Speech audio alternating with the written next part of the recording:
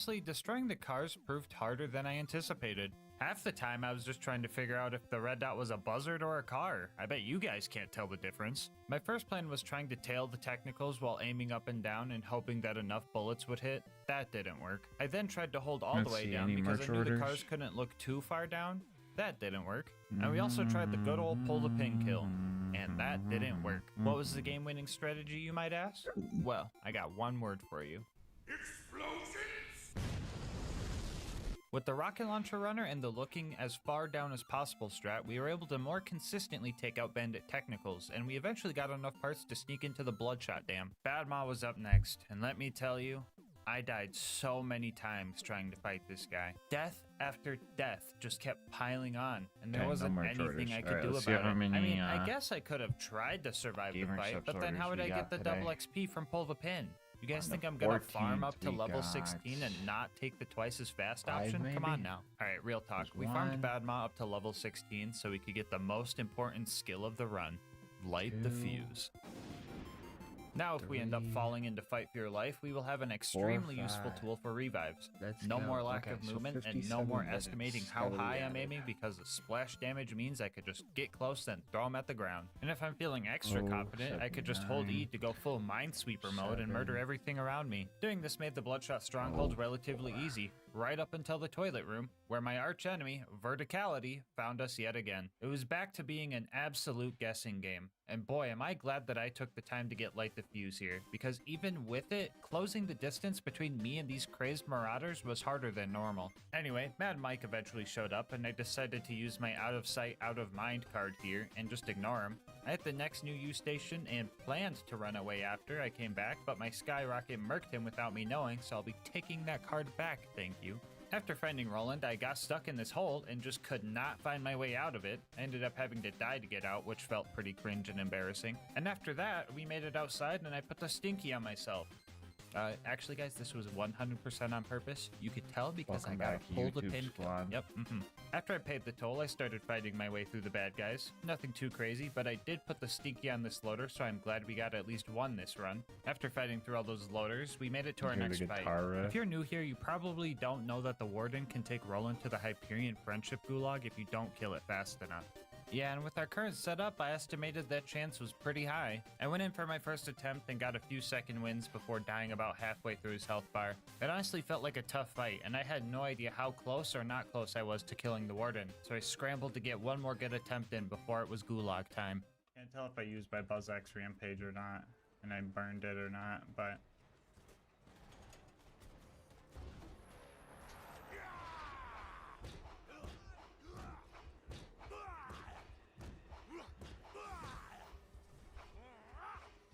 Okay. Yeah, the Warden is weird. I feel like its shield gets weaker when the surveyors decide to start juicing it up or something, because that was pretty baffling.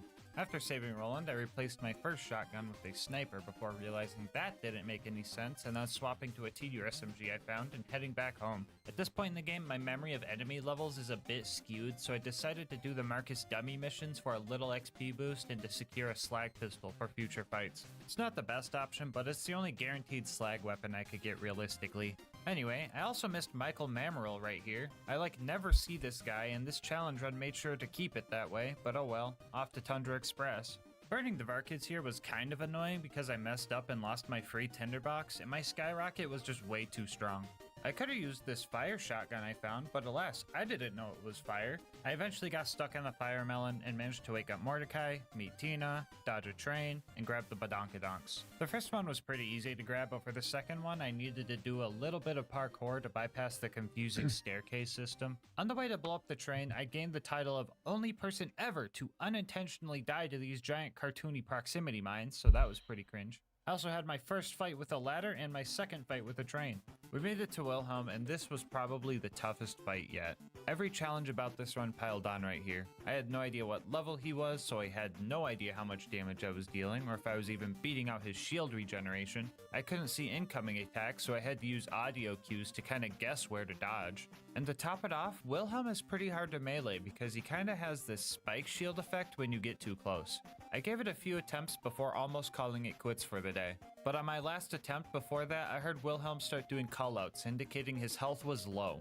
so I gave it one more shot, this time with a newfound strategy I will be calling menu leveling. I found that opening and closing your menu put your crosshair at a consistent eye level, and using that we found our combat loop. We would run around, dodge, and throw pot shots until we heard him or seen him start spawning surveyors. At that point, I would pull out my slag pistol and level my crosshair to hopefully get some slag. I would then run at him with BuzzX Rampage if it was charged, or just my plain self and intentionally get downed. After that, I would instantly detonate my bundle. This would damage Wilhelm, stop his surveyors from giving him too much shield, and give me a second win, all at the same time. Once I started hearing his low health callouts again, I threw any skyrockets that I had and finished Wilhelm off.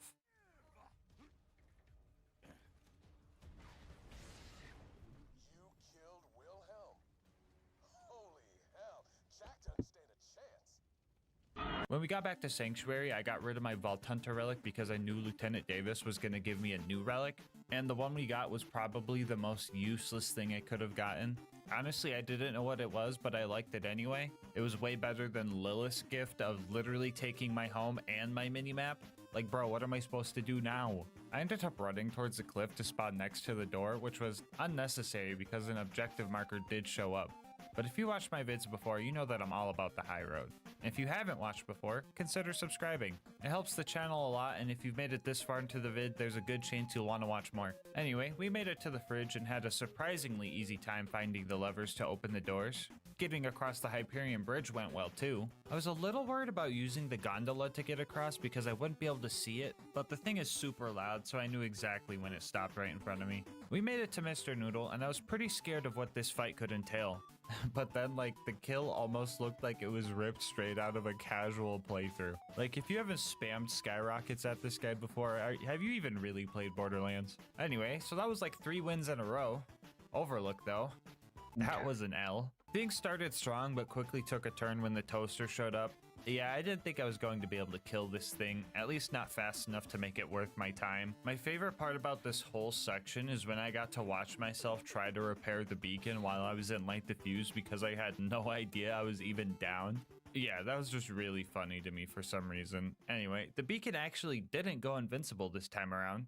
I thought it did, but I guess it didn't. I still had to shamefully fast travel away from the evil toaster that was shoving nuclear bombs into my soft spot, so that sucked, but progress is progress. We made it back home and went for our next vital piece of gear, the law. Getting it was easy. I just had to empty a weapon slot, correctly identify a killer, accidentally desecrate a corpse, and bam, double melee damage for the rest of the run. The preserve was our next destination, and finding the place was way harder than it should have been. I got stuck in a cave somewhere, and for the first time in the run, I had to save quit because I just couldn't find a way out. Second try took a while, but I made it to the dreaded preserve. Wounding the loaders here went, just kinda got lucky with Light the Fuse and the door opened. But I did start feeling a bit under-leveled here, so I made sure to kill every tiny dot I seen. Anyway, I pushed through all the mobbing and realized that I still get red dots for stalkers even though they're invisible. Didn't make them any less hard though because they just love running away from me. Also, a very weird thing to do if you're literally called a stalker. Anyway, the ultimate loader showed up and worried me a little bit. The game plan was to slag it and just hope that a BuzzX Rampage duration was enough. I forgot to mention this during the Wilhelm fight, but I'm gonna get ready for bed now. When they get an element applied Everybody to them, breathe in the case easy, for slag, they say homies. something like unknown substance or unit slagged. So I was able to tell when they turned purple and knew exactly when to strike. So I was gonna do a bit here where I said I murdered all the loot dudes super easy while swinging at nothing because I didn't take doctor's orders, but I got lucky and one of them showed up anyway. I checked for a drop and ended up with quite the surprise. And we got like something, I guess.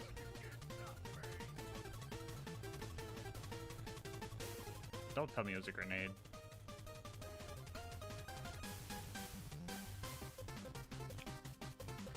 Dude, is that a nasty surprise, dude? Well, WJ, I'd see a lot of the background, and it just eventually just turn into. That's my shield. That's my grenade mod. I don't know.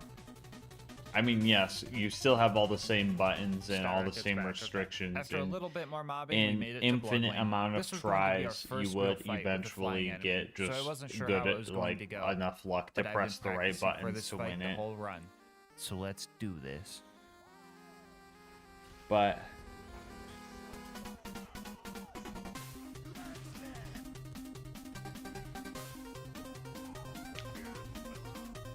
Would it be fun? I don't know about that. Thank you, Ego. Appreciate you, homie. Alright, I'm gonna use the bathroom before bed.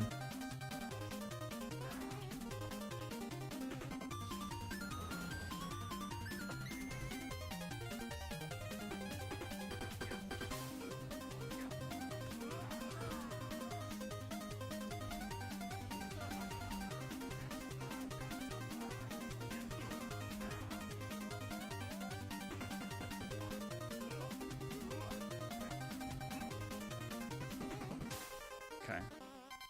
Tab menu.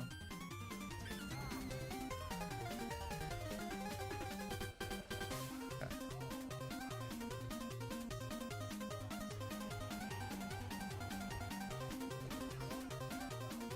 Let's go.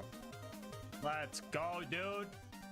All right, Bloodwing, you had me in the first half, but you gotta step up your game again. I'm about to hit double digits. After the fight, I made the mistake of trying to upgrade my gear and ended up losing my +6 grenade count class mod for something pretty much useless. But on the bright side, at least we got to high five our homie Claptrap. Up next was recruiting Brick and his air support. The initiation was pretty much just handled by the Skyrocket, if I'm being honest. Apparently, I wasn't supposed to use this thing indoors, but like how the heck was I supposed to read that? I can only see the mini-map. Sarcastic Slab could have survived this time around because he didn't show up as a red dot, but his loud clapping let me find him using echolocation.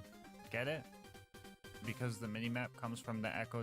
Oh, come on, please laugh. Fighting the loaders with Brick was pretty simple. I was mostly slagging bad guys while he fisted them. I'm pretty sure every single mortar strike killed me here, so that was rough, but hey, Brick is on the squad now and I can finally get rid of my level 1 shield. What the fuck is Michael doing here again? Whatever. Anyway, Roland will always give you a rocket launcher or a roid shield for turning in this quest, so not only do we have a usable shield now, we also get a melee boost when it's broken. Hopefully I don't have to explain why that's useful. Up next was Opportunity, and oh boy, I had to have jammed my shin on every crate, statue, bush, and railing in this map. It took me 10 minutes to find the Jack double as per the usual 10 seconds. Killing him felt about the same, but good golly, finding the info kiosks was horrid. I could get close, but actually finding the little buttons was harder than most objectives. I also had to find it while loaders and toasters were bombarding me with everything they had. It took a bit, but I managed to get them all. But that wasn't the biggest issue. I still had to upload the voice data, and to do that, you had to find this little cave, find the right door to get into, and place the watch. I think you guys know where this is going. The minimap only shows the top layer of the map, so this was just complete guesswork on top of tripping over every step along the way. I was going at this for a while, and I was getting very frustrated, but then my salvation arrived. I've never been so excited to hear about a hot loader in my area, because I knew that this loader always spawns in the room I needed to get to, so I found my way in and took a big sigh of relief. That breather would come in handy because up next was the climb up to bunker. Things started out really rough here. I absolutely butchered the ravine jump, I got pranked by Claptrap, and then I just got absolutely decimated by the loaders. I was positive that I was super underleveled at this point, and forcing through this would have been way too hard. So I had to do what I was regretting, and decided to farm some XP. I was hoping that farming the mutated Varkids would be some quick XP, but that proved very inconsistent and I had to find this door valve every time. So regrettably, we had to do the entire Clan Wars quest line. Instead of just walking you guys through the missions, let's just count how many times we needed to interact with a small object.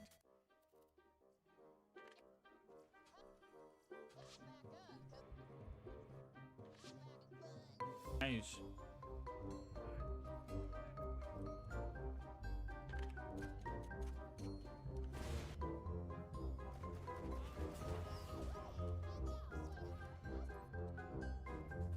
Clarifying.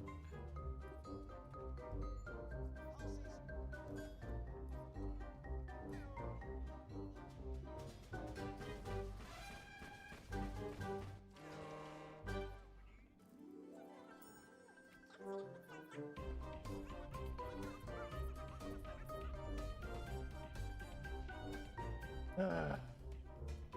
42 painful interactions, not including fast travels and car spawns. And what do I get as my reward?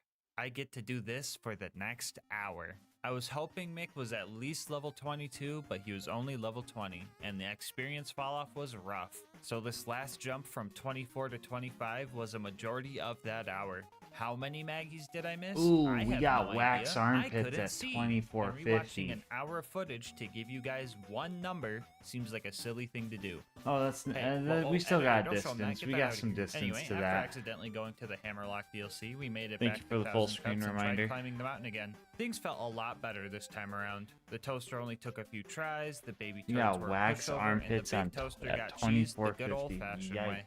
And all that was left was Face McShooty. This is gonna be so cringe if I'm way off.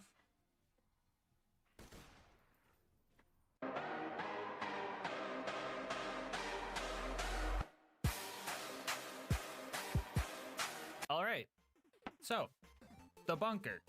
Screw the turrets, those guys were whatever. The bunker was genuinely scary. It flies out of enjoying melee Borderlands range, and 4? unless Yes, I'm it's throwing big buzz fun. axes, I have no indication if my Big shots are fun. actually hitting it. It is also classified as an armored enemy, so the fire resistance made me think skyrockets were not going to help that much. My game plan was to wait for the bunker to do what I call the flex pose, which is the one where he's just stationary floating in the air. When I noticed the bunker stopped moving, I would try to slag it before entering Buzz Axe Rampage and throwing axes until I hear the axe hit marker and just holding that angle. There were a few spots where I could melee hit it from the bottom, but I didn't know how great that was. This is Can You Beat Borderlands 2 with only the mini-map, not Can You Beat Borderlands 2 with only health bars. I found a spot down here where I heard the melee hit marker sound, but I guess I was just hitting a dead turret hurt box or something.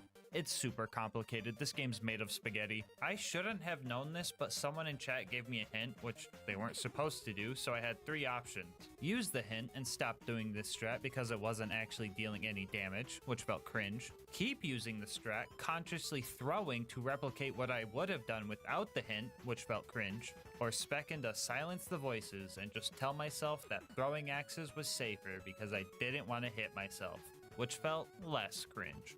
Alright, No 99. hints. See you guys tomorrow. I'm about to start strangling people who give me hints. You guys are getting cooked the f up in the video. It's a joke. I know this was not intentional, and I'm just probably being like an asshole over arbitrary challenge, arbitrary rules. Here's the lore, okay? I spec'd into silence the voices, so I did not feel comfortable meleeing the bunker in the way that I was. That way, I can lie to myself, instead of having to lie to myself through throwing. There's the lore. Axodeagle, what are we literally talking about? My fucking god. Oh my god. No hints. No hints. No hints. Someone sacrificed Axodeagle. Oh my fucking god. Oh. We love you, Exodeagle. Don't forget that. If anything else, Exodeagle, that's going in the video, and you get to hear me scream your name in the video. Anyway, this fight was tough, but I knew it was possible because the bunker started bringing out its big slag cannon, which meant it was at 50% health, which meant I was doing damage. But this also meant that standing still trying to throw axes wasn't gonna work anymore. So preying on the good old skyrocket was the way to go. Instead of going into Buzz Axe Rampage, I would try to slag the bunker and throw any skyrockets I had. If I was out, I would patrol the outer ring for Brick's air support drops, and then just hide up here until the bunker was in a good spot. It also probably would have helped if I didn't accidentally sell my class mod and lose my burn damage, but oh well, who needs a class mod anyway? My stubbornness was really put to the test here. 1 hour in, I had this heartbreaking death. Another hour later, history repeated itself, and after 3 hours and one extremely close clutch moment, the bunker entered its deathbed spot. Jump, jump. Land right on him. Oh! Oh! Okay, here we go. Let's play this right.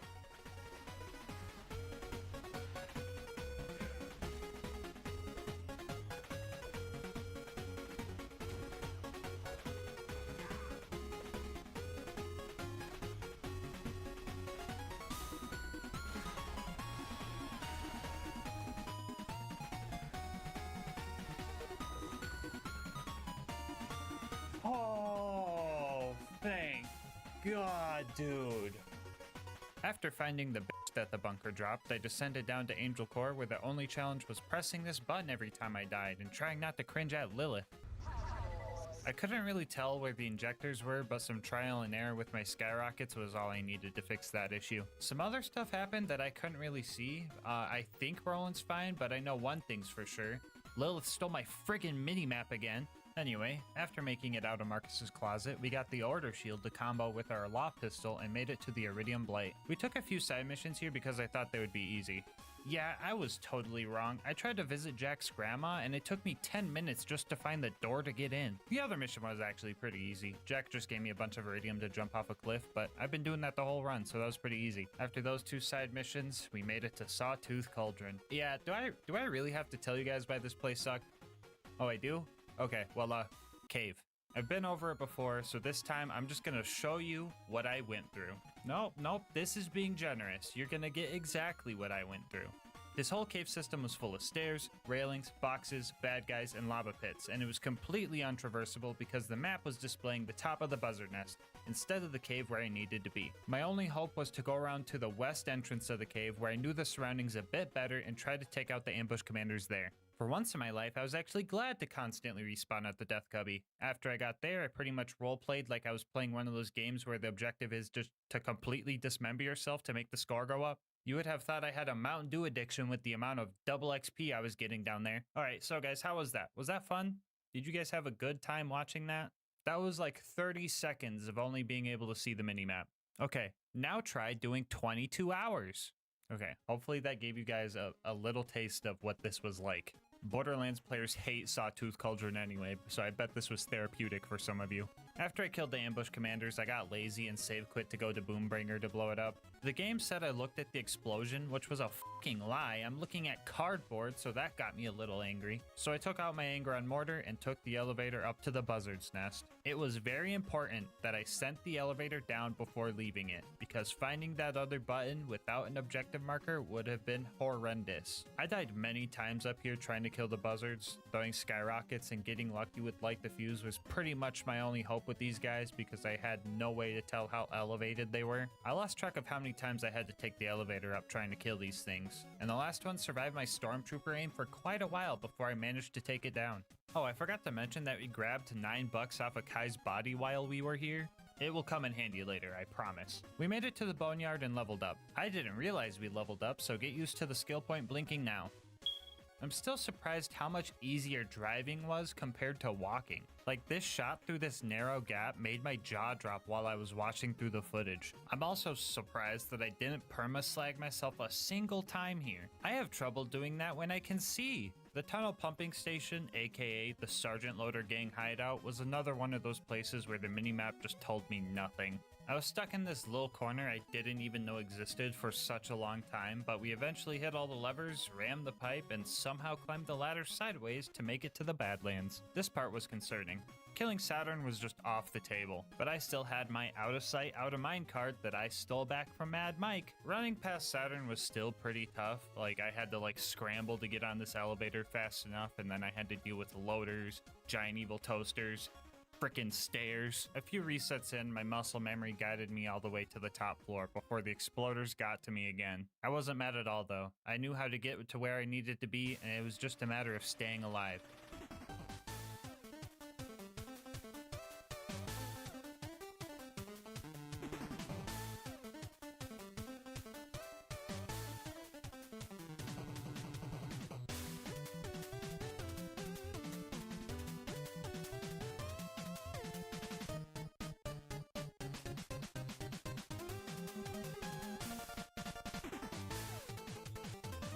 Focus. Okay.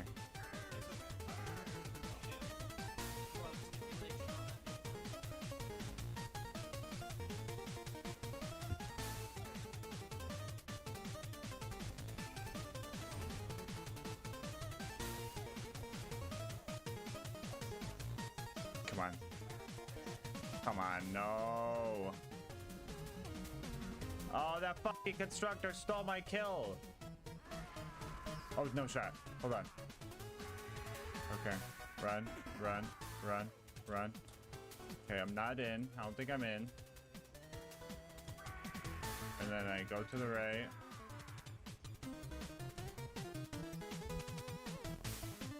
Holy sh. Okay, guys, I genuinely think that was going to be the last hard part. It was time for the final stride, and to prepare, we upgraded that useless sniper relic we got earlier with a damage resistance relic that Tannis gave us, and we gave that $9 back to Marcus to get the evil smasher. I know what you're thinking, just trust me on this one, okay? The claptrap door combat went fine. It actually went pretty fast, but Hero's Pass, on the other hand, took a bit longer than usual. I didn't think I was going to be able to do the skip, and taking my skyrocket off to do grenade jumps sounded risky, so this time around I fought with Brick and Morty until the path was clear.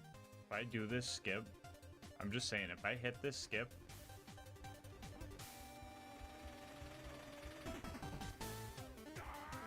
I am pogging so hard right now. The final battle was upon us, and Jack was gonna put up a fight. Never mind, he just got swept. Like, absolutely rolled and smoked. The real final boss was a bit harder. The lava got me a few times because I just couldn't see it when it was rising. But GASMASK, just listen to Lilith's warning. Oh, shut the fuck up. No, shut the fuck up. We hate Lilith around here. The Chrysalisks were decent revive fodder here, but I had to trust my ears because their red dots would just disappear often. But as long as I could find one, I could usually get a second win. The warrior took my life 6 times before I found a working strategy, and this is how I did it. I positioned myself where the rising lava, Crystalisk projectiles, and warrior's fire breath couldn't get to me, and I pulled out the evil smasher. Guys, stop laughing at me. I'm being serious, guys. Just listen. Anyway, for the people who haven't used this since 2013, back before the nerf, this gun has a 7% chance to proc a bunch of stat boosts every time you reload. So while I was waiting for the warrior to show up in my line of sight, or route of sight, I don't know. Someone tell me a better map joke, please. Anyway, while I was waiting, I would just keep spamming the reload until I heard the activation sound. If it did activate, I would dump my mag into him when he got there, and if it didn't, I would try for slag and throw buzz axes instead. The evil smasher is widely regarded as a terrible weapon nowadays, but I think it's actually pretty good. 7% of the time. I still had no idea how much damage I was doing or if I was even shooting the warrior sometimes, but I had faith in my strategy. And eventually, we noticed something. He's not moving. He might be in deathbed. I'm gonna give it a second just to make sure. Oh, you know what? Super obscure Borderlands knowledge coming in handy. That Crystalisk is gone. That Crystalisk is gone because Warrior is in fact in deathbed phase. Come on, let me smash some evil. Let me smash some evil. Let me smash some evil. I want to end this run. Let me smash that evil. I'm gonna drink that fun. Let me smash that evil. The evil needs to be smashed. We smash that evil. Evil needs to be smashed. Everybody with me now. Let me smash that evil. That evil needs to be smashed. Let me smash that evil. That evil needs to be smashed. Don't let that 7% get you down, cause you know when it procs it will flip your frown. Come on. Evil smasher. I hardly know her. I ain't the sharpest smasher in the shed, but 7% of the time, that evil do be dead. Okay.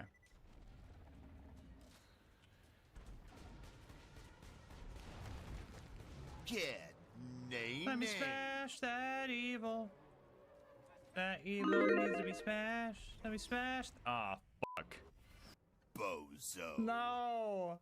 I was the evil all along.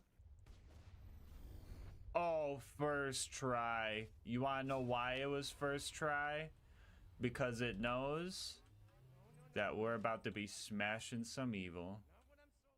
And just like that, now we know. You can beat Borderlands 2 with only the minimap. Bonus content time, woo! So we managed to conquer every challenge that this run threw at us, all except for one. So I decided that it was time to go back and snipe Face McShooty. This is how we're gonna do it, okay? Everyone think of a number right now. You pick 1 or 2. Everyone think of the number in their head. Don't say it in chat. Everyone pick 1 or 2. If you picked 1, you're gonna give me hints. If you picked 2, you're gonna lie to me and pretend you're giving me hints. Bit more left? I don't know about the left, guys. I think you guys might be fooling me. Yeah, left down. You're too far up. Right there? That moment when everyone picked 2?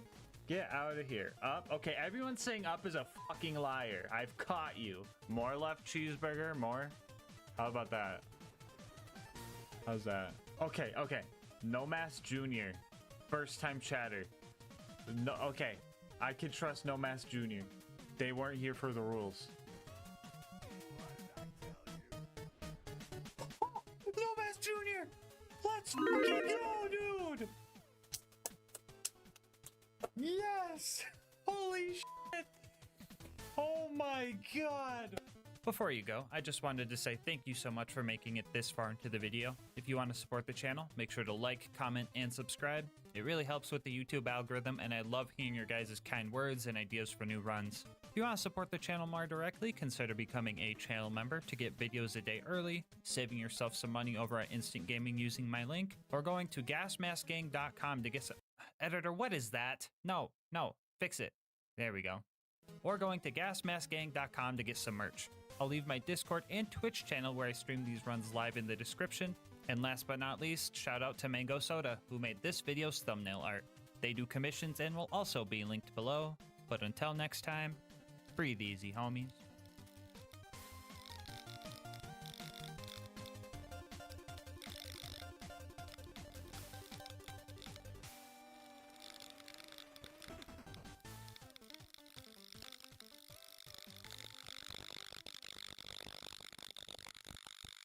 Today's video is sponsored by Instant Gaming.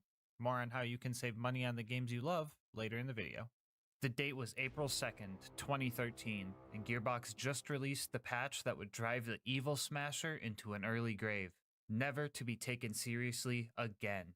10 years have passed since then, and archaeologists have rediscovered the remains of this once powerful weapon, and instead of letting it rot away in some museum, they gave it to me, because the world needs to know. Can you beat Borderlands 2 with only the evil Smasher? I'll go over the rules for this run really quick. This is going to be an Overpower 10 Ultimate Vault Hunter mode playthrough. For the new players, or the players that never touched this game since the nerf, that pretty much just means enemies have 4 times health, health regen, and they're all 10 levels higher than us. Bar will not be allowed for this run, and the Evil Smasher is the only gun we are allowed to use. Also, just for clarity, the Evil Smasher glitch will not be allowed. This might be common sense because it was patched out, but the way we use it kind of makes it seem like I'm using a glitch, but I'll explain that more later. And finally, we are going to be playing as Krieg, but melee will not be allowed for this run. I know, not letting Krieg do his favorite thing is a war crime, but the run would devolve into a pure melee run really fast.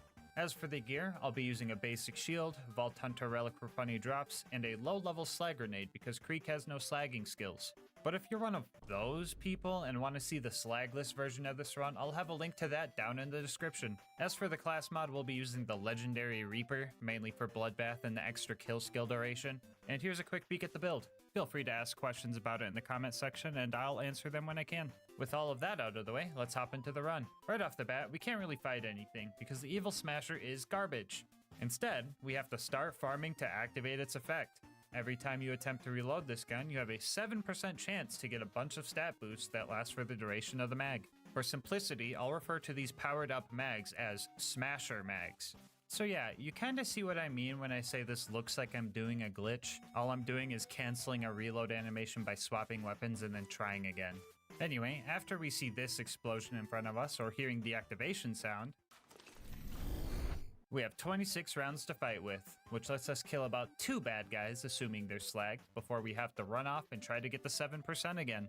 This is where Krieg's skills come into play. If we can keep our Bloodlust stacks high as we get our next activation, blood-filled guns can increase the mag size of our next Smasher mag. And if we get more stacks, the next mag can be even bigger. These are the basics of our momentum-based combat loop that we're going to be using throughout the run. We managed to clear out Tutorial Town with no deaths because of some good Evil Smasher luck and good planning. In between fights, you might expect me to farm Smasher mags on all 4 of my guns, so I had 4 guns to use right off the bat, which would be a good idea if Smasher mags weren't so fragile. You swap weapons, it's gone. You enter BuzzX Rampage, it's gone. You buy ammo, it's gone. You turn in a mission, it's gone. You open your menu, it's gone. Back before the nerf, you could stack this effect infinitely and then just apply it to other weapons, which allowed you to just one-shot anything. It was so busted that speedrunners downpatched their game for the AllQuest speedruns to kill Terramorphous 20 levels under-leveled. It made sense to nerf the ability, but leaving the Evil Smasher in the state that it is was just criminal. Pushing towards Boom Boom, we took our first death after messing up and losing a Smasher Mag to reload spamming too fast. Fight for Your Life was extremely hard to survive without a Smasher Mag. You would think that I could maybe kill someone without the boost, but the damage, accuracy, fire rate, and literally every other stat listed on the item card makes it just not worth it to go for a kill like that. Even with the 150% assault rifle damage boost from Bloody Revival and the 30% explosive boost from Strip the Flesh, you couldn't hurt the enemy even if you managed to land a shot. We made it to Boom Boom and started shooting at Boom's cannon, which looks like it was just straight up pointless, but damage wasn't our goal here. We wanted bloodless stacks. After I got max stacks, we started looking for our Smasher Mag, and I got one pretty quick. We had 80 big boy evil smashing rounds, so I decided to slag Boom and take him out. After that, Psychos started spawning in, and that was good for us, because now we had some Bloodbath fodder. Getting a kill with a grenade would activate Bloodbath, which gives us gun damage based on how many Bloodlust stacks we have. With 10 out of 5 in this skill and 100 stacks, you get a solid 500% damage boost to all gun damage. Mix that with our extended kill skill duration, and the momentum-based combat loop really starts to take off. The only issue with this is getting a kill with a grenade. Lucky for us, we don't have to get a kill with an actual grenade because a lot of guns in Borderlands 2 deal bonus grenade splash damage, the Evil Smasher being one of them. In addition to the damage on the card, the Evil Smasher gets an extra 90% damage as grenade splash, giving us about a 47% chance to activate Bloodbath with each kill. Alternatively, I found that shooting the ground near the bad guys made it so only the grenade damage would hit and give it more consistency.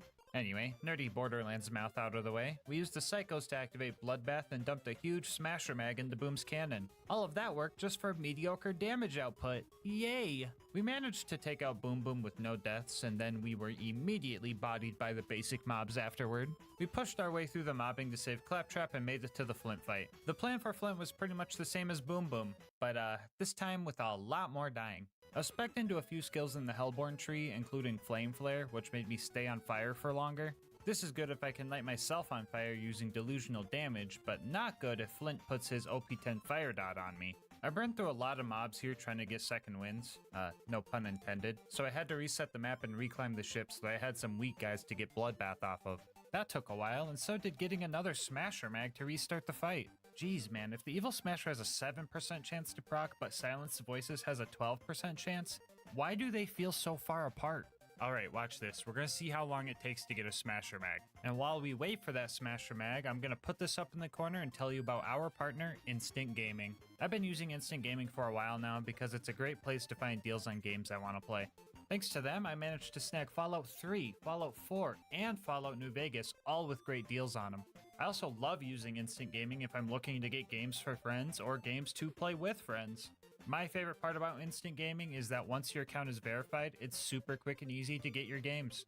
They give you the code to plug into whatever platform you're on, you plug it in, and most of the time, downloading the game is the longest part of the process. Even if you're on console, they have deals for everybody. I'm talking PC, PlayStation, Xbox, and even Nintendo Switch. So stop waiting for deals. Make your gaming instant.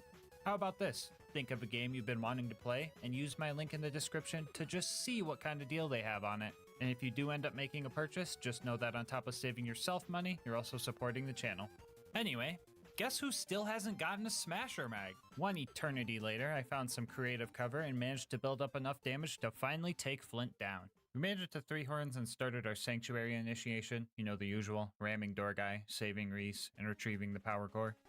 We're playing Hitman now.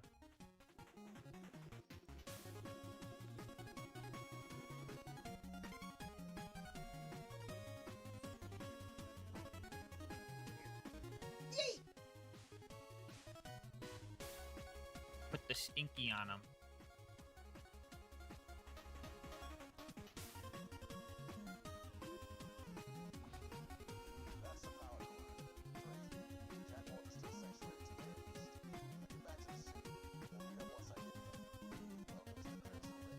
It's patience, guys. You gotta be patient. You gotta know when to strike. All right. So based off that math, about 1 stock grenade is 2 kills. So if I have 4 grenades left out of 10, subtract the 6 over the 18. 18 divided by 6 equals 3. These grenades should kill the 20 bandit. One more for just in case. Okay. Those should get the 20 bandits for Reese. After we made it to Sanctuary and did all of our non-evil smashing chores, we made our way to Frostburn Canyon. We decided to just run through the place like we always do, skipping all the non-mandatory combat. I almost died to this big psycho, but clutched up, and the spike jump skip after that was easy as always. I never miss this jump. Totally unrelated, but please do not go watch my last video after you're done watching this one. Thank you. Anyway, we made it to the Safari Zone and started taking out the psychos. I managed to build up my momentum pretty quick, and mobbing honestly felt pretty good. Bloodbath was proccing and things were dying. I thought grenade ammo was going to be a problem for this run, but then I remembered Bloodbath gives enemies a higher chance to drop grenade ammo. And by higher, I really just mean guaranteed. Speaking of grenades, I gave our grenade mod a super long fuse time to add a little bit more challenge to the run, but then I remembered that the longer fuse time could be used as a good get off me tool for when I'm trying to find my next smasher mag. Anyway, my evil smasher started giving me a lot of smasher mags shortly after Lilith said her one-liner. It's almost like the evil smasher sensed the evil. Up next, we needed to go save Roland, so we met Ellie and started destroying bandit technicals to get a car upgrade. The cars here aren't properly balanced for endgame, so I kind of expected to be able to kill them without smasher mags, but even these guys were too much for this gun. I managed to stop the caravan and was going to use it as a ride back home, but the last technical I needed to kill force-fed me its bumper, so I ended up having to walk all the way back. That means I just save quit.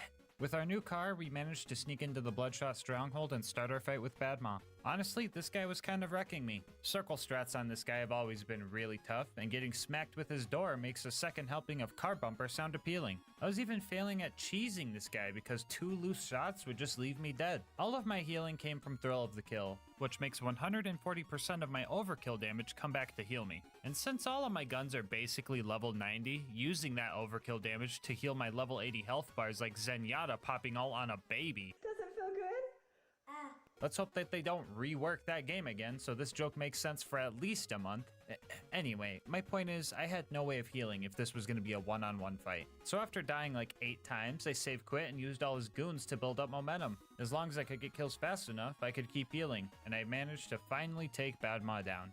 Inside the dam, we started experiencing a little bit of a smasher mag drought. It was bad enough that I resorted to trying to kill a few of these guys without smasher mags, and to my surprise, it was kinda working. Oh, never mind, that was just Bloodbath. Yeah, this skill's really good, guys. I also had some help along the way. Little dude, go get him! Oh, little dude, grow up. We made it to the dreaded toilet room and started having some real trouble. Ooh, call me constipated because I be stuck in the toilet room. Note to self, delete that last recording. Okay, there we go. Anyway, we managed to take out most of the baddies here, but the last few crazed marauders had some pretty crazy aim, and I just could not get close enough to these guys to kill them. I had nearly 20 deaths in just this room before Mad Mike showed up and added 10 more. It took some work, but we managed to deal with Mad Mike the way we always do. Mad Mike, get over here. Jump over here, dude. Do it. Let's go! Bye, Mike. Anyway, we managed to find Roland and started chasing after the toaster that kidnapped him. That wasn't the only robot giving me trouble, though. Oh my god, really? Every surveyor in the fucking world came to fucking power this dude up. Alright, I'll be real with you guys. I was 100% ready to go to the gulag. Constructors have a huge 90% damage resistance to grenade splash, which was pretty much half of our damage we dealt.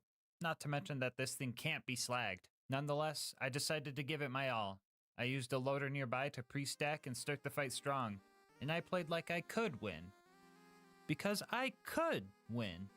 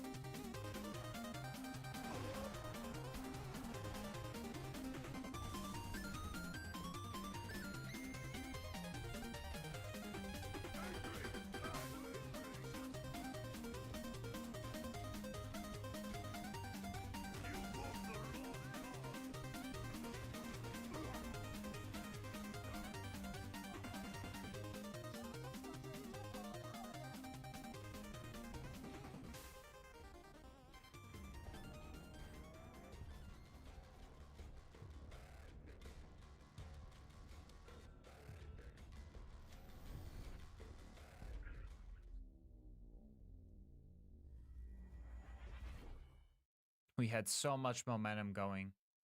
We actually had a chance, and we were so close. I had an entire bleed out timer to get one more Smasher mag, but the fragility of this build finally came into play. This sliver of health bar led us all the way to the Hyperion Friendship Gulag, where we had to fight the Warden for another hour. And the fight gets harder here, because there are just bad guys everywhere, and now the Warden can just call in moonshot reinforcements that I can't do anything about. My only real hope for this fight was to kill off any of the moonshot loaders and then start taking the arms off the gun loaders that the Warden specifically spawned. From my experience, toasters have a limit to how many bots they can have on the field at once, so having all three of them unable to attack me gave me a chance to fight the Warden semi-one-on-one. I really shouldn't have been here for an hour, but the Warden just would not stop spawning angelic guards, big loaders, and oh my goodness, so many exploders. That's fun. Okay. Okay, they're all exploders.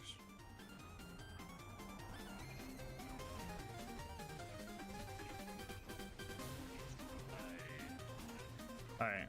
Fuck the exploders, whatever. Anyway, we eventually took the Warden down and saved Roland. After that, we headed towards Tundra Express to burn some bugs, meet Mordo, meet Tina, and blow up a train. There isn't any mandatory combat here, so not much to mention. I did find out that ladders can destroy Smasher mags, which really just says something about society. Wilhelm was up next, and I just killed him. Like first try even. All I had to do was keep my distance and kill off the loaders quickly so they didn't kill me. You can dodge all of Wilhelm's attacks pretty easily, so I just shot the bad guy until he was dead. Easiest Wilhelm I've ever had. Not sure why the Destroyer of New Haven was easier than Warden, but I won't complain. First try Wilhelm? What the f? Why is a toaster stronger than Wilhelm? Like, try to imagine if like Wilhelm was like easy on purpose, right? And the power core we got was actually like a trap causing sanctuary shields to go down. And then like Lilith does something like crazy, like phase locks the town so everybody doesn't die of mortars. But she also like kicks us out for some random reason. That would just be wild. Oh. We made it to the fridge and ran through that joint. I died a few more times than usual because rats have the most sporadic and goofy movement I've ever seen in a carbon-based life form. I hate rats! What the? Oh! I mean, even Mr. Noodle moves like a normal person, and he's a giant space whale squid. Anyway, even with Slag and Bloodbath, this guy was pretty tanky. I had the loaders helping me out a little bit, but I just had to keep running around this building to avoid being walloped until I could get the beacon. We made it to Overlook and started protecting the beacon. Mobbing was where the evil Smasher in our build thrived, and this part of the game really let that shine. This was the first part of the run where the Hellborn skills we spec'd into really started to come into play. Using Fuel the Fire and Delusional Damage, my Slag grenades had a chance to light me on fire, giving me some more stat boosts. Being on fire would give me 50% damage reduction from numb nerves and an extra 50% gun damage from Pain is Power. No idea if the damage reduction did anything for me, but I took it anyway. Being on fire would also trigger Raving Retribution, which would send homing fireballs at any enemies that would try and damage me, potentially lighting them on fire. And that fire damage over time would then chain into Elemental Elation. With every stack of this, it gives me more mag size and fire rate, and you know we love that mag size. Slagging the huge groups of loaders being moonshot in really helped build up the secondary set of momentum, and everything was going great. I was getting second wins, I could kill the loaders pretty quickly. The only issue was that they could kill me pretty quickly too, making instant bleedouts my true enemy here. But I mean, it's just a few loaders, so there's not really anything really to worry. Oh, come on! Yeah, Jack really threw a toaster into my bloodbath, if you know what I'm saying. And you know what? I'm just really sick of getting bodied by household objects. For example, this clip of me dying because of a fucking stair. Oh, I can't climb up the stairs, dude!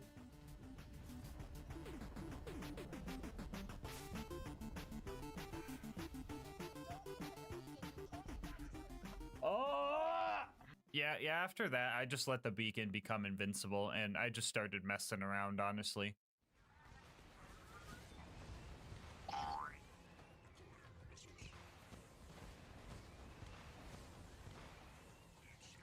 Anyway, yeah, the fast travel landed, but the constructor was camping it, so I just save quit and used a different one. We have now entered the bunker prep chapter of this run. First up was getting an upgrade for Claptrap over at the Preserve. Wounding the loaders here was pretty simple, and the mobbing after that was pretty similar to what I just faced at Overlook, so I was already warmed up. I got through most of the mobbing section and only started dying when the big loader came out to play. This guy wasn't really an issue though. The loot dudes were a lot more annoying to deal with. Apparently if they don't want to be slagged anymore, they can just jump and they are no longer perked up, so I couldn't really keep my distance and I ended up dying a few times. They didn't even drop anything cool, so this was just kind of a waste of time. Which is kind of awkward, because this is usually the part where I tell you guys that I have this save file on my Discord server with all the cool loot I found. But that didn't happen. And you guys definitely don't need 4 evil smashers, but I have them anyway for the masochists watching. Anyway, we gunned down a few pup skags without remorse. My gun said they were evil, so we shouldn't feel bad for this. And then we made it to Bloodwing. That fucking bird that I hate. I actually learned a very valuable piece of information during this fight, and that is, Bloodwing is just straight up evil, which is a good thing for us because of the whole evil smasher thing. Yeah, you know what's going on. So yeah, this fight went extremely well. Mordecai was slagging the skags for me, which meant free revives and bloodbath, assuming I had a smasher mag. Bloodwing's AI this time around was also just kind of goofy.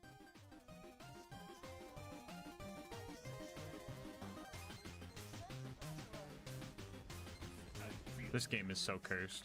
I don't even know what to say anymore. Anyway, Bloodwing took less than 5 minutes, and the whole preserve took less than an hour. You know, when I went into this challenge, I really thought this area was going to be tough. Oh well, I guess Bloodwing is just weak to explosive damage. Ooh, that's 10 to 5, double digits. Let's go, baby. Up next on our to-do list was recruiting Brick and his air support. The evil here felt a lot more scarce. In a desperate attempt to distract the bandits, I tried to knock a Goliath's helmet off with a non-smasher mag and couldn't even do that properly. We started our initiation and got some of the Goliaths angry so they could deal with all of the non-evil bad guys in there.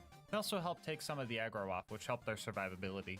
I still went down quite a few times, but it was right about here I started tap firing or burst firing to conserve accuracy for long distance kills. Even with the accuracy bonus on Smasher Mags, this thing can still get out of hand. I only wanted to get one Goliath angry, but if you've ever tried to kill a Goliath with a Torg weapon, you know you don't really have that choice anymore.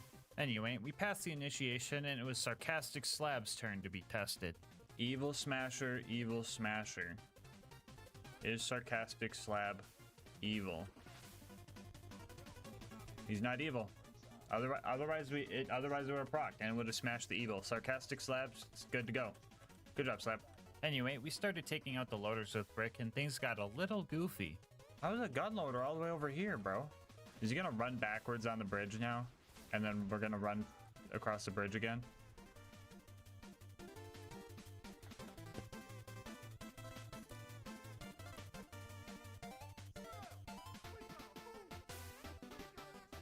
Why do I know this game so well? After all of that, we joined Brick's gang, Brick joined our gang, and the last thing we needed was for you to join the GASMASK gang. If you made it this far into the video, odds are you're enjoying the content, so you might as well sub and stick around for a while.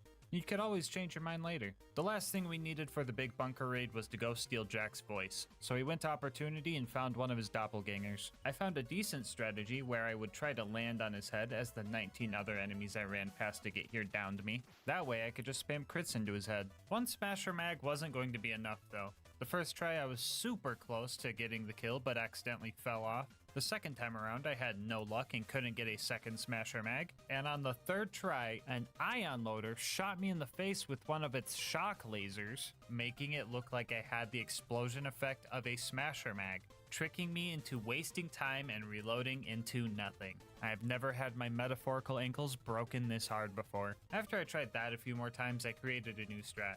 This time, I did the exact same thing but had it work. That way, I didn't fail. The rest of this place was just running through, pressing buttons, and getting second wins when I needed. So we got Jack's voice and got out of there. Up next was the bunker raid, and surprising nobody, the toaster on the way up gave me some issues.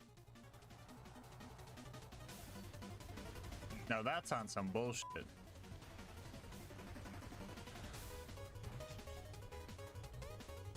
Anyway, the baby turrets went surprisingly well considering they are glitched and are just straight up immune to any type of splash damage. I can still get the actual bullet damage to hit, so we're still keeping around 53% of our damage as long as we hit them directly, but I thought this was going to be a lot more of a hassle. And that's a win I'll just take, because after that, we had to fight the big toaster. This guy is usually cheesable by just standing behind it, but even then I ended up dying a few times due to some major blunders on my end. I managed to figure myself out, and my gun finally decided that all toasters were evil, and I moved forward onto sniping Face McShooty. Yeah, this took a while. Full auto fire without smasher mags was just straight up bad, and full auto with a smasher mag wasn't much better. So I started farming up smasher mags and just tap fired for the next 40 minutes. Honestly, the monotony was kinda getting to me, so I played some motivational stuff to give me a dopamine boost.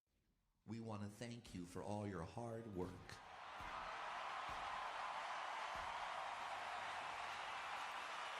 You're the one who steps up and gets things done around here. Dream you're going for, that career you want, that recognition you're seeking, it is yours!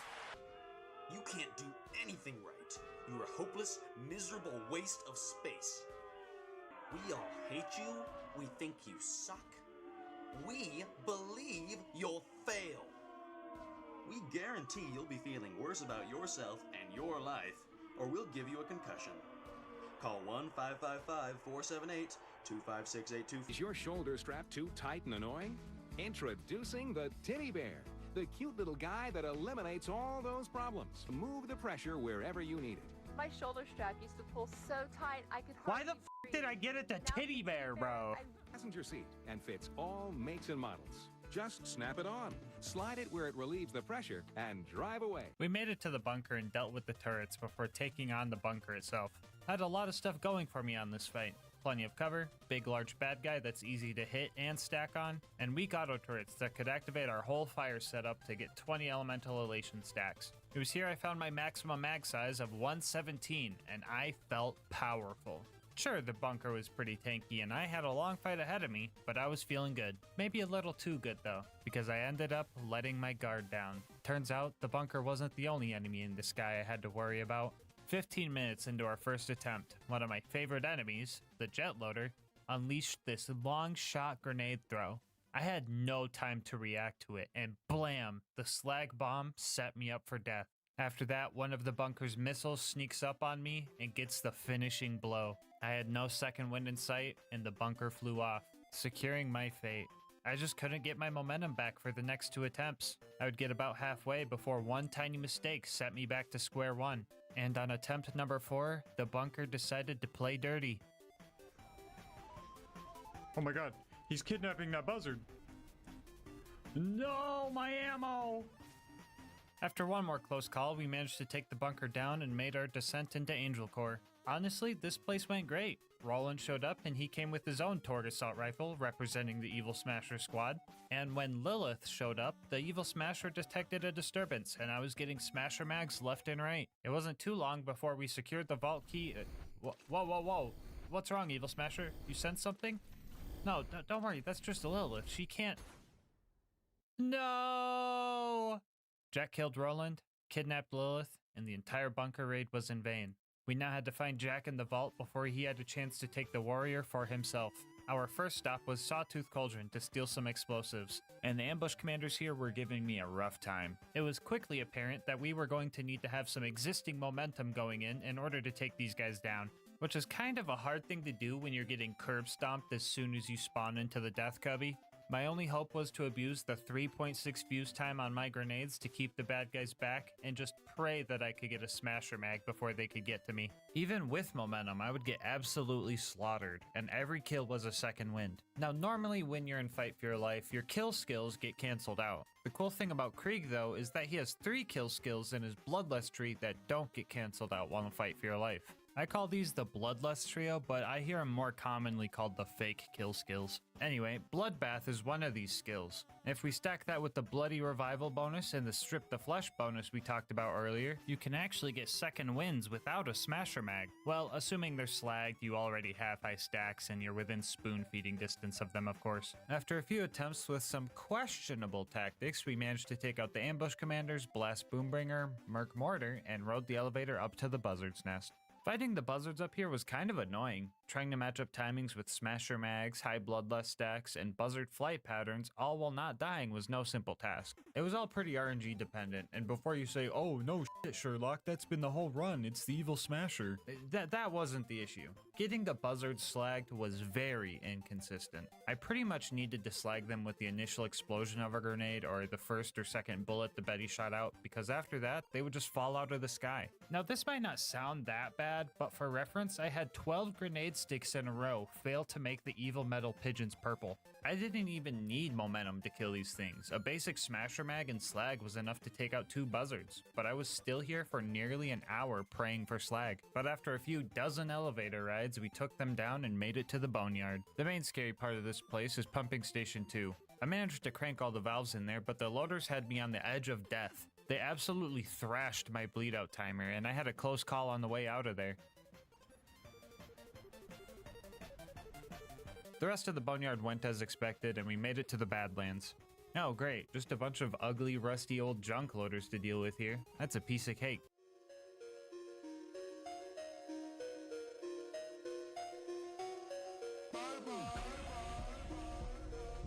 Oh yeah, that guy. I hate this guy. I thought I would be able to kill Saturn as long as I used up all my ammo with smasher mags, but I only dealt like 2/3 of his health bar. I went back to buy some ammo to finish the job, but he just disappeared. If you take too long fighting Saturn and try to buy ammo, the junk loaders respawn and that messes with the spawn cap, and then Saturn just disappears. So I had to redo the whole 30-minute kill. If max ammo equaled 2/3 of his health bar, I figured that if I just used half my max ammo to deal 1/3 of his health, and then go top off ammo before the junk loaders came back, I would have enough ammo to handle the other 2/3. And guess what? It looks like I'm good at math because that plan worked perfectly. Now it should be a breeze to get into the info stuff. Yeah, nah, fuck that. I've had enough toaster trouble this run. I ran past that thing. Anyway, we grabbed the data from the info stockade, fought off all the loaders at the claptrap door, speed ran through Heroes Pass, and then found Jack. And let me tell you, this fight was the worst one yet. Okay, editor, you might be overdoing the looks maxing jokes. It's time to get serious. Go look for the dramatic black bars. Jack took his vitamins, and as a result, he has as much grenade splash resistance as the toasters do. Tanky bosses usually aren't an issue if you just don't die, but Jack also has health regeneration. Strong health regeneration, making this one of the most RNG dependent fights I've ever had. I pretty much had one chance to kill Jack after I broke his shield, because he would just teleport away and keep making invincibility shield surveyors. After a few test runs, I developed a strategy, and it went something like this. First, I would lure Jack over to fight him one-on-one while I was getting my stacks up and trying to get his shield as low as possible without breaking it. I would then need to roll a smasher mag and break Jack's shield, causing him to teleport to the main console. From here on out, I need to act quickly and precisely. The first thing I would do here is preemptively throw a slag grenade at the console to try to slag Jack and his surveyor. Usually Jack is like a 1 in 10 per grenade because he's just hard to slag, but he somehow seems easier to slag when he's invincible. Spaghetti game, I don't know. Anyway, it was also very important that the surveyor was slagged, but that was super hard because I would just need to get lucky and have it fly low enough to get hit by the Betty. While that was going on, I would try to kill one of the clones to proc Bloodbath, and if I didn't get Bloodbath, I was screwed. After I got Bloodbath, I would then try to kill the surveyor with as few shots as possible because I was going to need every shot I could spare for Jack. I pretty much needed to reproc Bloodbath on this kill too for this to even maybe work. And then finally, I would just try to lane to Jack as best I could without dying, throwing an extra grenade for a chance at reslagging and praying that I could get a smasher mag directly after my first one. I needed a perfect run to even hope for a kill here. I contemplated using the block 'em at the terminal strat, but I got so close so many times that I knew that I didn't need it. I just needed the Evil Smasher to cooperate with me. I think Jack's ambiguous motives led the Evil Smasher to hesitate. Yeah, Jack was an asshole, sure, but he also wanted to rid the planet of all the bandits plaguing it, which makes you think, does anyone truly believe they're evil? Or do we all think ourselves the hero from our own point of view? Is true evil even real? Or were we just smashing through everything we perceived as bad? Well, if you're asking me, nah bro, Jack's the worst. He was the last thing preventing me from victory. The last thing preventing me from my sweet reward. After every run I complete on this channel, I allow myself one of the last few original monster assaults as a reward. My own personal ambrosia that they just don't make the same anymore. To me, it's pure joy in a can. And Jack decided to prevent me from that joy. And if depriving a person of their happiness or joy is an evil, I don't know what is. Hey editor, did you find those dramatic black bars? Awesome. Come on, here we go.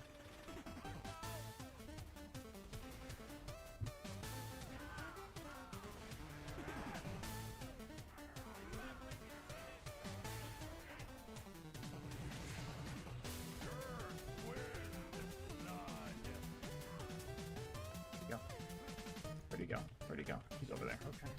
Good. Give me a bloodbath off of this. I don't know where that nade went, but sure. Where's the surveyor, dude?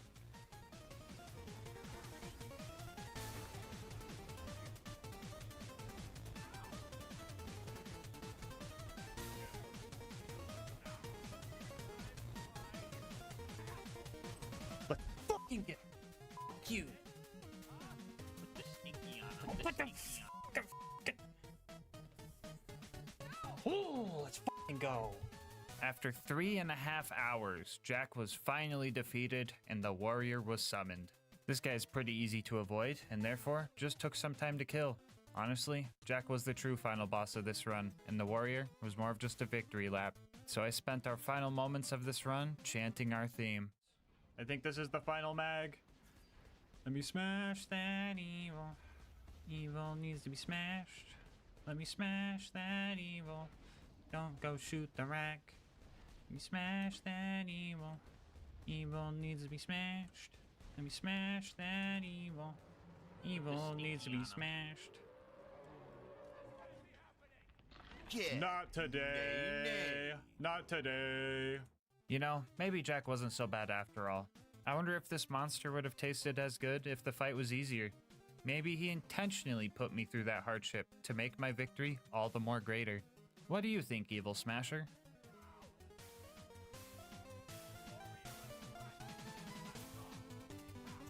How in the hell have you killed my warrior? Okay. There we go. Yeah, that's what I'm talking about. I'll do a flip. Before you go, I just wanted to say thank you so much for making it this far into the video. If you want to support the channel, make sure to like, comment, and subscribe. Doing all that helps with the YouTube algorithm, and I love hearing your guys' kind words and ideas for new runs.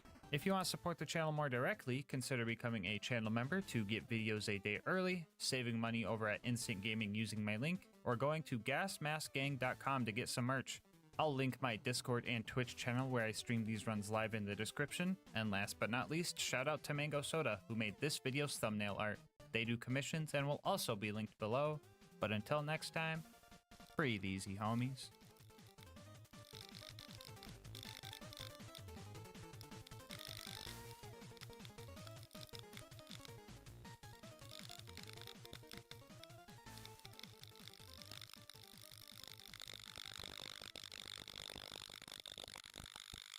Every single day, for an entire year, Derber commented on the latest video on a quest to get a chopper-only run, even going as far to account for it being a leap year. And I told him if he could keep it up for a year, he would have a deal. So here we are with today's video. Can you beat Borderlands 2 with only the chopper? I'll go over the rules for this run really quick. This is going to be an Overpower 10 Ultimate Vault Hunter mode playthrough. For the new peeps, that pretty much just means the hardest difficulty. Bar will not be allowed for this run, and the chopper is the only gun we are allowed to use. Our other gear will consist of a Vault Hunter relic, a basic shield, and the legendary Hoarder class mod because I want to get this video out by the end of the year. Salvador was the best in class for this challenge, but I still made 2 mistakes with our build. I will honestly be very impressed if any of you guys could guess which 2 skills were completely useless before I talk about them later in the video, but feel free to ask questions about the build in the comment section. With all that out of the way, let's get to it. We're going to use Tutorial Town as a bit of a lesson for you guys. First off, if you don't know what the chopper does, it shoots 4 pellets per shot at the cost of 6 ammo. It has a mag size well over 1,000, which means even with all the ammo upgrades and filled to the brim letting us hold even more ammo in the reserve, we can't even fill the mag on this thing. And yeah, I think that's pretty much it. Actually, wait, am I forgetting? Oh, yeah, I forgot that pressing the trigger even just once dumps all 1,638 rounds in like 9 seconds. Yeah, that's probably pretty important. I should remember that. If it wasn't obvious, ammo consumption was going to be our biggest issue here, and I learned a few strats along the way to keep a steady supply. The first and probably the worst way of getting ammo was just waiting. We had ammo regen on our Hoarder class mod, and Gunzerkin gave us some extra ammo too, but this was slow. Riveting gameplay, am I right? I know the scene hasn't changed in a while and your dopamine receptors are probably screaming right now, but I think you need a taste of what I was experiencing.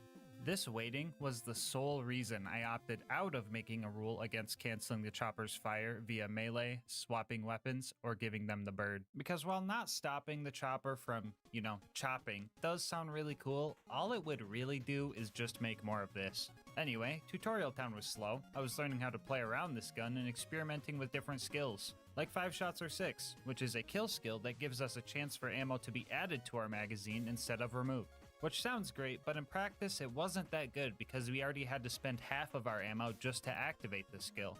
This skill also just kind of lies to you. It only adds ammo to the mag if your gun consumes 1 ammo per shot. All it was doing for me though was reducing my ammo cost from 6 to 4 sometimes. And on top of that, it only works for the gun in your right hand. So instead of 9 seconds of fire, we got 9.5 seconds of fire before it was back to the waiting corner. Tutorial Town took a whole 25 minutes to clear, and after that I decided I was not going to be waiting around like that for the whole run. So we went to Wham Bam Island, maxed out our cash, and filled our inventory with a bunch of high-priced items, which would bring us to our second source of ammo, just buying it.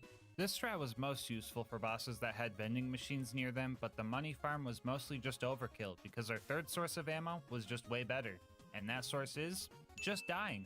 With OP10 ammo prices, we calculated that if I had less than $64 million, it would be more cost effective to just die, get 600 rounds added to my backpack, and take the 7% loss. I kind of found this by accident because I died on accident. So after that, I decided that every death from here on out is 100% on purpose. Anyway, we cleared our way to Boom Boom, and for a brief moment, I thought we were going to fail the run very early on.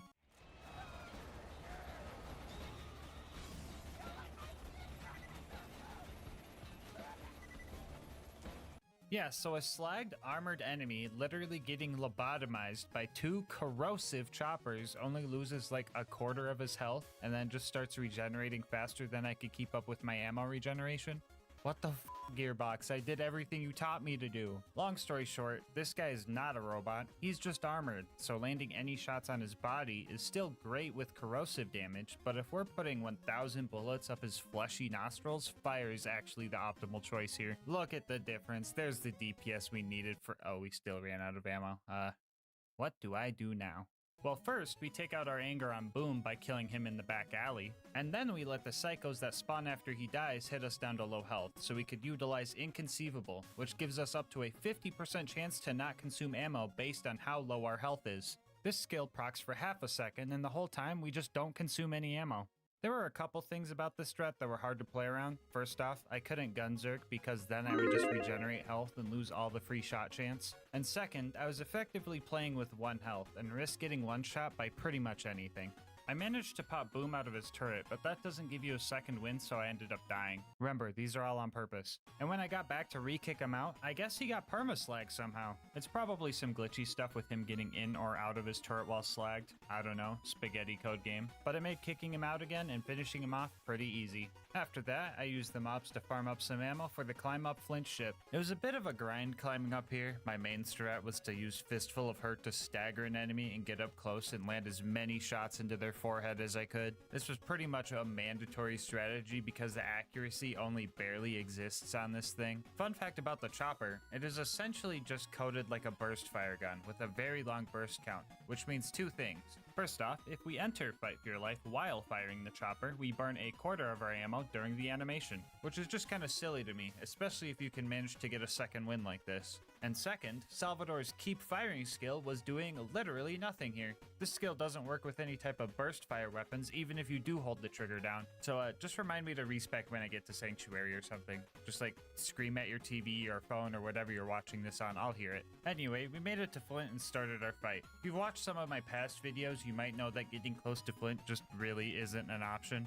And since we don't really have the DPS to fight anything unless we can smell their breath, this was going to be an issue. So we were going to need some cheese to get this fight in the bag. By launching Flint out of his arena, you can bug out his AI and he just becomes completely passive. Using this, we let some of his other goons hit us down to a sliver of health and then just blended his face with a shock chopper. If anyone is mad about how cheesy this strat is, just look at the DPS and imagine trying to do this while he's moving and launching you with AoE slams. Footage from the Gub run for reference. Also, I bet only 1% of you guys that watched this video actually noticed this silly little edit I did down here. Anyway, Flint died, we made it to 3 horns, and I guess we needed a car to jump over a gap. Not sure why, because I have choppers. I could have just like...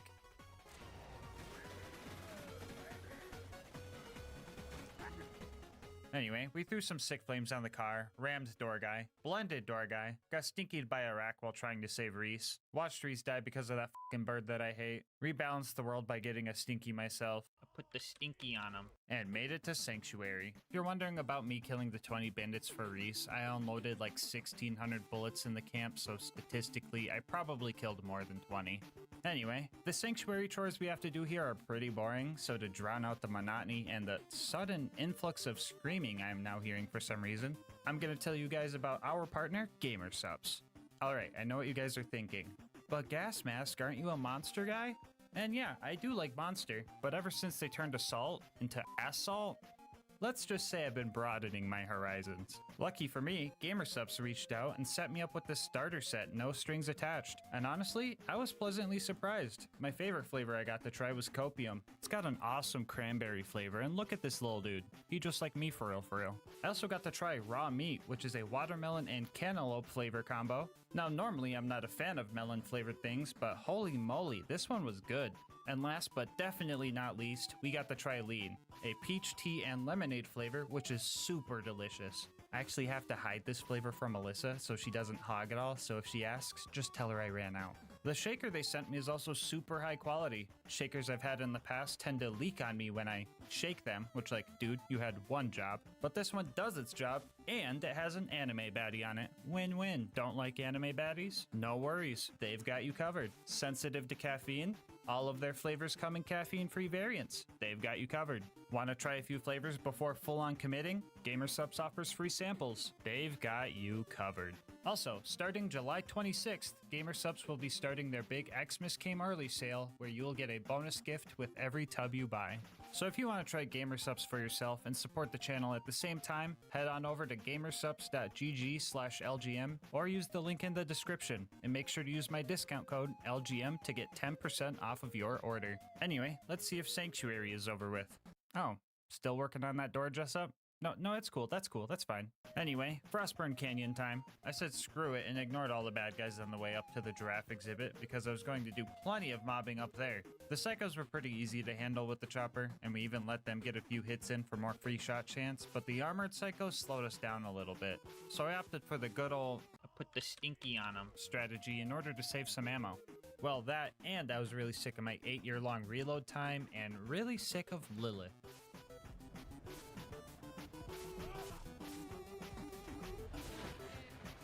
Where are my guns? Ah, why'd you say the thing? I'm done. I'm out. Bye. Bye, you got it, Lilith. I'm out. Bag. Okay, Lilith! Bag. Bag. Lilith! Stop me. Freaking hell. Anyway, a few more stinkies later, we got out of there and headed to go save Roland. The Bloodshots weren't going to let us in unless we snuck in with one of their bandit trucks, so we met with Ellie and started blowing up their cars for parts. I blew up all kinds of cars here. Normal ones, flying ones, protective ones, and well, ones that shouldn't be killable in the first place. I put the stinky on them. After that, we snuck into the Bloodshot camp and started our fight with Badma, and that did not go well. His shield would just block all of my shots, and even with the speed from Bust that can't slow down and Insight, I still couldn't circle strat this guy. So after buying some ammo from a cliff, I developed a new strategy that I would use for the rest of the run, and we're going to be calling it head crabbing. Much like the totem trolling strat I've showcased on Krieg in the past, head crabbing requires us to jump onto our target's head as we enter fight for your life. Not only does this let us land consistent hits on Badma, it also lets us gunzerk while at 0 health, meaning Inconceivable will proc on both guns, letting us deal enough damage to take Badma out. And like, yeah, I probably could have just punched him off of a cliff, but I didn't want to subvert the challenge too much, and it really took a lot of willpower not to. The little dudes though, those guys aren't required, so they got stinkied without remorse. Inside the Bloodshot Dam, things got pretty tough. I died a bunch of times because I just kept burning through ammo, and this place is just loaded with enemies that don't like to be that close. So I did a little bit more head crabbing here and eventually got Mad Mike to show up.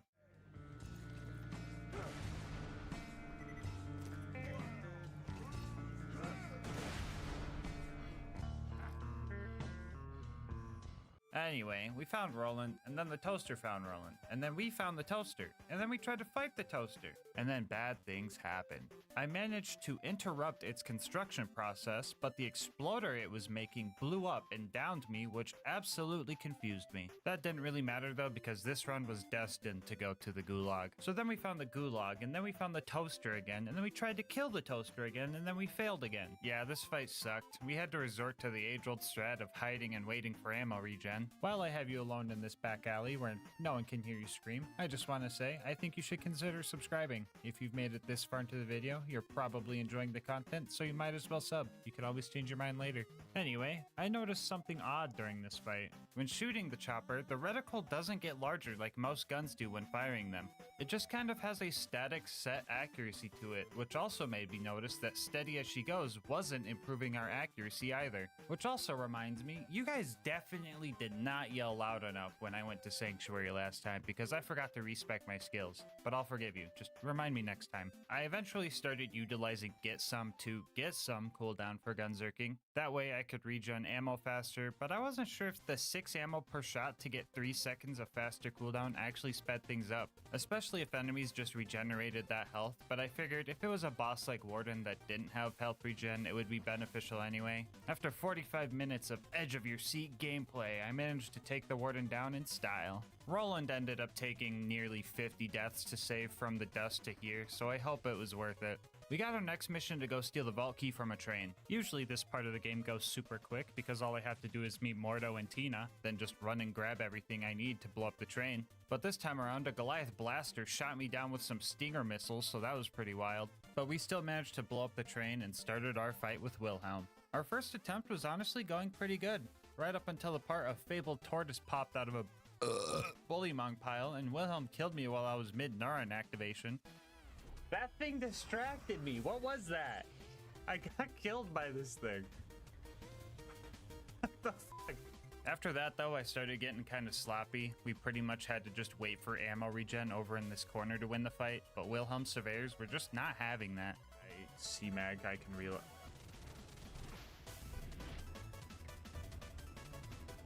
Dude, why'd they come up here and bully me like that? It's like a school playground. They come up here and just be like, loser, loser, loser. I'm gonna give you a swirly. Why are they fronting on me like that, bro? I eventually remembered that I could just run back to the beginning of the map to buy more ammo, so I tried that. That idea blew up in my face. I just kept fumbling during this fight because it was a balance between being patient and killing Wilhelm fast. I could have just waited for ammo regen and made sure my health was always full to kill him in one go with some time, or I could run around with low health, risk getting one shot by loaders and kill him faster.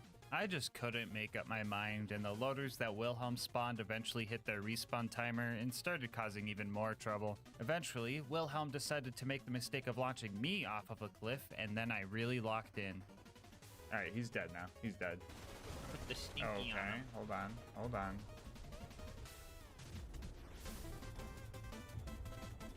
Come on, dude.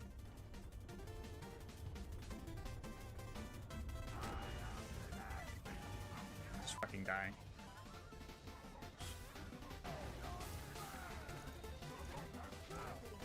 Why do I have to reload these?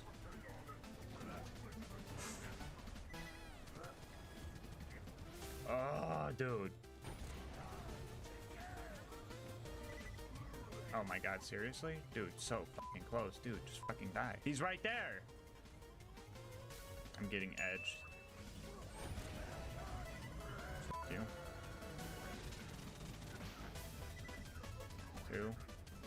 on. Reload. There, God. Jeez, that took way longer than it should have. But at least we get to go back to Sanctuary. Oh, never mind. It's stressful here. Everyone is panicking. People are telling me to bring rocks to Lilith, and the screaming was just so Wait, screaming? Was I supposed to do something when I hear scream? Oh yeah, I need to respec my skill points. I'll just go do that real quick.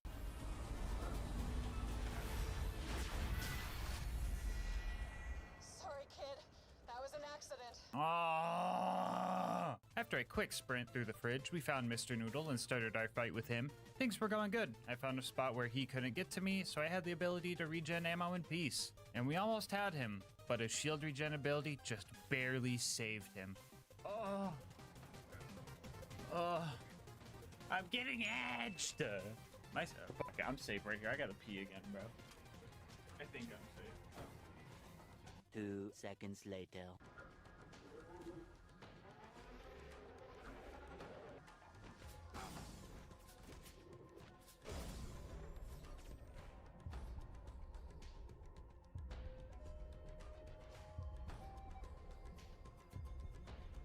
Somebody clip it. What the fuck happened? Anyway, the loaders helped with round 2 and we made it to Overlook to start our beacon defense segment. I did stop by Wham Bam on the way to top off my money so I could just force buy like a Counter-Strike silver the whole time, but honestly, that was working great. I was mowing down loaders and surveyors non-stop. Sure, the toaster showed up and made the beacon die enough times to become invincible, but by the time I made my escape, the toaster was the only bad guy left on the field. We made it back home and Roland gave us our next mission to go get a claptrap upgrade from the preserve. Wounding the loaders to get in wasn't bad. I almost even got them all on the first try, but a rock got in my way and the only hint that I had to where the loader was its health bar, so that was kind of funny. After that, we died and pushed our way through the mobbing section just to have enough ammo to finish off the ultimate loader. And then I killed the loot dudes, but that's lame, whatever, who cares? Look at this little chonker. Oh, look at those little cheeks. Are you hungry? Anyway, the preserver was actually going pretty well, and all that was left was Bloodwing. I honestly don't remember the last time I had trouble with Bloodwing. She's been kind of lacking lately, so... Whoa, wait, why is there an hour of Bloodwing footage here? Oh, no. This fight seemed easy, and I really thought I was gonna first try this. Sure, I would have to wait for ammo, but Salvador can move pretty fast, which let me dodge Bloodwing's big attacks. And even if she did hurt me, I could either gunzerk or use come at me bro as panic heal buttons. Mordecai would also slag the skags for me, which really helped, but I started to crutch on Mordecai's help, and that was mistake number 1.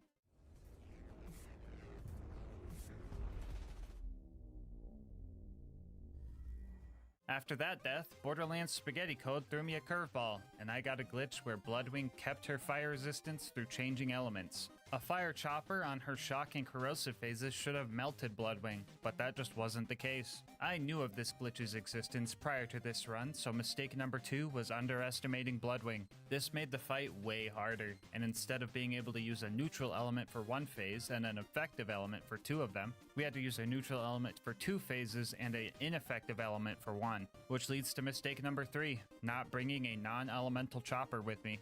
Now I could have went to go grab one, but that would have required me to mob through the whole preserve again, and then Mordecai would bug out and stop helping, so I decided to mask up, lock in, and just brute force this fight. Bloodwing also stopped landing as frequently, so I had to swap the chopper to anti-air mode. So anyway, the winning fight took like 20 minutes, and I ain't got much else to say except GG Bloodwing, glad to see you on the comeback. Our next mission was to go to 1000 Cuts and recruit Brick and his buzzard support, which is okay. I just guess 1 chopper wasn't enough. Anyway, we started our initiation, and since running back to buy ammo wasn't an option here, we just opted to make a Godliath and started slagging bad guys for him. Big Guy was throwing everybody around, including me, but in the end he fell and I had to go on alone. About a dozen deaths later, we got initiated and had to deal with Sarcastic Slab. Put the stinky on him. Fending off the loaders with Brick pretty much went the same way, and it didn't take long for us to clear the place out. Our next objective was to go steal Jack's voice, so we found one of his body doubles and did the good ol' strat to take him down. A few button presses later, we had the final piece we needed for the bunker raid. Okay, just gotta grab Claptrap, and I think that's it. Am I forgetting anything? You guys hear screaming? Oh well, back to 1000 Cuts. We tricked the first toaster to look the wrong way and dropped half of its health before running out of ammo. After that, I hid in my Harry Potter bedroom looking spot. 5 minutes later, we got our letter to Hogwarts and finished that toaster off. The baby turrets up ahead were a bit tricky. They were slightly outside of my combat range, so a majority of my shots were missing. Oh my god. Look at all the bullet holes around the turret, dude. Ugh. The strat for these guys was to let them down me before I activated Gunzerk. That way, I could have both guns get the full extra shot chance, and that managed to do the trick. Happy late 4th of July, by the way. After those two, we started the most boring fight of the run. Yeah, this was just a waiting simulator. I would just sit behind it, shooting it every 3 seconds for Gunzerk cooldown rate, and 20 minutes later, we finally took that thing down. And the final thing before bunker was Face McShooty, which was actually a lot more interesting than you would think. My plan was to throw my 1,000 rounds downrange, and if I didn't hit him, I would just read-only farm to keep me from having to slowly regen all my ammo. But on the first attempt, not only did we hit him, we actually hit a crit.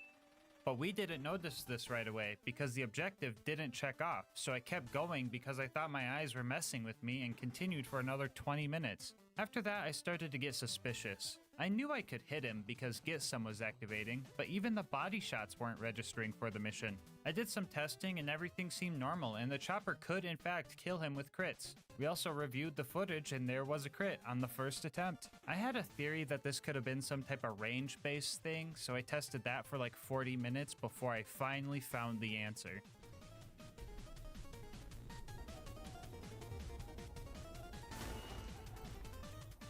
Okay, there's proof right there. There's proof right there that I'm not smoking crack. Okay, somebody clip that one. So yeah, turns out that in order for the objective to check off, you need to actually hit a certain damage threshold on a crit, which one pellet of the chopper just didn't manage to do. We further tested this by using a level 1 starter pistol and... Stop writing run invalid in the comments, come on now. You're not as funny as you think you are. Anyway, yeah, this thing couldn't do it. So we had two options for the Face McShooty snipe. Manage to hit 2 crits by waiting for ammo regen, or just switch to a fire chopper and let the fire on flesh bonus one-shot him. We obviously did the latter. Took another 50 minutes, which is what I expected, but it hurts knowing that I could have saved 2 hours if I just used the fire one in the first place. Anyway, that was the most eventful Face McShooty snipe I've ever had, but at least we made it to the bunker. The strat for the autocannons was to suck on the barrel until I got down to low health, that way I could have the free ammo chance. Yeah, so I feel like I've described this strat enough times, just assume that's the plan for everything unless I say otherwise. The first attempt at bunker was going great. I got him down to half health and decided I wanted to take this combat to more of an aerial level.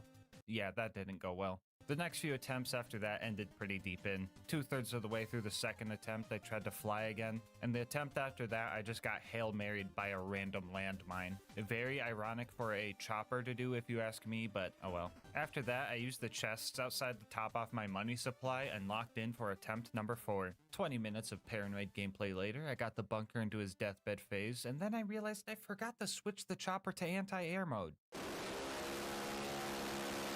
Down in Angel Core, I mentally prepared for my death counter to make a huge jump, because dying was going to be my main source of ammo. Actually, you know what? It was pretty much my only source of ammo.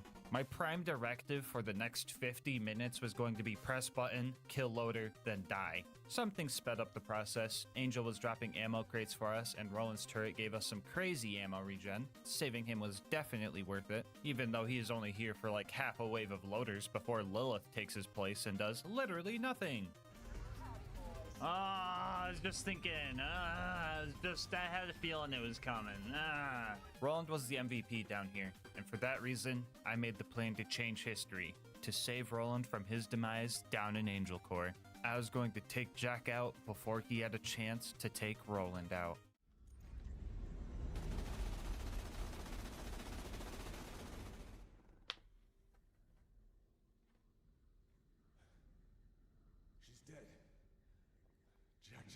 Only way to awaken the warrior. I'll get him. We got the vault key. I'll get him. This isn't over yet. We gotta find Jack and take him. I'll get him. No. No, Roland. Watch out. No.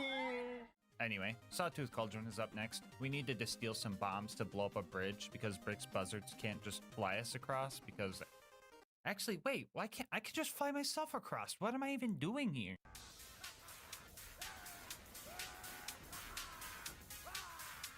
The ambush commanders went surprisingly well. I just cornered each one of them and just shoved my choppers through their shields. Spawning in the death cubby even proved useful this time around because I wasn't locked in there with them. They were locked in there with me. After that, we killed our cousin Boombringer and spent precious moments of human life trying to put the Stinky on mortar.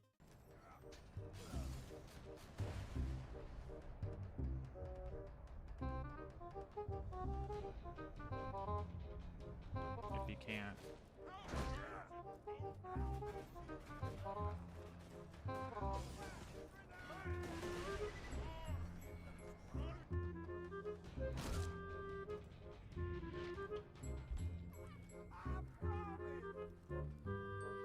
Look at this. We made it up to the buzzard's nest where we claimed our territory as King of Choppers. Hey, you guys want to hear that AA gun bit again?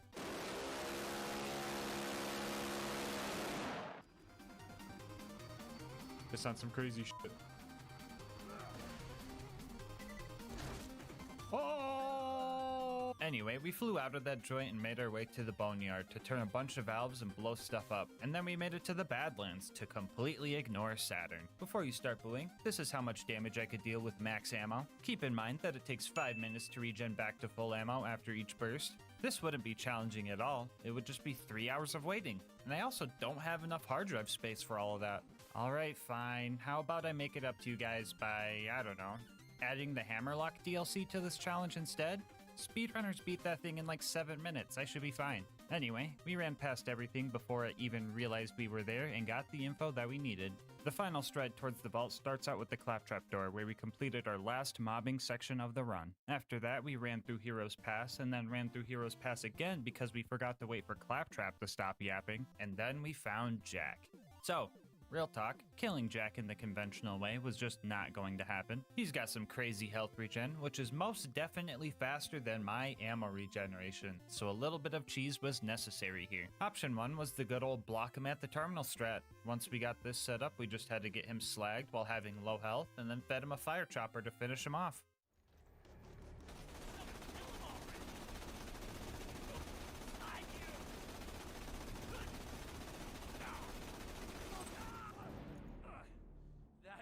That looked like something straight out of hell. Or there's option 2 if you prefer more of a stinkier cheese.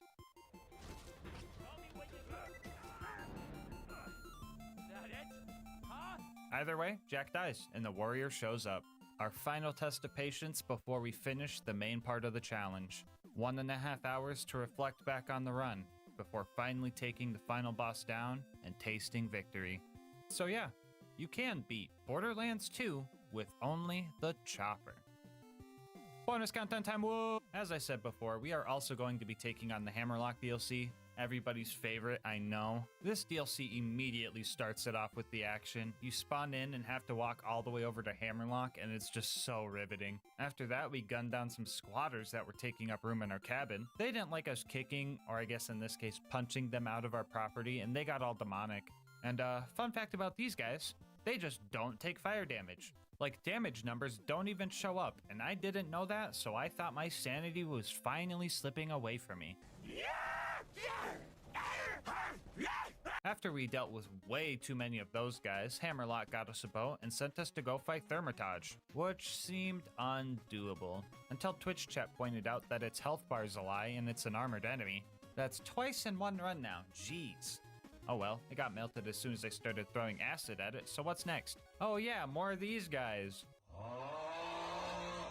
Jeez man, I really hate the combat in this DLC. I guess it's kind of funny that the chopper can stagger lock these guys, but I will never not be mad that wooden masks and shields can block bullets full stop. Another 20 minutes of mobbing later, we had a new job of destroying all of Jack's DNA samples. I guess this Nakikiyama guy wanted to ruin our fun hunting trip. Oh well, just a few little safes to bust open and one boss to deal with. Should be pretty easy. Well, yeah, this should be easy. Okay, this should be... What the fuck is killing me? Oh, I see. Wound Spike has bullet reflection because, Well, actually, I don't really know why. I honestly thought it was over for me here. There was just no way I could be accurate enough to take this guy down without murking myself in the process. So after a few tries, I just accepted my fate, murked myself in the process, and just let it rip while standing right up next to him. Yay, fight for your life meta. After that, there wasn't much left to do. We had to run through candle racks, but the elite savages here aren't even mandatory, even though there's an objective to kill them. But I felt like stinkying them all anyway. I put the stinky on them. And then it was time to fight Jackenstein. Let's do this. Oh, what the f***, man? Who thought bullet reflection was a good idea? It would be one thing if the bullets would just fly in random directions and you'd get hit from time to time, but they literally programmed it so they always fly towards the nearest player. Why the fuck did they give these guys the perfect deflect red brick, bro? I would rather every enemy in Borderlands 2 have those stupid wooden masks than any enemy at all to have this stupid mechanic. Fucking stupid mechanic. Yeah, this fight, guys, not happening normal. Belt sanding my face every time I try to shoot this guy, mixed with him being nearly undodgeable when he lunges at you or tries to throw giant tubes of acid at you, just makes this impossible without cheese. Good thing I know about this spot. Strat was just to peek out, spray, and hope to land some crits until I tasted my own bullets. After that, I would just flip him off for full health and then wait for my Gunzerk to cool down. Sounds tedious, but I should take him down in like 30 minutes tops. Oops, I misread that. 3 hours tops. Yeah, his health bar, it's just a fucking lie. You kill this guy by blowing up 2 back generators and then dealing enough damage to his chest piece, all while dancing with death every time you try. The first generator took 10 minutes. Another 15 minutes later, I managed to get a second wind off the second one. 50 minutes after that, I blew the guards off of his chest piece, and for the next 2 hours, I rinsed and repeated this strat, not knowing when the torture would end. Every time I sprayed Jackenstein down, I was hoping the fight would just be over. But that's not quite how it went. You said you were gonna stream for 4 hours. I remember. How's it going? I've been fighting this one guy for like 2 hours. And it's like, not like I keep dying or anything, because I've been alive for 2 hours. It's just really slow. Yeah. So I don't know how close I am. It could be one shot away right now. 2 seconds later.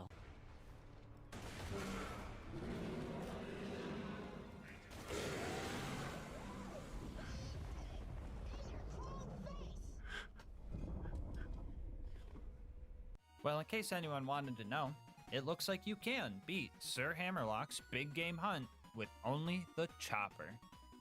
Mega bonus content time, baby! If you've been watching the channel for a while, you know that I usually try to see if the item I'm using for the run can be used to acquire itself.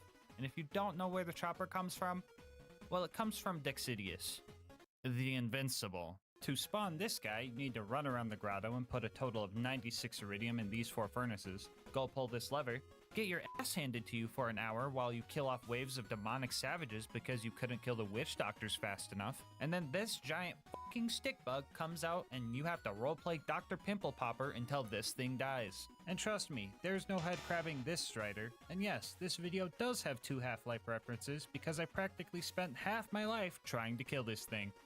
Uh-oh, hold up, I'm getting a call. Change your skill points.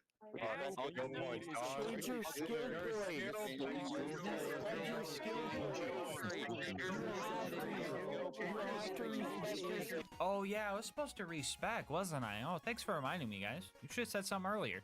Here's the new build for the raid. I got rid of all the kill skills because I didn't think I would be needing them. I also spec'd in to keep it piping hot for the boosting grenade damage. I'll explain more on that later. I promise it makes sense. All right, let's talk about this fight. To survive here, I would need constant, and I mean constant, vigilance. One mistake and I could get hit with one of his giant corrosive bombs and the dot would seal my fate.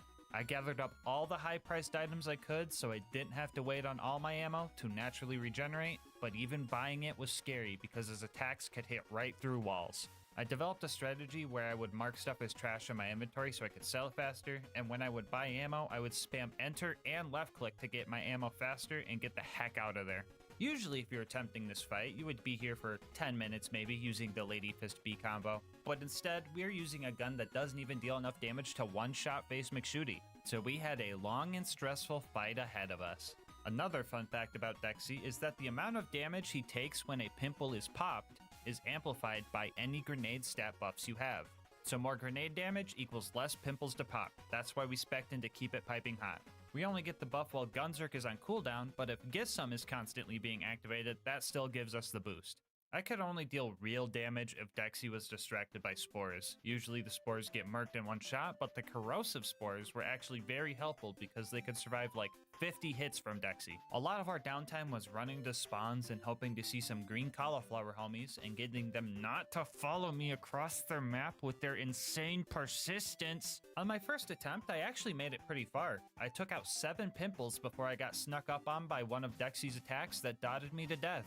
This wouldn't have been that devastating for a first attempt if it hadn't taken, 6 whole hours.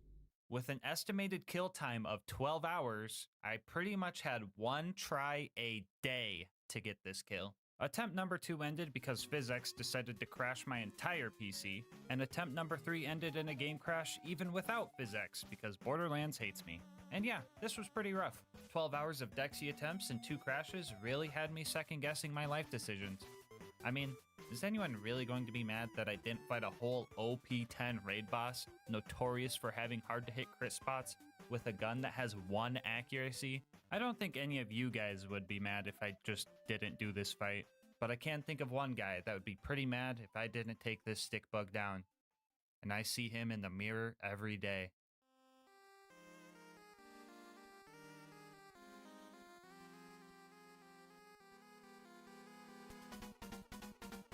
I wasn't about to let some stick bug get the best of me. I don't care how invincible it was. So I went to the lab and tested how many pimples I would need to pop in normal mode. And I found out that we were going to need to pop at least 16 to get the job done. With my newfound knowledge, I put some more attempts in and failed a few more times too. Dying to letting my guard down, trying to fend off a triple O I accidentally spawned, and finding out that Dexy has bullet reflection if you're too close, which could cause me to put a fire dot on myself, killing the attempt, were all a few things I had to deal with. A few more fails like that happened before I made it back to my PB of popping 7 pimples. I was locked in and ready to go for another 6 hours. But Borderlands had a different plan for me.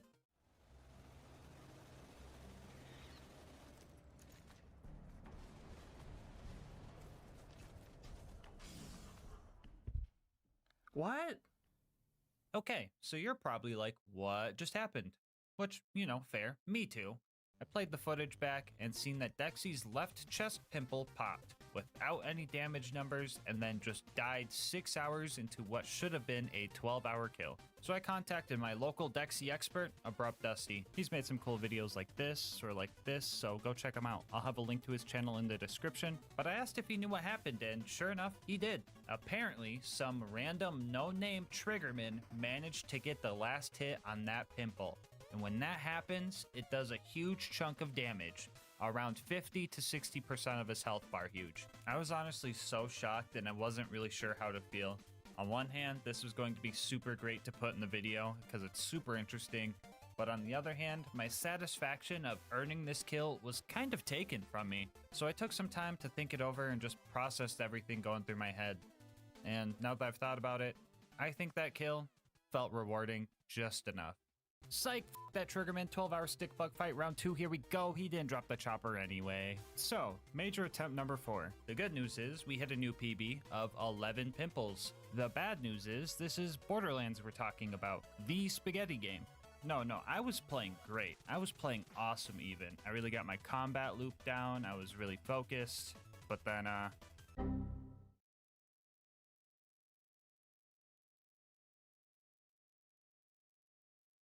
yeah, so I wasn't too beat up about this. I kind of expected this to happen, honestly. Have you taken any breaks yet? I have not, because I'm afraid the game will crash. I'm still kind of surprised how well I took it. This was 9.5 hours into an attempt I was just doing great in. This was in no way my fault. It was entirely just Borderlands being made out of spaghetti. I realized that if the fight was going to be this long, I was going to have to do a couple of things. First off, I downloaded DXVK, which is pretty much just a mod that helps prevent BL2's notorious game crashes. Honestly, not sure how exactly it works or if it would even work, but I'll take anything at this point. I also duplicated this bear cat I found during the run 39 times to make sure I had enough money to keep buying ammo and not have to wait on ammo regen. I did not like that I had to do this, but if unintended game mechanics were going to take a 9.5-hour attempt away from me, I felt fine using unintended game mechanics to manually dupe 39 bear cats. I also sacrificed Lucas for good luck. I put the stinky on him. 1 week later, I prepared for what I hoped would be the final fight. I was improving on every attempt. I learned how to take out the initial savages in half the time. I was able to take out Dexy's first 3 pimples really fast using high-risk strats. I learned all of the spore spawning locations to maximize my chances for corrosive spores. And I really learned how to read Dexy, allowing me to get closer than I was before. Our strategy was becoming well refined. It almost felt like I had 30 hours of experience fighting Dexy or something.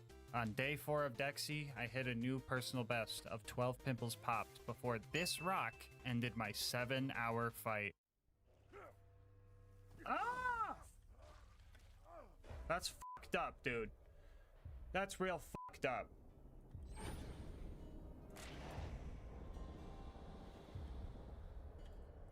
That's real fucked up. That's real fucked up. Don't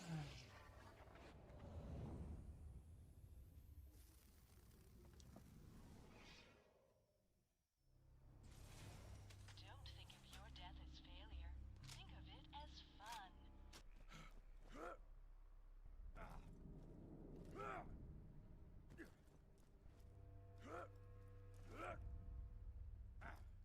Lesson learned, I guess. I just kept trucking through the hardship and came back strong for day 5. I started using a 25-minute timer on my phone so I knew when those darn savages would respawn so I could plan for them. But even then, it was hard to get rid of them because Dexy loves standing right on top of their camp. And just like that, history repeats itself, losing us another 7 hours. Day 5 of Dexy washed down the drain. But look at that smile. You might think it's a facade, and it's just there to hide the pain, but you would be wrong. I mean, you are witnessing pain. You are witnessing frustration. And you are witnessing anger. But that smile is still one of genuine enjoyment. I knew that every failure and every setback would make the victory all the more great. Joy and struggle don't have to be mutually exclusive. And heck, 6 is my favorite number anyway. Alright, play a little bit risky at the beginning, but that's fine.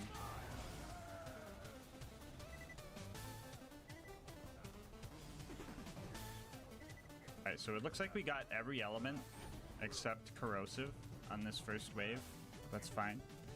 Alright, if you're on the believer side of the prediction, you guys better be manifesting corrosive spores. If you're on the doubter side of the prediction, you guys better be manifesting corrosive spores.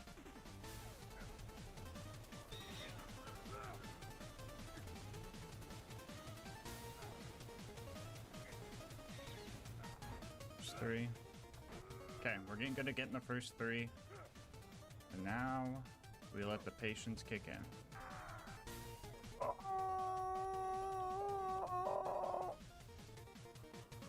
There we go. Level 90 corrosive spore. God, the fucking 2-legged drifters fucking murk my homies, bro. There we go. There's 4. I gotta be jumping though.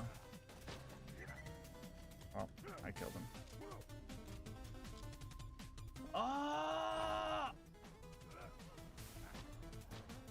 Oh, fuck, I thought that was a drifter, dude. I got scared by a fucking branch. Nobody clipped that into 4. Oh, shit. Oh my god, dude. That fucking rock almost killed me, dude. I can't. Okay, 5 out of 16.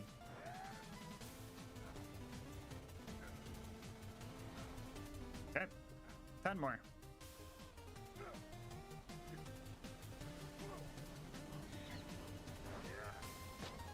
Cool. 9 more to go. Okay. 8 more.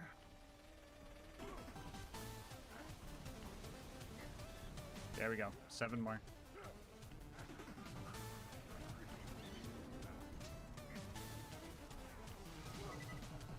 Bexy, help me out, dude. I don't have health for this. I really don't. Bexy, you gotta fucking get those fuckers. There you go. And we're good. Okay, new timer. Okay, dude. Okay. That fucking shock dude is getting on my nerves, and I'm about to kill him myself. Stop, you fucker. Oh my god, I'm killing this fucker. I don't care.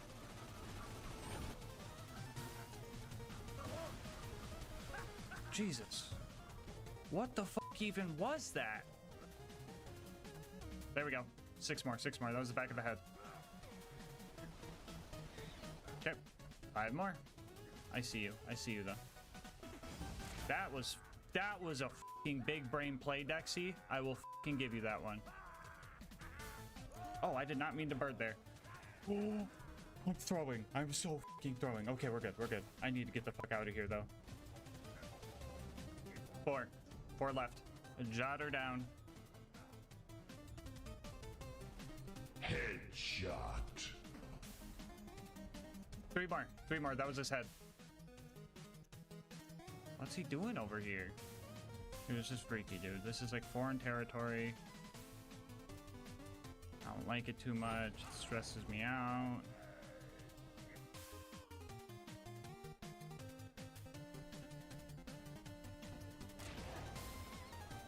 There it is.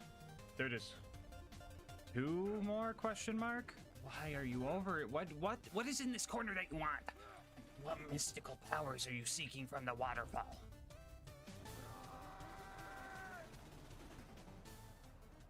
One more? That was his back. I feel like that's gonna be 2 more though. Alright, here we fucking go. Come on.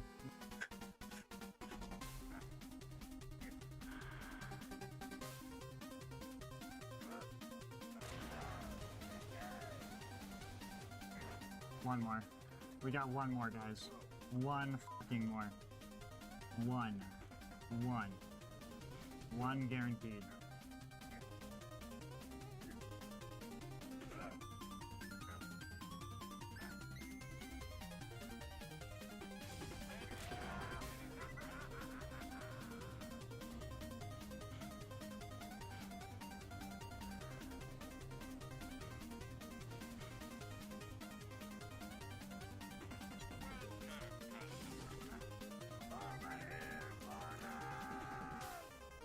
Never again. Never again. Never again. Oh, dude, my arms and fingertips are going numb. Breathe, breathe, breathe, breathe, breathe. Alright, dude, I'm afraid the game's gonna crash. There is no time for breaks, sadly. Are you okay? Yeah, I'm fucking great. I'm stressed and excited and happy and scared and paranoid and fucking wired, dude. Congrats on the count. No, Quad. No, no, no, no, no, no. Rule 1, rule 1. Don't do that to me, Quad. Rule 1. Can we get another exclamation point rule 1 in the chat? I think we need one. We got some silly geese in the chat.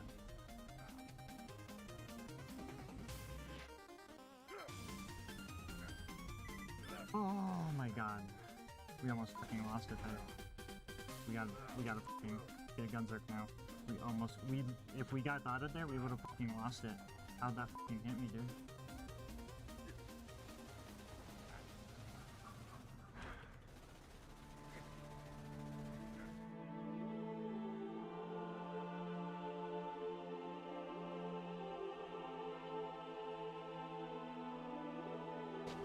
Fuck you, Dexy! Ooh.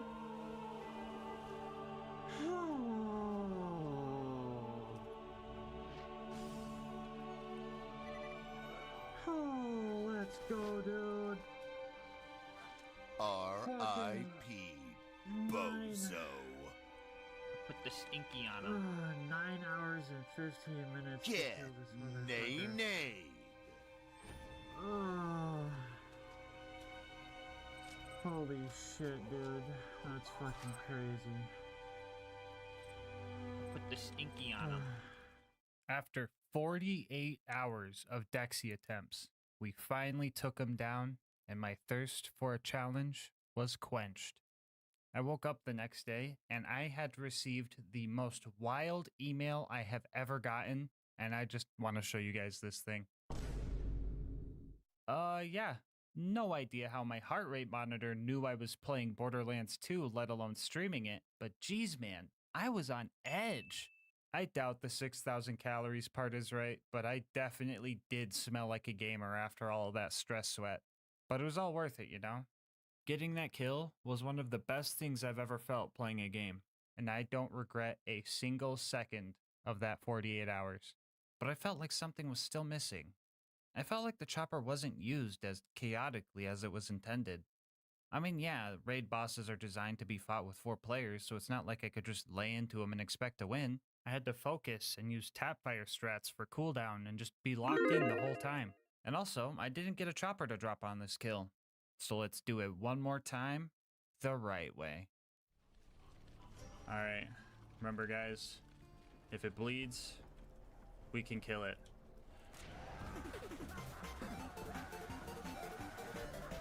Get him! Get him! Get him! Oh, there's the butt. Oh, there's another one. Oh, that's 3. There we go. We got one. Green Knight, go! Go! Get back in the fight! Go! Go! Yeah, Go! literally. Get out there, soldier! Go! Go! Go! Okay, I don't know how we got his armpit and not his shoulder, but let's go, baby! We got 5! Oh, money shot, money shot. I feel like someone did that with, like... Oh! Oh, back of the head, let's go, that's 8. Oh! Wow. Get the high ground. Oh, there's another one, that's 9. Yo! Usually the barrel. Sometimes it's another thing called... Oh, did we get one? Oh! Did No! it? No! There's no gunners No. here. There's no gunner. Oh, There's a okay. gunner here. Wait, is there? Did this Wait. guy kill him? No shot. No shot. This guy killed him. Okay. Bandit is shooting him. You guys see this right here? Oh. Bandit is shooting him. Can you edge me, Tom? Yeah. What? Yeah. Let's do this. Oh no! Oh We no, lost where are we one. stuck between them? Oh. We lost Tom. When you ride in the back of a truck. When you do that, yeah. I do that all Oh the my time. god. Wait, what? Huh? There's 2. Oh, dang.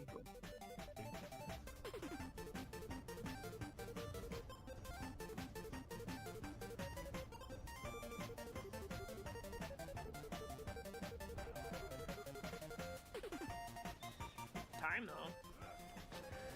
Oh! That works, Oh, I guess. What happened? Oh. I don't know. Oh, we got him. Oh, he Might as died, well he died, he died. Oh. There we go. Delete Oh this. no. Oh That's no. Work as hero. Yep. Oh. Oh. The roach. Silly woman's next recipe. Oh, there's Oh, 5. that's These are missing. Okay, there's 6. Oh. That's interesting. Oh, there goes. Defense. Oh, Stop. there goes. Oh, there. Oh. Oh, there goes. Oh. Oh, we popped another? Oh, we got him. He died? Did someone Let's shoot go. us? I don't think I see it, guys. Yeah, I don't think we got it.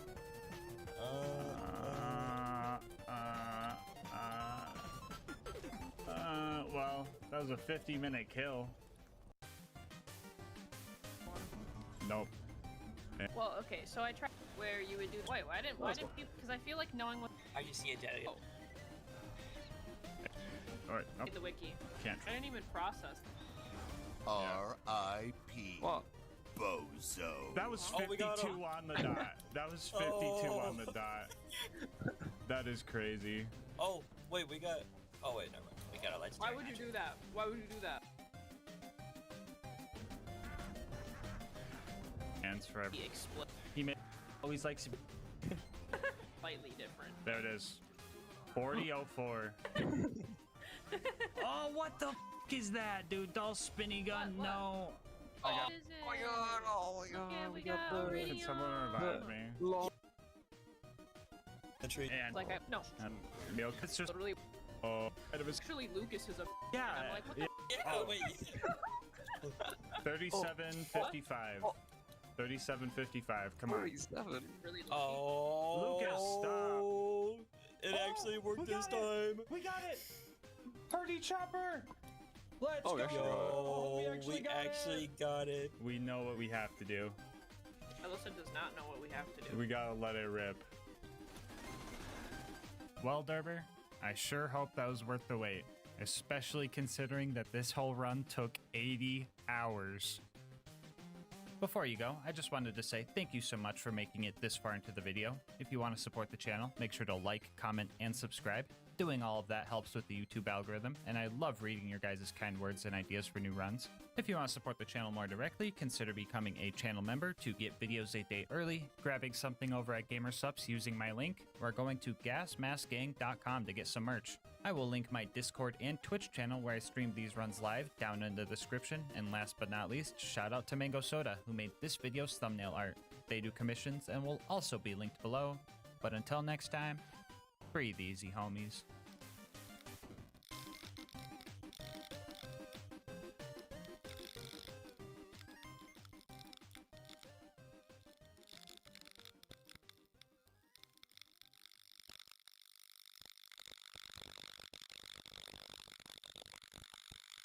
The original Borderlands was said to have taken a lot of inspiration from the Mad Max series, so it only makes sense that the car combat in Borderlands is super cool, right?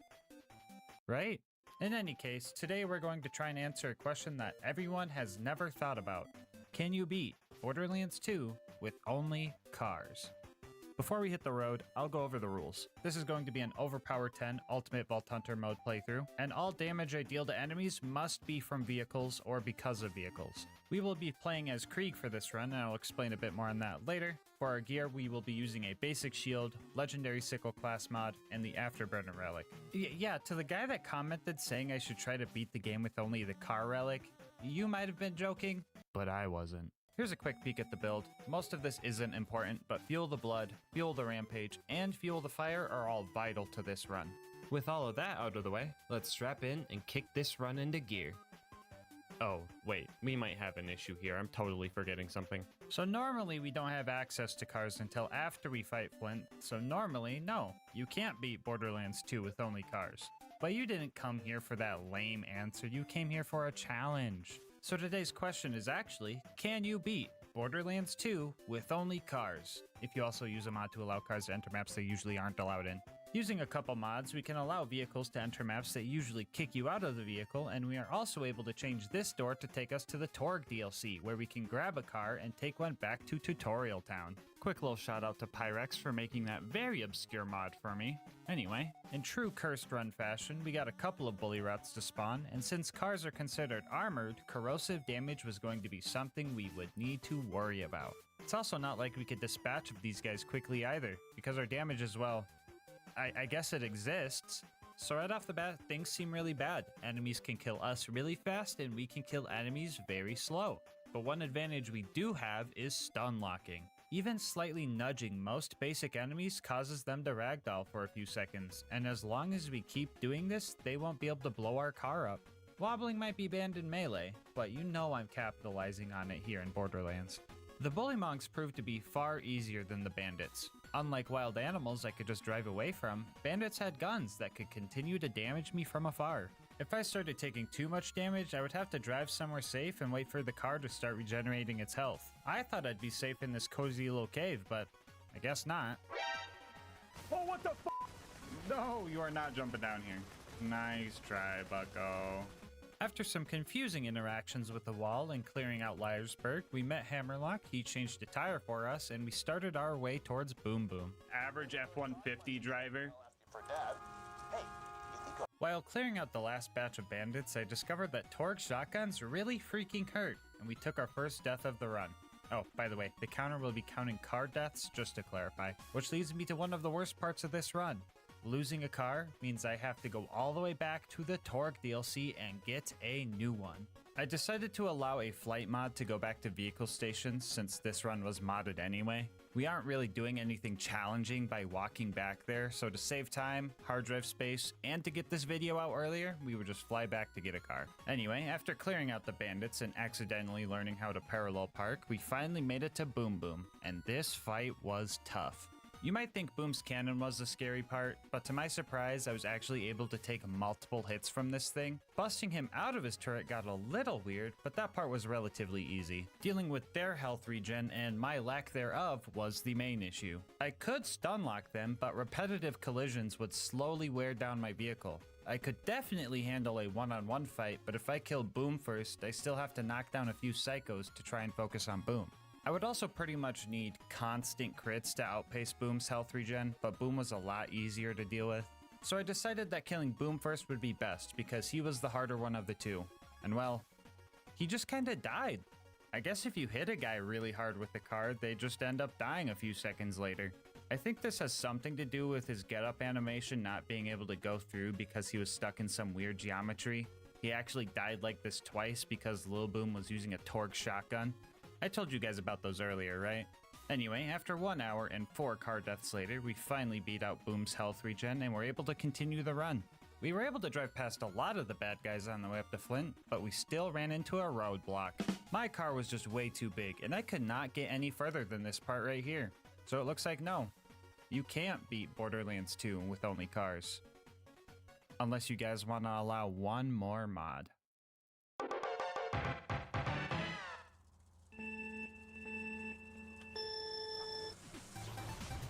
Looks like them few boys are in a pack of trouble.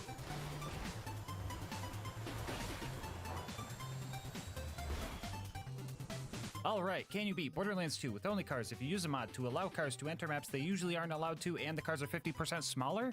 I sure hope so. Using our new go-kart, we were able to clear out the bandits, save Claptrap, and ascend to the Flint fight. I decided to leave my car in the elevator to get it up to the top the same way I was going to get Claptrap up there, but that was a mistake leaving those two together. Why is my current objective to find Flint? Oh, I'm blocking Claptrap. Hey, yo, what the Claptrap! Bro, that is inappropriate, dude. There are kids watching my guy. Oh my bro. Dude, what the? Dude, no way Claptrap was giving back shots to my car, bro. I'm half ready for my car to just fly into the air, into the ocean even.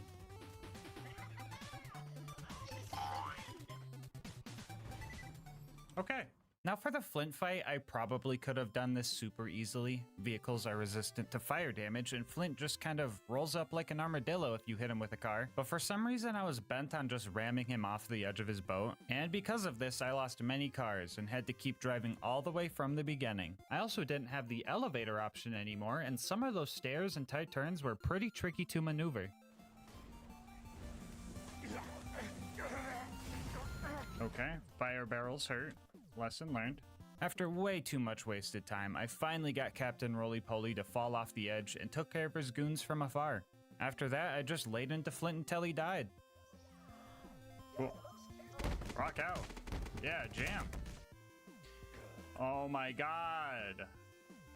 It's Lilith! After dealing with Claptrap's sex drive, Claptrap, stop getting freaky with the car! We made it to Three Horns. Here I snuck into the DMV and stole a license so I can drive legally and warmed up my Bullymong whispering skills. Bullymong, stop! Ramming Door Guy was probably the most normal thing about this run, and then after that we had to deal with our first AVEF, or Anti-Vehicle Entry Field. Oh brother, it's my boss again. I freaking hate this guy. Hello? Yeah, we're not calling it that. Just call it a car wall, okay? What? Why would I call it that? The wall isn't made of cars.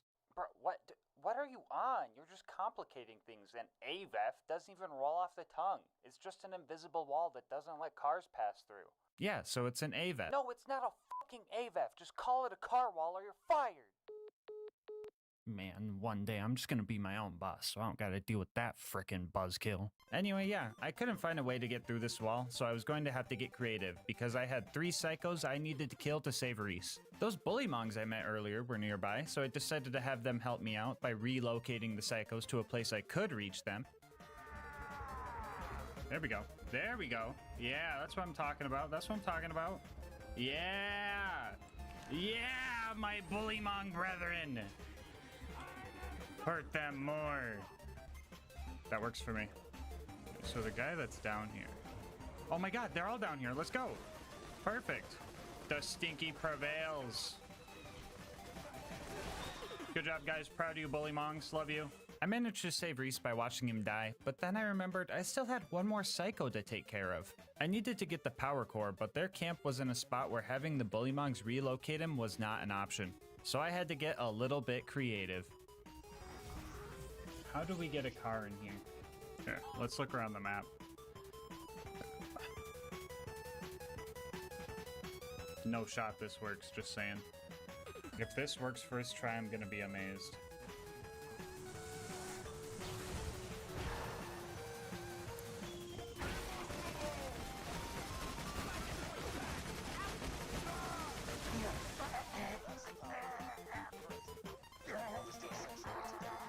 After I got my bullymong homies to kill the 20 bandits to avenge Reese, we made it to Sanctuary. Nothing too crazy happened here. I pushed Jess up into the button to speed him up, which was cool, and the only place I couldn't get my car was the fucking garage, because that makes sense. So while I'm here doing all the boring Sanctuary chores, I'll tell you guys about our partner, GASMASK'S. So for the past few months, I've been drinking GASMASK'S and I've been loving every second of it. I used to be downing 2 monsters a day, but now with GASMASK'S, I'm not drinking 400 calories in a day. I'm able to control my caffeine intake since all their flavors come in caffeine-free options, and I'm saving money since GASMASK'S is only 40 cents a serving. They have tons of flavors to pick from too. One of my new favorites is Goof Juice, which is a nice strawberry kiwi flavor. They also have their signature waifu cups, comfortable merch, and dang could I go for another cup of their gamer soups right now. I mean heck, they made crickets taste good with their sus snacks. Yeah, you heard that right. There's crickets in this. But if you're worried about buying something you won't like, GASMASK'S offers free samples, so you could try it before you buy it. So if you're looking to find a healthier alternative to energy and want to support the channel in the process, head on over to gamersubs.gg/LGM or use the link in the description, and make sure to use code LGM at checkout for 10% off your order. Anyway, let's see how Sanctuary's going.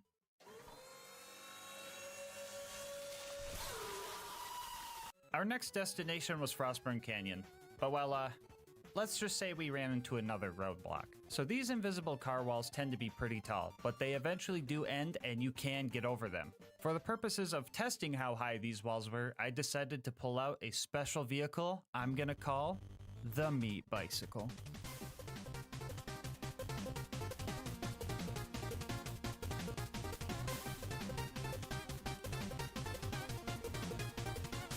Yeah, this thing would make the challenge pretty trivial, so I will only be using the tiny sand skiff for wall testing. But who knows, maybe one day I'll try beating the pirate DLC with only boats.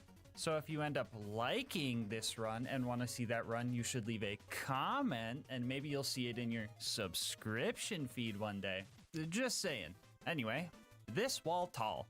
There was no way we were going to be able to clear this thing normally. Good thing this isn't a normal run.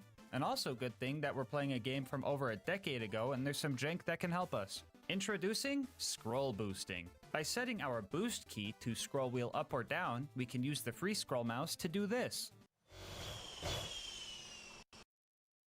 Okay, well, my game just crashed, but that doesn't happen every time, I promise. I messed around with this for a while, trying different frame rates, different angles, etc., and I got close so many times that I knew this was possible. And after 2 hours, we finally made it over the wall.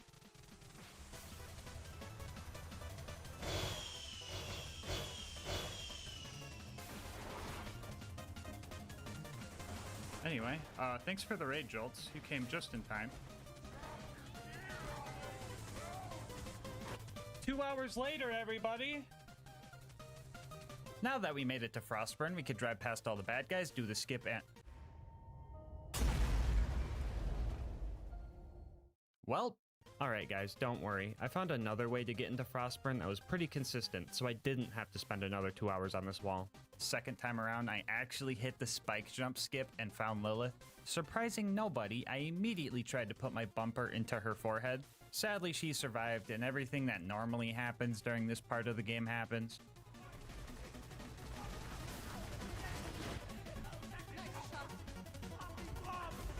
Okay, Lilith, okay.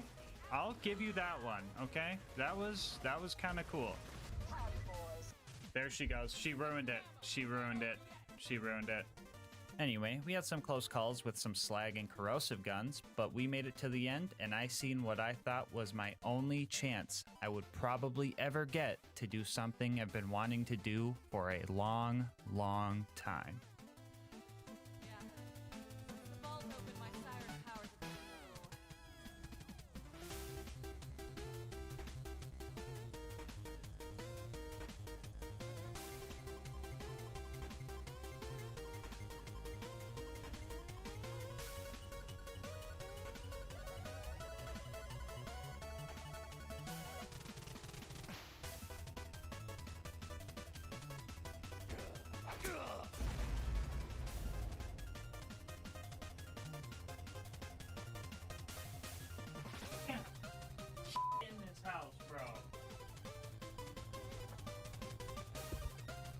I can't have shit in this fucking house.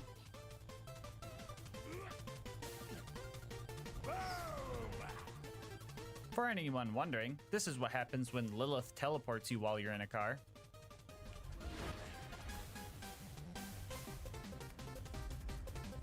Yeah, I don't know what I was expecting either, honestly. Our next mission was to save Roland from the Bloodshots, which meant it was finally time for a car upgrade. So we met Ellie, found the second garage of the run that doesn't work properly with my cars, used my Honda Civic to destroy a few Ford F-150s, and finally got an upgrade.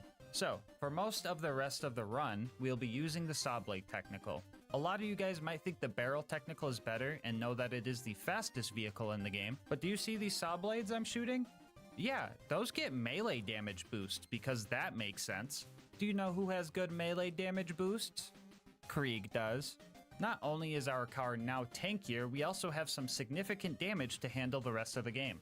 After we got the Bloodshots to open their door, we pulled a real power move by not even using it, and then started our fight with Badma. I really wanted to ram him off the cliff, but nomad-shaped enemies have this bad habit of just folding under pressure. So we filled him up with saw blades and made it to the Bloodshot stronghold. Cue the foreshadowing. The lucky honk sound. The Bloodshot's gonna go fine. And if we don't, Bloodshot's gonna go terrible. Yeah, so at first I decided to be patient and careful because not only did I have to get through the entire stronghold, I would also have to make it all the way through the dam without my car blowing up. Things were working right up until the part where I perma-slagged myself with this barrel. How this barrel hit me and not the Marauder that was blatantly closer to the barrel absolutely baffles me. After that, I was pretty much screwed, so I reset, patiently killed all the bad guys, and made a plan for Mad Mike. The idea was to sit right next to his door so that when he showed up, I could knock him over before he had a chance to shoot me with his rocket launcher and insta-kill me. I was checking for his spawn after every kill, but he still caught me lacking. After that, I started getting impatient, trying to drive past all the bad guys, dying because of it, getting frustrated with the amount of corrosive weapons I was dealing with, and I was here for a while. But after 2 hours and losing several cars, I snuck through Mad Mike and re-locked in. By this time, I had developed a strategy where if my car was taking too much damage and there wasn't much room for escape, I would ditch the car and lure the bullets away from my more important half. For a second, I thought they put another car wall in the middle of a map that usually can't have cars, but I managed to just smack my car through it, thankfully. After that, we found Roland and quickly drove to the dam. But not before getting torqued on by the warden. Bro, why is this game so cursed? First, we have to deal with Freak Trap, and now this? I paid the toll so I could get my car through here, but they didn't even raise the gate for me, so that was just a scam. They also made me do this scary jump that would have made me cry if I missed it. I was being extremely careful, slowly taking out every loader and bandit until we made it to the warden. I was only going to have one chance at saving Roland, and if my car blew up, I was guaranteed to go to the gulag, and the fight there sounds atrocious. So I locked in, and oh my god, it died in like 12 seconds. Well, I definitely overstressed for that fight. Also, yeah, this meme you're seeing on the screen right now, yeah, it's pretty much canonical.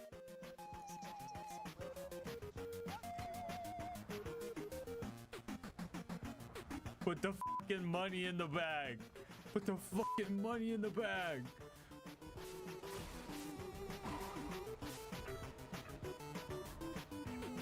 Jack can't kill Roland if we kill Roland.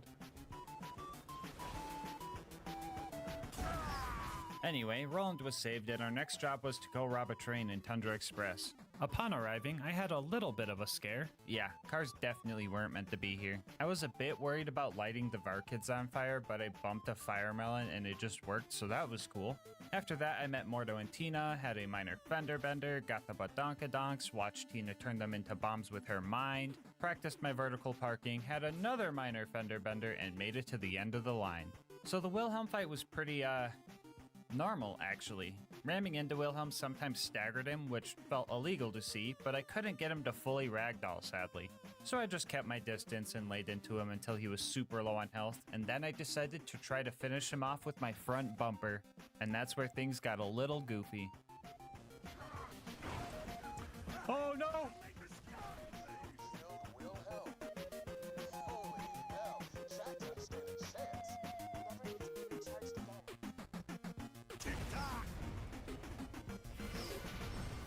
Yeah, that fight was way too easy, so I did it again and actually rammed him to death.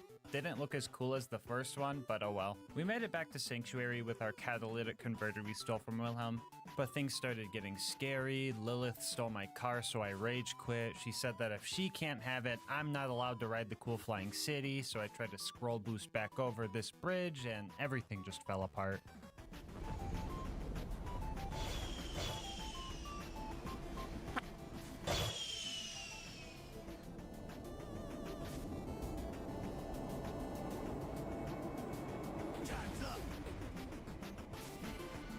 Time's up! Our next goal was to drive through the fridge so we could get back home. And yet again, we are faced with another car wall. And this one was a doozy. We pulled out the meat bicycle again and found out that the wall was pretty much the same height as this building right here, meaning we were going to need a scroll boost to get over it.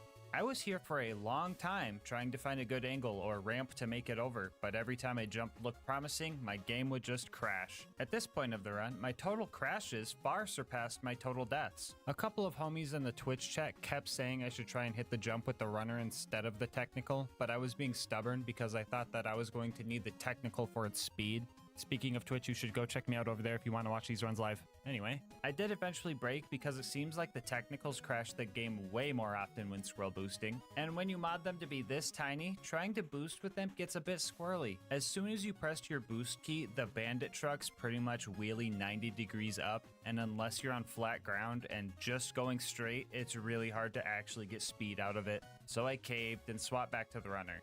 And then I found that I could get my car up onto this section of the camp. But that doesn't really help. Only if I could do some grenade jumps, I could get up there and then like up there easily and... Never in my life have I ever thought I would have to perform a double grenade jump for a car. Because of their smaller size, these things also fly a lot further when hit with nades or punches. And after 4.5 hours of trying to scroll boost over this wall, I managed to blast my car onto the roof and over the wall.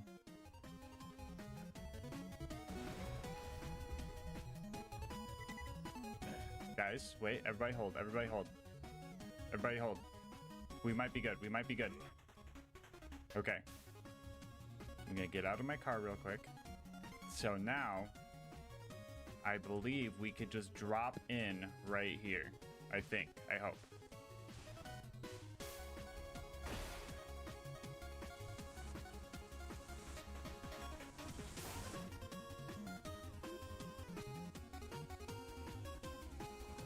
Don't do this to me. Don't do this to me. Don't do this to me. Don't do this to me. We see it. It's right there. Oh.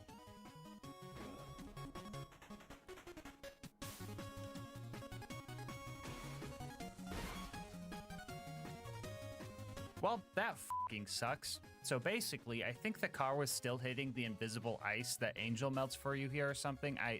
I'm just guessing at this point. So I was going to have to figure out a safe way through that. But I seen the option to travel, so I knew it was possible. The only issue was trying to get it back in there was really annoying, and I think I was kind of losing it.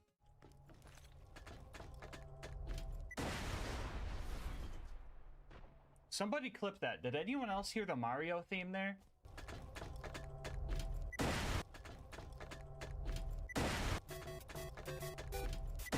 Anyway, it didn't take much longer before I managed to get my car back over the wall and through the invisible ice. Car in the fridge. So we made it to the fridge, and then we drove through the fridge, and then we made it to the outwash, where I discovered that I could have just ran through the fridge because there's no mandatory combat, use this door to travel to the Highlands, get a car here, and then go back to fight Mr. Noodle. So you're telling me that 4.5 hours was pointless?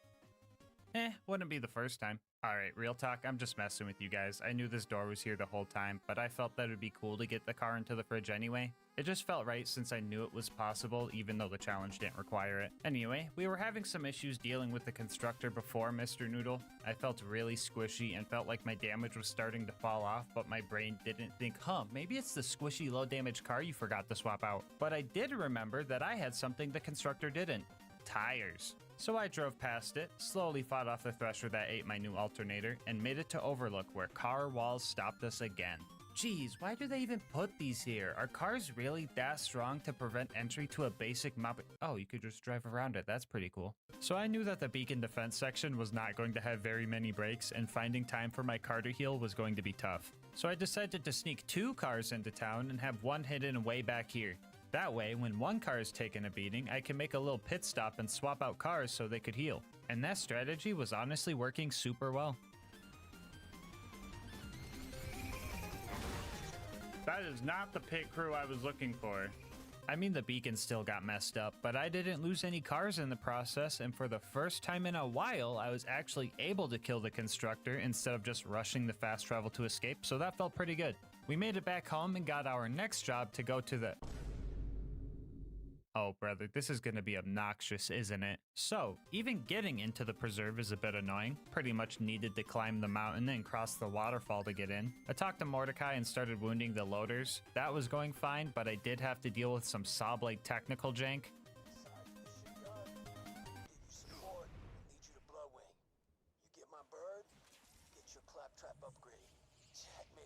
Confused? Yeah, I would be too. Long story short, the saw blade technical has some kind of huge bubble or box around it that causes some weird stuff. Some of you might know this car specifically can trigger the pipe explosion in the boneyard by simply driving near it. But in our case, the car's hurt box or whatever it's called clips through the floor and hits a death barrier. This game is truly cursed. Luckily, I was able to get around it and mow down any loaders in my way. Our next obstacle was trying to get through this small building. I was getting really frustrated trying to get through this building, but I eventually got over it. We drove ourselves up to the first mobbing section and carefully took out all the loaders before the big one showed up. His arm cannons deal fire damage, so we were pretty resistant to anything he could throw at us, but I still took my time because I did not need any setbacks here. After he died, Man, what did I just say? Yeah, so this door just wouldn't let my car through, and that was very scary. I started desperately searching around for some type of way to get out of bounds and found a possible route to sneak in. I would first have to jump up to these rocks and position my vehicle here. I would then have to time a grenade and a melee at the same time to launch my car over to this gap. Timing this was a bit annoying. On top of that, it just wouldn't work 12% of the time. Even the times I did time it well, I had to make sure that the car wasn't going too far back because there's an APEF, or anti-person entry field, that wouldn't let me through. Yeah, I'm not answering that. Anyway, after I pulled that off, I would have to shimmy my way up and over this rock. If this thing was 1 degree steeper, I think I would have failed the run right here. After that, I would pretty much have to Hail Mary and hope to land in the animal enclosure, where I would have to die outside of my car to go grab the feather that opens the cages, and then get back into my car and continue on. Dude, I can't believe getting through a wide open garage door took like an hour and a half to lab up and land. This game's busted. Next, I drove past the stalkers, killed off the skags, and prayed that this door wouldn't have the same issue. I swear to God. Oh, thank goodness. We were getting close to the end, I was pretty on edge, and my heart rate spiked when my car started bugging out. Luckily, I managed to unbug it out and started trying to figure out what I was gonna do about these stairs. The answer was trial and error, but how the f did I manage this? Not sure if I can park there. After clearing out the last few bad guys, we made it to the Bloodwing fight, and I was f***ing white-knuckling it. I knew that one corrosive dive bomb or some type of AoE attack from Bloodwing could have me going through all of that trauma all over again. Yeah, guys, I was definitely overreacting right there.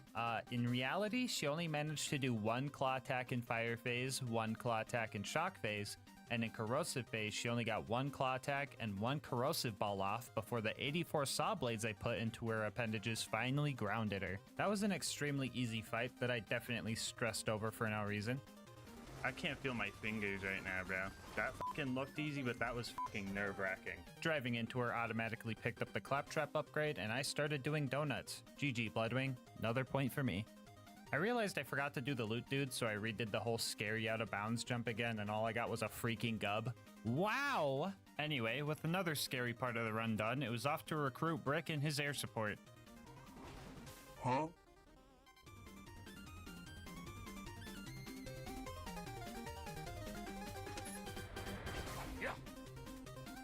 Oh my fucking god, dude. Why'd that scare me so much? Why was that so terrifying? Oh my god. I thought getting to my initiation was going to be simple until I did the car equivalent of stepping on a Lego. Actually, what would that even be? A cactus? A nail?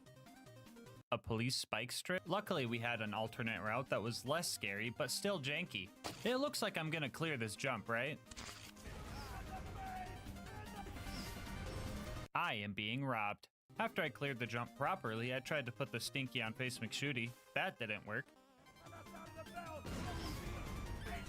I finally made it to my initiation, and ooh-wee, this was actually tough. The amount of bandits I had to deal with was the main issue, especially when there's no escaping the building to recover health, and making the Goliaths mad as a distraction didn't seem possible. These guys were also way too smart. They came prepared with corrosive Nova shields that would straight up delete my car, and some of these guys didn't even care about the rules. Don't do it, car. You got this. You got this, car. No shot, you just shot my car when I'm not even in it. Look at this fucking dude right here. Look at this fucking goofball.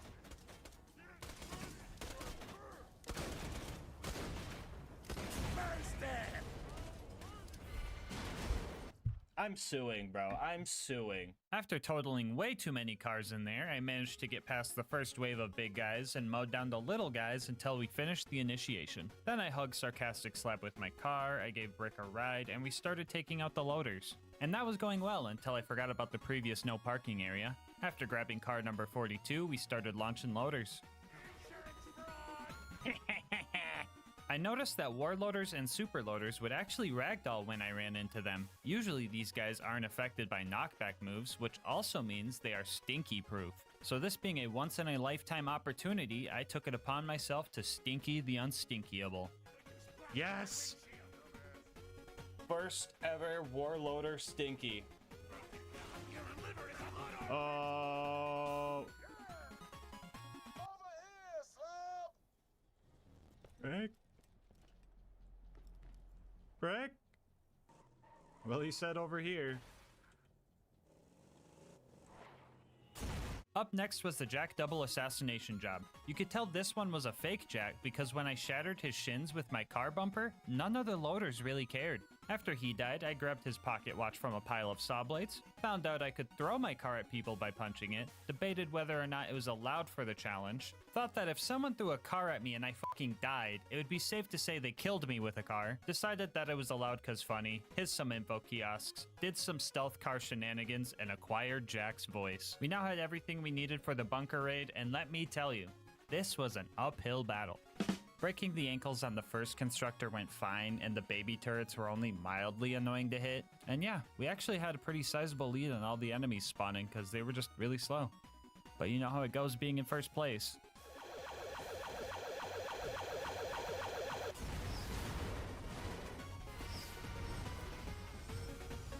Now this was concerning, because fighting the bunker and doing the entirety of Angel Core all without losing a car already sounded pretty stressful. But having to do it with the barrel technical because the saw blade's negative aura hitting death walls made this extra scary. So I decided to try and find another way up, and I was met with even more jank.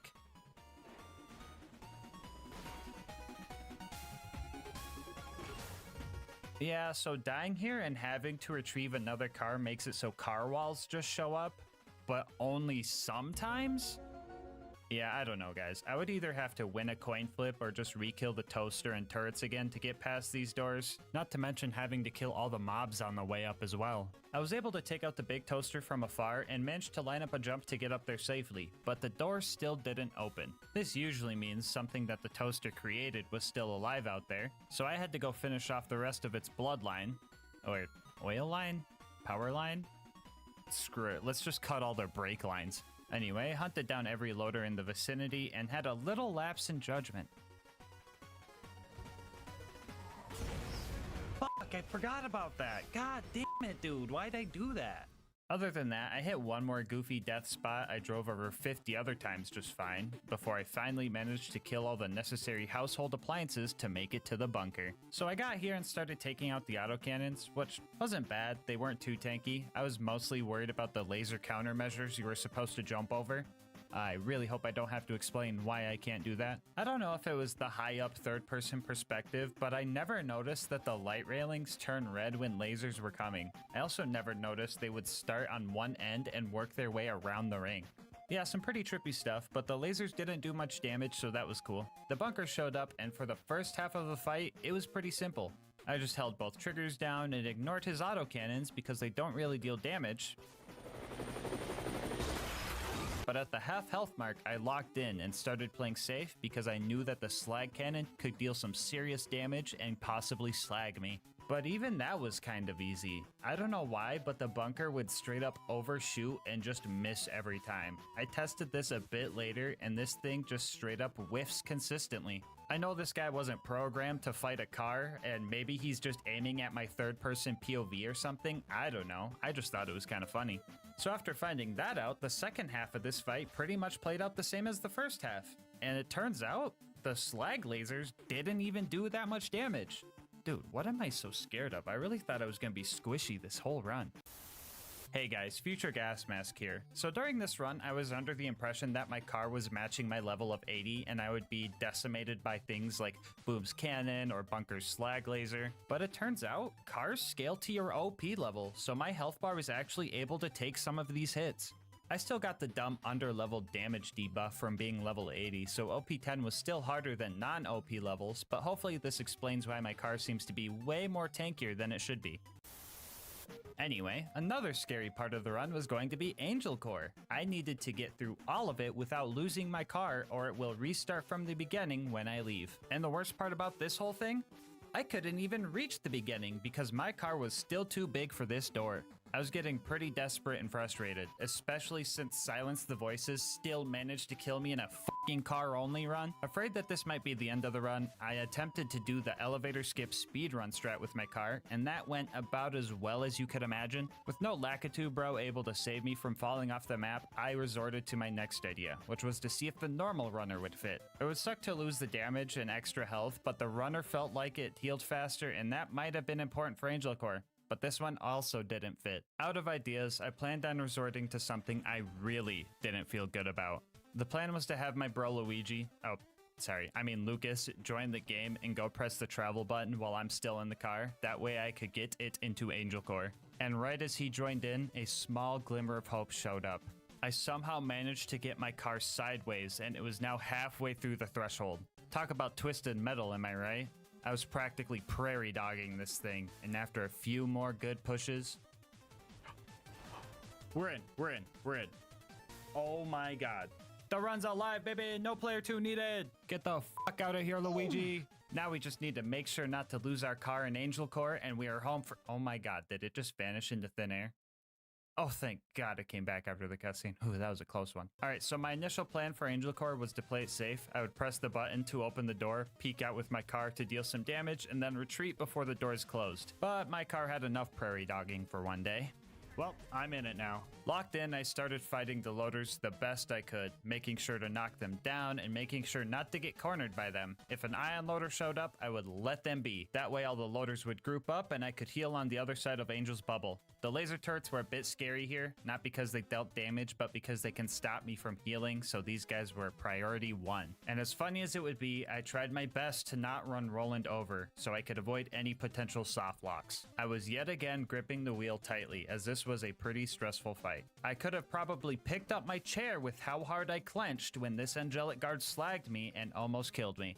And that wasn't the only time I had a close call either. There were a few times I decided that abandoning ship was just the best option to draw fire away from our car. 2 injectors in, and I was looking for anything to calm my nerves and help me finish this fight. But all I got was Lilith. Howdy, boys. Ah, why every time, dude? You just got here.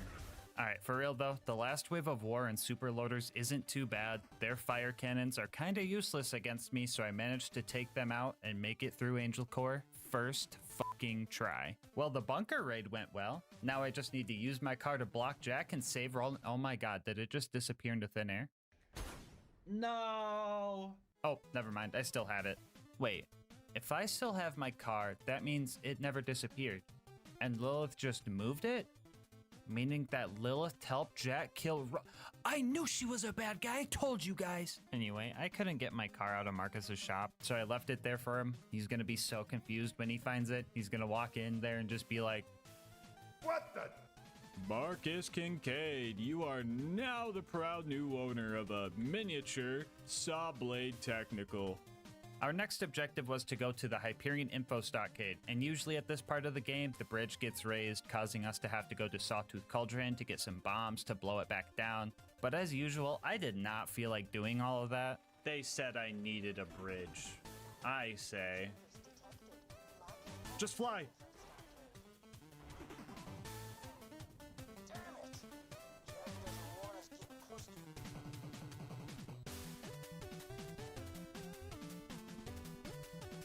Well, I had to go to Sawtooth Cauldron anyway because this game didn't expect anybody to break it. Traversing the cave system down here proved to be a bit annoying. I was hoping to drive past all of the unnecessary mobs, but the tight 90-degree turns and numerous stairs made that harder than I anticipated. My stubbornness got the best of me and I decided to keep trying to brute force it, and the cycle of spawn car, kill one ambush commander, lose car started. After 4 laps of that, I actually managed to escape the tunnel and made the drive over to Boombringer, where we blew it up for being a flying heathen. And after that, we gave Mortar the bumper special and prayed that our car would fit in the elevator.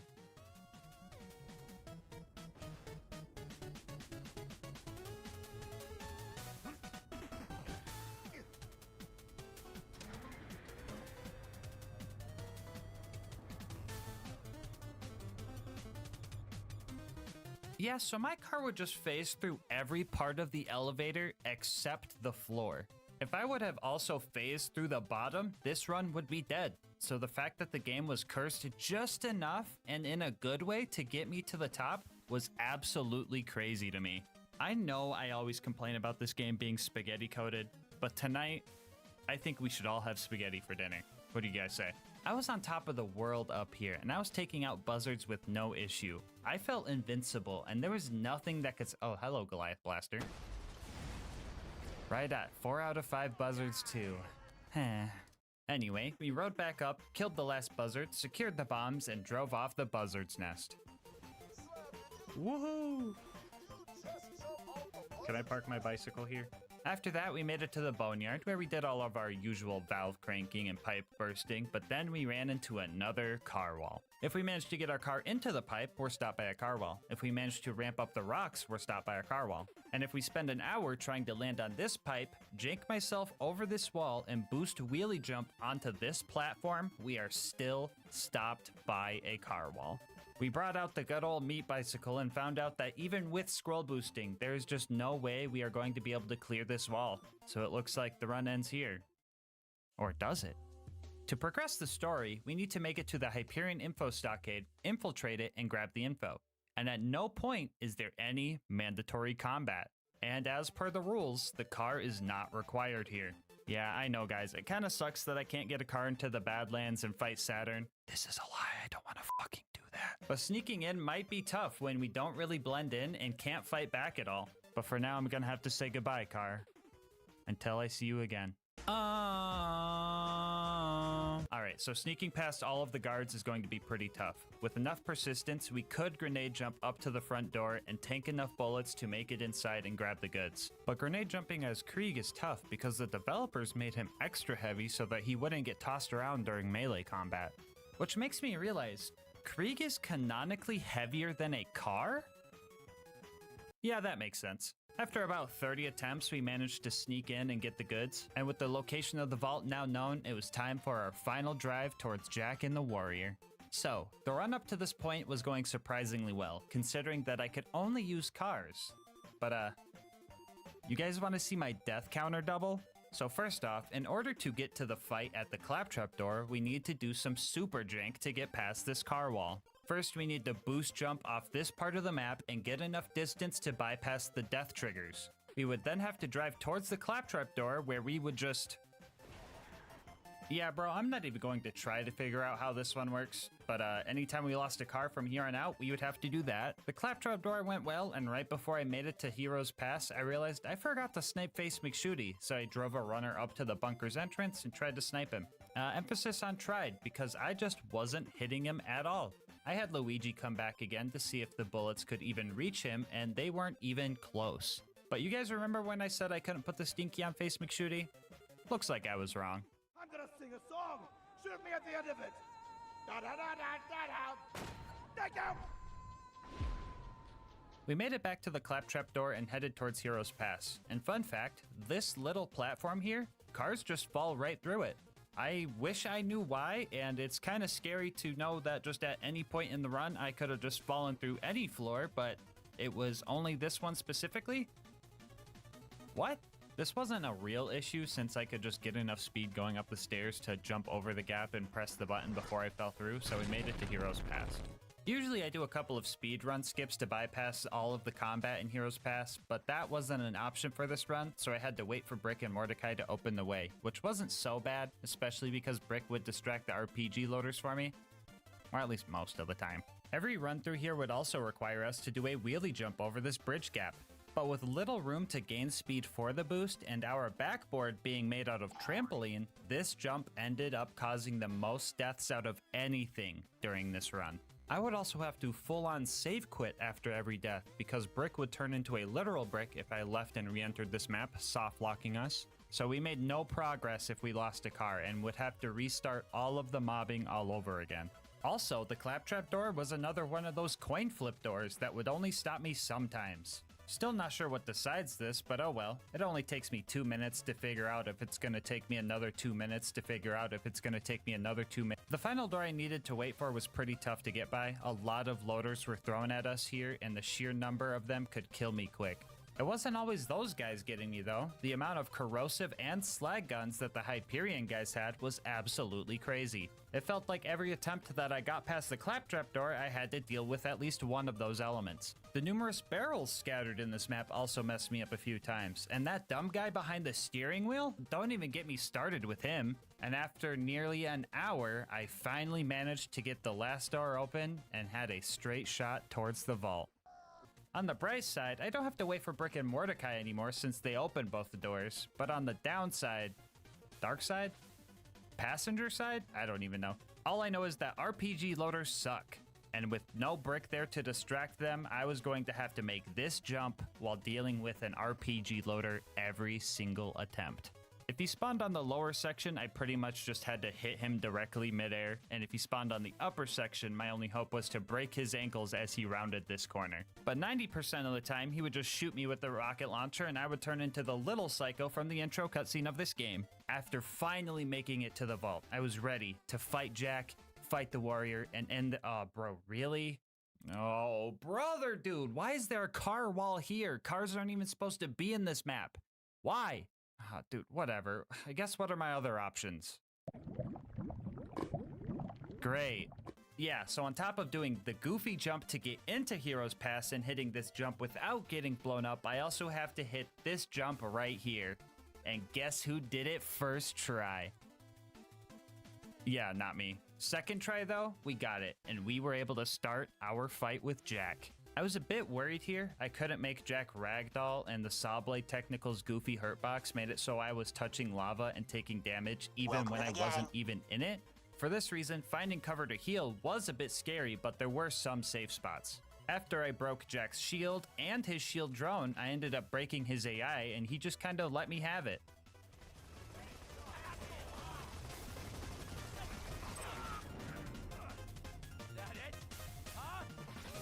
Yay! The warrior was only slightly scarier than Jack. As you can see, I wasn't really scared of any fire damage. I was kind of vibing in it, honestly. I was mostly afraid of him launching my car into a death pit or something. But as long as I kept my distance and got the occasional crystalisk to ragdoll— oh my god, that looks so weird— I would be fine. And I was fine, because 5 minutes later, the warrior entered its deathbed phase, and we finished this run. Which means, yeah, you can beat Borderlands 2. Oh wait, hold on. We still gotta kill Jack, don't we? Actually, yeah, let's do something funny. Let's just boost into him or something.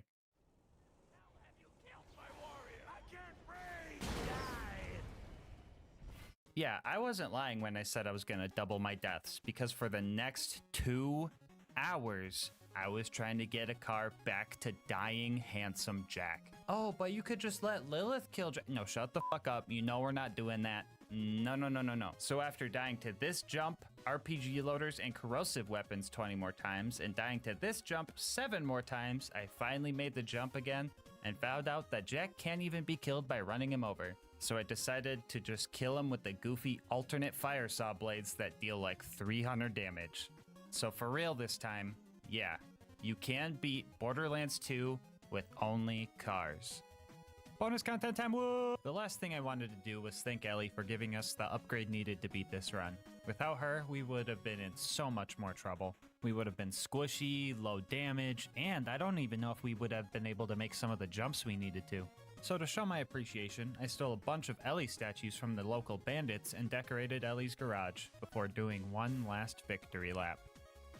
Before you go, I just wanted to say thank you so much for sticking around for the full ride. If you want to support the channel, make sure to like, comment, and subscribe.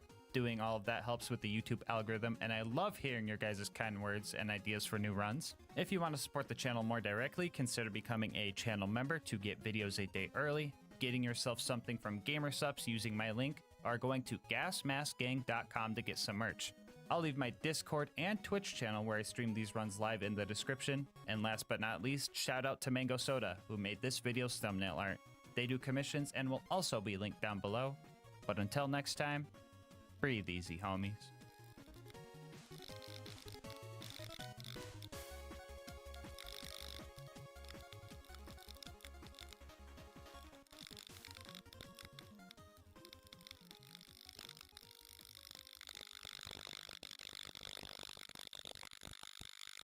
$100,000 subscribers.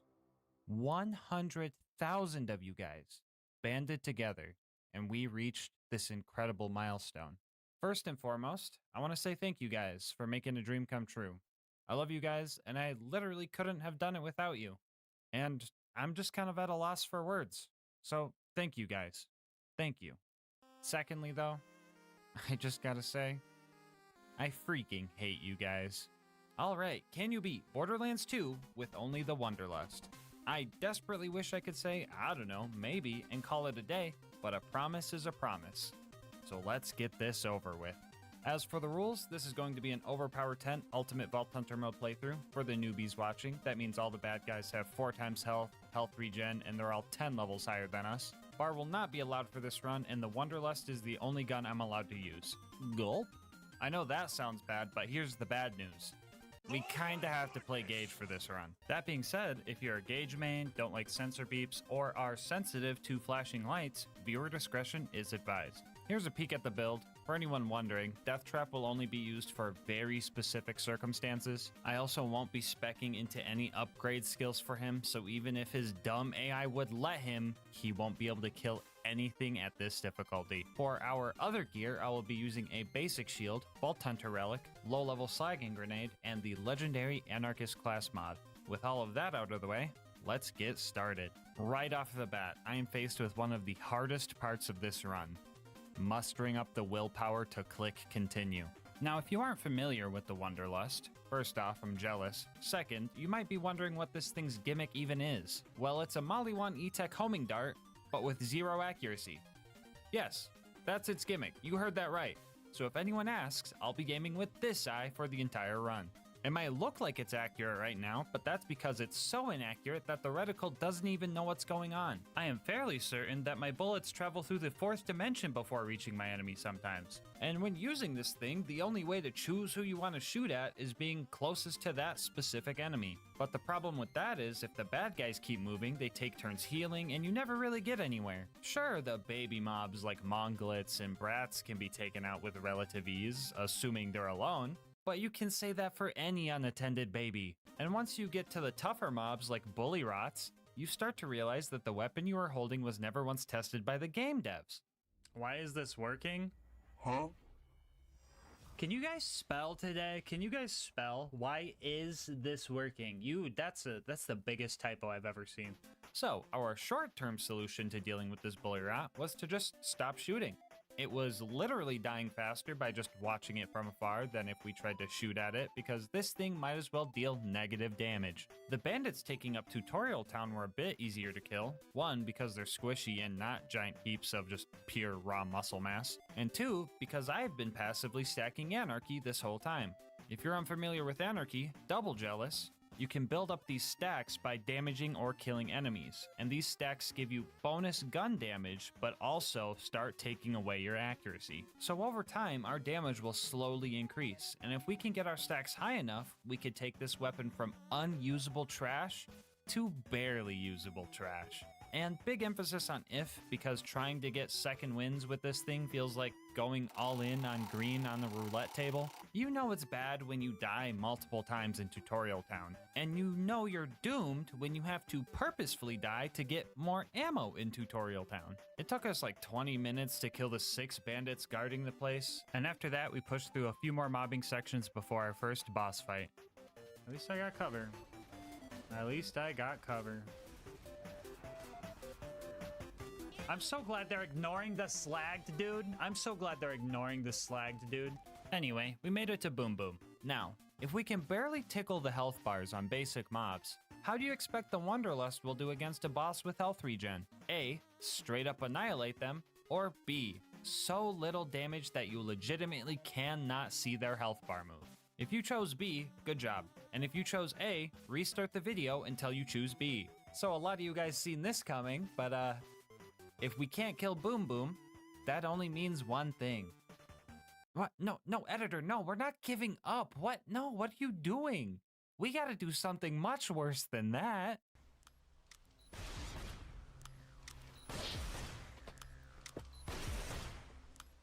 So if you're still unfamiliar with Gauge and you don't know what you're watching, triple jealous, but we are pre-stacking Anarchy using this Hyperion ammo box. The game registers hitting these as hitting enemies for some reason, so if we sit here and shoot the crate for 10 minutes, we can get to 400 Anarchy stacks. Usually you would actually have to hit the crate for this to work, but since I'm spec'ing to Shock and Awe, the Novas hit the crate for us on every reload. I also gave myself a stacking Wonderlust and a class mod to speed up the process slightly. I didn't want to go as far as giving myself a stacking shotgun because the time investment here would actually affect my playstyle. I won't be as risky if I know that a death means 10 more minutes of sitting here doing nothing. So, to save your eyes from 10 minutes of normal gauge gameplay, I'm going to tell you guys about our partner, GamerSupps. GamerSupps has been life-changing for me, and that's no exaggeration. I'm saving money, I've lost 25 pounds because I'm not drinking half my calories in the day, and they're just really cool people to be partnered with. I've pretty much dropped conventional energy drinks because they are just so hard to beat with their variety of flavors, caffeine-free options, and them being the only sugar-free drink in the world that doesn't taste like TV static. I've tried so many of their flavors and I've only made a dent in the list. Now, I know what some of you guys are thinking, but GasMask, I'm afraid of women. And that's okay, it be like that sometimes, but don't worry, they've got you guys covered too. If you're still unsure, they literally have free samples, so go there right now, get your free samples, and see if you like it. They are also super cool with all of their creator collabs. Queso's Atomic Bombsicle is one of the high tier flavors for me because it's so good, and it gives me the energy to get through the day after accidentally falling asleep to his videos. So if you're looking for a healthier energy option and want to support the channel in the process, head on over to gamersupps.gg/LGM or use the link in the description, and make sure to use code LGM for 10% off your order. Anyway, let's see how the stacking is going. Oh, cool, we're finally done stacking. Now let's get in there and take down Boom Boom.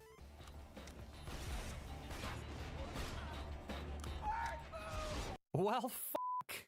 So, to list everything wrong with this fight, first off, I'm using the Wonderlust. Second, I can't choose my targets efficiently, so if I'm trying to bust Boom out of his turret, I can't focus all my shots into him because they either try to chase Boom or the psychos that spawn after Boom dies. Yes, I managed to kill Boom, but even with the back alley strat and 400 stacks of fucking anarchy, that's a 700% damage boost, by the way. It still took 60 seconds of continuous fire to kill him. And third, even if my shots decided to go after Boom, sometimes they would just straight up start circling him and never actually land. This was concerning because I thought I was going to either have to use copious amounts of unique crutch gear that felt lame for the challenge run, or change characters for this one fight specifically. Creek could theoretically stack up enough fire rate and use Bloodbath to just spam Boom down, but proccing Bloodbath in the first place would be hard considering this gun doesn't deal enough damage to get the first kill reliably. All future one-on-one boss fights would also just be straight up abysmal with Krieg, so I really didn't want to do that. So for the next 5 hours, I tested strategies using more crutch gear and the attempts were still terrible. Now usually I only allow myself a good class mod that complements the run, because slapping a B shield on everything and calling it a challenge just doesn't sit right with me, so I really don't like having to use more unique gear to get through a run. But we had to do what we had to do. At first, I tested using a Slayer of Terramorphous class mod so I can get an extra 200 stacks of Anarchy, along with a Sheriff's Badge relic for more pistol damage and fire rate. Using these two pieces of crutch gear, I managed to break Boom out of his turret after several failures and stacking sessions. And then I thought to myself, you know, maybe I don't need the Sheriff's Badge. And I felt like using one crutch item instead of two would feel less bad. So I did it again, this time with only the Slayer of Terramorphous comm, and it worked. And then I thought to myself, you know, I probably don't need the Slayer of Terramorphous class mod, and felt that using 0 pieces of crutch gear wouldn't only feel less bad, it was just the way it had to be done. And after 5 whole hours, I devised a strategy that would allow me to beat Boom Boom without any crutches. Step 1 was to lure Boom over to this side of the map and set up a little play date with him and Deathtrap. Deathtrap has 0 chance to kill Boom here, and by the time I went back to fight him, he would have healed any damage DT would have dealt, so he was purely there to distract him. After the bait was placed, I would run over to this spot and start laying into Boom's cannon with a corrosive Wonderlust. Now when Deathtrap inevitably runs out of time, or more realistically gets murked by Boom's Torgue shotgun, Boom will get confused because his target is no longer there, and for some reason won't try to hunt me down unless he has direct line of sight, leaving me to a one-on-one fight with Boom. And after holding the trigger down for 2 minutes, Boom was finally knocked out of his turret without any crutch gear.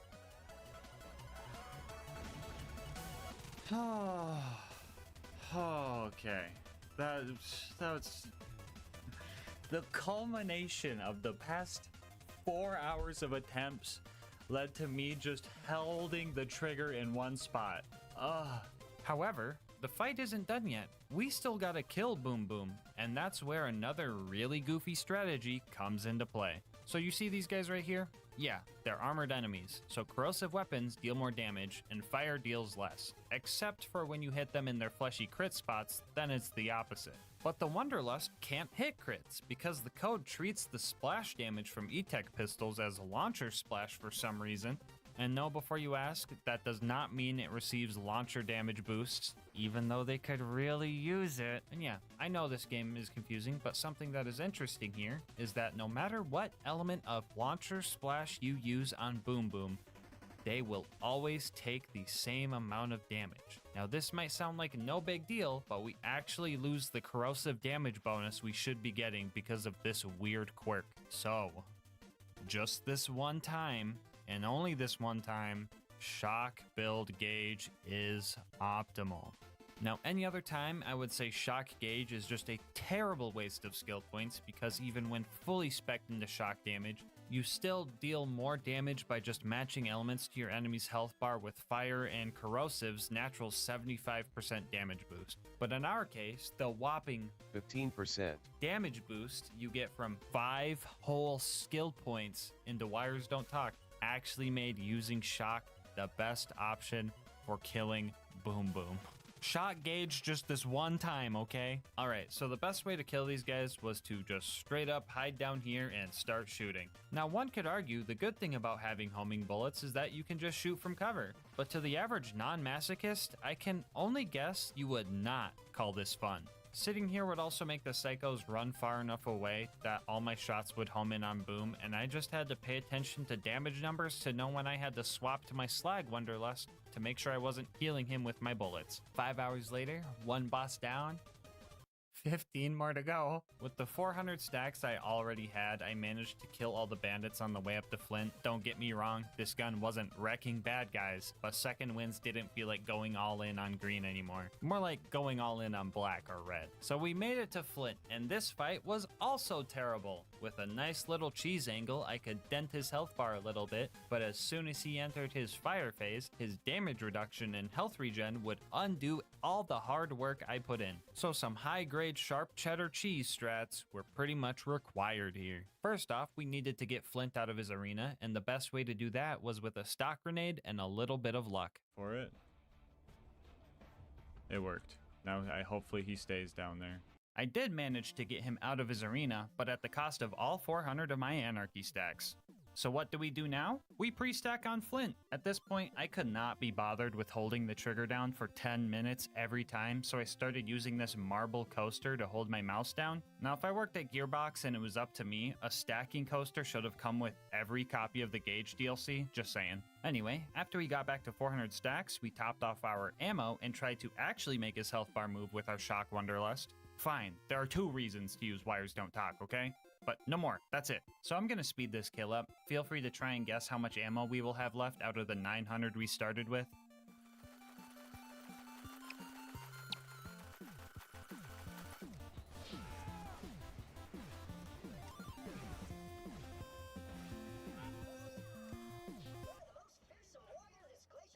Dude, if this doesn't showcase the weapon, I don't know what will. I'm straight up octupling the damage of one of the rarest items in the game, and it still took 800 rounds. It also took 2.5 minutes of just holding the trigger down to get this kill. Dude, I don't even know. Okay, I need to take a breather. I don't want to do the Wonderlust rant this early in the video. You guys need to fully understand and experience this, and if not firsthand, at least by watching it secondhand, so I'm holding off for now. Okay, so we killed Flint, made it to 3 Horns, checked in with my Bullymong homies, accidentally shot my eyebrows off, got a car, and tried to save Corporal Reese. I managed to kill the normal psycho that was stomping his head in, but without 400 stacks of Anarchy, the Ironclad lads cause us issues. And this is where things start to get really cursed. That dude took his armor off for me. He seen I was using the Wonderlust and he took his armor off. There was 2 Ironclads here, but do I just go pre-stack, dude? We do. Here's what we do. We drive around, get things to spawn.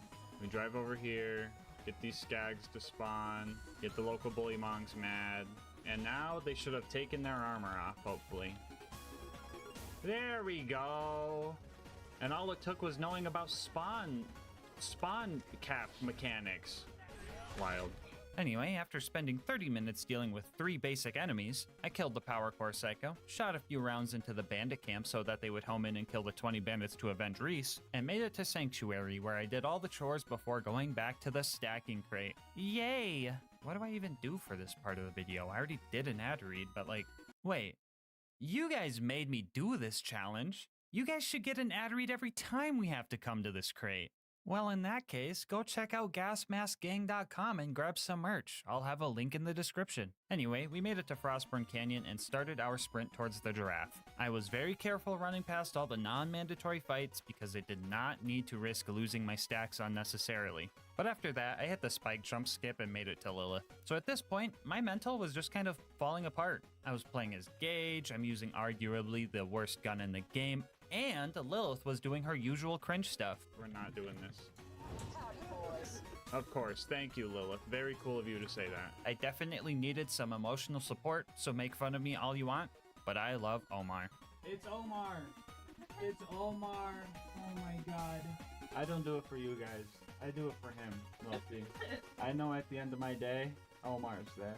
With the mental reboot complete, I started slowly taking care of the bloodshots using COD Zombies training strats. Honestly too bad, because Pack-a-Punch couldn't even save this thing. This might be a niche reference, but it's like the Black Ops 2 SMR, except like 10 times worse, if you can even imagine that. So this was originally supposed to be a damage comparison, but then I found out this thing also has the same accuracy as the Wonderlust 2. Shout out to Pumpkin King for letting me use this clip because this shit had me cackling.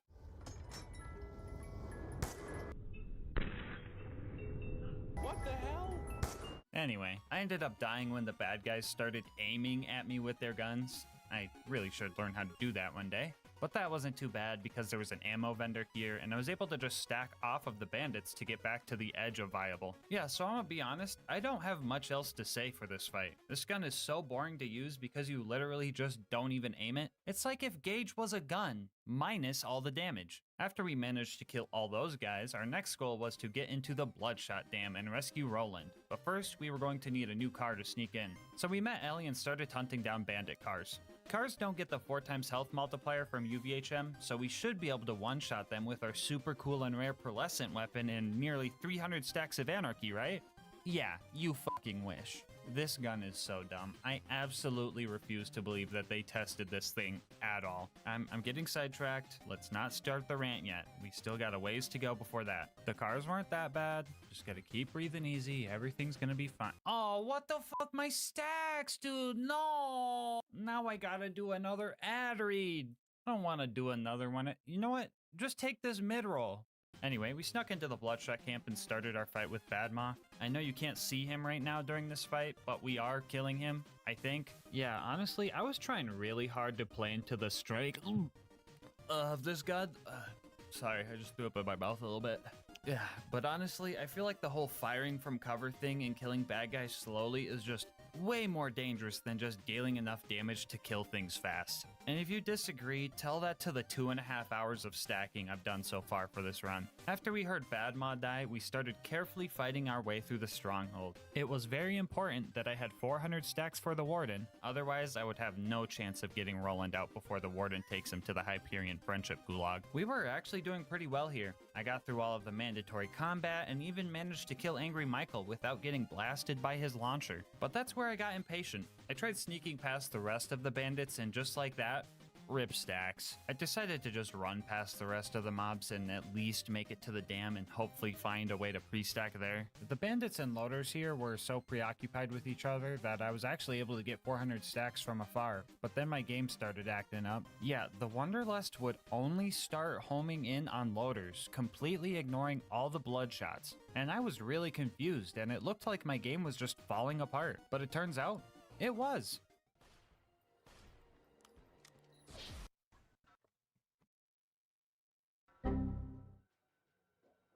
Stacking session 2 at the dam went a lot easier since this psycho helped set up this loader for us. We got 400 stacks there and made it halfway through the dam to just barely lose a second win and have to stack for another 10 minutes. I hate this gun, I hate this gun, I hate this gun, I hate this gun. This time around, I did make it to Warden and made my one and only attempt to save Roland from the gulag. And things immediately went terrible. Since I can't crit the Warden, I can't stop him from spawning bots nonstop. Mere moments into this fight, I get body slammed by an exploder and I'm forced into cover. I had two options here. Stop firing so cooking up trouble would slowly heal me and also use Discord for some extra health regen, or just risk it and not get hit. Option 1 would require me to stop shooting at the Warden, which would give me less time for the kill and allow his shields to regen, and healing with Discord would eat up my stacks and kill what little DPS we had. But option 2 was all risk, all reward.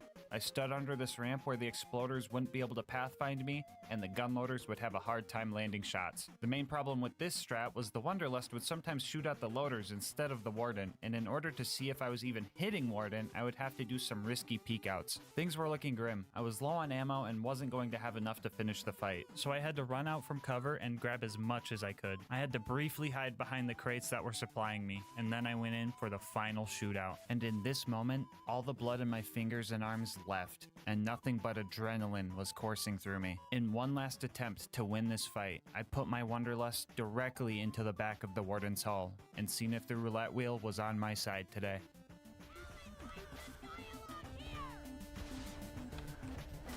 Oh, my fingertips are numb as hell. Holy fuck. Oh, I can't feel my arms. I legit can't feel my arms. Up to my elbow, up to my elbow. I'm loving it, dude. I'm f***ing loving it. Oh. Ooh. No gulag on a fucking Wanderlust only run is absolutely wild. I was not joking when I said I couldn't feel my arms. That fight was nerve-wracking, and I loved it. Anyway, you might be thinking, oh, the Wanderlust can't be that bad if you did Warden first try, but come on, if a fight was this close with 400 Anarchy stacks, there's no defending this weapon. After putting the doubters in shambles, our next goal was to go rob a train. So we made it to Tundra Express, still full of confidence from the Warden kill, and then we were immediately brought back down to earth when the snowman killed me with my own Wanderlust. After that, we managed to light the Barkids on fire with our Fire Wanderlust. This worked extremely well because I just lost all of my stacks so I wasn't accidentally killing them. So I don't remember putting that in the script, but that doesn't actually make sense because even with 400 Anarchy stacks, I don't think I could even accidentally kill a Barkid. Like, I think I would have to be very focused in order to do so. Why did I write that? Anyway, we met Mordo, met Tina, died a bunch trying to sneak in and grab the Badonkadonks. Of fucking course. Of fucking course, dude. And made it to the end of the line. Yeah, so Wilhelm was a bit of a hassle. For some reason, I tried to fight a boss without pre-stacking, even though I can't kill a snowman, and that just wasn't working. Even if I could build up stacks over the duration of the fight, I would still run out of ammo. I was going to try some speedrun tech where falling into a death wall while in Fight for Your Life makes it so you don't lose your stacks to get more ammo, but this strat also prevents you from getting your free ammo, so after my stubbornness wore off 20 minutes later, we made our way back to the stacking crate. Alright, let's see what I promote this time. Ooh, I know. Go check out the second channel, LilGasmask Highlights. Our homie Lucas does the editing over there, and if you're looking for more Borderlands content, there it is. After stacking and some more mental prep, we started our fight with Wilhelm once again. And this time, it was different. I seen it coming too. I fucking seen it coming. Can I keep my stacks somehow? Or is it gonna ragdoll me? It ragdolls me. Fuck. Well, back to the stacking crate. So if you want even more GasMask content, go follow me over on Twitch to watch these runs live. Alright, this time around I was sick of dying, so I locked in and even found a cool new strategy we're gonna be calling Fast Hands. When firing something with an incredibly low fire rate, such as the Wanderlust, you could do this trick to increase your reload speed. Now usually, an empty gun will automatically reload itself without you pressing the reload key, but this has a delay and doesn't start to reload until a theoretical bullet would be fired. So instead of waiting that short time, you can immediately press your reload key to start reloading faster. Now this might seem like such a minute increase in DPS, but when you're using the Wanderlust, a tiny boost like this could make the difference between not being able to kill an enemy and just barely out-damaging its health regen. And before everybody says, oh, just drop reload, 1, that doesn't stack our anarchy, and 2, I try not to drop reload because console players can't do that, and I try to keep it a level playing field. Anyway, I really wish I figured this stuff out for Boom Boom and Flint, but oh well, still useful for the rest of the run. Back to Wilhelm. We focused on taking the loaders out, and after that, got about 1/3 of his health bar before we ran out of ammo. Up until that point, I forgot that I could just grenade jump back up here to go buy ammo, and after 2 trips to the vendor, we finally managed to take Wilhelm out. Oh, that was a tough fight. I think I'm gonna head back to Sanctuary and just take a little break after that one. Well, time to go to the fridge. Or, you know what? No, actually, we're not going to the fridge. I figured rats were already hard to hit with accuracy, so I decided to get back into my car, drive through the dust to the Highlands, and just make it to the outwash that way. This way, I wouldn't lose any of my stacks to the rats. I would instead lose them to the very first loader I tried to fight. Well, I lost my stack, so we're gonna wrap it up. We're gonna do that tomorrow. So I wrapped up stream and came back a few days later, and the fucking Wanderlust got me sick, bro. I already get enough comments saying I look like I'm dying inside already, but now I have to use this piece of shit, and it hurts to even swallow my own spit? Great! But joke's on you, I'm in my fucking element. Stream. Anyway, we're stacking again, so here's time for another advertisement. As an extra thank you for helping the channel hit 100k subs, here are 3 Steam codes for Borderlands Game of the Year Edition. I nabbed off Instant Gaming. And before, oh, but GASMASK, the channel members are gonna get to those first. That's not fair. I'm literally dropping 3 more in the live premiere chat right now. Comment if you got one. Anyway, we're fighting the spaghetti squid now. If you can't tell, we're losing. Just like Wilhelm, all of my ammo took like 1/3 of his health away, so I had to run all the way back to the ammo vendor twice. Also like Wilhelm, I had a few rip stacks moments. On top of all of the anarchy stacking, it should be mentioned that I had to do a lot of money farming to afford all the stacking, so that took up a long time as well, and I was just not happy about that. Alright, Lucas, roll the legendary prediction, bro. Just roll the legendary prediction, go. We gotta go farm money, dude. Oh, how's ammo management been? Gun eats all my fucking ammo when I'm not looking, dude. Just fucking eats it all, dude. As soon as I look away from my ammo bar, he eats it, dude. The Wanderlust just fucking eats it. He'll like, see this bullet, guys? Gas isn't looking. Throws it behind me, bro. Yeah, so I was getting pretty frustrated, but honestly, the Wanderlust wasn't making me mad. It was Gage that was a real drag. Her whole mechanic of needing to stack stuff up in order to do anything just makes me loathe this character. I can't even kill a loader with fun and anarchy. Oh my god, I just pulled my shoulder, dude. There's a reason this is the first challenge I used her on the channel. Because she's just so uninteresting and brainless to play. So if you see me choose Gage in a future run, just know it's because I had to. Anyway, after hours spent dealing with this guy, I finally locked in and got the beacon and made it to Overlook. So you want to know how the beacon defense went? Well, we got invaded. We went from this to this in like 15 seconds. The beacon became invincible super quick because I was just spam repairing it, and after that, I was just trying to kill everything. I ended up dying because I have the only gun in video game history to not damage the guy you're pointing it at, and after that, I knew that I wasn't going to be able to kill the loaders without my stacks, so the only thing I could do was just leave. I need a drink, bro. The fast travel has landed. Give me a second while I calibrate it to Sanctuary. Oh, cool. Yeah, so basically, if the beacon gets repaired 8 times and becomes invincible, you could just leave the map and just complete Overlook. Speedrunners do this on purpose to just, you know, speedrun, but I usually don't do this because it kind of doesn't feel like a challenge at that point, so this felt super cringe. But like, what else was I gonna do? I can't go back to stack at the crate because it would complete the objective anyway, and trying to stack off these loaders won't work because they're camping the beacon and the ammo vendor, so for the first time ever, I just did the speedrun strat because I was practically soft-locked by the Wanderlust. Oh, brother. Do we do the rant now? No, just a little bit longer. Just hold back, guys. You got this. You aren't even in the worst of it yet. As soon as I got here, I lost all my stacks trying to wound the loaders.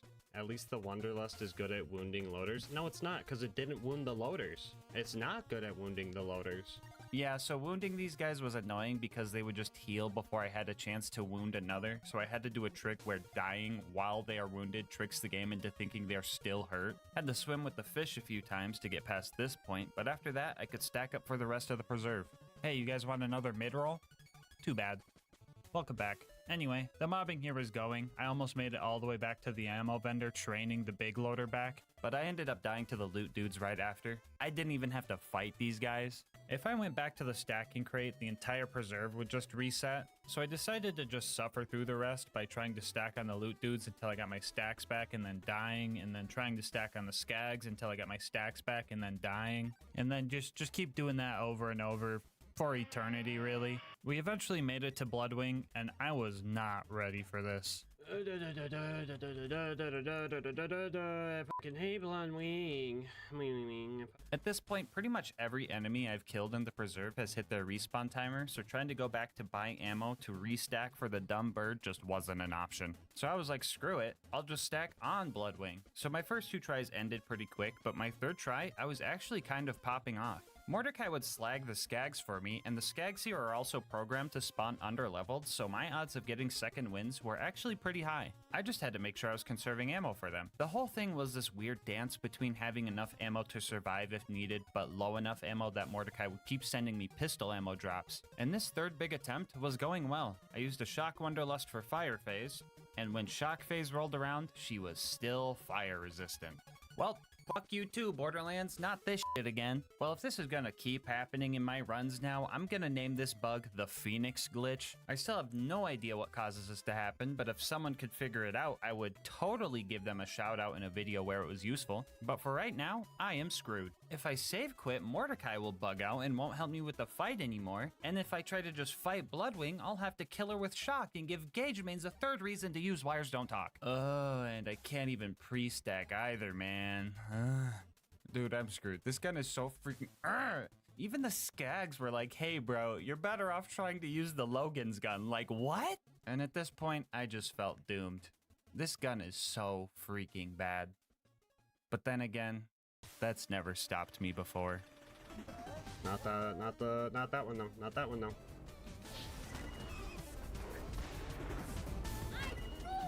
Mordecai, please, the purple. Thank you, Mordecai. Oh my god. Oh, that was scary. That's scary. That's scary. Just give me 2 health sticks. I don't care. It's fine.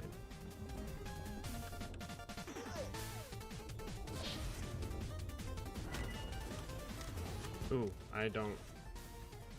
We gotta go get this ammo over here. Oh, shit. Hold on.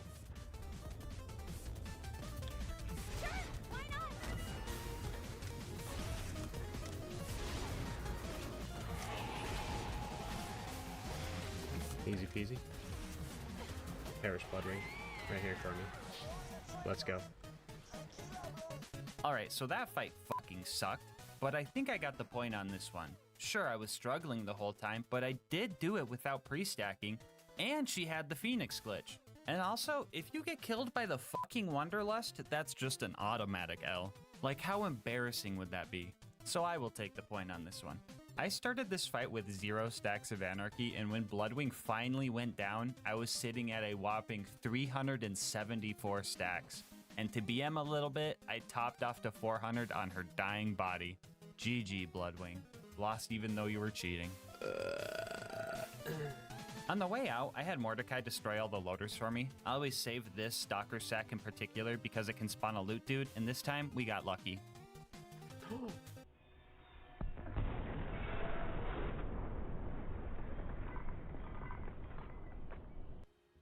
Yippee! Our next goal was to recruit Brick and his air support, so we went to 1,000 Cuts, carefully carved a path to our initiation, just to down myself with a Wonderlust shot that was still stuck into a little psycho and die. I mean, this was fine because I still had a big old Goliath distracting and killing the enemies for me, which was working well until he ran out of bad guys to take his anger out on. I eventually got through the initiation, milked as many stacks as I could out of the Sarcastic Slab, and started playing support for Brick.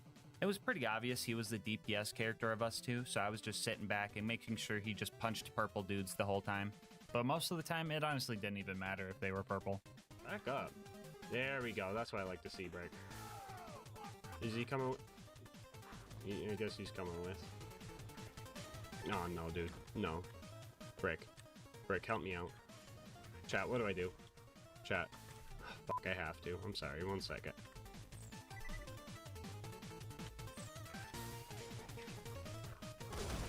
I had to, guys. I didn't want to deal with him. He ain't dropped shit anyway. I wish Gage had like a button she could press and just have like something aggro relief that you know, could distract enemies or something. Oh, besides Death Trap, because he's stupid. After we took care of the beacons and the loaders, it was back to pre-stacking for our next objective. Man, I don't even know what else to promote now. Oh, you know what I could do? I could start a rap career and promote that. That's a great idea. Hey, yo, Cauldress, throw me down a beat. Yeah, I wander, and yeah, I lust, and I do both from dawn to dusk. 9 times out of 10, you can find me stacking, but the other 10%, I'm still lacking. One thing's for sure, I'm not to blame. I got precision, that's good aim. I can only think the fault, this dumb game, because every time I try, it always ends the same. I shoot, I miss, I clench my fist. The fuck even is this gun? This gun can't kill. I need NyQuil. Man, I'm sick of this thing. Don't worry guys, when that goes platinum, I will still be making YouTube videos. Anyway, we made our way to Opportunity to go steal Jack's voice. We had a scary clutch moment before taking on the Jack double, and as soon as one of my shots hit him, he decided to sprint as far away as possible. But I was tailing him the whole time, knowing that I had to take him out here and now or go back to the stacking crate. And with a little bit of bullet dodging luck, I managed to take the double down first try and ran around Opportunity to the info kiosks to acquire Jack's voice. That went relatively easily compared to the rest of the challenge, but this is where things really start to fall apart. It was time for the bunker raid, and the cold medicine coursing through my veins really started to mess with my decision making. Dude, 3 fucking times I pre-stacked at this crate just to fail this jump and have to pre-stack again. I literally could have just walked around, but for some reason my stubbornness was on overdrive, and I completely forgot how to grenade jump. Still gonna hit this grenade jump though. Well, let's get back to stacking.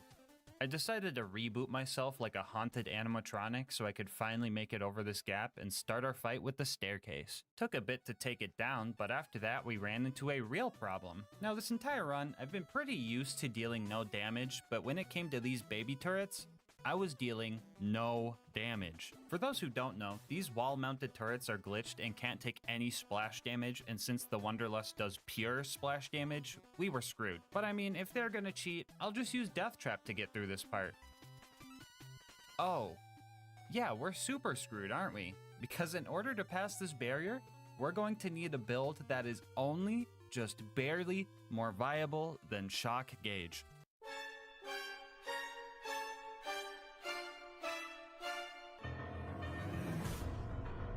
Okay, so melee gauge is one of those things you do as a joke. I mean, with claws is such a crap skill that calling it a capstone is honestly wild. Come to think of it, all of Gage's skills are backwards. Why do the skills get worse as you go down the skill tree? Riddle me that. Anyway, after a quick respec, we made a plan to kill the turrets with a bladed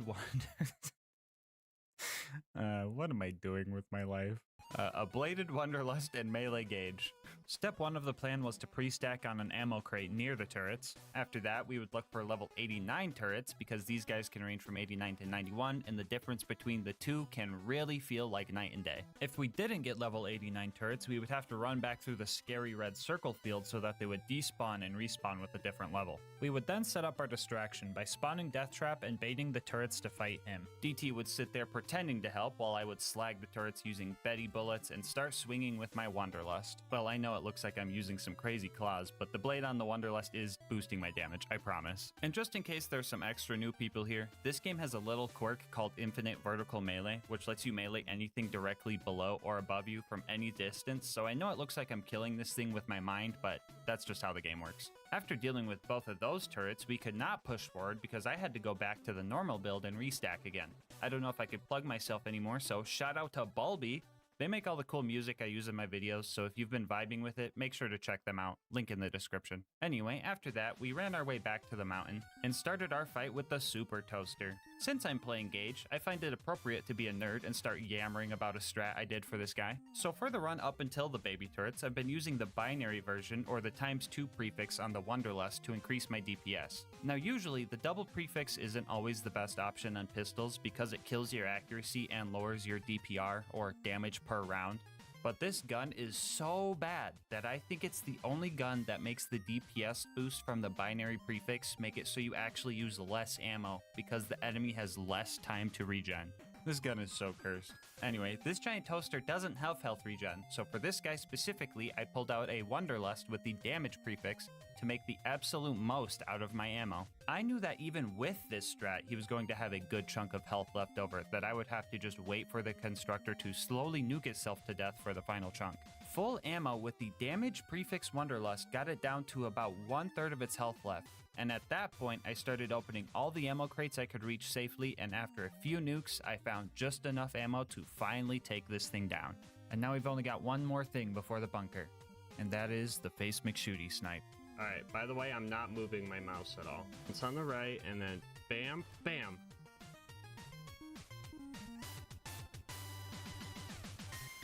Yeah, I probably shouldn't have tried that with 400 anarchy stacks. You know what, I'll come back when I have some accuracy. Alright, so the bunker fight was coming up, and taking out the turrets beforehand was pretty annoying. The ones within melee range were fine, but the ones that were far off were hard to hit because my shots would decide to home into the loaders that were rushing me down instead of the turrets. I ended up dying a few times and had to restack while fighting, but we were making progress, right up until the last turret that couldn't get slagged. Usually this means you slagged it while it was still spawning in, but I would never do that, at least on purpose. My theory is when I was trying to kill something else, one of my mischievous shots decided to seek this guy down and ruin my day. Our solution to this problem was some cheese spot on the lower part of the map and stacking off it until it died. Who else just got deja vu? And then it was time for the bunker, and this was gonna be horrible.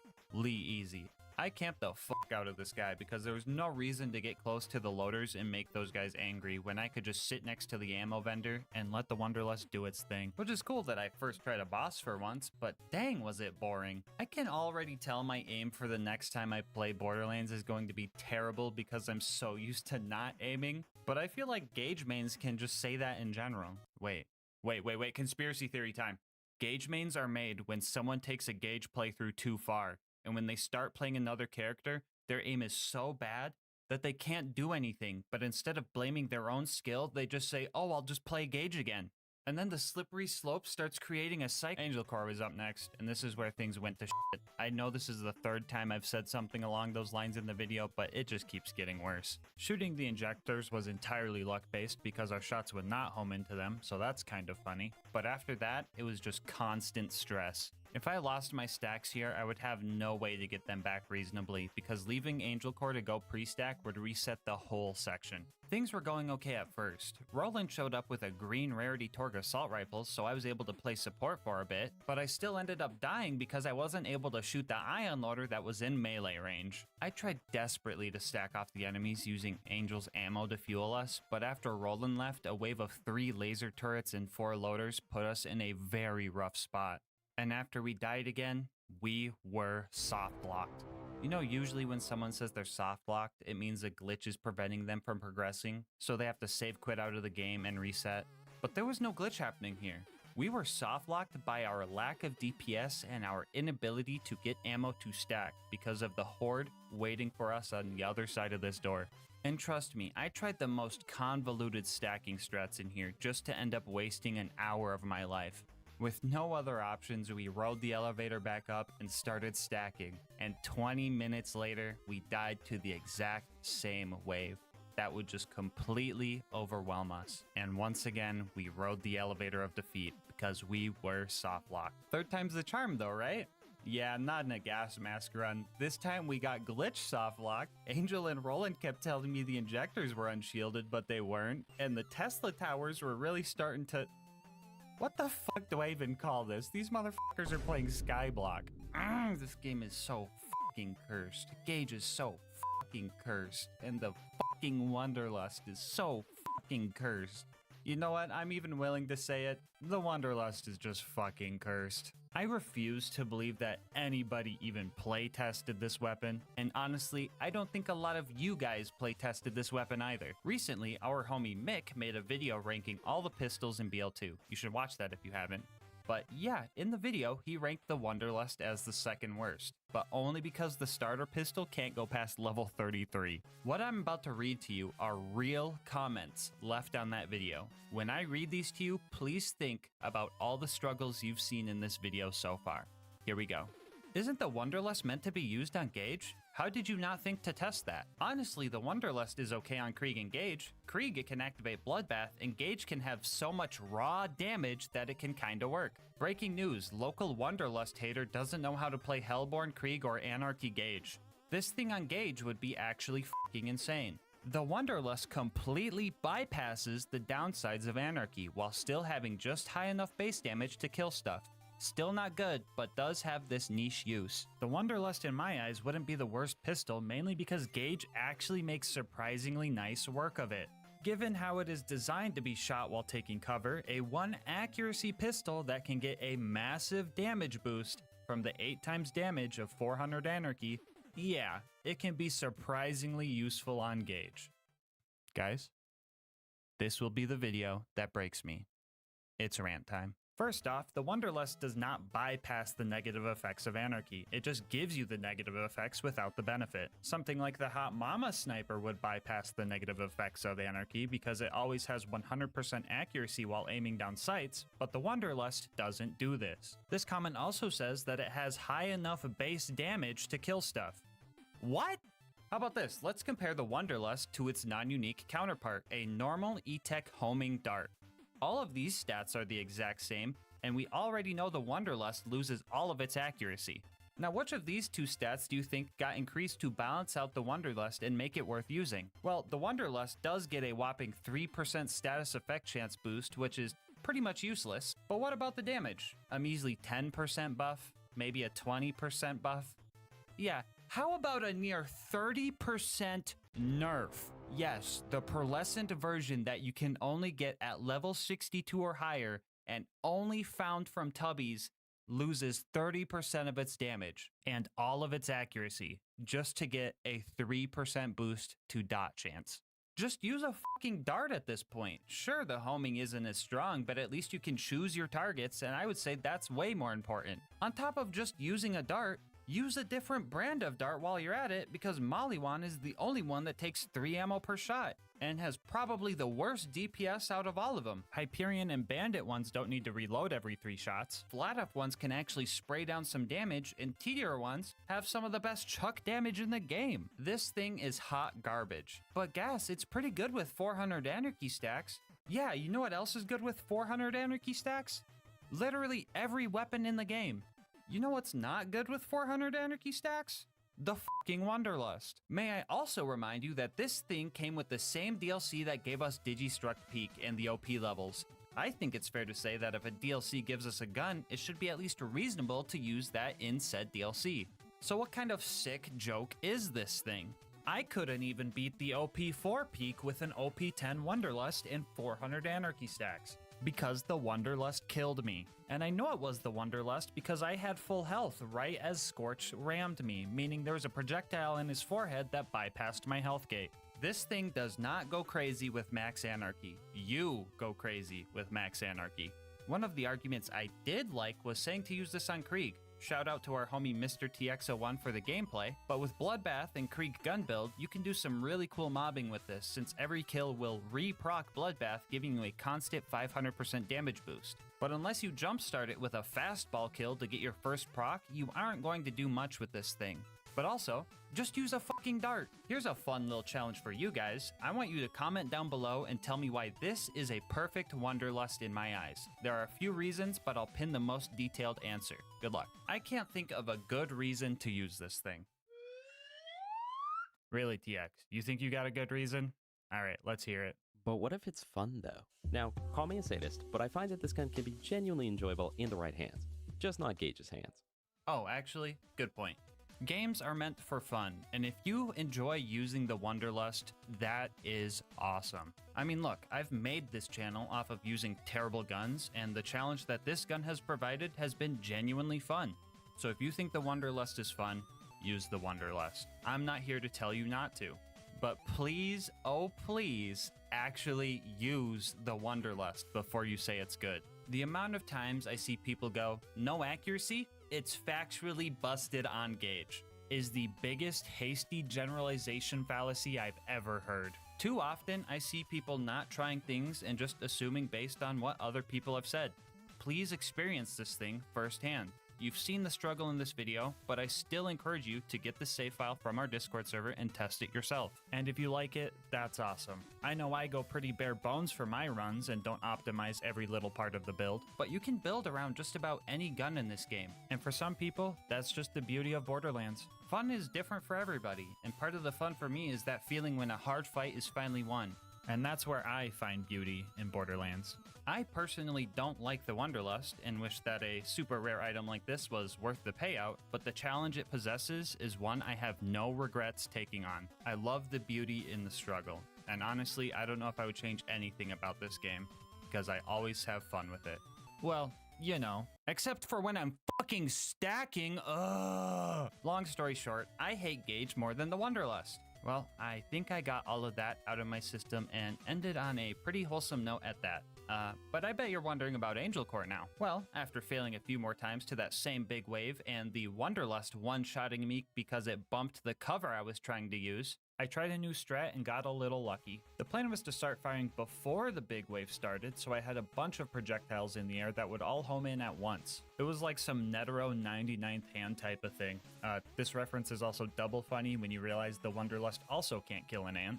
I managed to take out all the turrets like this, and I also got an ion loader to spawn, which was helpful because now the loaders would group up instead of surround me. It was also here that I found out that the Wonderlust's projectiles can actually go through an ion loader shield. Wait, an actual reason to use the Wonderlust? I have to tell everybody. This is going to be groundbreaking. This is gonna change the— oh wait, never mind. Normal darts do that too. Just use a fucking dart. After that wave, Lilith showed up, and this was probably the happiest I was ever to see her. The aggro relief was honestly so refreshing, and I finally had some time to relax. But Lilith didn't like that too much. There it is. She said it. Good grief. I was just thinking. Imagine if this is the run of all runs. She doesn't say it in a YouTube run. This cursed goofy Angel Core. Imagine if.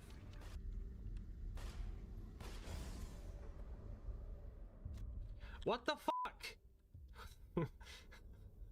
What the fuck, dude? What is this gun? What I hit? Did I hit Lilith? My Wonderlust targeted Lilith, bro, and it killed me. And now I have to pre-stack again. Well, what I was trying to do was I was trying to save Roland. Shoot. Shoot. Alright. Alright, those are gonna home in and kill Jack. We got this. We got this. Nah, I think they despawned. Yeah, they despawned. I fucking hate this gun. Anyway, we made it back to Sanctuary and made our way to the Blight. We finally had the better stacking crate, and I was so happy about that. Well, until I remembered I was using the Wonderlust.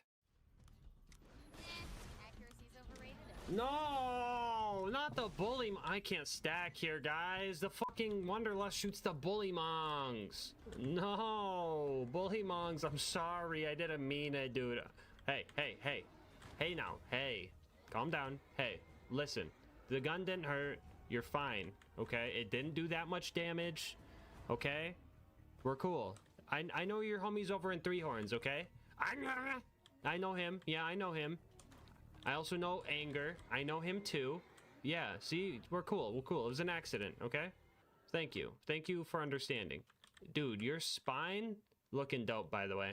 You gotta send me your glute exercises, bro. Send them my way. Thanks. Up next was Sawtooth Cauldron. I got here and was immediately cornered by the ambush commanders and their horde of goons. The issue of not being able to choose my targets became extremely prevalent here, and they were also just completely surrounding my only ammo vendor. It wasn't long before a stray grenade sent me plummeting down into the lava below, and at first glance this seems like a Rip Stacks moment, but I had a plan. Hold on. I have a big brain play. Good. Good.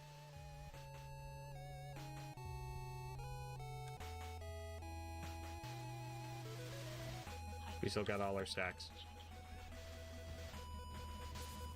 15 minutes of normal gauge gameplay later, we finally took out the ambush commanders and made our way towards Boombringer. I wanted to fight as little enemies as possible, so I decided to try and sneak past them. But this isn't a stealth game, so that didn't work. Now stackless, I realized that my current objective didn't really require stacks, so I decided to just keep trying and hoping the bandits had the same accuracy as me. I also did some grenade jump strats to bypass most of them. Making it to Boombringer took more deaths than time, really. I had no faith that my Wonderlust would home in on Mortar's buzzards, so I decided to just point blank it because I had nothing else to lose. Mortar and the buzzards were up next, so I decided to get more money to stack and then go back to the crate. Just in time for one last mid-roll. Welcome back. I've decided to let Mortar live, but I did break his ankles to teach him a lesson, and rode the elevator up to start fighting the buzzards. If you're wondering, yes, they do fly away faster than my bullets can home into them, and yes, that's fucking annoying. In order to hit these things, we first had to hide in the soup can until we cleared out the bandits. Luckily, we had some help. Oh, fucking stinky him, dude. Yes! Oh, do it again. Do it again. Yes!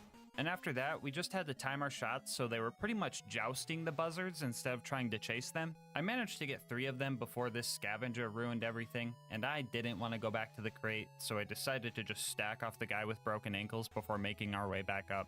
You guys see that Wonderlust shot not knowing to go over the fence?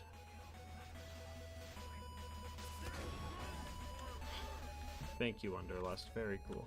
Also, don't worry, he didn't survive. And neither did the buzzards when I got back up there with max stacks. We secured the goods and made our way to the boneyard. We immediately lost our stacks here trying to kill a tubby skag, so I found a cheese spot to stack on the guy. He survived all the way up until I made it to 235, and he did not drop a Wonderlust, which sucks for later. Still not sure why I decided to stack up here. I knew I was just gonna rush the pumping stations, so I speed ran through all of that and stacked up for the Saturn fight. Oh, you wanted to see Saturn himself. Yeah, no, I don't have any footage of that. This is the best you're gonna get. Yeah, so I stood here for a bit, ended up taking 2.5 full ammo backpacks to take the scary red dot down. After that, I immediately lost all my precious stacks to an RPG loader, so it was back to sneaking past all the bad guys to grab the info and get out of there. Alright, we're on the final stride. One last farming session at the crate to get us through the rest of the game. Instead of throwing another ad meme here, I just want to tell you guys how many times I had to pre-stack in this run. What you are watching now is pre-stacking session number 50. And with an average stacking time of 10 minutes, that maths up to 8 hours and 40 minutes of anarchy stacking. And I'm just saying, if that isn't worth your sub, I don't know what is. We met with Claptrap and started our last mobbing section. We played carefully and got pushed all the way back to the entrance of the area and held our triggers down until the door was open. We then ran through Heroes Pass, dodging all the non-necessary fights, and made it to the fight with Jack. And I was truly dreading this fight. A lot of you guys might know that Jack has some extremely strong health regen at OP10 that has given us issues with far stronger weapons. Match this with the fact that he could just teleport away and get shield surveyors we have to deal with, and you can see that this fight could be hard. And if you also remember that the Wonderlust does splash damage, so we can't block him at the terminal to cheese his AI without blowing ourselves up in the process, you see that this fight has to be hard. And our only real hope for this fight was for Jack's AI to break, which could take an indefinite amount of time. And you know how long it took for Jack's pathfinding to finally break? 0 seconds. He was bugged practically fresh out the womb. His shield broke, and for the first time I have ever seen, he just did not make himself a shield surveyor and just started pacing back and forth. I was ready to be here for 6+ hours, hands together praying, but to my surprise, I was already blessed. Yeah, bro, I have never seen Jack go this freaking broken right off the bat. Like, he was still moving, but it was like you gave your 4-year-old little brother the controller. I don't know. Maybe Jack was like, "Yee, yikes, he has to play Gauge and use the Wanderlust for this run? I'll just let him have it." But, like, thanks? There has to be a god. Yeah. There has to be. I don't even know what else to say. I was just baffled and had to fight the warrior now. This was going to be a long fight, and for one last time, we used the Shock Wanderlust to fight the warrior. Shock Cage isn't real! One of the biggest issues with this fight was just making the Rack angry, and my Wanderlust loved doing that. Don't get me wrong, the Wanderlust was clutching up when I needed it to, which was an extremely weird feeling to just be like, ah, rip stacks, and then get a second win so many times. But this was a patience game.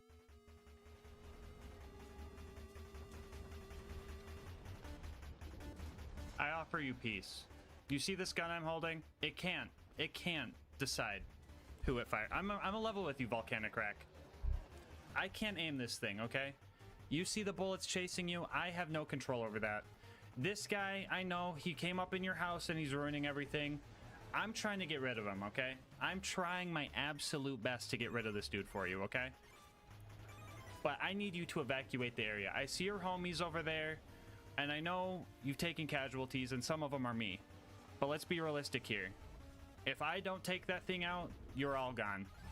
That tail, I've seen it smack so many of you guys out of the fucking air, okay?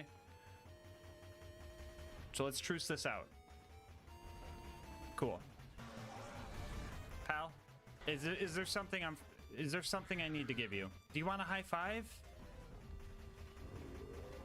What's he trying to tell me, guys? I'm a bullymong whisperer. You want to front like that? Huh? Huh? Yeah, what are you gonna do when I keep running into you, huh? Got you by the throat. Yeah, get out of here. They didn't want peace. Anyway, after a few clutches and 1 hour later, the warrior entered his deathbed phase, and we won this fight. We decided to let the real MVP of this run deal the finishing blow to Jack. Shout out to the stacking coaster for being vital to this run and my mental health. And with Jack finally dead, yeah, you can beat Borderlands 2 with only the Wanderlust. And yes, you heard that right. Bonus content time, whoa! So I quite enjoyed the challenge of this run. That being said, I don't think I will ever be happy if I get a Wanderlust drop from a tubby. So to finish this run, I decided that in order to complete it, I would have to farm a Wanderlust with the Wanderlust, so that getting one would bring me joy just one time in my life. As said before, this drop can only come from tubby enemies, which are rare themselves. And on top of that, the chance to get a Wanderlust to drop is roughly 1.67%, which translates to about a 1 in 60 chance. For this, we had 3 options. 1, farm tubbies in the Badlands and then just stack on them when we found them. This would be slow, and dealing with the whole pack of skags would make it extremely hard. 2, farm tubby Varkids on Wham Bam Island. If you get to the point where you're supposed to inject the first pod, Varkids will infinitely spawn, so you won't have to pre-stack on every run. But this can easily get out of hand. Already an ultimate? Wait, what? Yeah, I don't know if this would be a viable. Because if I can't kill the pods fast enough, then that would be an issue. What the fuck? No! Not you! And before you ask, I was gonna try, but she despawned. Sorry, guys. Or 3, use the Kleptocurrency Tubby Farm to find tubbies optimally. Option 3 was regrettably our best option. And the issue with this option is that we had to beat most of the fucking giraffe DLC to unlock this farm. But like, no way I would do that. Could you imagine having to go back to the stacking crate just to fight through all the tanky plant psychos and all the annoying doll guys beaming you with their E-Tech snipers? And then fighting more tanky plant dudes and even tankier doll guys? And fighting even more tanky plant dudes and even more tanky doll guys? Just to finally make it to a giant tanky Super Saturn and lose all my stacks because max ammo is nowhere near close enough to kill it. And then have to cheese stack off Uranus? Yes, I just said that. Spend $800 bajillion on ammo and sit there for half an hour watching your homing bullets fail to do the one job they were designed for. just to finally get the kill and get a bunch of cool loot you can't even use. And on top of doing all that, adding another hour of stacking to the run and still have to farm tubbies for a 1 in 60 drop. Can you imagine that? Well, you don't have to, because you just watched it. So how did the tubby farming actually go? Well, anytime I found one of these cute little guys, I would have to pre-stack on them until my damage outdid their health regen. I mean, unless we just happened to fight our way over towards the doll guys nearby by accident, and they so happened to help kill the spider ants for me. Yeah, that was pretty cool when that happened. Tubby after tubby would fall, and I was prepared to be here for months possibly. I would see a pearlescent pistol and get so nervous just to find out it's a stalker or an unforgiven. But on tubby number 15, I ended up using the rest of my luck for the year.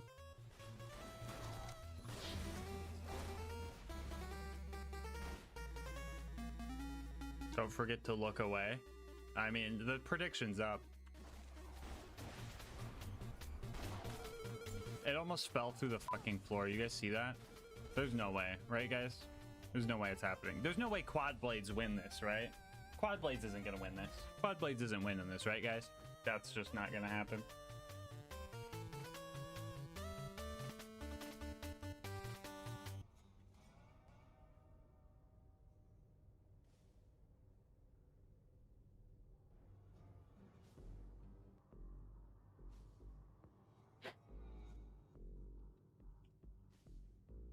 Only 15 tubbies? That only took 3 hours. Oh my god. Oh, we got it. Oh my god. I can't believe we got that on day 1. It's OP10 with doll grip. So it's kind of but so is every Wonderlust. I don't even care.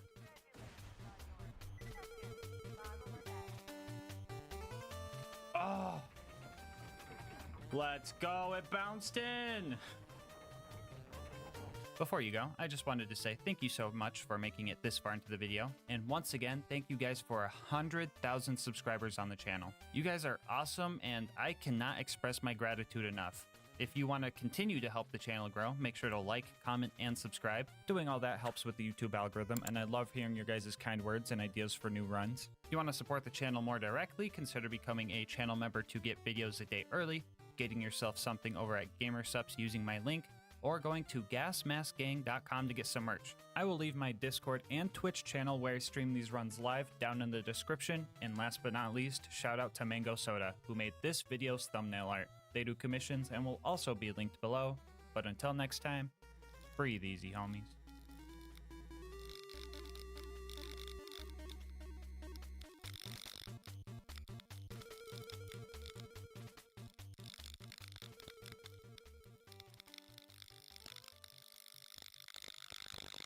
Man, I fucking hate the Wonderlust. So a while back, I posted a video of me trying to beat Borderlands 2 with only Terramorphous gear, and that was probably the hardest challenge overall out of all the ones I've done on this channel. It was also the video with the most comments telling me that I chose the wrong character. So this time around, we're going to answer, can Zero beat Borderlands 2 as Terramorphous? The rules for this will be the same as last time. This is going to be an Overpower 10 Ultimate Vault Hunter mode playthrough. Bar will not be allowed, and I must have the Teeth, Breath, Blood, Hide, and Slayer of Terramorphous items equipped at all times. If you don't remember what these items do, well, the Teeth bite, the Breath breathes, the Blood takes up a relic slot, and the Hide makes me hit harder, painful to touch, and sometimes I just explode. The class mod does a whole lot of nothing, really. But to keep it thematic, I have to full spec into every skill boosted by the Slayer of Terramorphous class mod. Here's a quick peek at the build. I'll dive into the important stuff as we go, but with that out of the way, let's get started. So, Tutorial Town in the last Terror run was quite a struggle, because Krieg doesn't have any slagging skills. But this time around, we don't only have slag from Zero's kunai throwing skill, but we also have Deathmark. And if we manage to line up both Deathmark and Slag, we can put out some real damage. These two multipliers are multiplicative with each other, so instead of Slag's usual triple damage, we were getting nearly hexaple damage with Deathmark included. So instead of me dying to each enemy once like last time, each enemy died to me once. I was kind of surprised how much damage the Teeth of Terror was doing. I was prepared for melee to just outperform the Teeth in all situations, but I was absolutely wrong about that. I was also guessing that the bonus splash damage you get when the full bite animation completes would do more damage, but straight up point blanking enemies was murdering these guys. Oh my god, okay, this thing point blank kinda goes crazy. We're on OP10, right? So I actually cleared this place out without dying and met up with Hammerlock. I threatened to rip his other arm off if he didn't fix Claptrap for me, so bro got to work pretty quick. Claptrap and I made our way towards Boom Boom, and then I remembered I had the Breath of Terra grenade, so I started testing that thing out. And I mean, it worked, but in a throw all 10 of them to kill a tight group of bandits kind of worked, you know? But honestly, I was just using it because it made the bandits sound terrified. After that, we made it to Boom Boom. Now, this fight might sound a little scary because armored enemies resist fire, and that's all we do, really. But their crit spots are made of flesh, and Zero loves crits, especially when you have to spec 9 points into headshot. Well, that and 1 point into bore, so, prepare your ears, guys.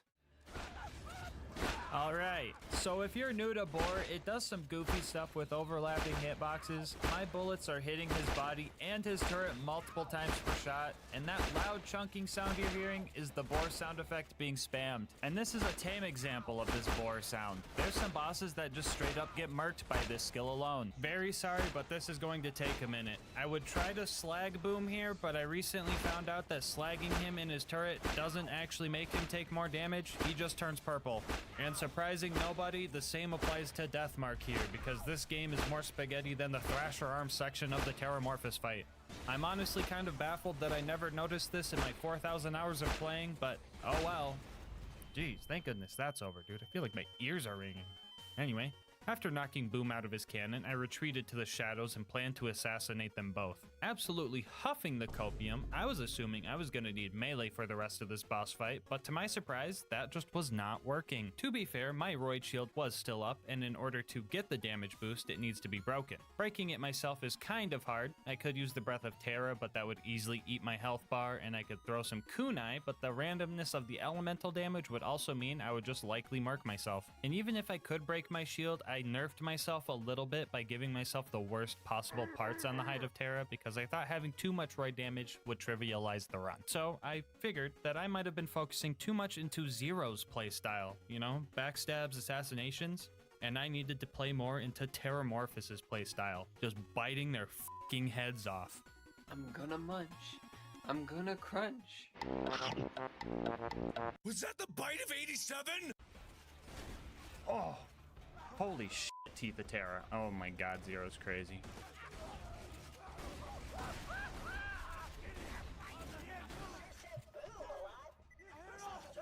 This is why I don't always choose the optimal character, guys. Dude, this video is gonna be the perfect example of why I chose Krieg. After I dealt with those guys, I saved Claptrap by throwing 10 breaths of Terra at him. Don't worry, he's fire resistant. And after burning the rest of the bandits on our way, we made it to our first scary fight. So, scary fire guy Captain Flint with the fire gun and the fire attacks was going to be a tough fight, and I hope you can guess why. The absolute only way our Teeth of Terra was going to deal any damage to this guy is if we pulled out a bladed one. I faced the fact that this fight might be a little bit more challenging since we had to go for a melee kill, but I really thought I would hit for more than this. Seeing this, I decided a little bit of cheese was not— oh no. Oh, is this GASMASK guy gonna do the stupid thing again? Bro, why can't you ever fight Flynn normally, bro? Yep, look at him. He's luring him over to the bar. Typical. What's he gonna do? Execute? Yep. Wow. Yep, and there he goes. Flint's just completely passive now. Crazy. But what else are you gonna do when you're trying to kill fire with fire? Well, this should just be a piece of cake at this point. Ain't no way he just died cheesing Flint, bro. Ain't no way. Anyway, yeah, in my mischievous play, karma got the best of me, and the bandits up above managed to take me out to protect their captain. That was the first death of the run, and everybody knows that the first death of the run is always just an opening floodgate. After getting Flint back into position, I ran into another issue. Even with him completely passive, I just didn't deal enough melee damage to beat out his health regen. And if my shield wasn't broken giving me that Roid damage, my Thresher tentacle arms just turned to wet noodles. And like, I could find ways to break my shield, but it wouldn't stay broken long enough to get the kill. And if melee wasn't the answer, what was? You know, I once said, whoever said fight fire with fire was an absolute bozo if I'm being frank. And while I stand by that, I did learn that you can fight fire with fire with fire. Now, if you guys are lactose intolerant watching, you may want to look away from the screen for like the next 2 minutes, because what you're about to see is some of the most calcium-rich, lactose-packed cheese you will ever see. Because we took Flint to the curdler. We can throw kunai at Flint, eat 1 or 2 of them to strip our shield, and then get roid off of that. But the fire barrel...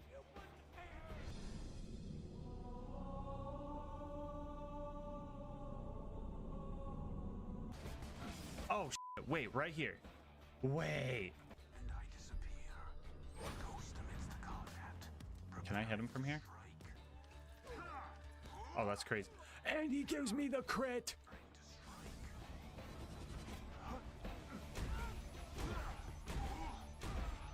This is huge. This is crazy, actually. Hold on. Just to finish him off proper.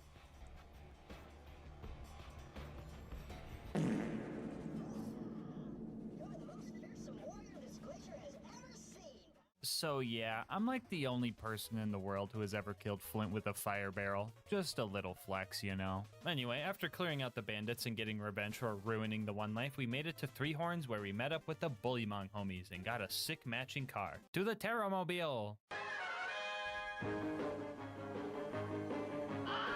In order to get into Sanctuary, we had to save Corporal Reese. So we found him and threw 10 breaths of terror at him.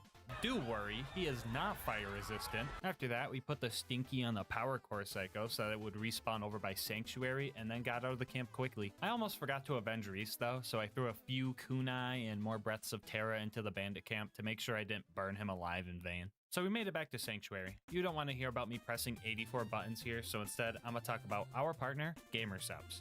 Attention, all European and Australian homies. GamerSubs has officially launched stores just for you, which means your shipping times and prices are going to be slashed. No longer will you have to pay $8 for an energy drink that tastes like glass cleaner. And honestly guys, I am so hyped for you. I've made the jump to GamerSubs and I have not looked back.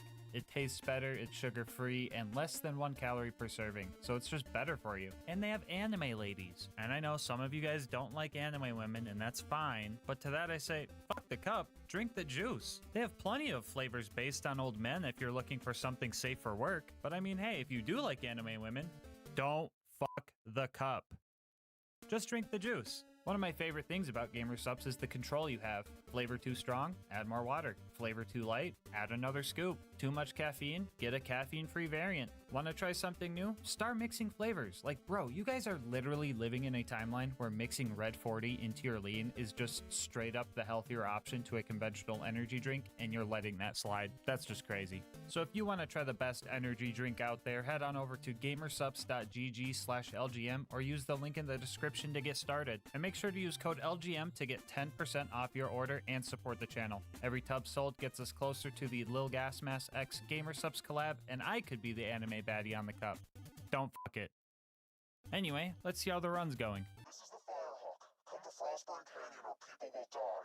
Wow, Lilith really taking the whole fire gimmick from me, eh? Typical. Thanks for hiding behind camps full of fire nomads that have explosive tanks on their backs so I can't even backstab them easily. Very useful. Anyway, I tried blending in with the pyromaniacs here and just booked it to Lilith. I've done this in pretty much every run, so I've learned a lot of techniques to get through this part safely. Alright chat, you wanna know the trick to juking this guy out? Right under his armpit, okay? You have to be able to take a quick whiff, okay? Right under his armpit. You go too wide, he hits you. That's what you gotta do. That's what you gotta do. Anyway, I found the giraffe and started the actual mobbing section here. I was excited to throw more breaths at all the fleshy psychos, but the ratio of normies to ironclads was super skewed for this run. These guys were a real rock in my shoe. Actually, you know what? How would a thresher even wear shoes? Would it be like this or like this? answer in the comments. Anyway, with how well this challenge was going, it was kind of a nice little challenge to try and deal with these guys. I could get some practice with melee combat, I could work on hitting crits because the last video fucking murdered my aim, or I could just hit him with my specialty. This combat was pretty fun, honestly. The only thing that could make it better is if Lilith wasn't there. She kept stealing my kills, so I decided to start luring the bandits out of her arena so she just wouldn't even be involved. Lilith! Here, I'll show you guys the under the armpit. Under the armpit. Watch, this time, we'll even take a little sniff on the way. Oh my god, Lilith almost made me run boost into death off of that guy. That would have been peak content, but here's what you guys do, right? You see that? You see the technique? Ready?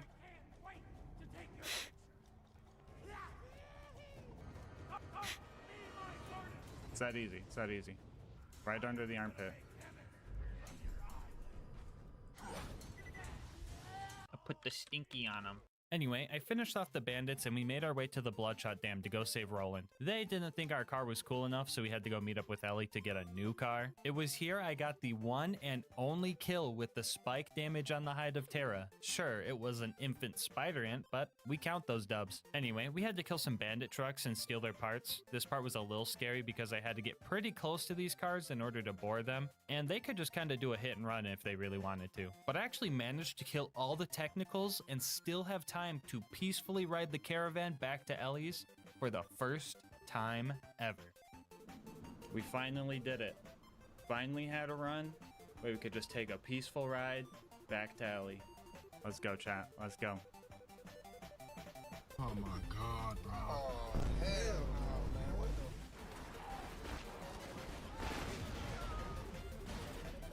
the... Come on! After we got our new truck, the Bloodshots liked it enough to let us in, and we started our fight with Badma. I kind of fumbled my first attempt, but on the rematch, I managed to get a few second wins by boring the little dudes tied to his shield, and Killing Blow managed to finish him off. This skill is absolutely god tier, and it's only a tier 1. Speaking of tier 1 skills, did you know for the 4 base game Vault Hunters, the Slayer of Terramorphous class mod only boosts 5 of the tier 1 skills? But then when it comes to Krieg Engage, they got a special treatment and they actually handpicked certain skills for those class mods. I think it would have been cool if the other 4 Vault Hunters got that type of special treatment, but I might just be mad that Killing Blow is the one that dodged the boost. But, I mean, look on the bright side. At least we have weapon zoom on the shotgun with no range. Anyway, the Bloodshot Stronghold was up next, and I was in my element here. There were tons of fleshy bad guys, and the teeth was just absolutely devouring them. I mean, I still had issues with the toilet room, but that's just a given at this point.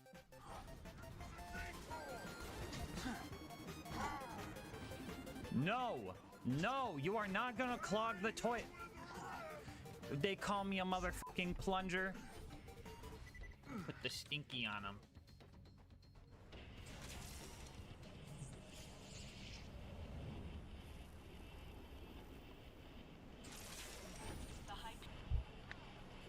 I don't know if that was a plunger. It was more like Drano in that one, but...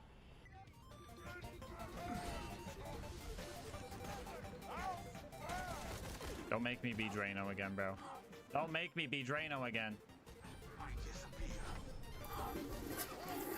The dunk. Let's get it.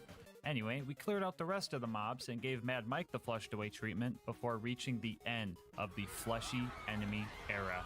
This part of the game introduces loaders, and at this point in the last Terramorphous run, it pretty much turned into a glorified melee run. The Teeth of Terra just didn't deal enough damage to even tickle these guys, and this run will be no exception. The bright side about the loaders here at the dam is that they weren't mandatory, but the blue toaster at the end was. I was pretty confident that some well-planned melee attacks could take this guy down, but I swear to God, one day, I will remember how slippery this fucker is. Yeah, things went south here really quick. I just could not deal with the loaders and turrets fast enough to find time to focus on the warden. Another one. What the fuck is that? And another one. Another fucking protector? What the fuck is that? And even when I did manage to land a good melee hit, dodging all the bullets and the Warden's big stomp was just not working, especially when it put a fire dot on me. I tried the wedging strat with the back ramp, and even with roid damage, our melee was just not working. My idea of how this run was going to go was just totally backwards. I thought melee was going to be way better than shooting, but I stand corrected. So after a few rough attempts, the drop barge showed up and the Warden took Roland to the Hyperion Friendship Gulag, where I was going to have to find a new plan to deal with this thing. The problem with this fight here is that it can actually be harder. Not only does the toaster make a bunch of loaders, but he now just gets the ability to moonshot more in now. That's helpful. It took a few deaths and a lot of experimenting, but I ended up finding a strategy that could win me this fight. Step 1 was to lure all the loaders to one side of the Warden, and right as they're about to kick my door down, I would use deception, run up to the Warden, and feed a shot right into his eyeball. The good thing about constructor crit spots is that they don't have an elemental resistance, so we could deal a little bit of damage even though we were using fire on armor. After that, we would run over to the other side of the Warden and lure the loaders over there, while occasionally throwing a Breath of Terror to keep the Warden's shield down. I would then repeat this process, spreading the toaster's minions like butter, right up until the Warden was in killing blow range, and we secured the dub. Roland might have been saved, but a new fear was instilled into me. Any future combat with loaders seemed pretty scary, and up next was setting up for the Wilhelm fight. So we made it to the Tundra and started doing the easy stuff first. You got a fire gun, right? Do I have a fire gun? He says. Chat, do you think I have a fire gun?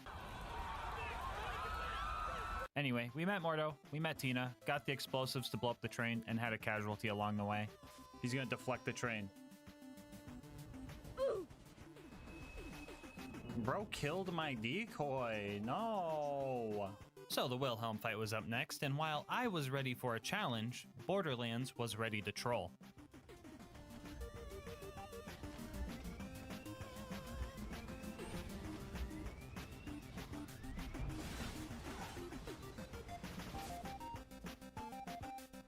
Give me 50 seconds while I get my health back.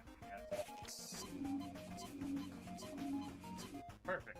Anyway, I knew the first thing I was going to have to do in this fight was deal with all the loaders Wilhelm spawns in, because I would need to fully focus on the big fire-resistant guy that also has the anti-melee attack aura and the shield surveyors that give him a big ol' fire-resistant shield. You see why this is bad, right? Yeah, so the loaders were pretty simple to deal with for the most part, but fighting against the shield regen of 3 surveyors constantly was a losing battle. If I was lucky, some of them would fly close to each other and Boar would just handle it from there, but I was going to need something skill-based to secure this win, because the surveyor spawning was not going to stop. I tried meleeing them out of the air with execute, but that would only get 1 or 2 of them per deception use. I struggled here for about half an hour, and things were looking grim. But then, like a miracle, the plan came to me. Days before this challenge started, a homie in the Discord by the name of Pee Pee Poo Poo discovered a new glitch for Zero that could win us this fight. And since he is obviously incapable of coming up with a good name, we're gonna call this glitch the Thunder Jacket. Named after a similar glitch in Smash Melee, the Thunder Jacket lets you take your decoy's shock nova it gets from Unforeseen and wrap it around yourself. To do this, you just need to throw your decoy into a wall or object that makes it completely disappear, and after that, when deception ends, you get a shock nova dealing damage to everything around you. Using this, we could go in for melee attacks on the surveyors, and the shock nova could take out all 3 of them and deal a decent chunk of damage to Wilhelm's shield in the process. With this new tech, the tides slowly turned in my favor. I was starting to whittle his health bar down slowly. I just had to play safe and make sure I had enough health to escape after each hit. Surprisingly, the Blood of Terramorphous relic was actually kind of helpful. Zero is notoriously squishy and doesn't have the best health regen skills, so having a flat regen even at 2% was making this fight way more doable. And the winning fight ended up taking a while. I even had to deal with the loaders hitting their respawn timer mid-fight, and that was a little bit nerve-wracking.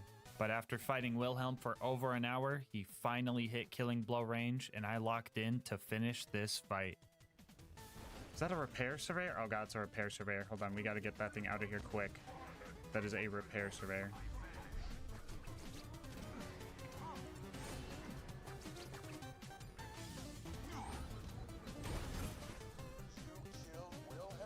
Let's fucking get it. Holy moly. Like, I'm not even gonna lie, that fight was honestly one of the most fun Wilhelm fights I've ever had. It was a good amount of challenge, I got some melee practice in, and the new Thunder Jacket tech is honestly super cool. That being said, throwing a nice celebration party back at Sanctuary would go hard right about now. Well, off to the fridge with us. I used a Breath of Terra to melt the ice faster here and ran through this joint, only stopping to kill one rat for a second wind. After we made it through the fridge, we pushed through the extraction plant and started our fight with Lil Bro. Look at this dude. He thinks he could square up with Terramorphous? Look at this dude. I promise this fight was a steamroll, and I even like one-shot him. I swear he did not almost kill me while I barely won because of killing Blow. Nah, I'm the scariest Thresher around. Get this guy out of here. After that, we made it to Overlook and started trying to defend the beacon. My fight with the very first loader pretty much summed up this section.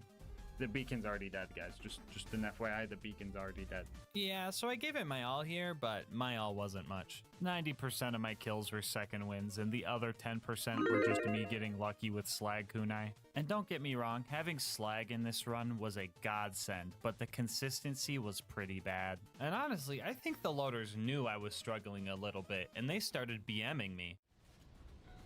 Bro, I know he's not spewing his fucking load all over the beacon, dude.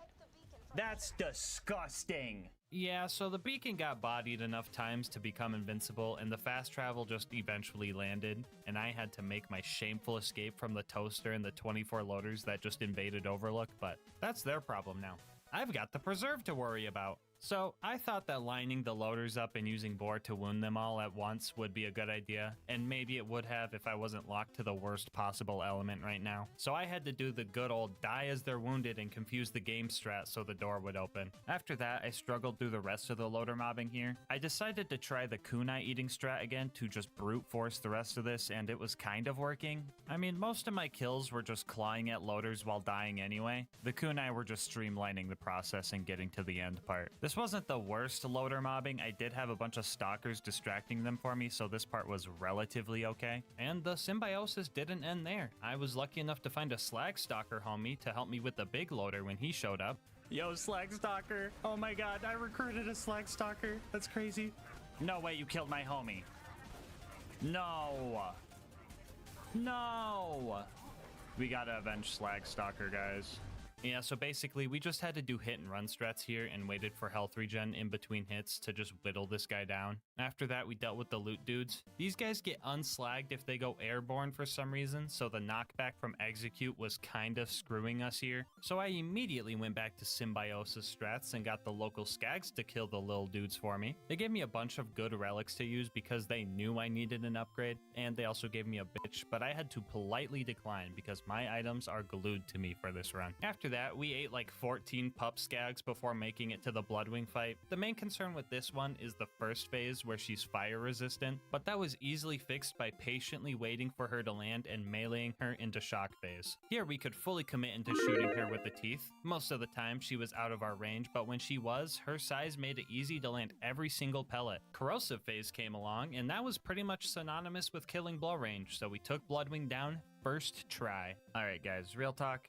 I think I've kind of mastered the Bloodwing fight, and at this point, keeping the rivalry score going just kind of feels like BMing. So my question for you guys is, do we keep keeping score? Do we do something crazy every time the fight is bad? I don't know. Give me your ideas in the comment section. Anyway, up next was recruiting Brick and his air support, because Morty's air support just blew up.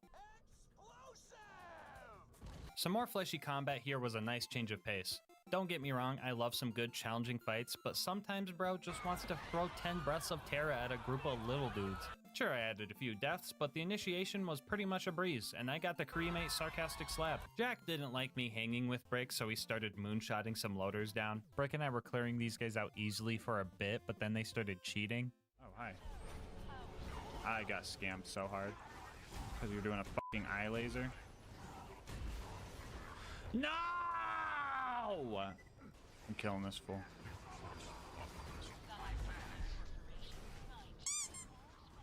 Stop cheating! Put the stinky on him. He's cheating, bro. He's supposed to fall into the fucking void. Start walking.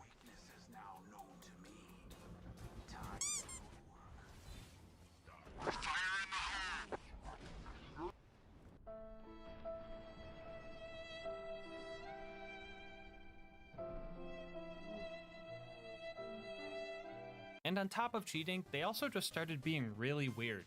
This clip I am about to show you is entirely unedited, but it straight up looks like I added it in post. But on my gas mask, this was a real thing that happened to me.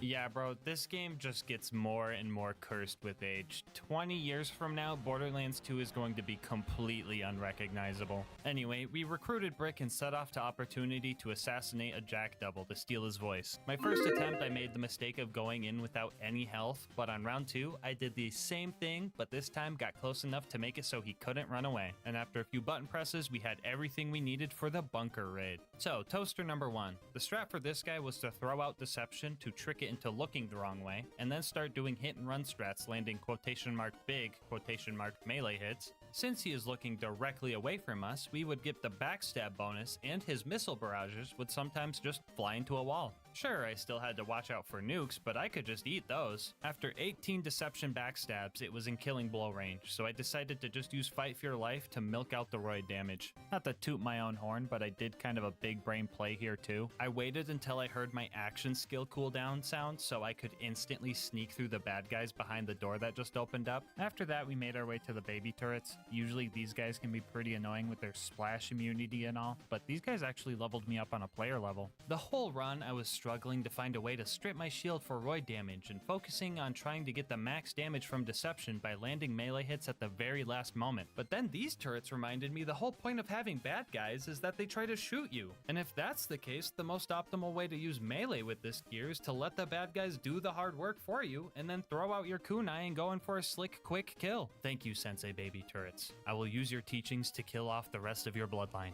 Up next was the big toaster. First thing I did against this guy was Boar Chomp, or Bomp, if you will, his turrets off to get half of his health bar for free. After that, I was chilling behind it and doing the same thing I did with the other toaster, but this time I was also shooting it and pretending like that was helping. That one took a little bit longer, but after it died, it was time for the traditional Face McShooty snipe.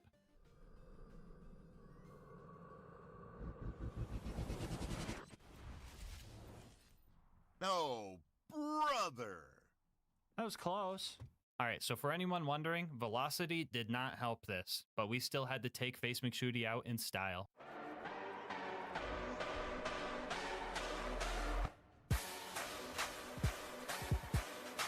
Anyway, bunker time. The turrets here weren't bad at all. I was truly baffled though how much damage Zero could do with the teeth compared to Krieg, and then I remembered Zero has slag and Deathmark. That just makes sense. Surprisingly, I ended up shooting most of these things to death, but the last one I just decided to have a little fun with.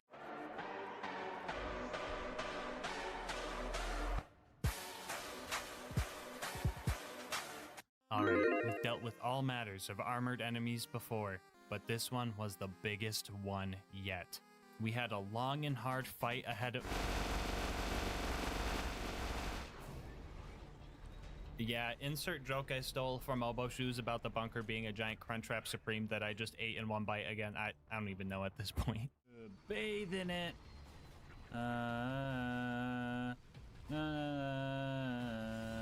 Anyway, Control Core was up next, and I was dreading this part the most. Nothing but waves of loaders I would have to slowly take out with melee, but I still had my teachings from Sensei Baby Turret. A lot of my melee encounters would end up at least putting the bad guys into killing blow range, and not every single loader kill was a second wind anymore. I mean, it was still most of them, but like, come on, let me have this. This strat also dealt a lot of damage because the initial hit from throwing a kunai does get roid boost, so our damage output vastly increased. This area right here is probably why I say the original Terramorphous run was the hardest run yet. Yeah, I know some of you guys might be thinking like, what? That was harder than the balloon? That was harder than the stick bug? And yeah, those guys were bosses, so it makes sense that they were hard and took many hours. But do you guys remember the one angelic guard that spawned with a slag sniper that killed me over and over and over for 2 hours straight during that Terramorphous run? No, I mean, you guys might not.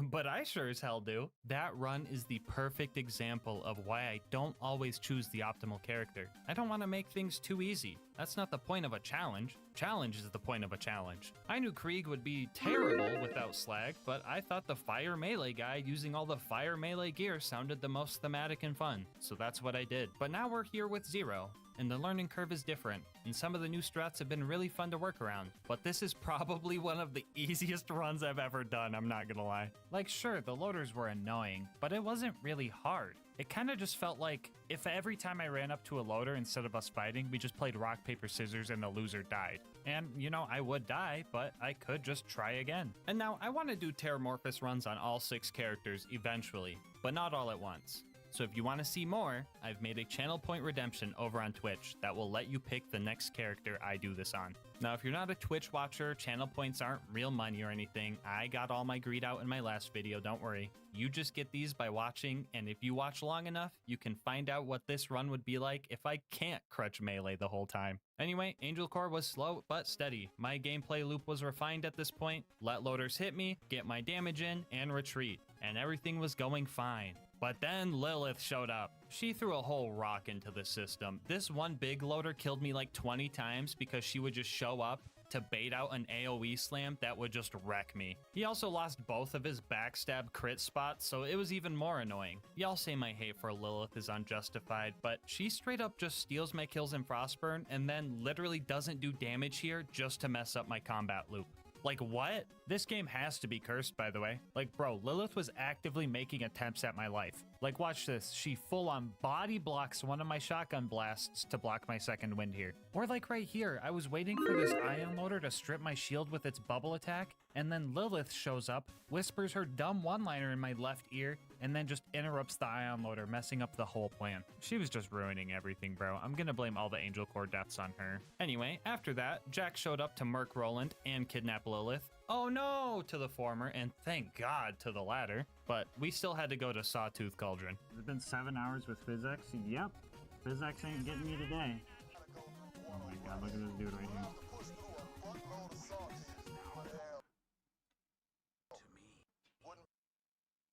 As soon as I pulled this trigger...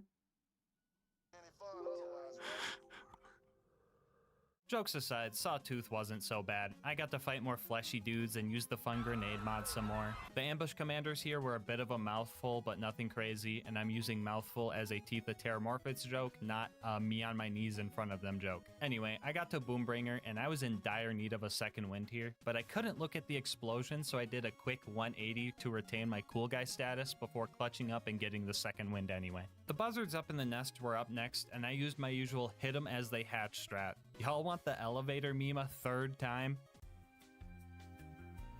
Nah, just kidding. This time around, I incorporated Thunder Jacket into the strat and had undeniable proof that Unforeseen can harm buzzards, which had Spuddy Cube contemplating his life.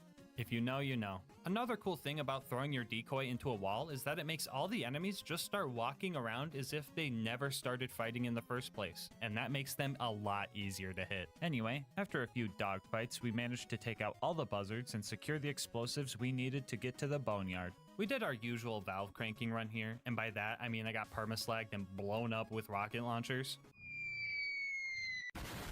Just your basic run-of-the-mill boneyard run. You guys like Borderlands math? Alright, here's a problem for you. If we have to kill loaders with melee because the Teeth of Terra's fire damage doesn't work, how do we kill the giant loader? Ding ding ding, that's correct, with the Teeth of Terra. So you can get some good bore damage by hitting the colliding herb boxes of its little turrets. These turrets he has are kind of like livers, because even if you kill them halfway, they will regenerate, letting you continuously get bore damage if you're patient with it. And trust me, a slow and painful death is just what this monster deserved.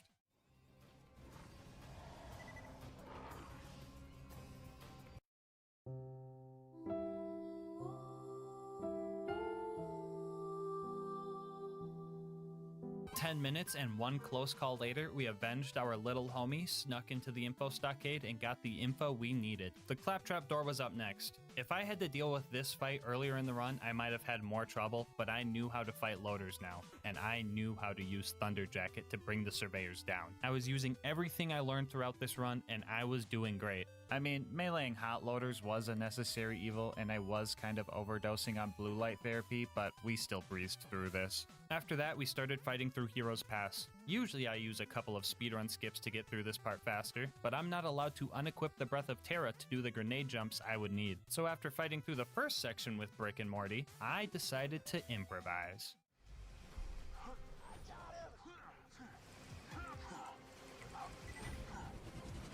Oh, I'm a gamer?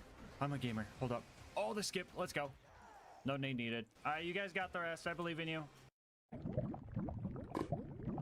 Anyway, the Jack fight was up next, and I was ready for a good fight. I was thinking, it's been a while since I was able to fight Jack mano-y-mano with no cheese strats needed, so this was gonna be fun. Step 1 was to break the shield. Our teeth were not sharp enough to break through it, so we started chipping away with our claws. After breaking through that, we could finally sink our teeth into the juicy parts. And like true prey, he started running and using every manner of skunk spray, distraction dropping, and hiding he could. He managed to get away a few times, but in the end, he let his guard down, and a single slag kunai proc secured this fight.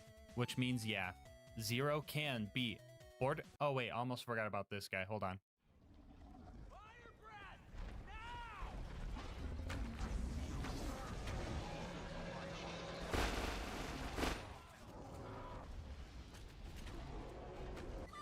Gulp. Yo, did we kill him with the spike damage? Hold on.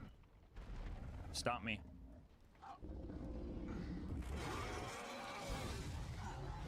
R.I.P. Bozo. Anyway, after one final aura check on Jack, we can finally say, yes, Zero can beat Borderlands 2 as Terramorphous. Bonus content time, whoa! Alright, so this was probably the easiest run on the channel. The whole run took 10 hours total, and I did it in a day. That being said, I think it's only fair that I try and take on Terramorphous himself. I mean, I did try and kill Terramorphous in the last run, but I couldn't even move his health bar. And the same happened here with Zero. But if we combine both characters, we can end the vid with one last bomb. That was too long. Actually, no. I stand about here for the door. Kill the little man! That's crazy.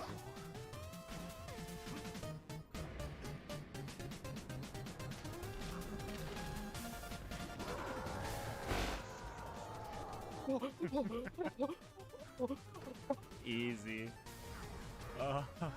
And I won too. And you won. Wait. Yo. Oh, we actually got a pitchfork. That's hilarious. One item I can't use. Before you go, I just want to say thank you so much for making it this far into the video. If you want to support the channel, make sure to like, comment, and subscribe. Doing all that really helps with the YouTube algorithm, and I love hearing your guys' nice words and ideas for new runs. If you want to support the channel more directly, consider becoming a channel member to get videos a day early, using my code to get yourself some delicious gamer subs, or go to GASMASK'S.com to get some merch. I'll leave my Discord and Twitch channel where I stream these runs live in the description, and last but not least, shout out to Mango Soda, who made this video's thumbnail art. They do commissions and will also be linked below. But until next time, breathe easy, homies.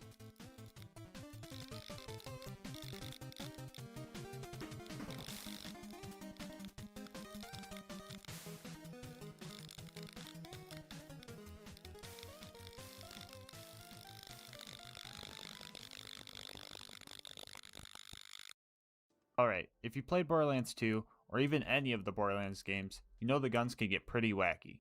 Wacky doesn't always mean good though. And today, we're going to be using everyone's favorite cursed weapon and answer. Can you beat Borderlands 2 with only the Bane? Alright, like every challenge run, we're going to lay down some ground rules. First off, we're going to do an OP10 playthrough to maximize the difficulty. I can use any Vault Hunter and any of their skills, with discretion of course, because I know the Gunzerker's a little busted. We are going to be using Maya. Some bonus rules. We are making driving cars and holding other weapons for speed a sin punishable by death. For the gear, I kept it pretty simple. Grenade and shield are more boring than Sawtooth Cauldron, and the Vault Hunter relic is there to maybe get some funny drops. Now I could have went with more OP stuff like magic missiles, the B shield, etc., but we're saying screw the training wheels and hopping right on the motorcycle. We do have a legendary cat class mod though, which is going to be a blessing and a curse. Alright, since we're in Ultimate Vault Hunter mode, the game actually has us skip the Knuckle Dragger fight. I'm not really sure why the game has us skip this fight, but it's probably an easy fight anyway, so don't roast me for skipping it. You can totally roast me for the video quality right here though. I'm not sure why it got so bad at this spot, but it gets better in a second. And if you don't believe me, does this not look like a face you could trust? So, as you can see, the Bane makes you slow, and I mean very slow. Which means every time we die it's going to take a while to get back to where we were. It's also annoying. Like, very annoying. Oh, you guys just go full casual on me now? I'm not even past the first boss yet and you can already see the instant regret. Speaking of the first boss, apparently Boom's cannon completely ignores health gate, so we already need to cheese a boss. First off, we lured Boom to the elevator shaft and just kinda took him out there. And then after that, the homie Claptrap actually found us a pretty good cheesing spot for Big Bertha. Anyway, you could see Alyssa there taking off my headset. She was a bit curious about what I was enduring. But even without the headset, I could still hear the gun scream. So pretty early on, I learned a few things. Grenade jumping was going to be our best way to move around. Fighting wasn't always necessary, but it was most of the time. And that, if you're only pulling from one ammo pool, you're going to be stuck in this situation. A lot. So if you haven't noticed, I have a death counter in the bottom left. That number's going to get pretty big. Also, this was the third time climbing up Flint's ship, and I literally felt my brain cells dying. Anyway, so we're at the Flint fight, and I have my first uh-oh cringy moment of the run. Your boy didn't do his research, and apparently the Bane always spawns with an element, making the version I used straight up illegal. I only did this with 2 fights during the whole playthrough, and I went back and fixed them both, but here's me killing them with a shotgun. 10 deaths and 1 messed up grenade jump later, we were off to our first possible run ender. And by first run ender, I mean the 3 horns car jump. We do have to get into cars a few times, but we will never drive them, so don't worry about this. I tried a few basic grenade jumps to get over the bridge, but they just weren't cutting it. I didn't want to have to do it, but we were going to have to use a forbidden cringe technique known as the double grenade. Perform this by throwing a grenade directly up, wait for it to apex, throw a grenade down, and with some tricky timing, the first grenade will hit you up, second grenade will hit you forward. Do be aware though, using this comes at a cost. The Borderlands gods disapprove of this technique, and will punish you with stuff like this. After snagging the power core and totally killing enough bloodshots to avenge Reese, we were finally off to Sanctuary. As usual, I failed to satisfy Alyssa, so I let her take over for a little bit. She was kind enough to handle all the boring beginning Sanctuary tasks for me, but then we had a little bit of fun and customized our character. We decided on this outfit, it looked pretty cursed and it kind of fit the run. 3 hours in and we've made some decent progress and developed some new strategies. Here, you can see me performing a trick I like to call baby boosting. Baby creatures deal a lot of knockback but not a lot of damage, and if they help me out, I usually spare their life. Usually. Frostburn Canyon was uneventful, blah blah blah, talked to Lilith. Alright, time for the fun part. We're gonna go save our homeboy Roland. We needed a car again, but luckily we're strong enough to just move it by hand. Sadly, our car wasn't good enough, and we needed to go see Ellie for an upgrade. Alright, so we got to the dust, and I'm just gonna say this part took very, very long. On the bright side, the buzzards weren't as strong as I anticipated them to be. I actually didn't take any deaths while in the dust, but this part took like an hour and a half to find all the cars. I couldn't find the last coward until after it got dark, and I still had to run to Ellie, and then run to the Bloodshot stronghold too. After all that work making a car we couldn't even drive, it was time to face Badma. He was kind of a pushover, and in true Karen fashion, we took his kids. With the custody battle over, I had new problems on my hands. Roland's jailbreak wasn't going to be easy, and I had a lot more bloodshots and a lot more loaders to fight through. While we were chasing down the warden to get Roland back, we seen a beautiful work of Borderlands nature. This psycho almost made it to heaven before we intervened. At first, the warden fight was going great, and then the warden fight was going bad, and then it was going absolutely terrible. And then everything went great. Surprisingly, we killed the warden fast enough so that Roland didn't have to go to the gulag. After we saved Roland, we updated our look, and then we set out for Tundra Express. Now this part of the game went pretty boring, so I'll spare you the little details. But I did develop a new investment strategy. With all the deaths I had in this run, I needed a way to keep my money for grenades and ammo, because Overpower 10 makes everything ridiculously expensive. The strategy was to keep a bunch of weapons in my inventory, so that I could sell them if I needed the money, but not lose that money if I die. It's kind of like how people used to hoard Counter-Strike keys as a form of money laundering. Anyway, I wasn't sure how the Wilhelm fight was gonna go, but it actually went pretty easy. He was even kind enough to drop me a Logan's gun. With the plot twist power core installed, Lieutenant Davis was the first of many Sanctuary citizens to be goopified. I was sure that Sanctuary was going to be reduced to a pile of dust by the time Lilith was even able to teleport it. 15 minutes of lunar bombardment later, she finally got everyone but me to safety. Things were looking grim for you, boy. I was homeless, and I had to go through the fridge. I got styled on by this plague rat, and it kinda hit me hard in the self-confidence, not gonna lie. I managed to get through it though. I did think it was kinda funny that I wasn't fast enough to skip the elevator because its slight forward moving angle was faster than my movement speed. Just thought I'd throw that in there and show you. With the fridge finally behind us, it was time to start our journey through the Highlands. I thought I was being a big brain by preventing the exploder from destroying the bridge controls, but I later realized I was being a tiny brain. The crate mover could have gotten me over way faster. The spaghetti monster on the other side of the bridge was easy enough, but it was all downhill from there. The run from here on out actually became a deep descent into madness. These baby turrets, for example, killed me like 9 times. So Maya's ruin skill lets her slag enemies with phase lock, but for some reason these turrets aren't affected by that. It just took me a while to realize it, but I was able to use a slag bane to slag them properly. And about 30 minutes later, we made it to Overlook, and it was time for us to defend our beacon. With us having the movement speed of a dead snail, defending the beacon felt more like a Balloons TD simulator. At some point during the fight, my brain stopped registering the sound from the gun, and I guess I just became used to it. I don't know if that was a good thing, but other than that, the fight was pretty easy. This constructor did catch me lacking though, and then it nuked me at spawn too, but that was just a minor setback. And just like that, we were no longer homeless. Up next on our to-do list was to go save Bloodwing. Fighting through everything here wasn't bad, and it was probably because it took like an hour to walk here, and this was far more entertaining. Things started going good, and we even made a little skag friend. Not even about to lie, our little homie carried us through this next fight.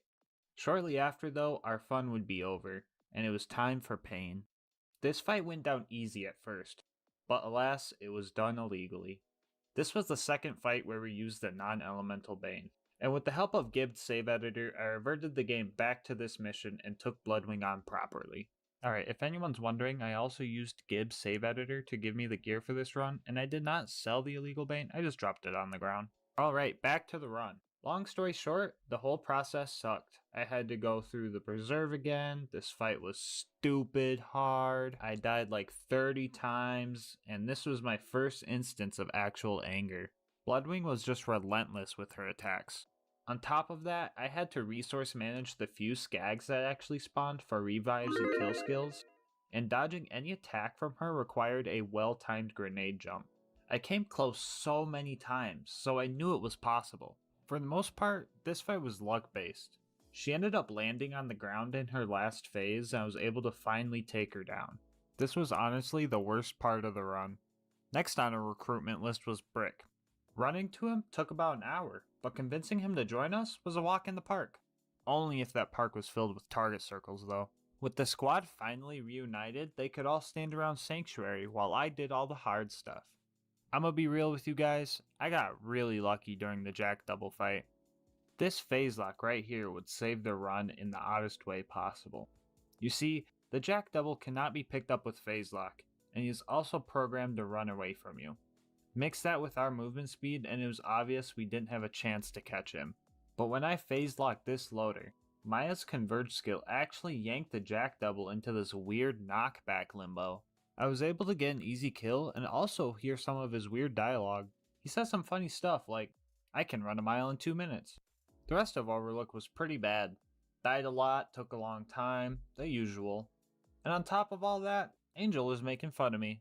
Mission, right? Don't say or slowly. Don't say I'm going. I'm doing it. Thank you. On the bright side, at least Borderlands 2 is a totally fair and balanced game with absolutely no glitches. Oh, I was not ready for this.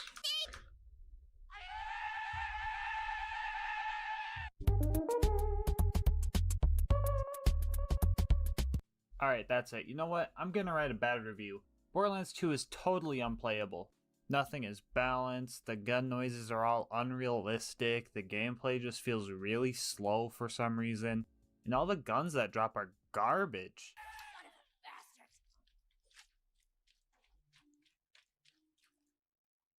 Psych, I love this game. Back on path, not much more was between us and the bunker. All it took was running through another target circle park, dealing with more invincible baby turrets, and cheesing this super constructor. And after all that, we had one more task before we went to the bunker. What's a Borderlands 2 playthrough if you don't do the most important side mission? That's right, we were gonna see if the Bane had what it took to snipe Face McShooty. Our accuracy even after firing a few shots was not good. I could have taken the class mod off just for the boosted accuracy, but I guess I'm just built different. Since this run is already cursed, here's the Bane being fired ramped up to 666% speed.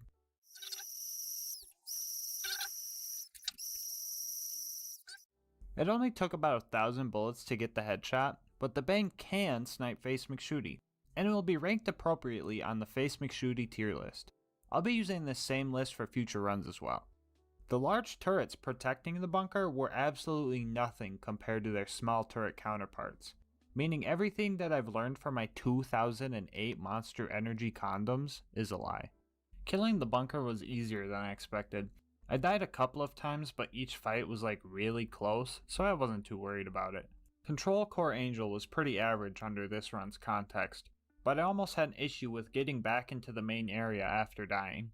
For some reason, you have to press this button to get back in after respawning, but the door just kind of closes on you before you can even make it through. Now I knew I could grenade jump through, and so did my homie Skybot. I just thought it was funny that this door required me to grenade jump to get through it. Just imagine the mental breakdown I would have had if this door ended the run. Despite our best efforts, Roland was still sent to the gulag, and we had a lot of running to do. You think running through the dust is bad? Well, imagine running through the friggin' Iridium Blight.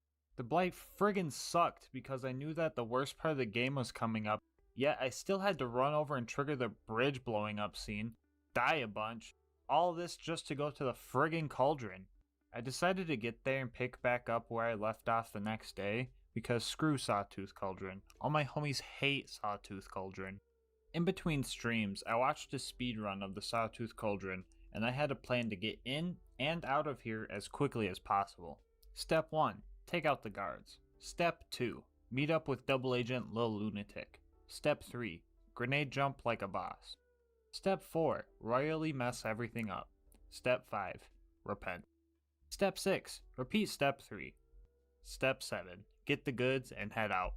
Believe it or not, it only took like an hour to get all of Sawtooth Cauldron done, which is pretty fast all things considered. Victory was so close, yet so far away. Our second run through the Iridium Blight was terrible, just like the first one. We eventually made it to the Boneyard, and I had a strategy planned out in advance. I knew I needed a car, so the first thing I did was push the dang thing all the way to the pipeline.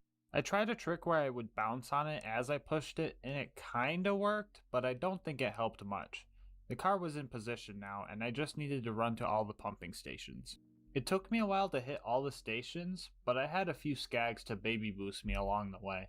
It also took me a while to figure out how to blow the pipe open without actually driving the car, but it turns out as long as the car is close enough to it, you can just get in the car and it will trigger the explosion. Some of you already know what's going to happen next. Saturn is a totally optional boss, and a lot of people run right past him. However, We can't do that for obvious reasons, so we had to take him out. My ammo when this fight started was pretty much full, but we still ran out. We were so close to the kill, but in the end he caught us lacking. We were too close to victory to give up, so I stocked up on ammo and went for the safety shed again. I didn't care how many bullets it took. We had some Tims to scuff and a challenge run to complete. We managed to get the kill this time around with about a clip left, and the badass constructor on the bridge was easily taken out from afar. The third run through the Iridium Blight wasn't bad, but that's only because I knew it was going to be my last. This last part of the run would prove to be the most annoying, besides the bird. First, I disappointed myself by not hitting this grenade jump first try, and the turrets that Mordo has to take out can respawn for some dumb reason. They're big and protected, so maybe those condoms weren't wrong after all, but you can see it here that dodging their onslaught at my speed was terrible. It gets worse though, so don't worry, cause next, I beat Jack first try, and the warrior after 2 tries. Wait, that doesn't sound right. Oh yeah, I forgot the part where my recording and stream both stopped, so I had no friggin' proof. Dude, it was so friggin' embarrassing too. I shotgunned a monster and everything. I was so hyped. Death counter reads what I know in my heart as the total deaths it actually took me, so that's not gonna change anymore. Anyway, Gibbs' save editor came in clutch once again. I was able to reset the Jack fight. This time around though, was a lot harder. Jack took me out like 4 or 5 times before I finished him off again, but that was fine. Honestly, commentary can't grasp how angry this part made me, so I'm just gonna let some raw audio go through. What is that? No, the f***ing hole again! The f***ing hole! Okay, this is our chance to go get our f***ing... Oh my god, not the hole! Not the hole! Oh no! Again with the fucking hole! Oh, no, no lava, no lava. And we're in a rat gonna dive bomb me? That Crystal X cooperating, you guys should too. Oh, as soon as I say that, he puts me in the hole.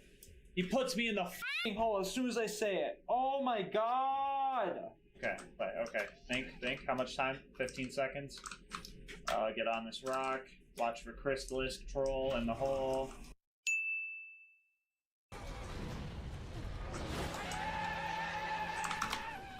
Oh, fuck. Hole troll! F***ing hole troll. After all these hardships, after all of these deaths, after all 27 hours of this run so far, the warrior finally accepted his fate. Which means you can beat Borderlands 2 with only the Bane. Like I said before, this run in all took a little over 27 hours spanned out over 7 different days. It was a long journey, and I'm glad that it's finally over. The Bane stats are definitely decent, so the only setback this run was the horrible movement speed. I could mention the screaming as well, but that was more of an annoyance rather than an actual performance variable. That might just be me though, I don't know, I'm pretty good at going brain dead. But if the Bane didn't have the movement speed impairment, then I bet I would see a lot more people use it unironically because it's a decent SMG. But it did get me through the whole game though, so I would say this gun is OP10 viable, believe it or not. I recently went back to see if you could get the Bane with the Bane, and during that adventure, I ended up getting another pearl from this tubby spider ant. And this boner got squished and made a wet noise.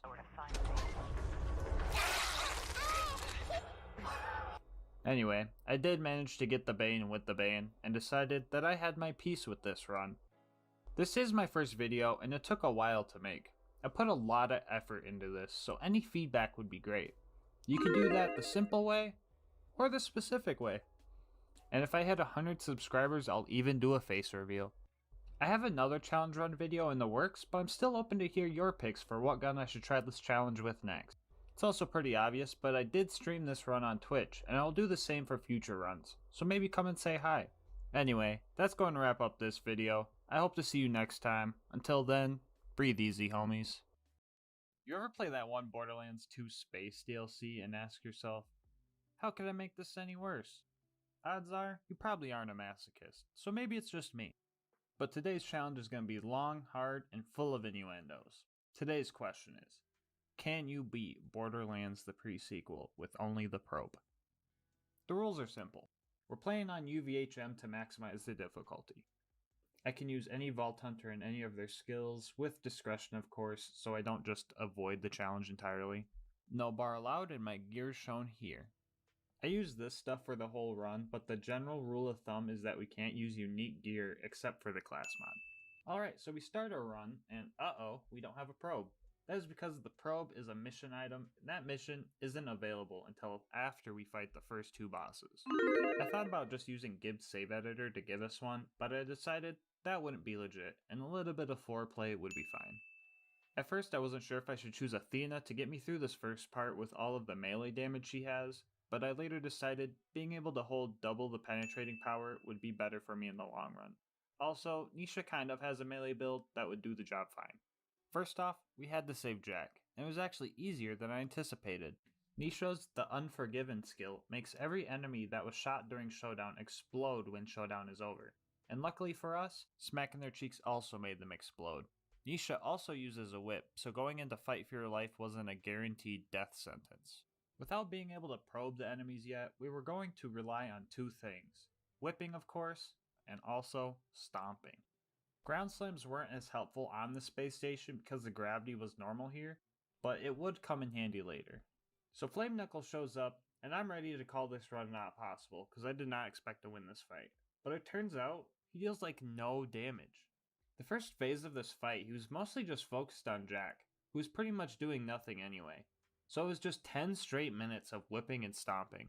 His second phase was a little bit tougher though. I will admit I did try launching him into space, but the game was too smart for that.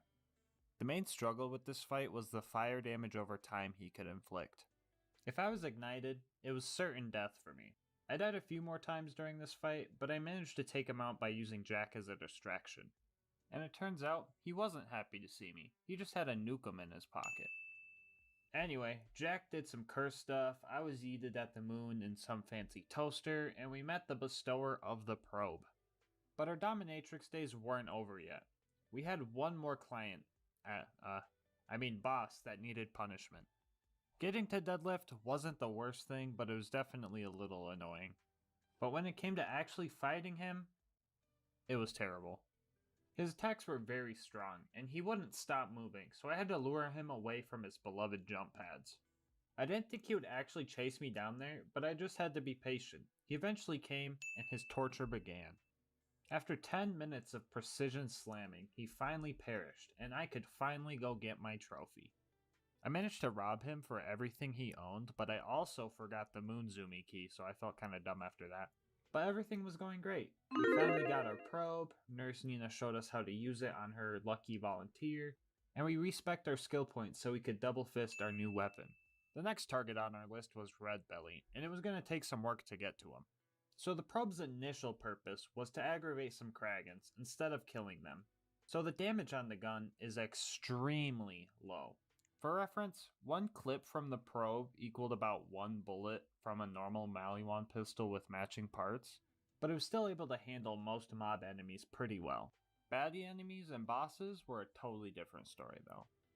I would expend all my ammo prematurely, and Nisha doesn't have any ammo regen abilities that would be effective enough to keep us from running out frequently, and in some cases, I would resort to using my whip to finish them off.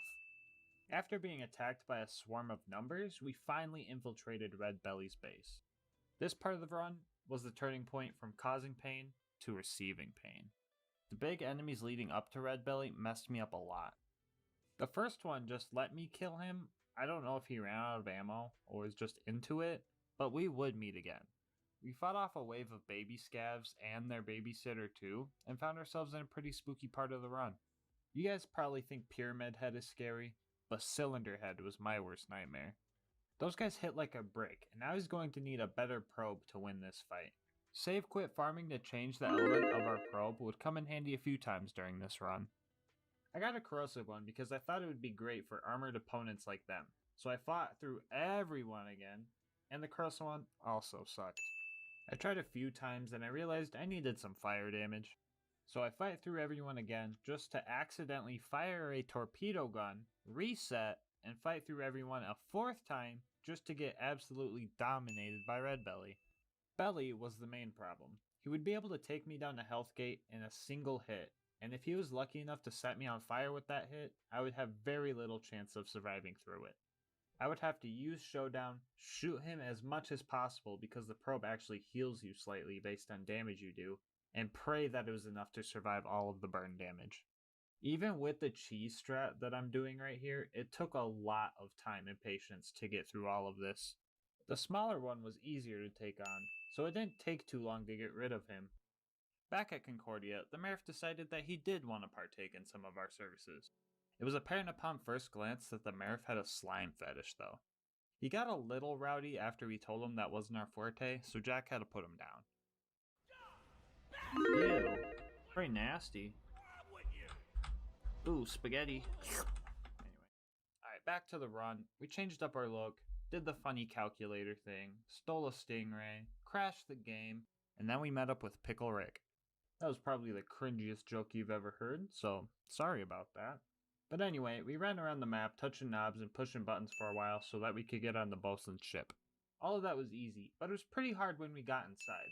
The fights in here were pretty tough, and I died a couple of times because of this mugger, and I felt true humiliation when I couldn't even get a kill on this Lil Scab for a second wind. This clip right here really shows how annoying it is to try and kill with this gun. I could not imagine trying to do this challenge without being able to dual wield these pistols. This challenge may have been hard, but in all honesty though, the game itself is well balanced, and just like Borderlands 2, has absolutely no glitches.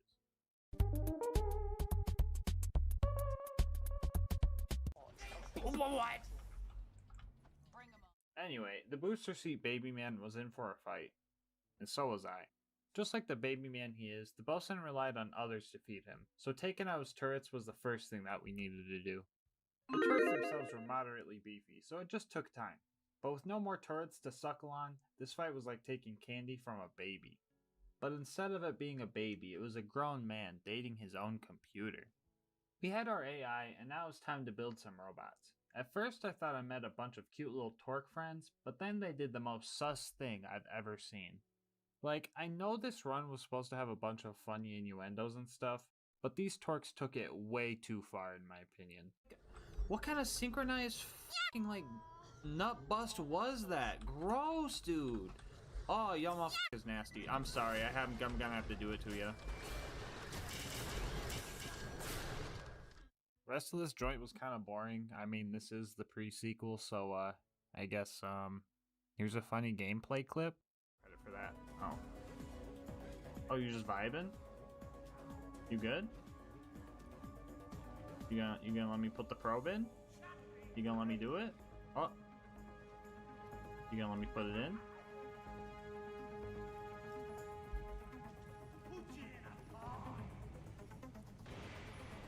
Doink. The rest of this place was a breeze. There was one tough guy, but he was conveniently placed next to this abyss. But from here on out, it got pretty tough. There were a lot of baddie enemies in the robot factory, and at one point, I was even getting double teamed by a couple of them. The turret calibration segment was annoying as usual, so that sucked. My game crashed shortly after, so that sucked. And then I had to redo the turret calibration, so you know, that sucked. Alright, that's enough pre-sequel bad jokes for now. It's time for a boss fight. Felicity was a little angry about her new job, so we had to teach her a lesson. This was probably one of the toughest fights so far. She was pretty tanky, and she was also able to create repair surveyors. The surveyors themselves weren't that much of a threat, but I was on track to run out of ammo quick.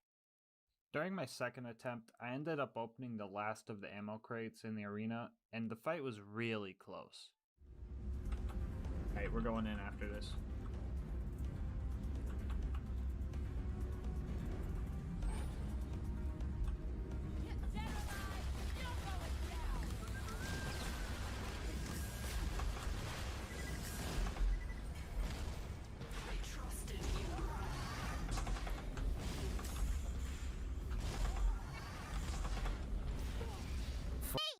I might have f***ed up.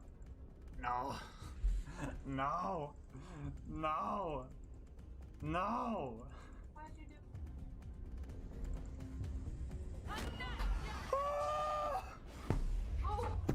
Let's go! You can argue that I relied on melee for that kill, but if I didn't open half the ammo crates in my first attempt, I would have had plenty of places to get ammo, so cut me some slack. I'm playing the pre-sequel for Pete's sake. We made it to Helios, and for some reason the Dahl troops weren't mad at us. That was until Claptrap decided to bone the whole space station though. They got real angry about that, so we had no choice but to fight. Okay, I think it's time I insert some more pre-sequel bad jokes. It's been like 2 minutes, so I think we're due for some. Bro, why did they take away the low gravity in this part? Oh, it's so boring. I want to jump.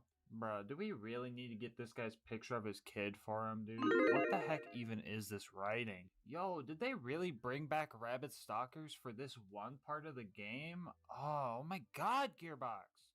I don't want the crappy loot. Just hurry up. Jeez, man. Okay, dude. Oh, come on, dude. Why is this door so slow? Dude, there's a force field behind the door? Why? Why is this a thing? Oh, bruh. Dude, why is there a force field opening like this, dude? It's a force field. Who even made this friggin' game?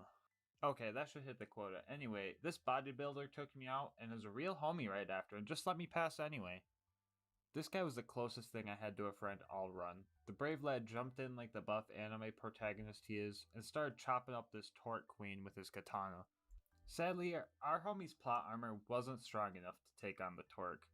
We will never forget you, buff doll homie.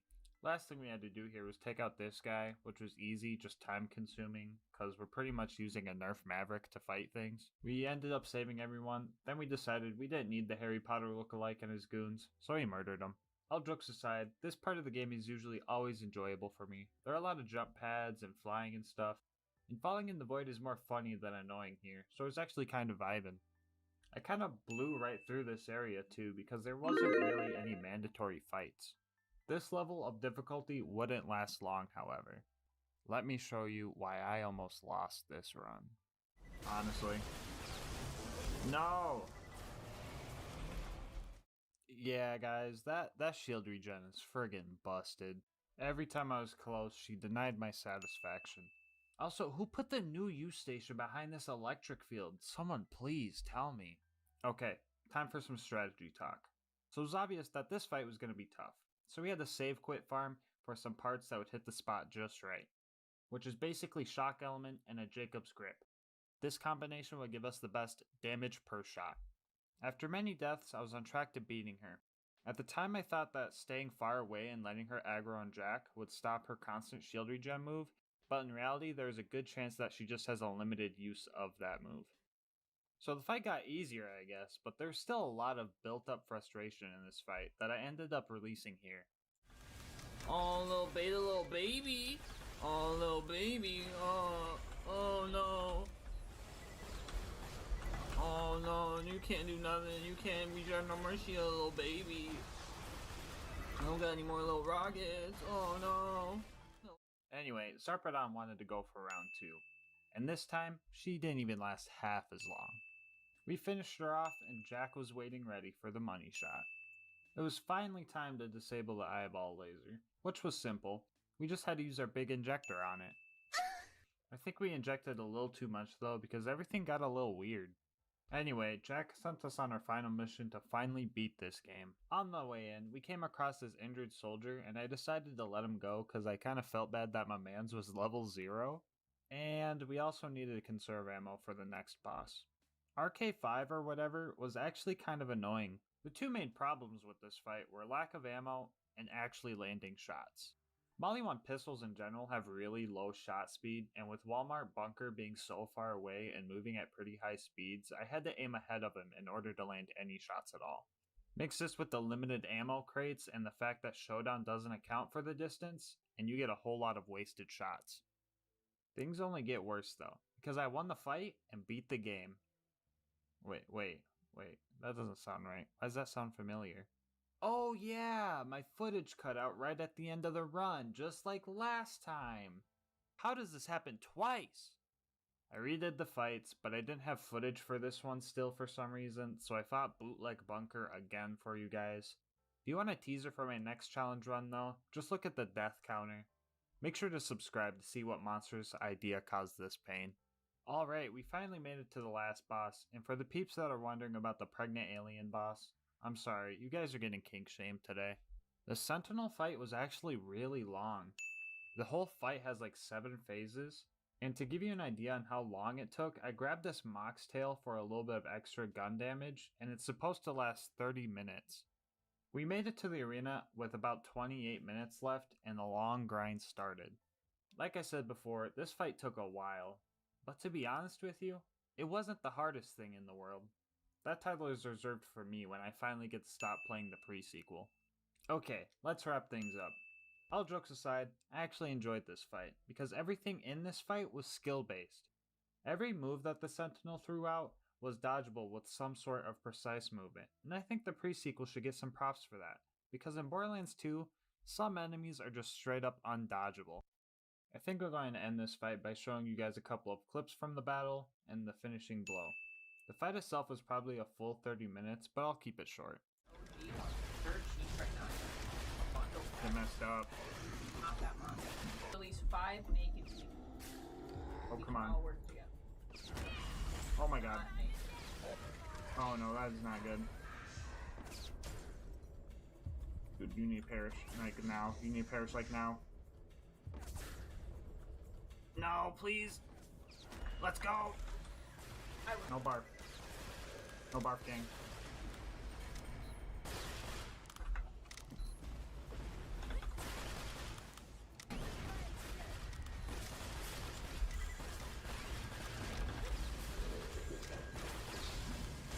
Hashtag boss Mel. I am glad to say, you can beat Borderlands as a pre-sequel with only the probe. Alright guys, that's gonna wrap it up for this run. If you guys have any feedback, I'm always open to suggestions, so please let me know what you think in the comments below. And remember, 1 like equals 1 torque sent to horny jail. I also want to thank you guys for all the support. I definitely did not expect to hit 100 subs off my first video, and as promised, I'll be doing a face reveal video soon. And if you guys have any questions, post them below and I'll answer them then. Anyway, if you haven't seen my first video, you can check it out here, and until next time, breathe easy homies.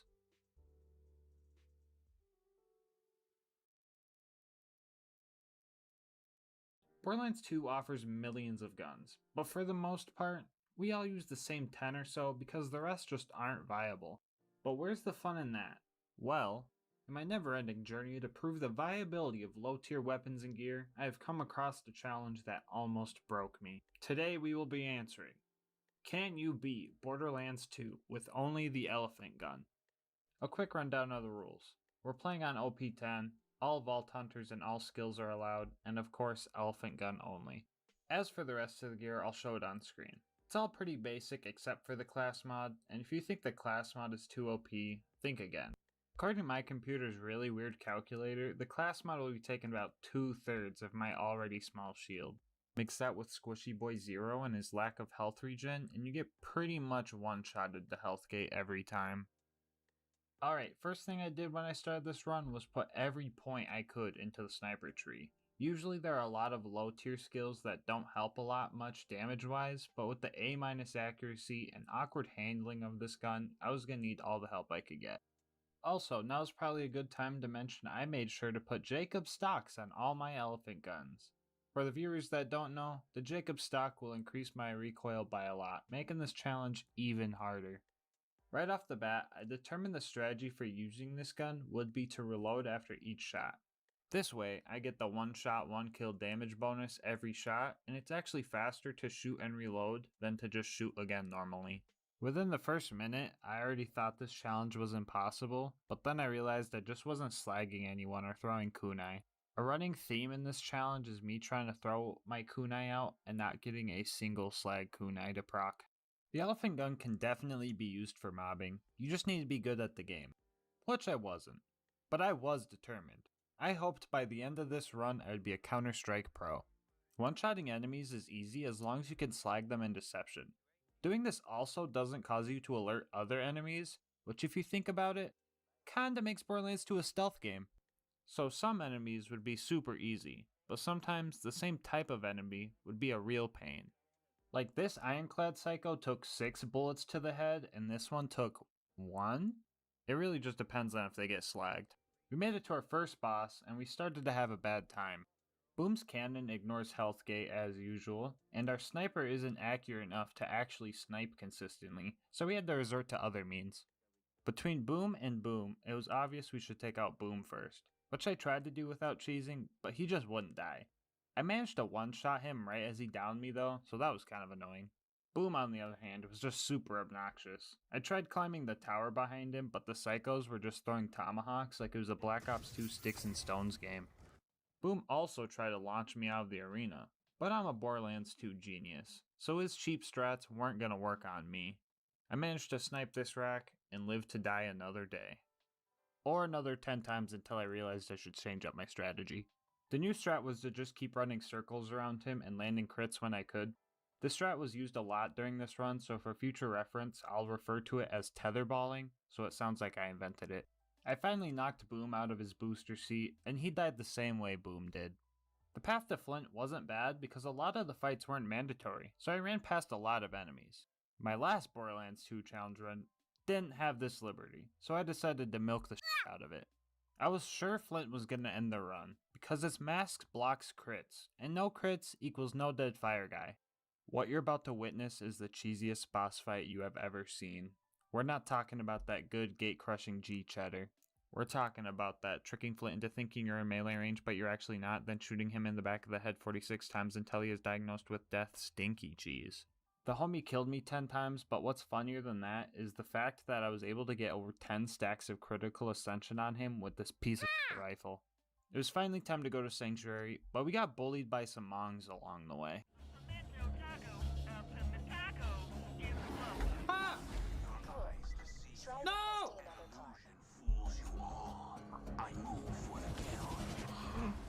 Oh, what the f***? Ah! No, bro! Ah! Driving a car was actually pretty refreshing considering my last challenge run, but almost dying to Door Guy was kind of embarrassing. 34 deaths in, we made it to Sanctuary. I decided to customize our character to make Zero look like an asshole that would hunt elephants. Or like he sells fried chicken. Yeah, definitely the second one. Frostburn Candy was kinda like Sawtooth Cauldron in a way, because both of them trigger my flight response. I rarely want anything to do with these places and the people they house, so I went any percent mode and ran right through. 95% of this map was just fighting the psychos at the end.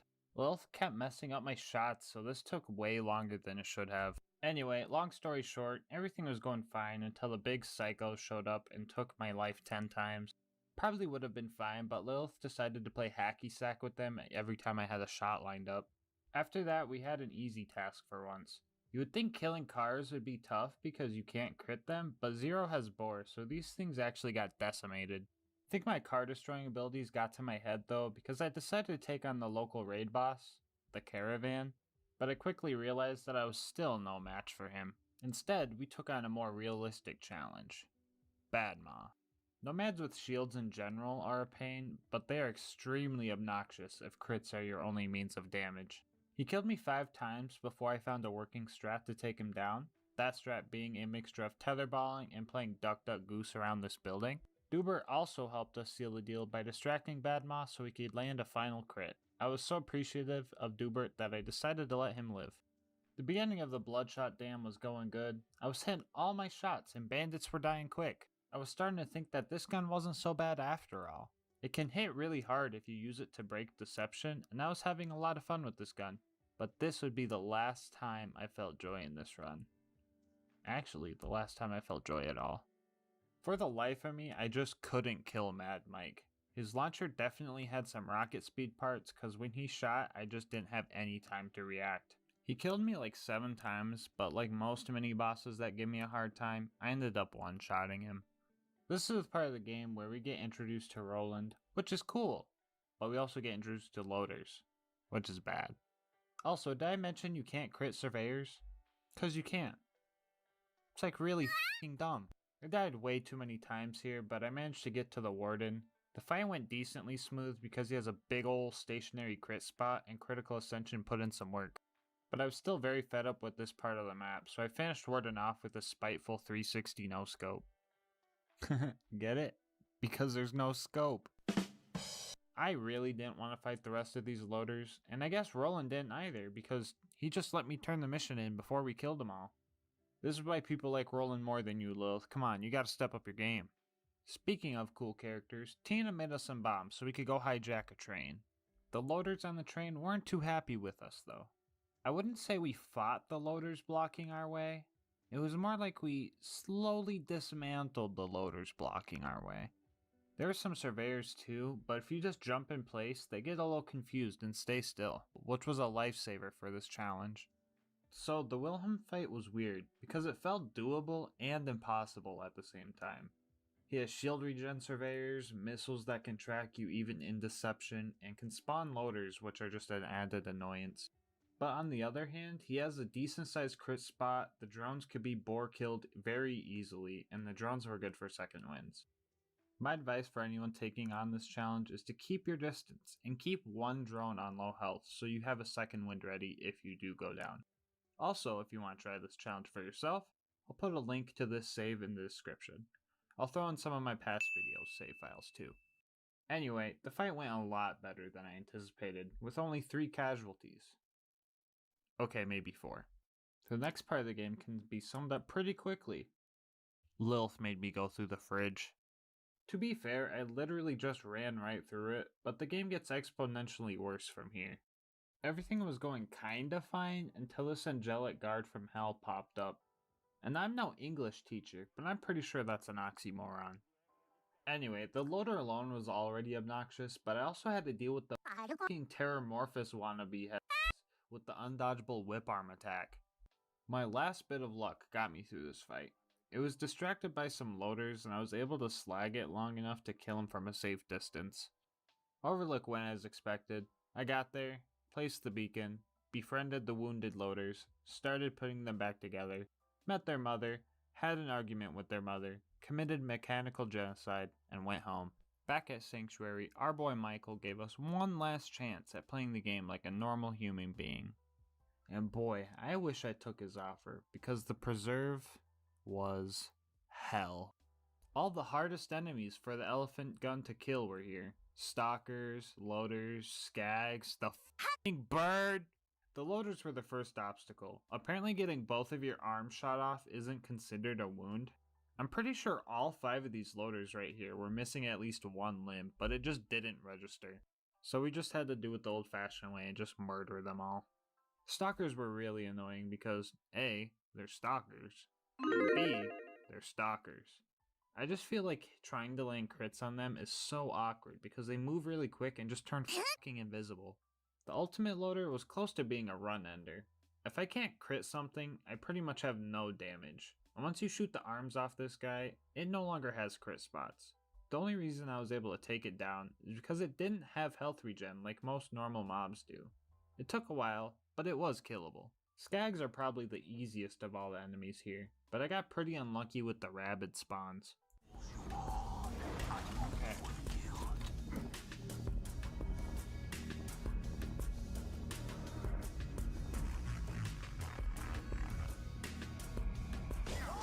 Ah!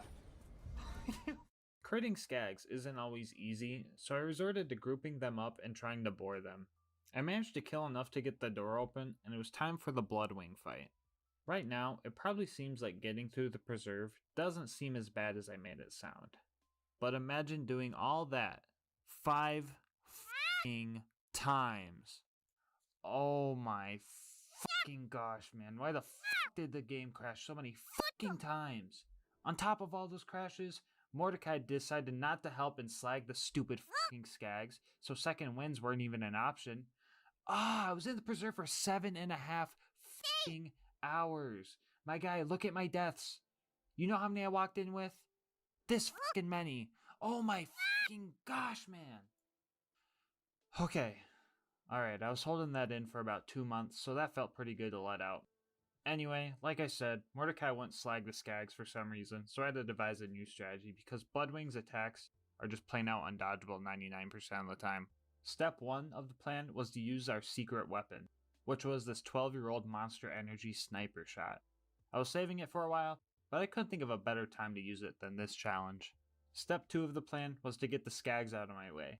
They respawn if they're all killed off, so instead I lured them up the elevator because they aren't able to jump back down for some reason, leaving the arena to just me and the bird. Step 3 was to carefully play peekaboo with Bloodwing. The spot you're seeing right here is safe unless Bloodwing lands on the ground or does her breath attack if she flies in at the right angle. After a few tries using this strat, we finally took her down. No. Bloodwing, no. I'm loading the train dart. Tranquila, blood. Oh my. Oh. Okay. She's still alive. Oh my fucking god. Chip from her collar. Oh, how did that fucking work? Good job trying to keep still. My fingertips are numb, bro. You guys. No amount of emotional turmoil was going to make me give up on this run. I've suffered too much to quit now, so we were off to recruit Brick, which went very smoothly actually. For the most part, I was able to relax and watch some World Star hip hop type stuff go down.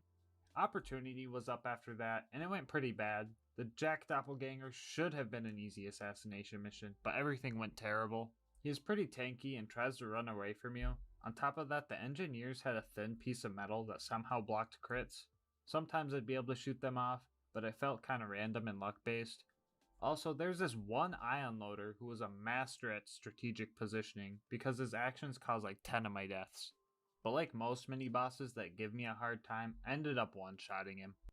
On the way to bunker, I realized I forgot to take the Face McShooty mission like a heathen, and I found this really dumb death spot.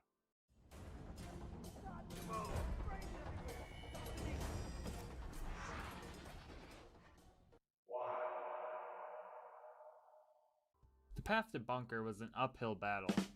I don't know where to start, but these guys were just plain out cheating. The combination of jet loaders, super surveyors, and constructors all made this task feel impossible. After slowly taking out all the bots, I had to quickly dispatch the constructor before it made more. The best way to do this was to use his defense turret as boar fodder. It was important that I did not slag the turret as to keep it alive so I could keep the extra boar damage while I stacked up critical ascension. Alright, before we talk about them, let's talk about this. And of course, let's not forget about this. Yeah, I fought those stupid f***ing bots again. I was a big idiot, didn't even see that the f***ing door was open, so I could have just ran past the whole time. But yeah, that took up another fraction of my life. Anyway, back to them. Long story short, baby turret's OP. If anything was going to end the run, it was going to be these heathens right here. Here's what makes these things so f***ing annoying. Number 1, no crisp spot. Number 2, their health regen is busted and my DPS wasn't even keeping up. And number 3, they're immune to most types of slag. These things can't be slagged with kunai or even take damage from my slag grenade. I tried to use a loader as boar fodder, but that just wasn't working. I also tried grenade jumping past them, but they were required kills to progress, so we were gonna have to do some cringe type stuff. I really don't like using shields, grenades, or relics that have gimmicks, but I had to pull out a grenade that could slag with these miniature raid bosses. A simple transfusion grenade did the trick, and after 3 hours of trying, they finally died.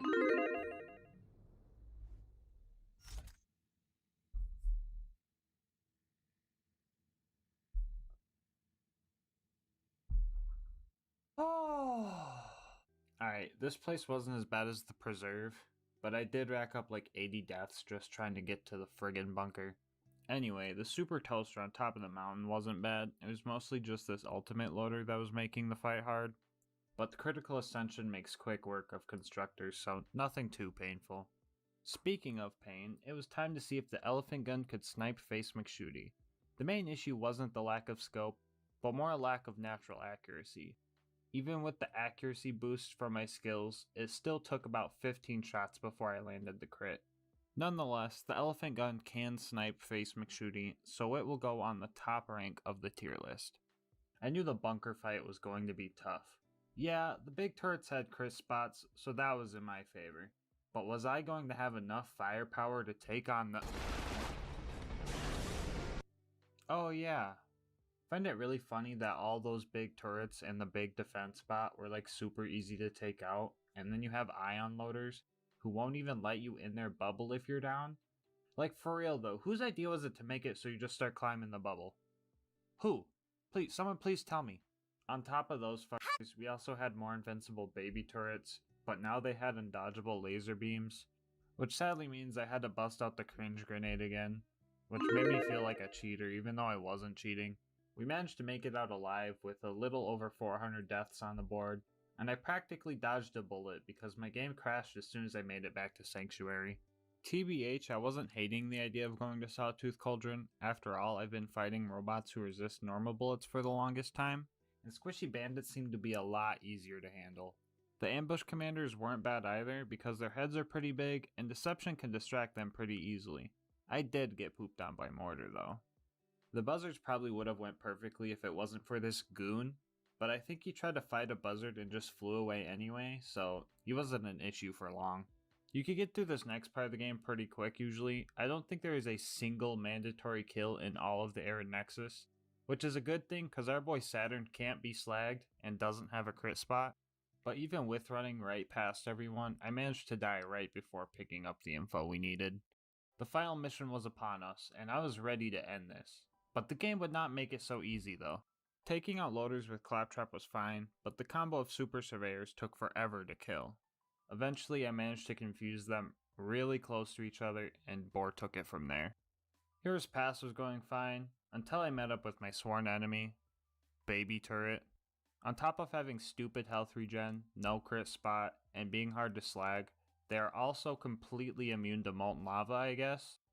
One last time I had to pull out the cringe grenade, cause not even Brick and his infinite hammer supply could take it out. With the turret dead, the path was clear.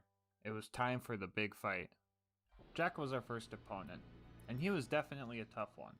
The fight was more intense than a 1v1 on Rust against the guy that said rude things about your mom on Xbox Live. Hey kiddo, Jack here, president of Hyperion. He had health regen, which made this fight last a while. He was also using a lot of crazy movement tech that I've never seen before. I managed to hone in on his one weakness, that being his big shootable face, and went on to the final fight with the warrior, which went a little something like this.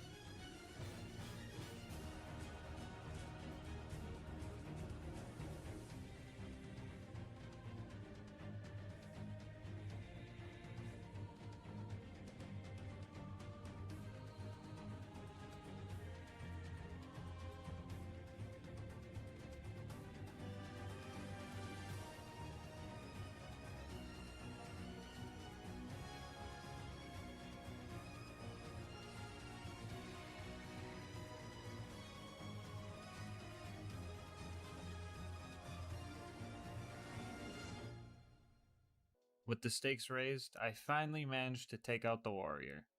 Which means, you can beat Borderlands 2 with only the elephant gun. With the game finally beat, we did what anyone would do after a run like this. Celebrate with a monster shotgun, and then start a DLC. That's right homies, you're getting some bonus content. Alright, I'll keep this short. So when I do these challenges, I usually like to see if the weapon I'm using can farm itself, and if it comes from a DLC, I try to beat that DLC as well. The DLC started out as normal. Our boy Hammerlock was even repping an elephant gun too. His shot explosive rounds though, so that was pretty weird. So on top of being everybody's least liked DLC, it was also nearly impossible. Landing any type of crit, which may I remind you is our only source of damage, was just impossible on these guys. Roll the footage. World revealed. Weakness is now known to me. Time to go to work. Deceive you. An illusion fools you all. I move for the kill. Ironically, the most efficient way of killing these guys was actually just to get them to level up to demon form. That gets rid of their impenetrable wooden mask. 2 hours and 30 deaths into this DLC, the last of the hunters got confused, and taking them out got 100 times easier.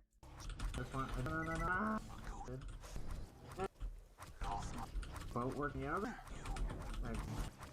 Egg. Okay. Let's go!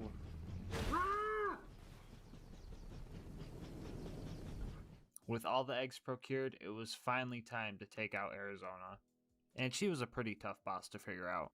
So basically, her crit spots can disappear if they're shot too much, and if not fought properly, she can still have half her health left with no way to crit her. And with the amount of health she has, the fight from there is practically impossible. But if you play your cards right and slag her in deception, she can be killed with 3 precise shots. 5 kills and 3 hours of getting stick bugged later, we managed to farm an elephant gun. After beating Thermotage in a game of tetherball, saving Claptrap was up next. This took a while because I couldn't land any crits, so I relied on boar to get kills. I was doing this for a long time, long enough for the friendly worshippers to respawn. After this, the only mandatory fights for the rest of the game were Poop Spike and these elite savages. Both weren't bad because they could actually be critted, but Jackenstein was a straight up shit show. Every one of this guy's attacks is undodgeable. Mix that with the amount of ion loaders he spawns, you get a whole lot of pain. I had 2 options. Pull out the cringe transfusion grenade again for some type of healing, or use this cheese spot I knew about. After 80 attempts in this fight and 600 deaths total over the run, I chose the latter. So if anyone was wondering, you can beat Sir Hammerlock's big game hunt with only the elephant gun. Barely. Thanks so much for watching, guys. I really appreciate all the kind words I've been getting in the comments. Leaving comments like that and liking the video really helps motivate me to keep doing these runs. And if you guys want to see me suffer some more, consider hitting that subscribe button. And if you really want to see me suffer some more and you're watching this shortly after release, I'm live on Twitch right now starting my next challenge run. So come stop by if you want. But until next time, breathe easy, homies.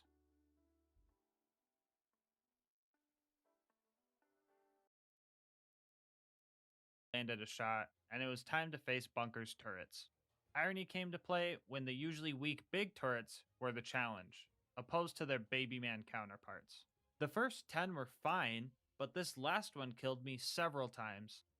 This turret wasn't slaggable for some reason. My guess is that glitch where slagging an enemy before they fully spawn makes them unslaggable. The most common example is slagging loot homies before they land on the ground. Or maybe I just had absolutely no luck, and 9% slag chance never came through. Honestly, both are believable. After a lot of patience, it finally died, and it was time to take on Bunker. The fight wasn't that intense if I'm gonna be real. Had a couple close calls, but the underside of the arena is super safe. Found a cool thing with ion loader domes where you can walk on the bottom side, but that's just random and not helpful. 35 minutes in, Bunker perished, and it was time for another shotgun.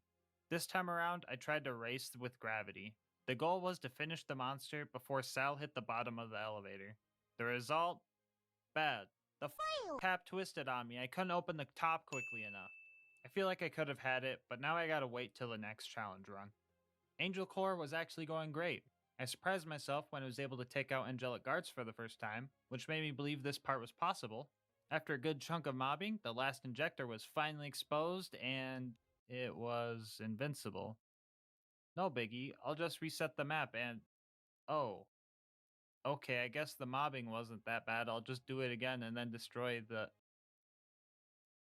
What the fuck? Okay, I'll leave out the door so it doesn't reset the fight and... Oh, brother, come on! Wow, a third time. Who would have guessed? Alright, Calm Gas Mask is back. So this was actually a hard lock. I literally couldn't proceed. On the third attempt, I noticed that the injectors respawn for some reason. I don't know why, but I thought that this might mess up the game, so I tried a fourth time, and I did it under 25 minutes, which is the time it takes for mobs to respawn, and it still was busted. 3 whole hours of Angel Core, and 1 hour of troubleshooting gibbed to make the mission complete. We figured it out. Alright, with that covered, it is time to cover Sawtooth. I hated this too. The ambush commanders actually spawn camped me for a while, and I was having trouble getting shots on them. My most viable strat was to get up close and fight for your life and spam the Orphan Maker. This wasn't a guaranteed kill though. After getting tenderized like a steak for a while, I managed to kill 3 of 4 of them, and the last guy was glitched out of bounds. Oh great, more glitches. My favorite. I thought I had a simple fix. I really thought I could just reset the map on this one, which I did, and I only still had to kill 1, but 4 of them spawned, all at once. On the bright side, I only needed to kill 1. After that, a cowardice buzzard killed me, and I found a weird glitch where if you die in the elevator, you'll respawn on the elevator. It was kind of weird.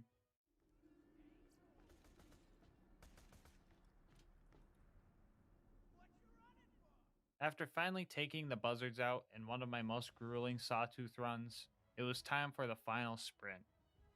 Every time I go to the boneyard, I rewire my brain for its prime directive. Locate valve, crank. Locate valve, crank.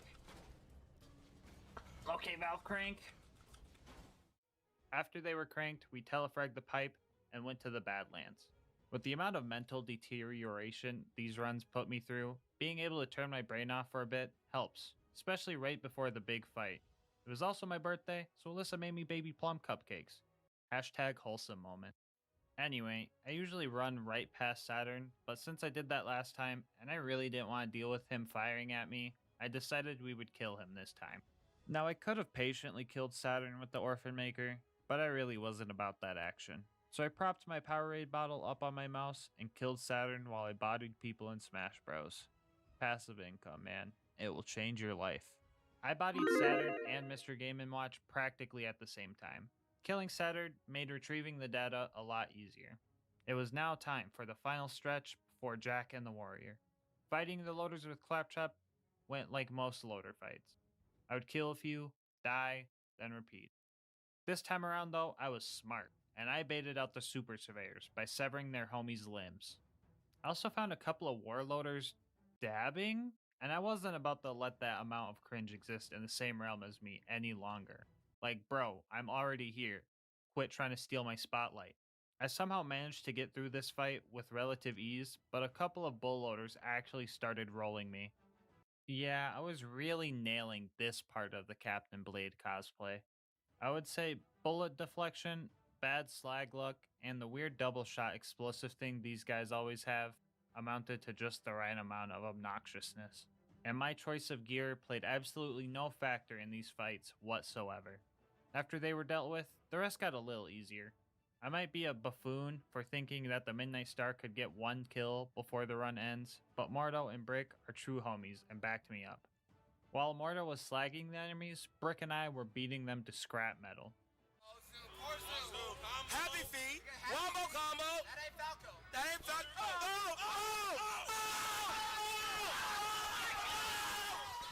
And after Mordo took out the turrets, the rest of the enemies became optional. The final fight with Jack was upon us, and like most of the runs so far, some weird cursed shit went down. What you're watching is a 40-minute fight sped up a whole lot. As you can see, his shield isn't really dropping. So when I eventually died, I needed a large refresher to keep me motivated. It was my birthday. I was gonna kill this. Shortly after the break, I thought of something. I didn't expect him to be so tanky. Can you spawn with different shields? What happens if the lava touch your no-no square? Hot balls. Oh, what the f, dude? What the? Yeah, so I guess my man's had a turtle shield on or something stupid. I don't even know anymore. Even with his shield down, there was still a challenge at hand. His health regen far surpassed my ability to keep up with him and stay alive. It seems like I would run off to recover health and he would have the same idea, except he was better at it. Out of pure desperation not to lose the run this far in, I decided to make the playing field more suitable for the fight. I started punching loaders into the lava, not to kill them, just to get them out of the way, and shortly after Jack just stopped. Yeah, I'll play most of the kill right here. I'm not really sure why he did this. My guess was he probably realized it was my birthday and decided to give me the win, but it's likely that this fight was just being glitchy like it always is. Either way, I got the kill, and it was time for the true final boss. This time around, I decided to take him on from a different spot than usual, but the same shoot monster till he dies strategy was used. After a few fails by the hands of Crystalisks, the warrior assumed fate acceptance position. Or so I thought. He tried to pull one last trick on me, but luckily, I'm a very paranoid individual, so my guard was already up.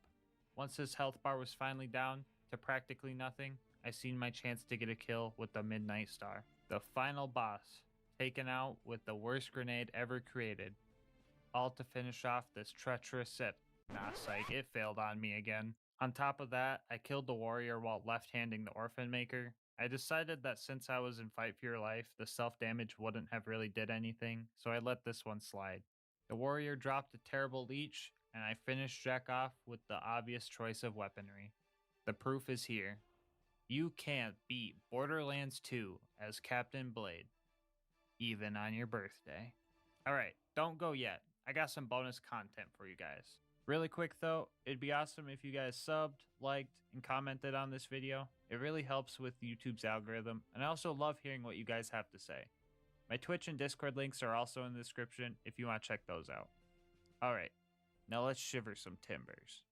The Pirate DLC plays a lot like normal Borderlands 2. You just get pirate shanties stuck in your head more often. Things started out a little rough, but after outplaying the last few Pirates action movie style, our first real test arrived. So No Beard always spawns with this corrosive stinkpot rifle, so we had to dance our way around this one. On the bright side, the guy's got no beard and 2 left feet, so taking him out was pretty easy. After talking to the most talented ventriloquist on Pandora and fending off a very angry Alfredo noodle, we finally had our first aircraft, sand skiff, which we properly flew into a bigger boat so that we could in return shoot the smaller boats. Whole lot of boatception. Upon meeting Scarlet, she said that we needed to put Sandman to sleep, so we were off to his lair. On the way there, we also dug up another rapier because I wanted to find all the treasures as a bonus challenge. I don't know why I added more challenges because Big Sleep and Sandman were actually pretty annoying to fight. Well, Sandman actually died like a baby man, but Big Sleep is just a dumb boss. Like most enemies I despise, Big Sleep has this undodgeable chain attack that can even hit through walls. On top of that, the guy can just hit the whoa out of nowhere and deflect my bullets that, may I remind you, already hurt to shoot. A little over a dozen deaths later, I had to bring out the special weapon, the gas mask. And before anyone asks, yes, this gear is also cursed. Whoever wears this thing becomes unbelievably sexy at the cost of undying masochistic urges. With my breath steadied, brain cleared, and on the 666 death mark, I noticed something. For some reason, Big Sleep completely whiffed his melee attack right here while I was standing on this crate. Being the large craniumed lad I am, I instantly knew what to do. A simple confusion strat was all it took to take on this heathen. Also, he dropped the 12-pounder, so that was pretty cool. After we dug up our Orphan Maker and Manly Man shield, we raided this Hyperion caravan. Nothing too eventful, just your average Sea of Thieves gameplay experience. Grabbing the auto idol was more significant than talking to Herbert, so I'll include that instead of him. But our next destination was Washburn Refinery, where even robots can be cowards. There was a group of 2 super loaders that took about 20 minutes to kill, and then there was Hurley, who took 2 minutes to kill. Gearbox did my boy Hurley pretty bold when it comes to balancing. The main attack that makes him unique does 4 damage. On top of that, you can blow his arms off, making him the easiest boss in the game. With all 4 parts of the compass found and or jerry-rigged, it was time to set off to the lighthouse. Here we found the last treasure we needed, the Midnight Star. Way to save the best for last, am I right? Surprise, surprise, Scarlet betrayed me and sent her biggest cowards after me. They really said, I'm about to head out as soon as I needed a revive. Nothing too hard, but the lieutenants did mess me up quite a bit before I managed to take them out. We somehow photobombed our own POV of getting eaten and fought Roscoe the Rat Hive. Thinking about it now, the Leviathan has some type of turducken situation going on. Like for real, you have the rack inside of the Rack Hive, and then the Rack Hive inside the Leviathan? I don't know, I'm probably thinking too deep into this. Anyway, Roscoe was a bigger baby than Sandman, both figuratively and literally, so he died in like 40 seconds. The Leviathan, though, was a whole different story. At first I was bombarded by sandworms and their deadly corrosive spit, but then after I respawned, they just disappeared. I don't know why, but it was just 10 minutes of dodging rocks and shooting his eyes and heart. After that was done, a whole wave of worms popped up, and I just took them out from a safe spot. It was a very slow process, mostly because when they go underground, they remove any slag applied to them. And, you know, the whole 9% slag. Yeah, you get it. After all that, I had to fight not one, but 2 sandworm queens before the Leviathan showed its neck. It would have been so simple. I just had to kill the last weak spot. But I left-handed. I had no excuse this time. It was tempting to let it slide, but I had to do what was right. Resetting the fight was the only option. So I did this 20-minute fight about 3 times before the Leviathan finally perished. Which means you can beat Captain Scarlet and her pirate's booty as Captain Blade. Alright guys, that's going to wrap up the video and the bonus content. I just want to thank you guys so much for watching, and until next time, breathe easy, homies.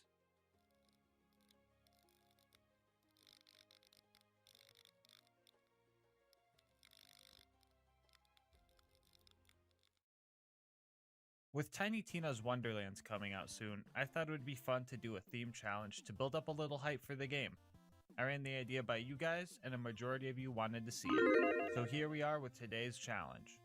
Can you beat Borderlands 2 with only the power of friendship? In this challenge, we will be utilizing the Mysterious Amulet from the Tina DLC and the Unicorn Explosion Shotgun from the Lilith DLC. Before I show you the rest of the build, I'm going to throw the rules at you real quick. First off, we will be playing on OP10 as always. Second, we will be playing as Krieg and require a few specific skills to add to the challenge. More on that in a second. No bar, and most importantly, you gotta bring the homies.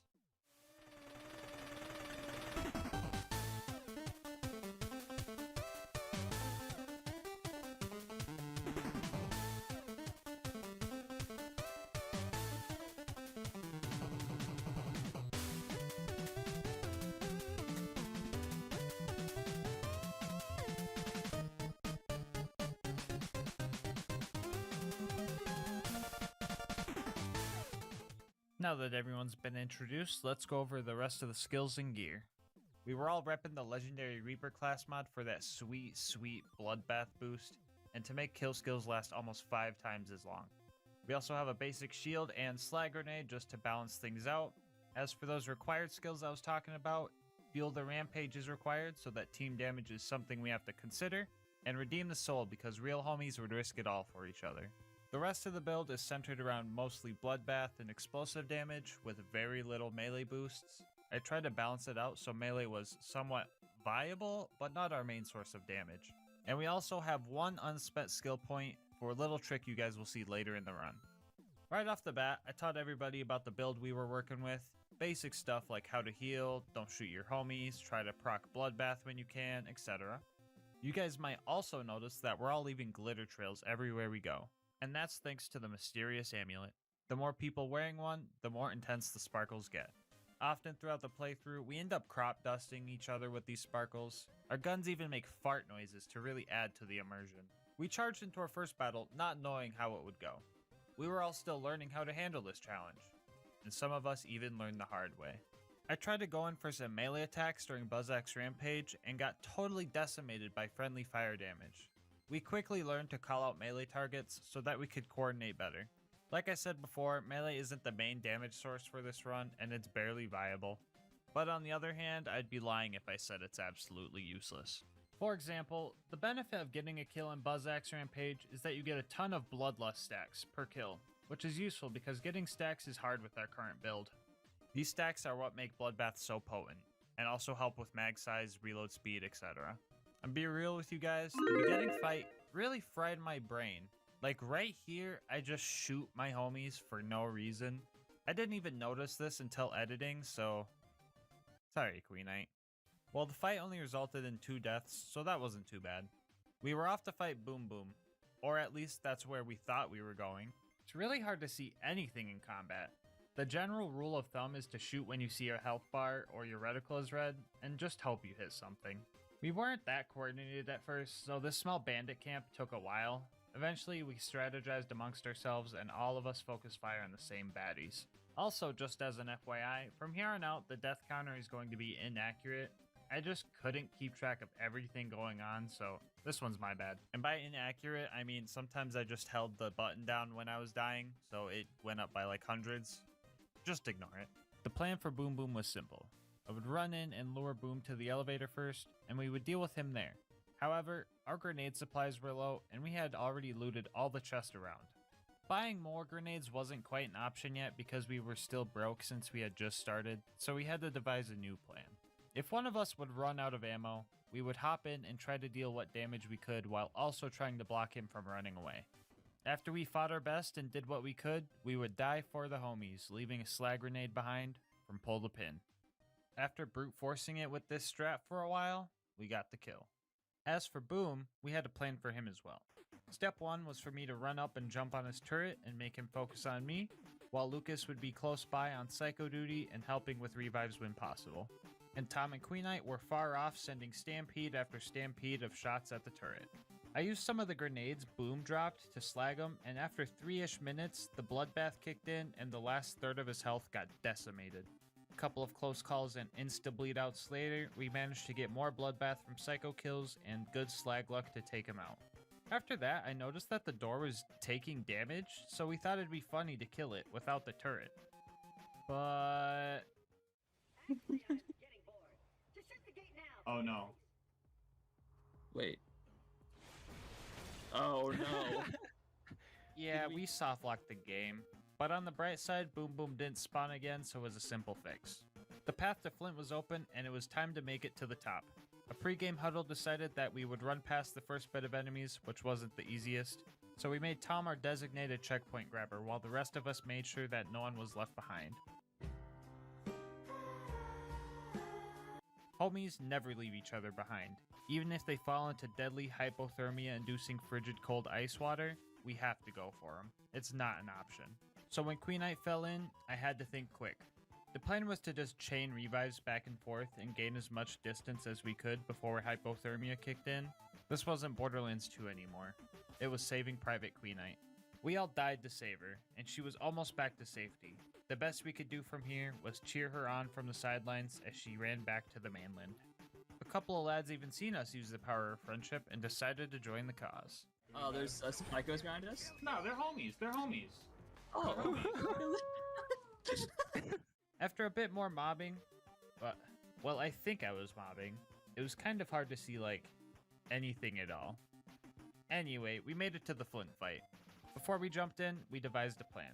One of us would lure Flint over towards our safe area, and 3 of us will attempt to deal as much damage as possible, while Queen Knight will be our designated medic that we can crawl to. Everything was going according to plan, and Flint looked like he was about beat. But we rushed in too soon and ruined everything. We all started dying, Flint kept healing and healing and healing. After about 20 minutes, we got our bearings together, and in an epic final stand, we managed to end his reign of terror. Finally, at 3 Horns, our next objective was to situate a car. There wasn't really any mandatory combat for this part, but these bullymongs were straight up relentless.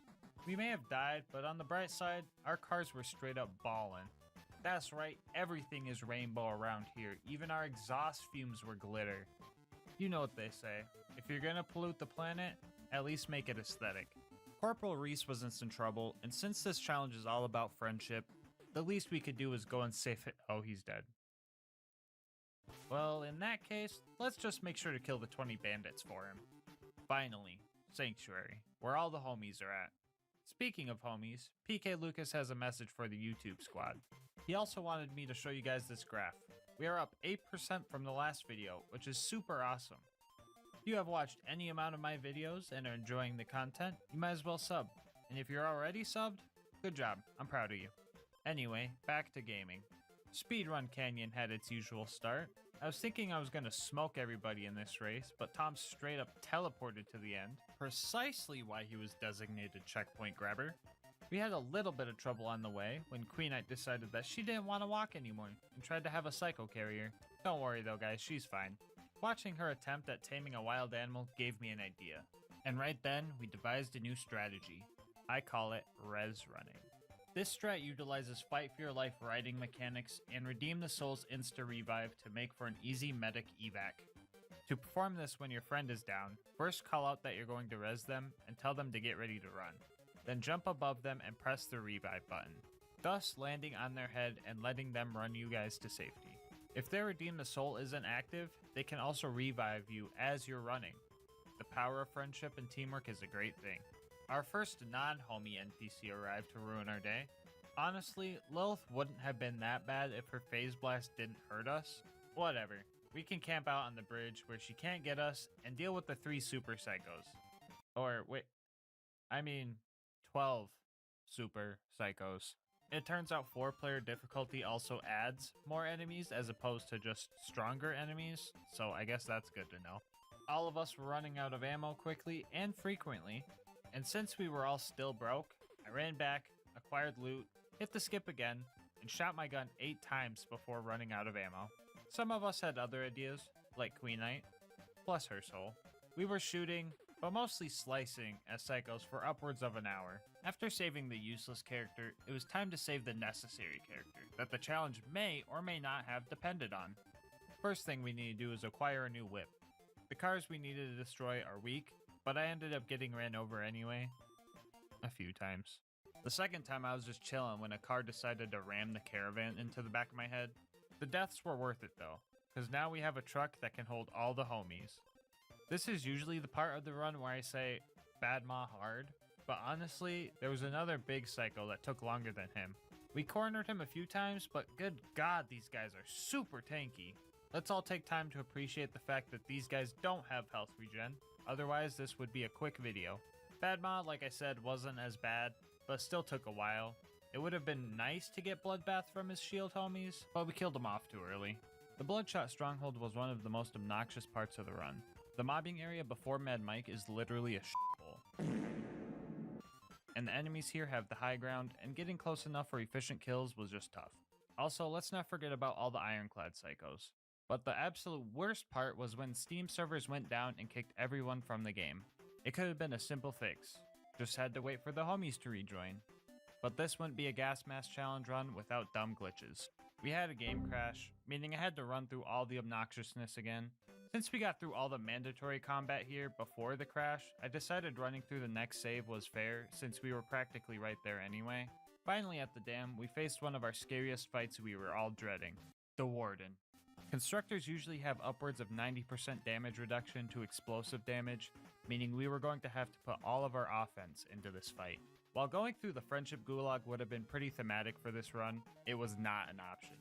With our plan ready, we charged in, and the fight went fan-f***ing-tastic.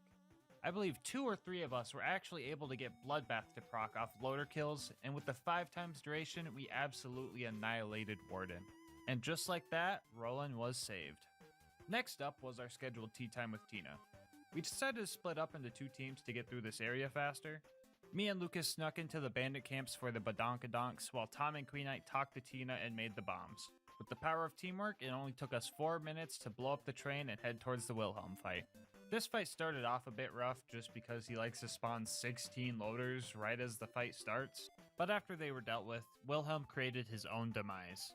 The surveyors he spawns are like super easy for getting Bloodbath, so he didn't survive much longer. With the Logan's gun he dropped installed in the Sanctuary shield system, and having my life saved by the homies after Lilith's attempted assassination, it was time for the fridge run. It went pretty bad for all of us honestly, but Tom did a great job as checkpoint grabber as he usually does, so the pain was short-lived. After making it through the fridge with 8 more hard nipples than we walked in with, it was time to visit everybody's favorite thresher, Mr. Noodle. He was a real pain to deal with this time around. Damage was slow, and his shields just kept coming back. But with a lot of teamwork and close calls, we managed to get the beacon back. Now, I really want to tell you guys, we defended the beacon with everything we had, it didn't get destroyed, and we killed all the loaders. But no, this was just chaos and pain. The beacon eventually hit the invincible stage, and the fast travel dropped, but even with just trying to rush the fast travel, we kept dying. It took 10 minutes of trying to rush it and make sure no one was down before we managed to escape that mechanical nightmare. But the pain didn't stop there, because up next was the preserve. We started out getting our butt cheeks chomped by rabid stalkers. But if we're looking on the bright side, wounding loaders is way easier with 4 players, so that was pretty cool. The mobbing wasn't crazy difficult except for the stalkers, based on how they're built and the whole invisibility thing. Basically, it was just really tough to deal damage to them. I managed to get a crazy bloodbath chain for most of the first mobbing area, which paired with the revives I was getting, saved a lot of time. The ultimate loader was surprisingly weak compared to other big enemies we have faced. The real challenge we faced was totally optional, but we needed to know who would win in a 4v4. 3, 2, 1.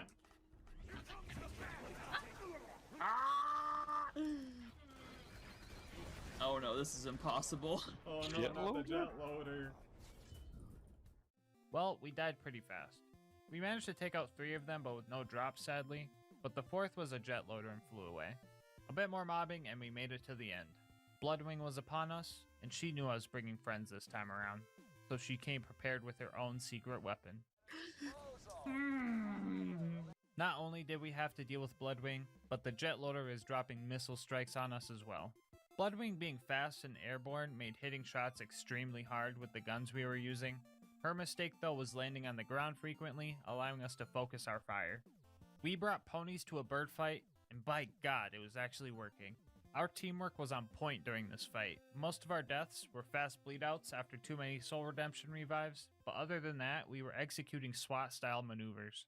Bloodwing landed while 2 of us had Bloodbath, and we practically sealed the deal there, bringing Bloodwing and I's rivalry score to 2-2. Tie game, baby, let's go! We had one homie left to recruit, and he was a buff pony lover just like the rest of us. Obstacle 1 was another big psycho. Obstacle 2 was Brick's Goons. The age-old strat of getting a Goliath to go God mode was our best option.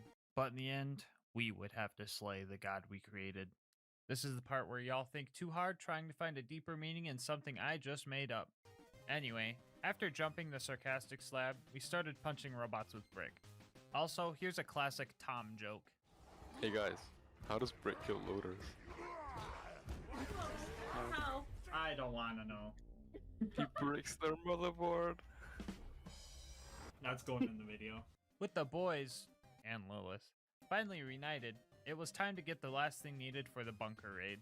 The Jack Double was our next target, and let me tell you, this was a long fight. I feel like every time I fight this wannabe in a challenge run, I get some cursed, desperate POV of me trying to kill him. I can't get through this line without laughing. It's staying like that. This fight was extra tough because not only was his shield tanky, but he also has the power to instantly refill his shields, I guess? Lucky for us, however, he constantly summons reinforcements, aka bloodbath fodder. With both advantages and disadvantages in this fight, it was a real roller coaster. We got close a few times, but this insta-shield trick gave him a lot of time to regen his health. After a good 30 minutes, the game gave up and the Jack Double got stuck. Lucas and I would take turns going in for damage while Queen Knight and Tom distracted the reinforcements. Shortly after that, Fake Jack's fake face was sliced off. Finally, with all the tools acquired, it was time for the bunker raid. Obstacle 1 wasn't anything new for us, a simple constructor fight and the first door is open.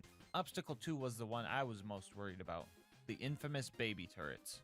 For those of you who don't know, these turrets are completely immune to splash damage for some reason, meaning the only damage they would take were from direct pony contact. These guys also have some anime protagonist health regen, which makes progress incredibly fragile. Luckily, we were all Krieg and fought a glitch with another glitch.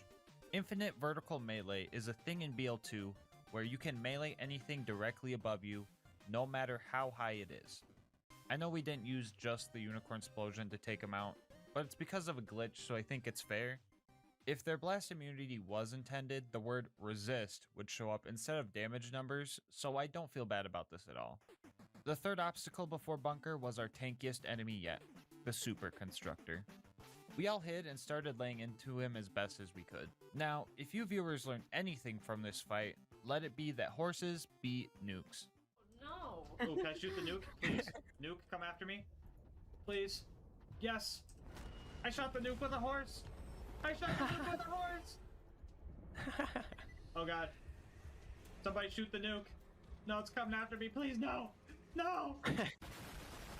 This fight wasn't necessarily hard. It just took 20 minutes to finally take him out.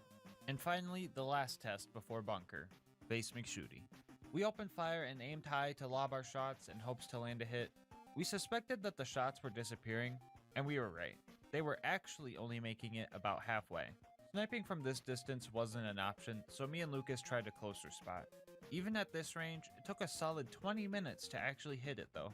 Mostly because another one of these heathens kept throwing pipes at us. It was now time for us to start the epic bunker battle. The autocannons were a breeze to take out, but a few hot loaders in our area were giving us some trouble at first. Other than them, it was easy peasy. The bunker fight was going to be a long one, but by this time in the challenge, our coordination was more refined. We were hitting res runs with perfect execution. We were setting up bloodbath kills to unload on bunker, and our minds were more in tune than they ever were. Even with all these great things going on, this fight still took over an hour. Turrets not included, and no, we didn't even get a 94 sham for all of our effort. The Angel Corps was up next, and we were ready for anything after that last fight. Some tougher mobs were showing up, but with focused fire, we trampled over the angelic guards. Get it? Trampled? Because we're shooting horse. Come on, please. This time around, we discovered a new strat of saving the shock field generators because they're easy to kill and give second wins, which helped a bit. Also, we had Roland and his turret, which gave us tons of ammo. You know what didn't help though? Lilith constantly phase blasting us out of nowhere. Honestly, fuck Lilith, bro. She actually pissed me off with her bullshit. Why the f does she come in, murk us, and then just say, Howdy, boys. since when were you a f***ing cowboy, Lilith? We told you not to come here. Can you please leave and make sure not to cripple us on your way out? Thanks. F***ing A. Howdy, boys. What the fuck even is that? Okay, got that out of my system. Cool. Anyway, Control Core Angel took about an hour to kill everything, but on the bright side, it was time for the final stride towards the vault and Jack. Psych! Welcome to Sawtooth Cauldron, boys! This place was terrible. The good old spawn camping from the ambush commander prank really got on our nerves. This was probably the most visual pollution I have seen in this run. It was to the point where I couldn't even see myself dying. Can't even see my body, dude! There wasn't anything to do, except just unload into the horde until the objective checked off. Would you believe me if I said that wasn't even the worst part? The buzzards were pretty much impossible to hit consistently, and we had to kill 5 of them, bro. Oh my. I'll go over some of the strats we tried to use to handle these guys. First off, our best chance of killing buzzards was for them to just get stuck on some part of the tower so we could focus fire and take them out. That requires a lot of waiting and hoping though, so we also tried something else. We would ride the elevator down so that the buzzards would despawn and ride back up and try to catch the buzzards right as they spawned. I even attempted to ride the spawning buzzards by downing myself and landing on top of it, but it wasn't working too good. We also tried to go to other parts of the map to kill buzzards with low movement options, but couldn't find any. The actual method of how we killed them will surprise you. The first one got stuck and made for an easy kill. The second one got stuck and we managed to shoot it down. The third one somehow managed to get stuck, so it was a sitting duck. The fourth one, however, got stuck, so that one was easy. And the fifth one, get this, actually got stuck in a spot where it couldn't move. It's pretty freaking weird, right? It also only took 75 minutes, so we actually did all that pretty fast. Right, guys? Right? We weren't in the boneyard for too long because we split up to the different pumping stations and the pipeline, so teamwork saved us some time there. The Badlands, however, are usually tough because of a certain boss, but what if I told you we weren't going to need to deal with any of that? I think it's about time we use that extra skill point. Speccing into Light the Fuse gives us a new technique I like to call totem poling. As shown before, when you are in a down state or fight for your life, you can ride on top of your friends, but will bounce off as soon as you are revived. The reason for bouncing off isn't because we are no longer in fight for your life, but because of a transition from being crouched to a standing position. With Light the Fuse, you never crouch when going down, and can run and jump, so when revived, you will stay on top of your friend's head. Repeat this process stacking from the bottom until your tower is made. Using this strat, you can effectively reach heights of around 7 times higher than your normal jump, which gave us a way to sneak past everything. Like I'm just jumping off the rock. Yeah. We both made it. Both of you Perfect. Perfect. The true power of friendship prevailed again, and we made our escape. In a way, you could say we beat Saturn with only Light the Fuse, and that is truly awesome. After respecking out of Light the Fuse because it's terrible in OP levels 1 or higher, we made our way to the final stretch. The claptrap door wasn't too bad. We just needed to make sure we took out the Super Surveyor while it was distracted, otherwise we could have a sequel to the Buzzard's Nest. The run through Hero's Pass should have been easy, since we have Mordecai and Brick there to help us out. But a loot goon spawned, Brick glitched out, and I had to spec into Light the Fuse to skip a barrier because they wouldn't open the door. And we absolutely couldn't get past the Super Constructor with enough time to travel to the vault. To keep a long story short, we tried to fight Jack, but I was spec'd into Light the Fuse still, and it was doing more harm than good. The ending explosion radius is huge, and I would just down anyone around me, so going for a revive was a huge risk. We decided to run back to Sanctuary to respec and just run through Hero's Pass again. This time wasn't bad because we got to the door before the constructor even spawned. And now it was time for the real fight. This fight honestly was really tough, and the mask wasn't coming off until it was done. This is supposed to be the part where I talk about the glitch where he went invincible and we had to reset the map. But this is supposed to be a wholesome video, and I already let all my rage out on the cowboy giraffe. Okay, as for the real fight, Phase 1 was super easy. His shield is pretty tanky, but his clones are super weak, so revives and bloodbath are practically spoon-fed to us. Phase 2, however, was the real challenge. Jack's health regen is pretty tough, almost as tough as the baby turrets, and he also has a shield surveyor that has to be destroyed in order to deal more damage to him. This fight was a constant tug of war, and to show it off, here's the fight at 1 minute per second speed. Just look at the health bar. Bloodbath at the time was scarce, but things were looking up. Jack stopped spawning his shield drones, but started spawning his field turret instead, which was going to be our savior. These things are relatively weak, so Bloodbath was back on the table. I'm probably gonna lose. Oh, when the bloodbath, when the bloodbath kicking in, when the bloodbath kicking in, let's go! Ooh. Yeah. The warrior was here, and it was time for a fight. Crystalisks started spawning, which were susceptible to both melee and explosive damage, which were our specialties. The warrior fought hard, but he was no match for us. We had everything we needed to win this fight, and that is each other. The warrior eventually seen what we were capable of, and willingly let us fill his heart with the power of friendship. With the warrior down, we all celebrated. Queen Knight high-fived Jack a little too hard, but in the end, at least we know. You can beat Borderlands 2 with only the power of friendship. The run, however, isn't done. We still have some bonus content to tackle if you guys want to stick around and see us take on these DLCs. First off, we did Turkey DLC because it was the day before Turkey Day, and what better way to celebrate massacres than to blow stuff up, am I right? This DLC got pretty chaotic. The key points were the opportunity tributes that took a long time to kill. We're talking about 30 minutes to kill Rose and this clown shoot idiot. We had the jabbers after that, which would have went fine, but we had to kill them while they were slagged for the mission to progress. Hitting these guys with bullets or grenades is already tough enough. Luckily, Tom snagged a homing slag grenade at some point and made this doable. This only took 15-ish minutes to do, but that's relatively still a lot for what it was. On the bright side, we were finally able to cook Lucas like the snack he is, and fought the Waddle Gobbler, which was just your pretty standard easy to dodge moves but really tanky health bar fight, nothing crazy. So we also did the Grandma Torg missions, but in Japanese, so she didn't really talk and the voice lines were just skipped, which is already cursed enough, but getting the candy for her got even more cursed. One of the heathens we needed to kill ran out into the ocean where we couldn't kill him. Guess we have to wait until Wonderlands to blow up the ocean. Round 2 went a little bit better. He was a lot closer this time, so we were able to kill him. The whole thing was just really cursed. We all kind of regretted doing the side mission TBH, but I guess you can beat the horrible hunger of the ravenous wattle gobbler with the power of friendship. Did you guys know that was the full title? Because I didn't. Let's move on to the first big DLC, which was the Tina DLC. Our mission, save the queen.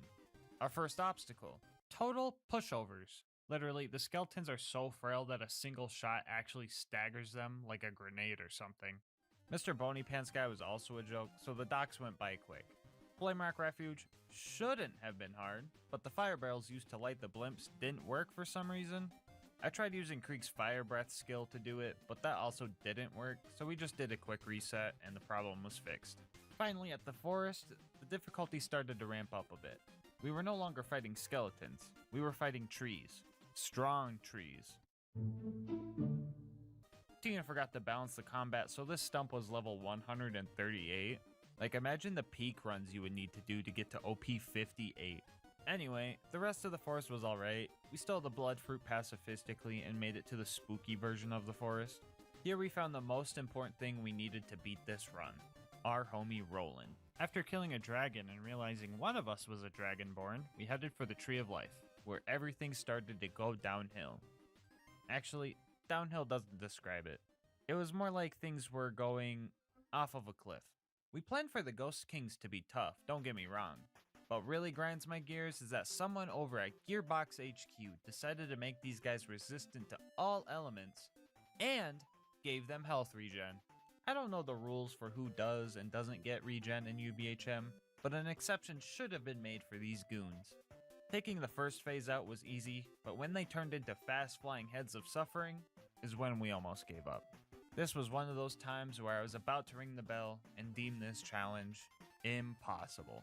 We tried many strats to take these guys out, like luring them out of the arena and hoping they just get stuck somewhere, getting Bloodbath, but that wasn't easy because most of the enemies had the Immortality Sword in their back and it wouldn't give it to us anyway, and we even tried old-fashioned slicey-dicey strats, but to no avail. The 4v4 between the Ghost Kings and the GASMASK gang was looking grim, but we were looking at it the wrong way. It wasn't a 4v4, it was a 5v4. Roland, the absolute legend, was going to be our key to victory. We noticed that his turret was actually dealing relevant damage to the Ghost Kings. It was just a matter of the head being close enough for the shots to hit, and the body being far away enough because it would confuse the turret. First head was the easiest because we still had normal enemies to get Bloodbath off. The second was probably the toughest. At first we got close, but we ran out of Bloodbath and eventually healed back to full. We tried to reset the map for more enemies, but that was a bad idea because the first Ghost King came back. This time around we didn't get much Bloodbath for the first fight, but somehow still managed to kill him and get our progress back. This is when we tried the aforementioned lure strat that just didn't work, and right as I was about to give up, the second Ghost King just died. Alright, let's see. Let's look at bug page on Ghost Kings. Ghost Kings. Wait a sec. You killed it. Wait, what? I don't know. I just went back in the arena and it's dead. Huh? Cheese strat, we just abandoned Roland. We did it, yeah! My theory is that he went into a non-combat stillness and Roland's turret just laid into him. Which really surprised us because we didn't see Roland throw out his turret up until now. With our newfound hope, we went back in and fought through the other kings, making sure to fight the head as far away from the body as possible, so the turret would put in the work. Even with this strat, it was highly reliant on things mostly out of our control. After nearly 2 hours, we finally took out the last king and ended the worst fight in GASMASK challenge history. It was time for the mines. The dwarves here were a lot tankier than we anticipated, but nothing compared to what we just beat, so we were fine. After getting up on Ragnar the Emancipator, we completed the jumping and cube puzzles, both correctly, and then went to fight Greedtooth. We tried befriending him, but he was still mad about us punching his boss. Luckily for us, he spawns a bunch of dwarves, so Bloodbath is easy pickings, and Lucas also rolled a 20 on his perception check and noticed there was a damage shrine in the arena. We combined that with our Bloodbath for some major damage. Later in the fight, some aerial golems spawned in, but we kind of just ignored them because they were just kind of jokes. Anyway, 20-minute gold golem fight, not too bad. Hatred Shadow was our next challenge. First thing first, we had to kill a darkness with ponies, you know, because symbolism. And next we had a couple of mobbing areas filled with tough knights and wizards. And at the very end, we had the handsome dragon. First, we have established this already, but flying enemies are super annoying. We're shooting unicorns, not Pegasi, so it's kinda cheating on their end. Secondly, Bloodbath was kinda off the table because the baby dragons were surprisingly tanky, and even if we could proc Bloodbath, our stacks were usually low because sustained damage was hard to keep up with, so even if we had it, it wouldn't do much. And so the patience game began. Lucas and I, being the chaotic individuals we are, were right out in the open trying to do what we could. Tom and Queen Knight, though, were chilling on the sidelines acting as cheerleaders for us. Those two were roasting us more than the dragon during this fight, so yeah, I went there. Do you guys know why that's the cringe end of the bridge and this is the cool one? Guess you guys are there. Oof. Got him. After a long fight, we were so close to winning when disaster struck. Steam servers went down again. We could have waited and this would have been fine, but for some reason my game straight up kicked me from the map and Borderlands was soft locked into this restoring session cycle. So not only did we have to do that whole fight all over again, we had to do the whole map's worth of mobbing as well. Why can't things ever just go smoothly, bro? What's with all these glitches and bugs? Like, come on! It's never just, Claptrap said his voice line twice, that's a weird glitch. It's always some never before seen, Jack turned invincible, Tom fell through the map, Brick won't move, game soft locking bullshit. Okay, breathe easy, breathe easy. Okay, back to the run. Both dragon fights took about 30 minutes each, not including all the mobbing required, but in the end, we made it barely holding on to our sanities. The Lair of Infinite Agony was actually quick. There was no mandatory mobbing here, so the only thing we had to worry about was finding Mr. Miz to get our extra mysterious amulet. And finding him wasn't too bad, so all we had to do was buy the... Well, it's fine. Everything is fine. All four of us pitch in, we should have enough. I sold all my gear and asked Queen Knight for some money, but she thought it was a scam and wanted me to explain why we needed it and threatened to punch Mr. Wiz, which would have restarted the challenge. And Lucas was also killing him with jump damage, and I was just panicking across the board. Queen Knight decided to duel me for the money, and with hours of pain on the line, I decided to play it cheap for the greater good. With all of our life savings combined, we were able to buy the amulet with the worst possible friendship rating. The Sorcerer's Daughter was our next fight, and with all the fragile spiders around, bloodbath chains were easy to come by, but this fight still lasted a while for one reason. This was not big arm. No! We probably did enough damage during this fight to kill her 3 times, but the health regen powers were so powerful. We discovered that she could only leech us if we got too close, so the new strat was to stay as far away as possible. She still caught us lacking a few times after the new plan, but we eventually got our shit together and finished her off. I made a mistake right after the fight. I rolled 2 dice on this chest, and rolled 2 13s. You guys might not know, but this number always foretells bad luck for me. Rolling 2 of them meant something most unfortunate was going to happen. With paranoia high, we went to the top of the tower to face our final boss. Phase 1 seemed simple. His clones were easy bloodbath, just like in real life, but taking him out was going to take a while. Your shield doesn't regenerate? I hope not.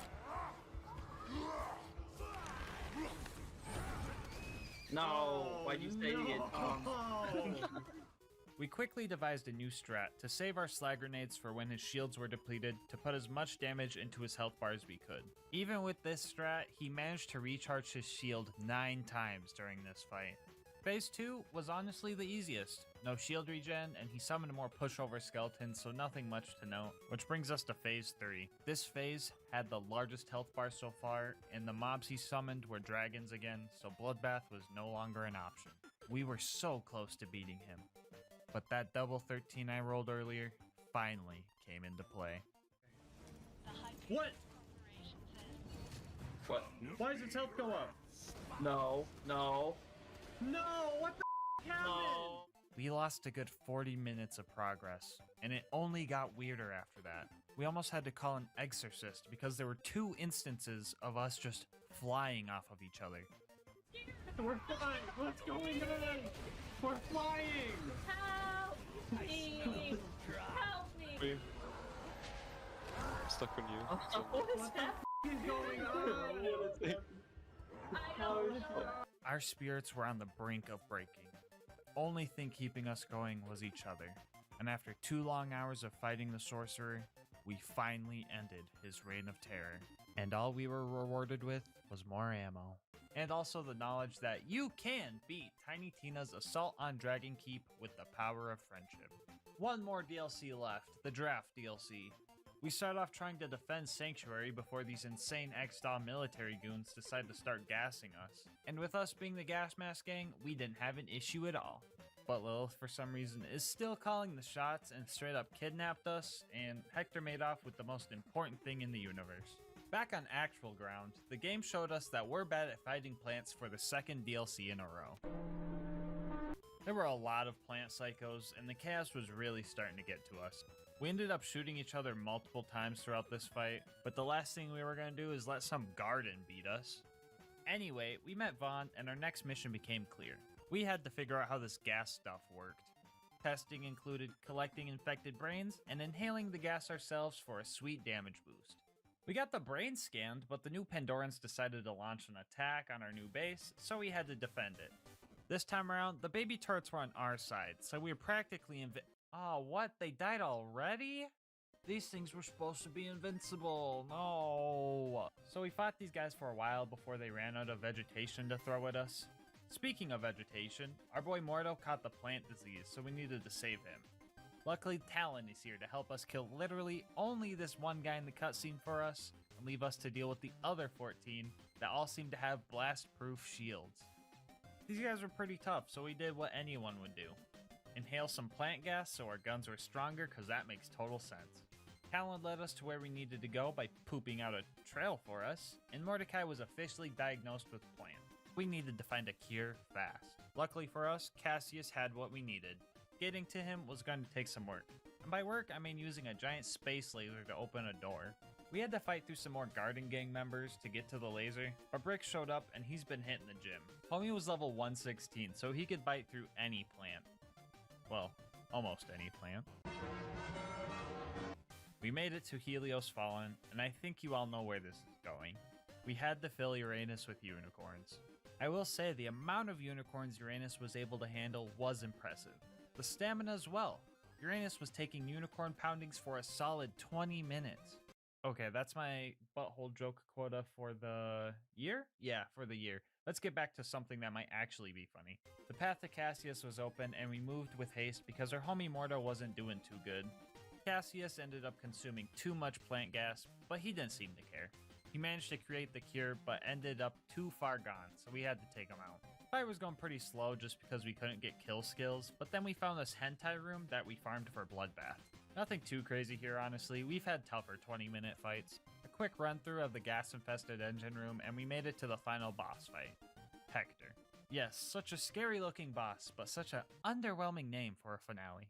Plant Gang was going down whether they liked it or not. Lilith was also here, which wasn't too bad actually, because it seemed like her kills gave us second wins, but I don't know if that was real. Hector quickly found out he was no match for the power of friendship, so he had a clever idea to try to defeat us. He built big plant walls to separate us, but true friendship knows no bounds. The toughest part of this fight was the lack of ammo. We were desperate at one point and all started picking up shotguns and grenade mods off the ground because they provide a little bit of ammo, but we were mostly staying alive with teamwork and Buzzax rampages. Hector was no match for us, and after a good half hour, he fell to our power. Well, kinda. He tried the good old kamikaze bad guy strat, but the DLC is over. So that means, yes, you can beat Commander Lilith in the fight for Sanctuary with only the power of friendship. One last thing we needed to do was save our Queen Butt Stallion in real life. It was honestly super easy, we just needed to do some mobbing, plus Brick was there so we didn't really need to do mobbing. We fed the pretty pony using our amulet and... well, it didn't work. We didn't get a new unicorn explosion. Like always, the wiki lied to me and said a new relic would get me a new one. But oh well, she dropped a flacker, which is close enough in my opinion. And just like that, peace was restored to the world. To celebrate, I decided to pop open my last monster assault, probably ever. A while back, they rebranded them, and they just don't taste the same anymore. So as soon as I knew they were temporary, I bought upwards of 200 of the OGs, And on this day, I drank my last one. These things have gotten me through a lot of rough days. And they've also made plenty of good days great. And I wouldn't want to finish it off any other way than with good friends after a monumental triumph such as this challenge. Let this video be your sign to go play some BL2 with friends like the good old days. Call up some old friends and do a playthrough, or find a homie in the comments section. I'll have these save files in the description if y'all a bunch of masochists like me too. And if you want to hang with me, I do stream these runs on Twitch. Link down below if you want to come stop by and say hello. Queen Knight also streams, so I'll add her link down there too. If you guys want to support the YouTube channel and more runs like these, make sure to like, subscribe, show a friend, and leave a comment. It really helps with the YouTube algorithm and also motivates me to keep making these challenge run videos. Thanks for watching, and until next time, breathe easy, homies.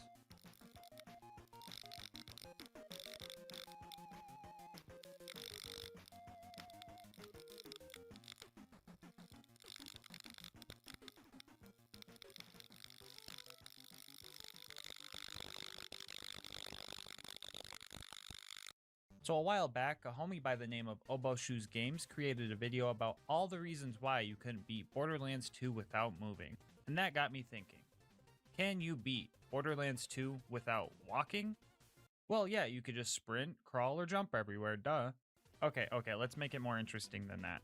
What if we didn't have access to the 4 basic movement controls WASD? Well, in that case, you're still pretty much out of luck then. But there are still some loopholes we can consider.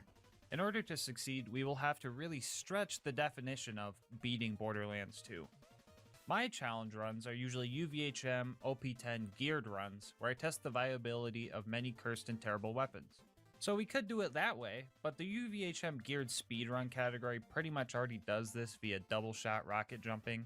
They still do walk for parts of the run, yes, but most of the time they're just flying or spamming Norfleets. This also isn't a freshly birthed character, so getting to this max level geared scenario would require a save editor or walking while getting your character up to max level. If beating the game with a fresh character is what we are looking for, then a super easy, and in my opinion lame, way to do it is to play co-op and have someone else do all the work for you. But there is a way you can create a fresh character and beat the game without using WASD in single player. The quotation marks are there because this is where we really start stretching definitions. So the Giraffe DLC came out and gave the players the ability to create a new character starting at level 30. Each character also has a specific set of gear that is the exact same each time you create a new one. These characters also start at the beginning of the very last mission, the Talon of God. Okay, calm down. If you want to call me a cheater, I have the whole "you cheated, you didn't grow" copy pasta in the description, so you don't have to Google it to paste it in the comment section. Anyway, beating the game with one of these saves is a real speedrun category known as any % boosted. We will be doing a modified version of that, but don't think this is going to be easy. We still can't use WASD, so this ain't no walk in the park. Well, actually, it's not a walk at all, actually. So we set our movement keys to the arrow keys so we don't touch them, pick 0, and spec into execute. And bam, we can now dash toward enemies, allowing us to move. This should be easy, right? Well, not entirely. This is definitely a helpful skill, but there's one problem. It only works if we have line of sight to an enemy. And since we need to go talk to Claptrap first, we are pretty much screwed. But there's still hope. A level 30 boosted 0 starts out with a Rocketeer assault rifle, which we can use to do this. Okay, that was like 2 inches, but if you chain them together, you can actually get some momentum going. Throw some grenades into the mix, and we have a basic foundation for movement in this run. So our first goal of the run was to talk to Claptrap, but we were going to stop by Zed's place and hope for a better shield, since we are going to be shooting our feet a lot. We were able to use execute on his patient to get close quickly, and luckily we got an adaptive shield from the homie, so the corrosive dot we would sometimes give ourselves would be less of an issue. Getting out was tough because of the roof and the tight doorway, but we made it to Claptrap before running out of ammo. Here we could have save quit to get back to the fast travel, but we were low on bounce juice, so I decided to farm some by oofing myself to get some for free. Before we left, we bounced our way over to Crazy Earl's to buy an assault rifle ammo upgrade with the 12 Iridium we started with. This also filled our ammo so we could tackle the Iridium Blade strong. The first strat I tried here was punching a car while getting in and out of it to move, but it wasn't working as expected.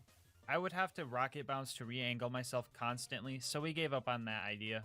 Luckily, we had a turret and some particularly buff rack we could use to just fly through most of the area, but King Mong also spawned and decided to delete a good chunk of my progress. After barely escaping that fight with my life, I slowly bounced my way to Claptrap and then proceeded to farm some more ammo at the respawn station. Fighting the bots at the door was probably the best point-and-click adventure game I've ever played. The strat that got me through this was just having one robot really close to death so I could just use that for a second win. It was definitely scary at times though, like when exploders decided to run up on me and all I could do was just... But we managed to kill all the bots and the door was open. I thought that these stairs might be too steep to climb and me and Claptrap were gonna have to cloak ourselves and cry at the bottom, but I was wrong and climbed them one step at a time. Spawning into Heroes Pass, the first thing we do is die. First reason for this is so that we could skip climbing another set of stairs, and also, anytime we hit a respawn station, we want to refarm our ammo because running out could cause us to reset the map. From here, we bounced and executed forward, but then got comboed right back by the power loaders. After dealing with those heathens, I tried to do a skip to get past the first door, but that didn't go too good. To make up for lost time, I tried to perform an execute jump, and well, that didn't go too good either. We were back at square one, and Brick was ahead killing everything, which was good and bad. Good because that means I didn't have to fight them. Bad because I didn't have anything to execute off of. But on the bright side, we were able to get more bouts practice in. There's still some enemies around by the time I caught up, so the bridge jump was easily hurdled with an execute. Execute also let me clear another large portion of the path by targeting these two defense turrets.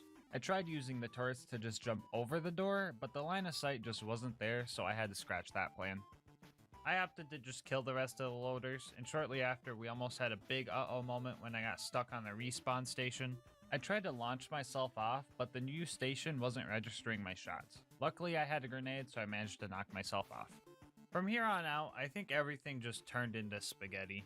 I died multiple times trying to use the constructor to fly across the gap, and died one more time when the constructor was almost dead, so a lot of time lost there. Fourth time around, I actually made the jump and had some scary fights on the other end. I managed to get the constructor down, but an ion loader had an angle on me from afar. I knew all it wanted to do was land a fatal shot and bubble up like a coward. Luckily, I remembered I was in normal mode, and dot damage actually works, so we killed it with our Rocketeer and made it to the vault. After farming up some ammo to make it all the way over to the next ammo farming station, it was time for the final fight, the Warrior. Oh yeah, wait, there was Jack too, but he's kind of a baby in normal mode, so we dealt with him quick. Anyway, the Warrior fight seemed like it wouldn't be too bad. Plenty of opportunities for revives, racks to use for some fancy movement, and not too big of a health bar to deal with.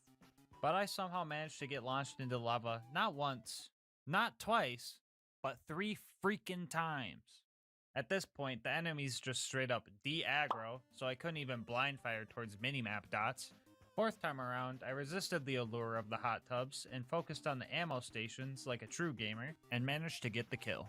If I had this mentality sooner, we could have had a sub 2 hour run. But the Warrior is dead, so at least we know. You can kinda beat Borderlands 2 without walking. Alright guys, this was just a short little challenge video. My next one will be back to the usual full game stuff.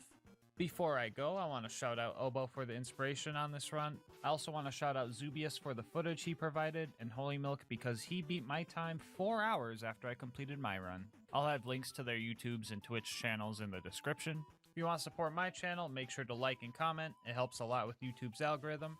You can also check out my other videos and subscribe with notifications on to know when new ones come out. I'll also have my Twitch and Discord links in the description if those are up your alley. But until next time, breathe easy, homies.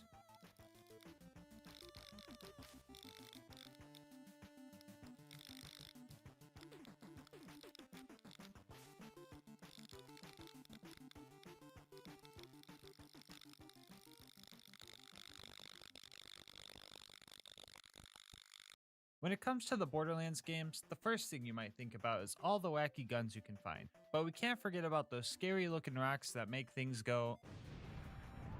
So to mix things up this time around, today's question is, can you beat Borderlands 2 with only the fastball?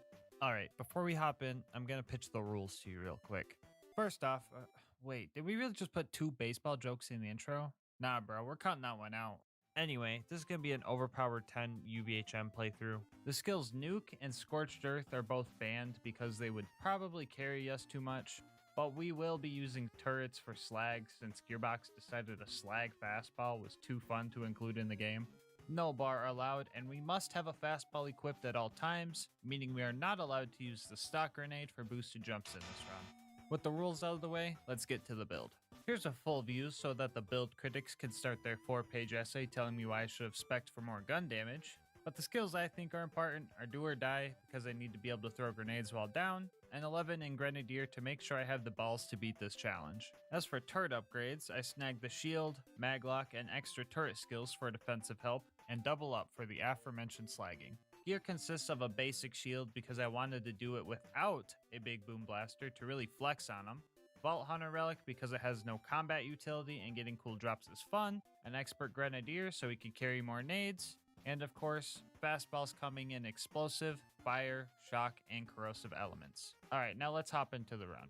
Right off the bat, I noticed that my self-conscious masochism decided to start me off with a whopping 0 grenades.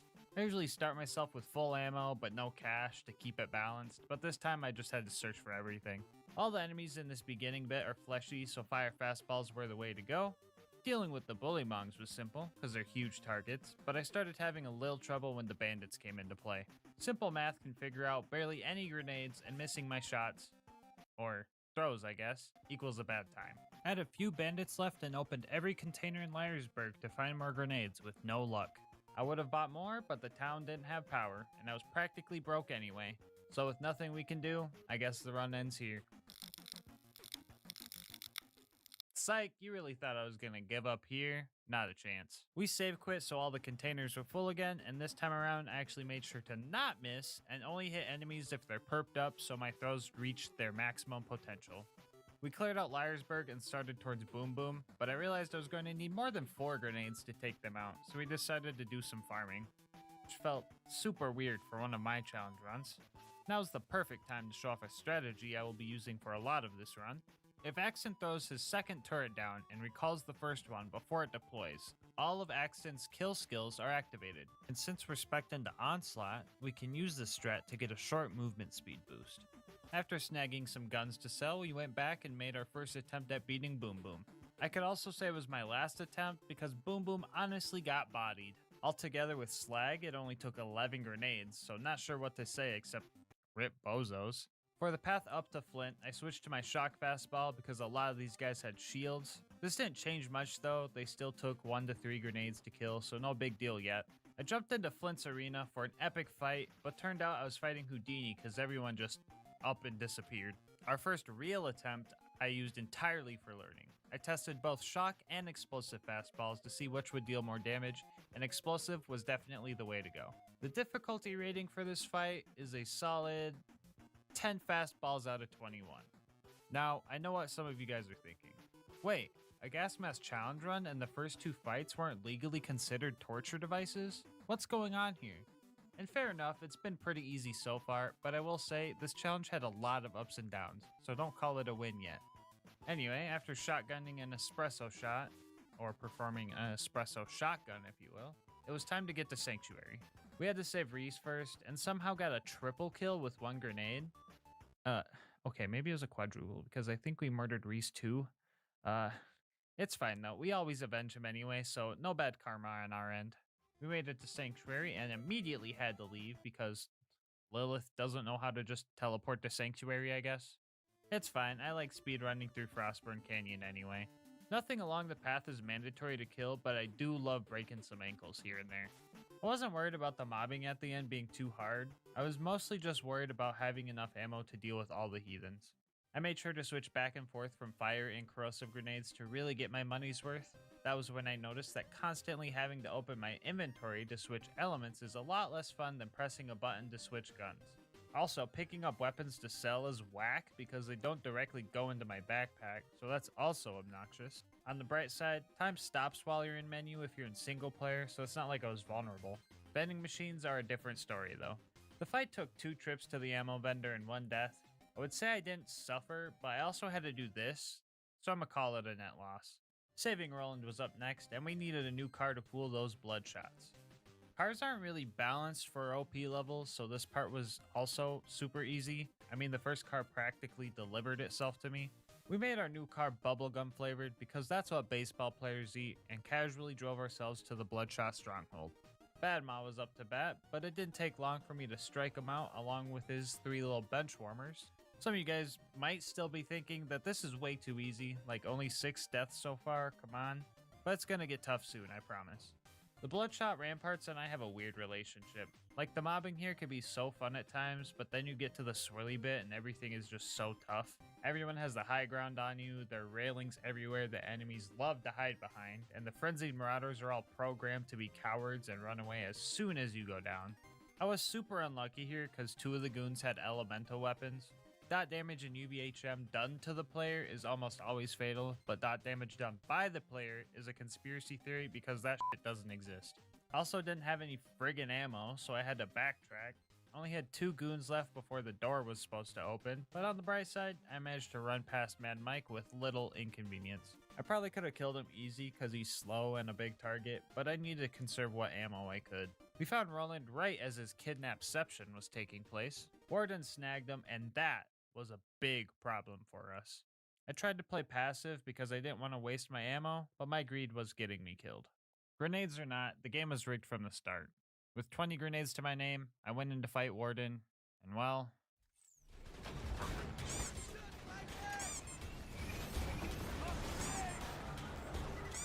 I kinda knew this fight was going to be bad because constructors have something like a 90% damage reduction to explosives, and it's not like we could have bought more grenades because the only ammo vendor's at the beginning of the map.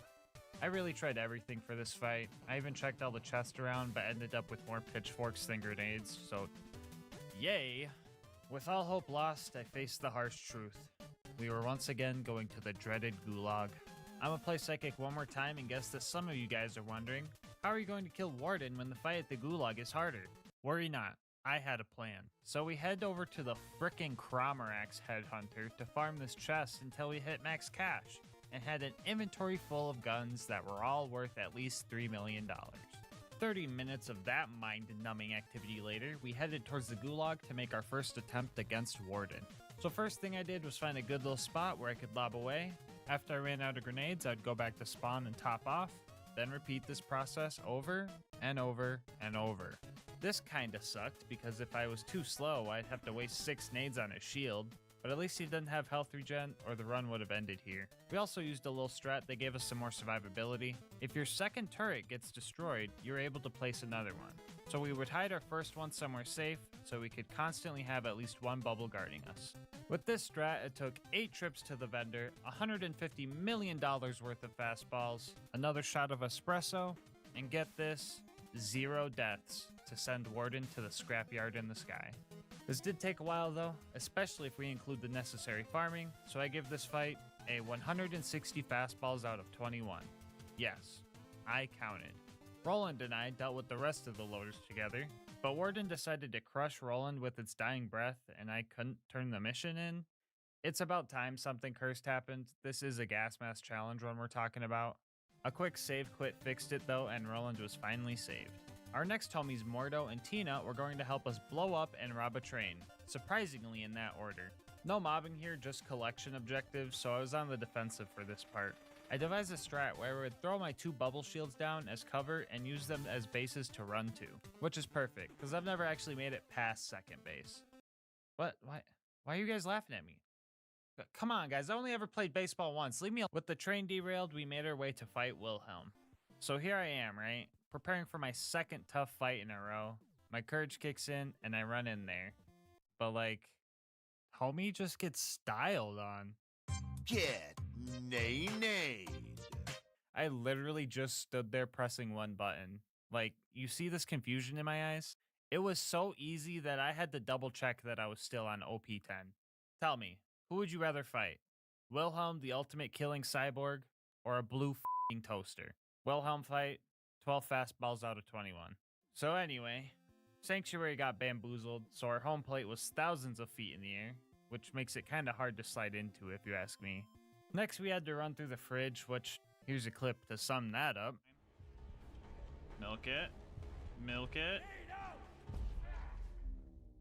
Running through the Outwash didn't seem bad at the time until I realized I forgot to hit the fast travel objective. Here's a pro tip. If you don't see a constructor spawn here, you forgot to hit the fast travel. Welcome to the Bozo gang. Mr. Noodle's health bar honestly intimidated the heck out of me, so I noped myself out of there until the loaders came to help. Not only did he have a tanky health bar, but homie also got telekinesis from that beacon he ate.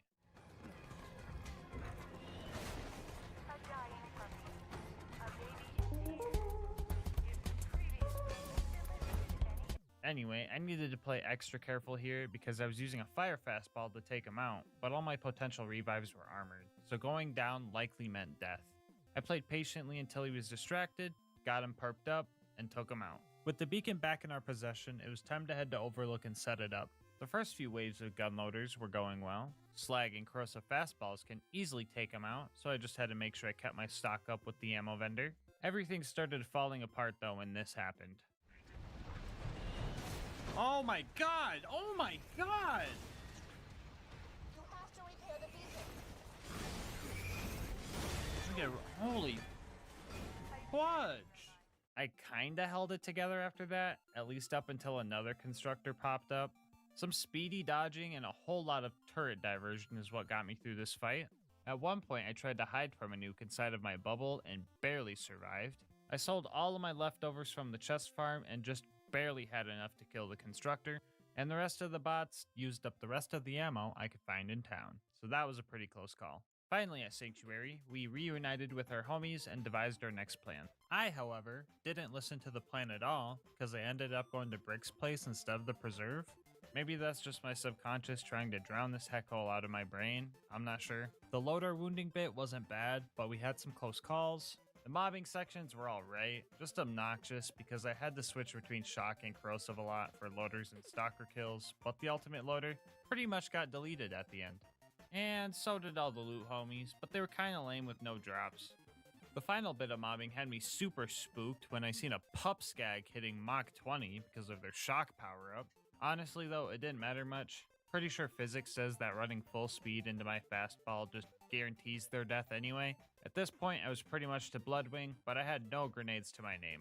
Any I found were used to clear out the goons in my way, so I decided to run back to the nearest vendor and just top off there. We then bubble hopped our way back and started the Bloodwing fight.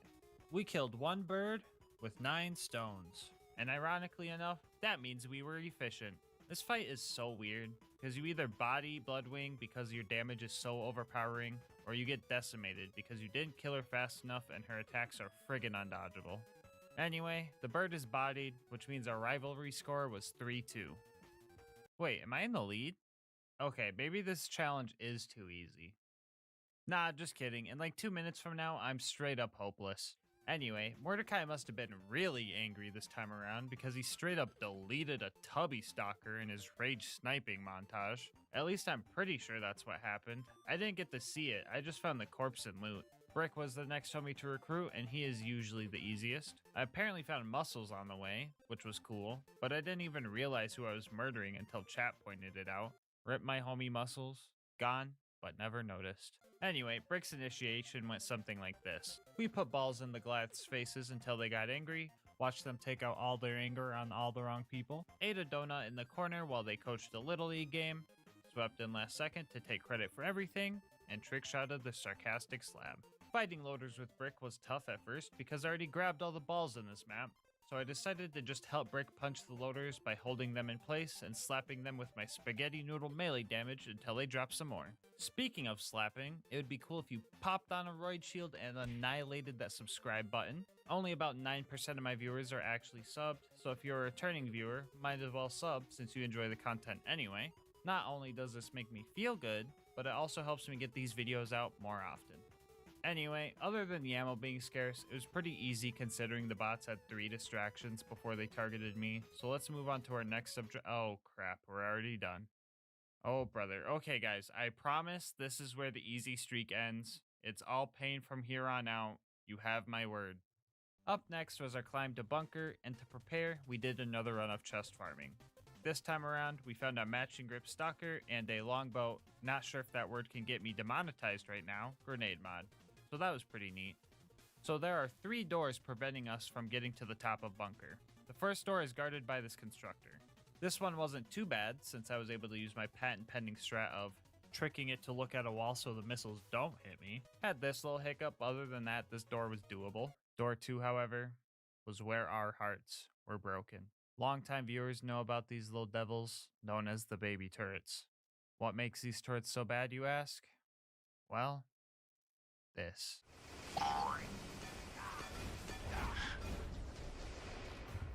These turrets are completely immune to blast damage due to a glitch, meaning our fastball will never be able to damage them. And since they're mandatory to kill, that means you cannot beat Borderlands. Wait, hold up. Are we really going to count that as a loss because of a glitch? In my eyes, this is just a straight up oversight on Gearbox's end, so let's keep going. We could kill the turrets with our turrets if they want to be like that. After that, nothing will be able to stop. Oh, fuck. Even if we consider the baby turrets as an invalid run ender due to a glitch, there's no way around justifying this thing. 21 fastballs barely scuffed the paint on them. I tried opening ammo crates to find more, but even with a godly amount of grenade RNG, I don't think it would be possible. Maybe if we had access to the whole map's worth of grenades, but the thing despawns if you get too far away and its health resets. And I wouldn't call that a glitch, but just an intended mechanic to reduce lag. The only way I could think to do this would be having a co-op partner holding it in place while you run back and forth buying ammo. So no, you can't beat Borderlands 2 with only the fastball. Because constructor blast resistance, lack of ammo, and despawn mechanics, and also those stupid baby turrets. On the bright side, Mama ain't raised no quitter, so we're going to see the rest of this challenge out by doing a cheesy turret kill on the constructor, and I'll make it up to you later in the run. Just you wait. Quick note before we get to bunker, I actually had to climb this hill twice and kill all the door guards twice because they all reclosed. Apparently you can open the first and second doors and save quit and they'll stay open, but if you open the third and save quit, they'll all close again, so just watch out for that if you're playing. Anyway, we refarmed some money for the bunker fight while also finding another fastball and legendary soldier class mod, so that was cool. Also got a bunny launcher from a loot homie while we were trying to snipe Face McShooty. I guess now's probably a good time to say I'll have this save file with all the cool drops in the bank in the description if anyone wants to try this challenge out or snag some free loot. Hitting Face McShooty seemed pretty unlikely because the grenades just kinda... Even if they did reach him though, they can't crit, so the fastball disappoints us one more time. Finally at the bunker, we started dealing with the big turrets who aren't lame and blast immune.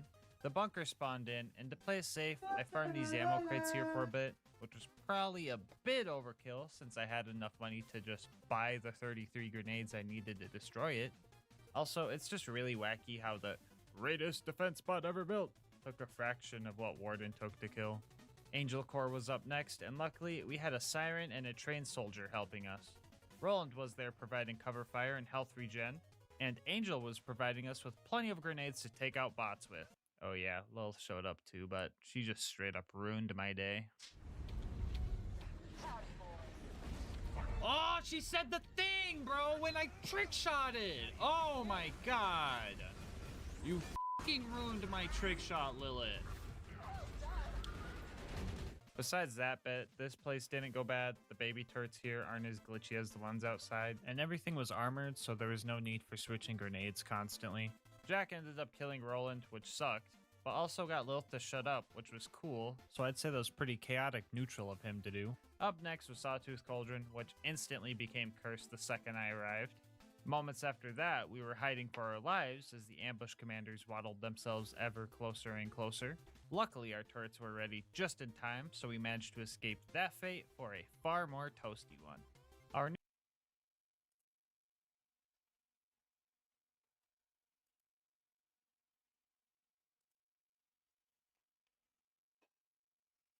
Dude, TX was so fucking tired last night. Hold on. Look at this clip, guys.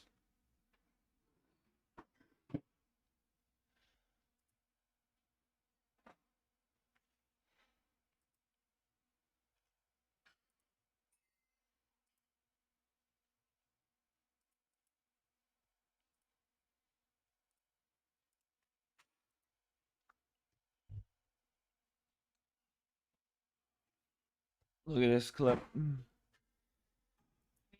Not you. I mean, you can if you want. Alright.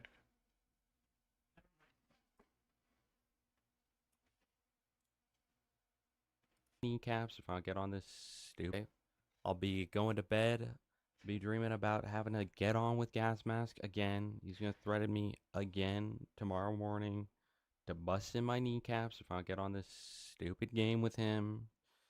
Then he's gonna go frickin'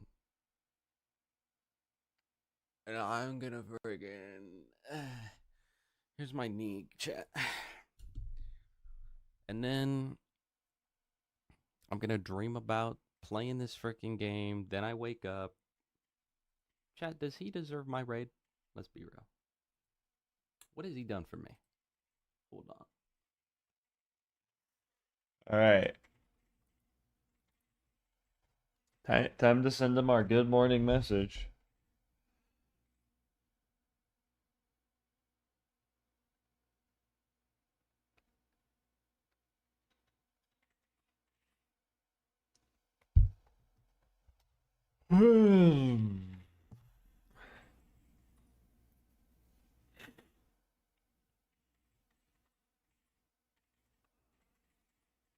Nico Toast, do you know if you're high enough level to get the knives? I know some things don't start showing up until, like, certain levels.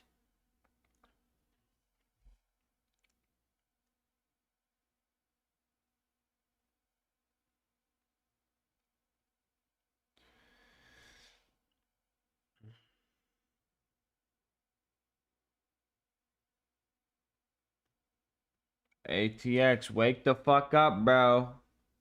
It's noon in my time, bro. That means you gotta be awake too, cause my time zone's the only real one, bro.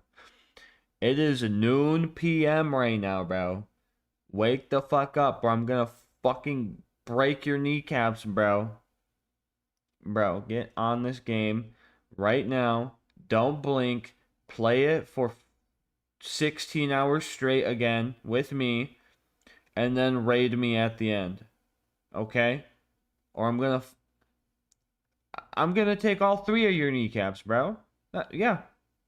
Fuck around, find out. Hop on. Wake the fuck up. There we go. See, when you send bro a good morning text,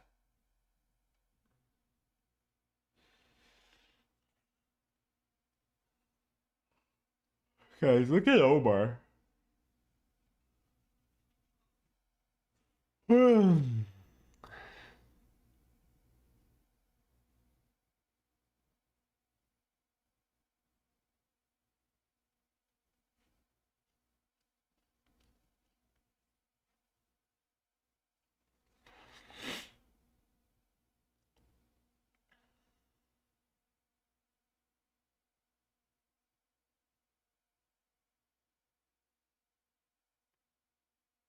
Oh, damn, Nico.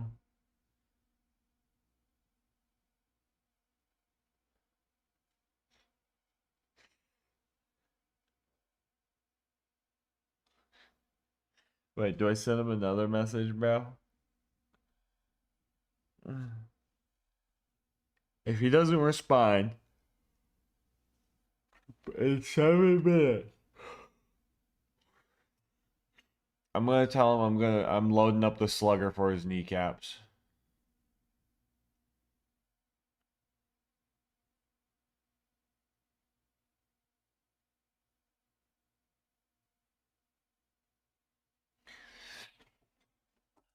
Hey guys, guess what?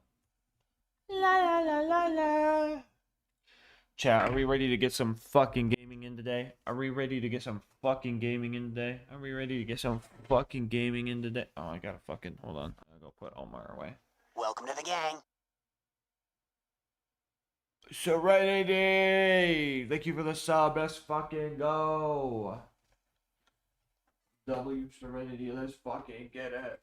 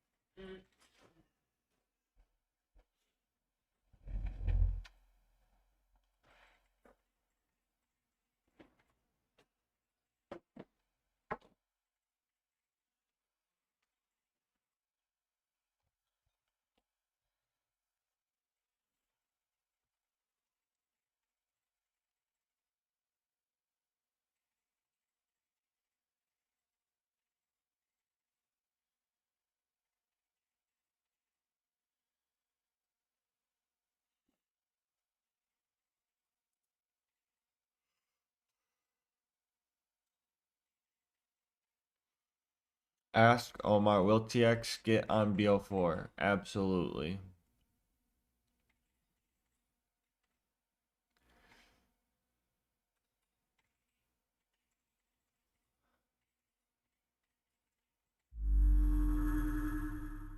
Yo, Y2A problem. Thank you for the raid. Good morning, homie. Let's go with the raid. Guys,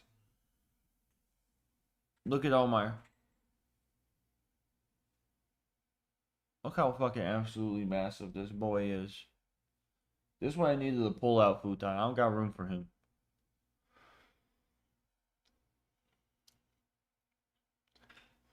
So how is Gas and TX liking it? Well, Tullius, we have beaten the game.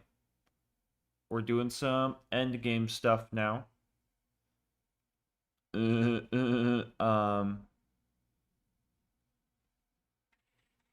And we like it. We're having fun with it. The end game, bit rough. Could be better. Would like to see some improvements in it. But we're still having fun. We're going to be grinding this shit out all day again. Probably hit the max difficulty today. And start 100%ing it.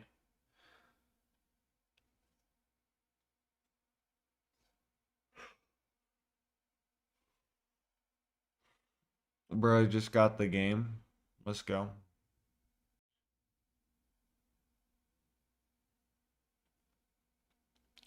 La la la la la.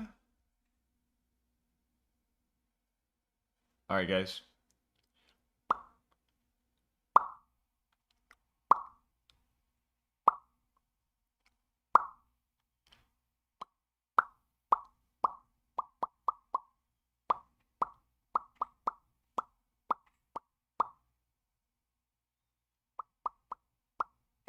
Sub 72 hours, guys. The stream is ending. Let's go, Etiquette. Good morning. Nice chat.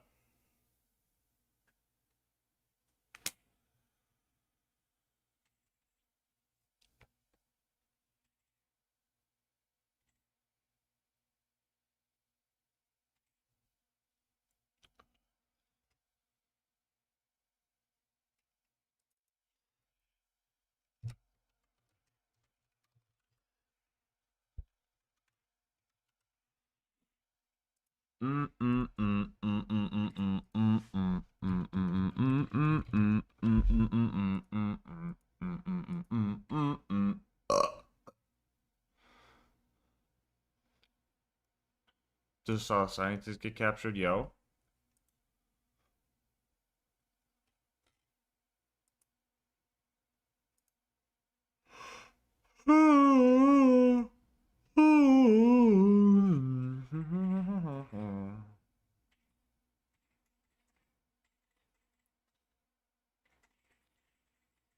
Okay, I just bought me up.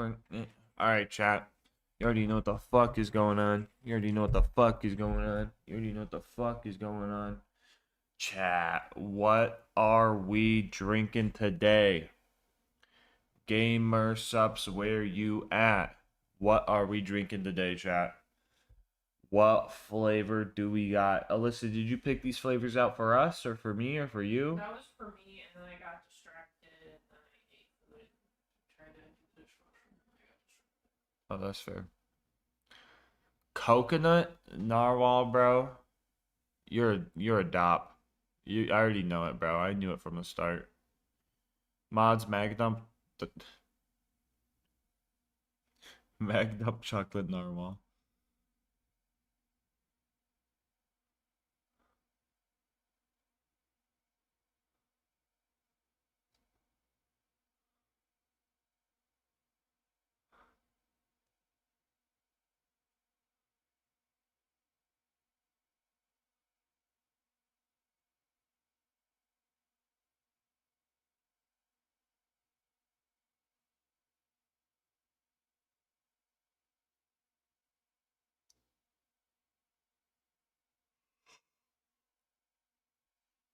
Bro,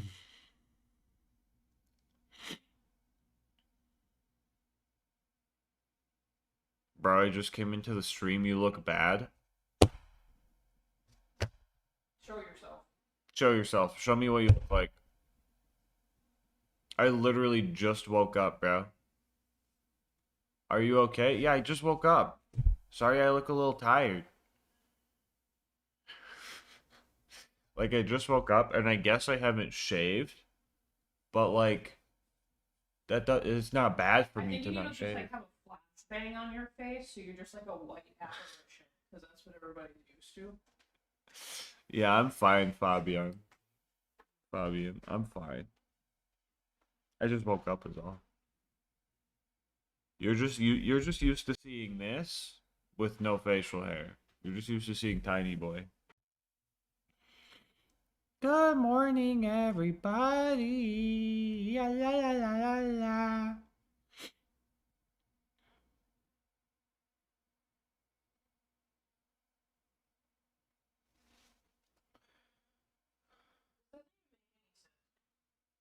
I get like the most random emails with like text, so this is like obviously just spam. Uh-huh. It's a lie. Yeah. If I'm getting a refund, which is what this text says, even though it's spam, why am I required to give them payment information if they just said they were mailing me a check? No. Does any of that make any information? How would the Department of Treasury not have my address? You want to do some morning push-ups together? Yeah, you know what? How many should I do? Well, have you done any for your followers? No, I'm gonna try 30. I'll try Well, 30. how many do you owe them? A lot, but I'm not gonna do them all at once because I'll feel like poo-poo. Well, I was just wondering, have you been like tracking it? Like, have you been slowly working on it? Were you like, oh yeah, I gotta do that? And then No, I gotta catch up.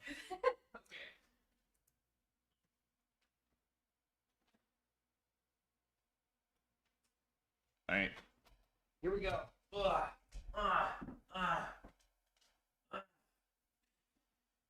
la la la la.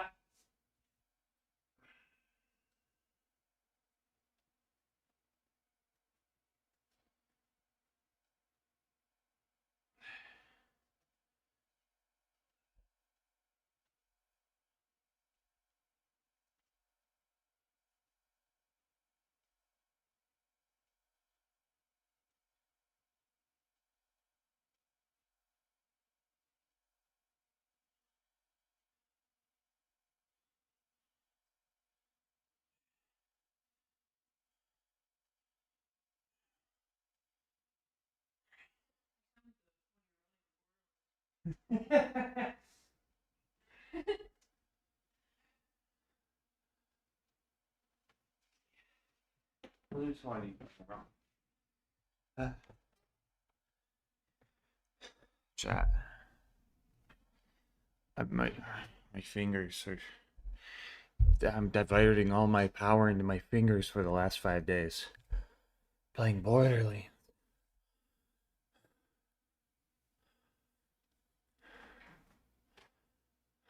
Damn, Blank.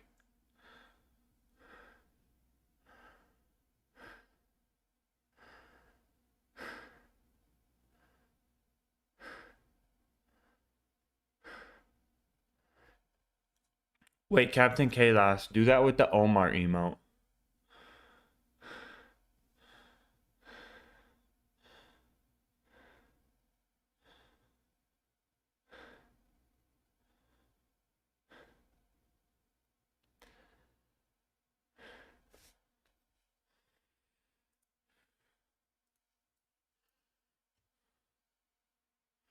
And then where it has all the stats.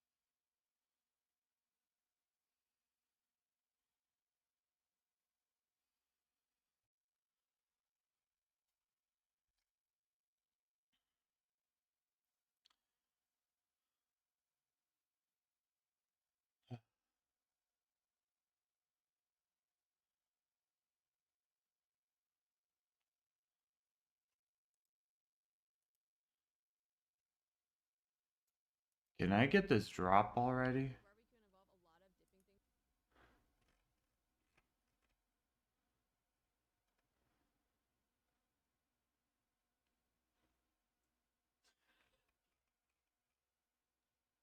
Fuck What? this health comment. What? They're just talking about how you said like don't fuck the cup or whatever. Uh-huh. They just said the LGM parentheses little gooner men parentheses. The little gooner men. That's what that stands for. Yeah.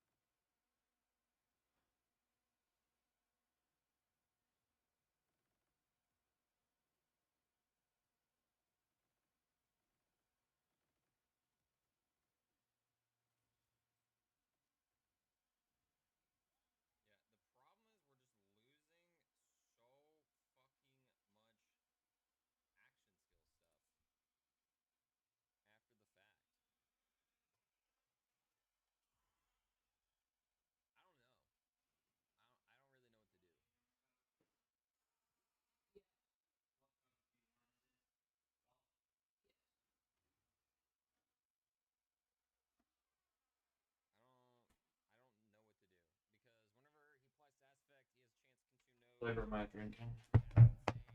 Chat, it's time to get fueled for another fucking day of gaming. Who's the fuck up and ready? I want mine to be slow motion. Or what's something had yesterday? The one that was really good, that I think was Stone Ocean Cloud. I want that. What am I getting? Stone Ocean Kissy Kissy.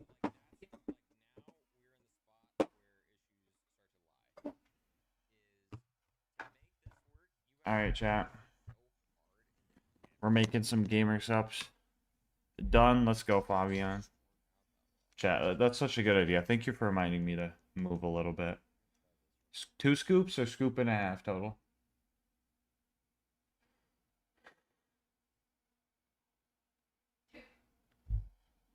One scoop of Stone Ocean fruit and ready. Here's your second scoop. 1 scoop of Loud and Proud. Bam. Yummy. Gamer suppy. Yummy gamer suppy. Alright. And look at this. Bam. Chat, if you want to add some time to the subathon and get yourself some gamer subs in the process, every tub sold using code LGM adds 10 minutes to the timer. Chat, we had one day where we hit 19 tubs in a day. Yo! If we do that,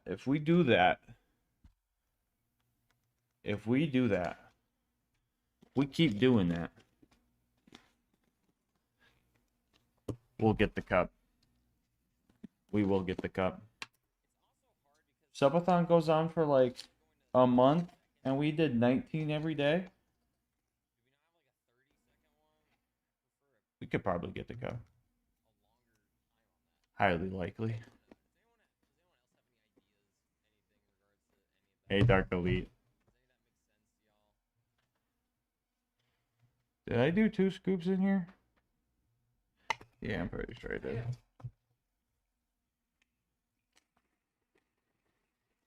Check it out. Bam. What? Her cup do look like a watermelon.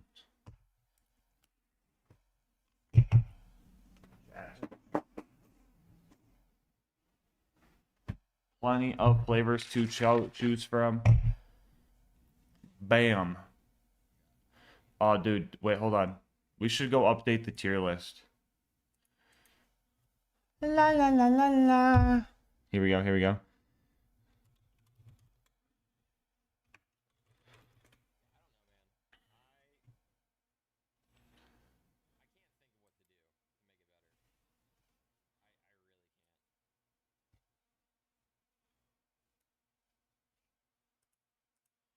Here.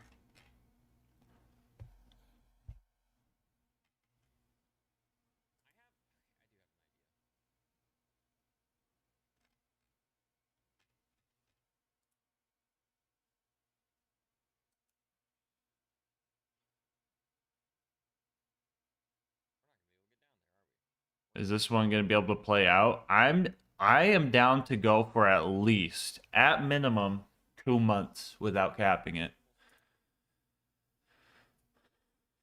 Unless some type of like emergency shows up, but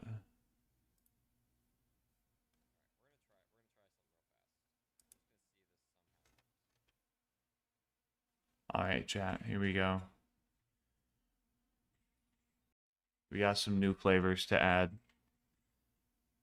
Crusaderade, mango tea.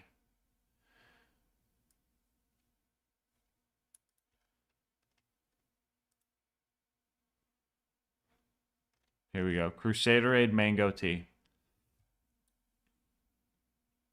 B.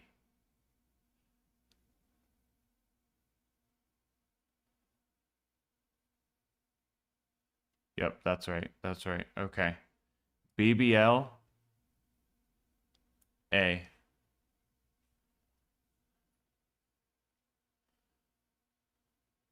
Let me look at these. You know, some of these might have changed. Some of these might have changed. All right, here we go. What else have we tried off of here? Cherry limesicle.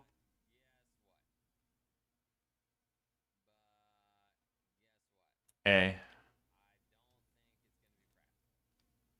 Let's see here. Grandpa's Ashes, S tier. S frickin' tier. Okay, what else did we try off of here? No. No. Snake oil. Solid A. Bam, bam, bam, bam, bam, bam, bam, bam, bam. Bam, bam, bam, bam, bam. Okay, yeah. I feel like we're missing some. We have to be. Maybe this list isn't fully up to date. Because we got... Yeah, the Clax isn't on here. Cloud's not on here.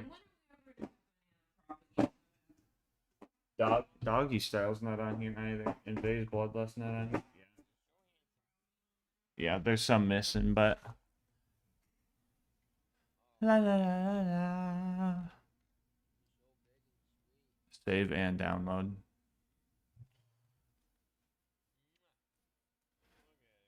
I can't recognize the acid rain tub, so I have no clue where it is. I think I put it in B. It's right here. Yeah, it's in B.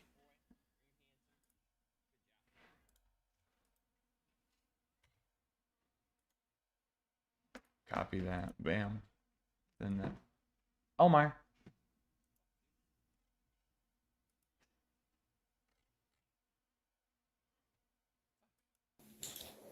Oh, in the helmet too. Oh, he's doing them. Wait. I just seen this. He's doing them. Let's go, Fabian. He did the push-ups too. Oh. In the helmet even. Oh, he did a lot more than me. Never mind. Never mind, chat. Don't watch this guy. He did way too many. It's actually bad for you to do that many. No, just kidding. Good shit, man. Good shit. Good morning. Let's go. The thumbs up. Hell yeah. What if you do that? What if you have a number and then you add more to the number every day the subathon goes? Gulp. If you do like 30 and then 32 and then 34 or something, and that's how you do it. It's day 52. I do 52 push-ups. Yeah. Gulp. I need to catch up. That's not that. What's the most? You used to do a lot. How many did you used to do? Like 60. Yeah, so But that wasn't every day. If I did that every day, I'd be sore as hell. you'd be jacked, actually. Your body would eventually just be like, oh, this is our new normal. That's what would happen. Esme spin, bro. Really, with her little rump.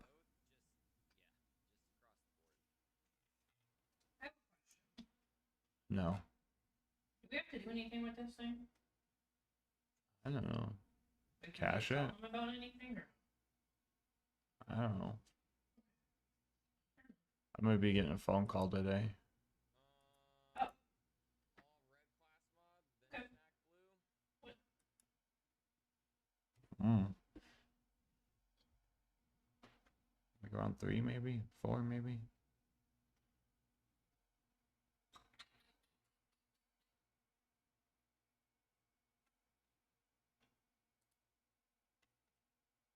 Anyway, chat, yeah, every Tubbo Gamer sub sold adds 10 minutes to the timer. Gets us closer to the little gas mask cup.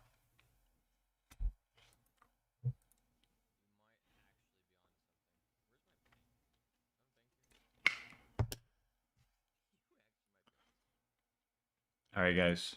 Well, I think TX is eepy. TX be eeping right now. So,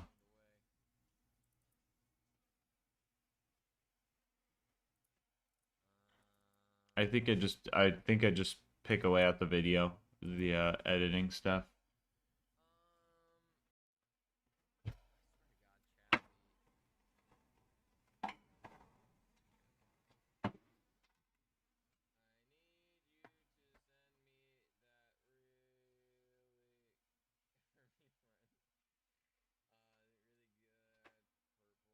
Welcome to the gang. Yo! Talos the Chosen in their fucking prime. Let's go! Let's go. Thank you for 10 whole months, homie. Let's go. Excuse me.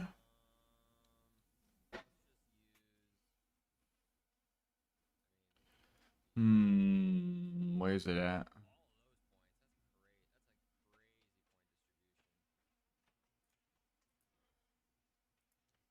There we go.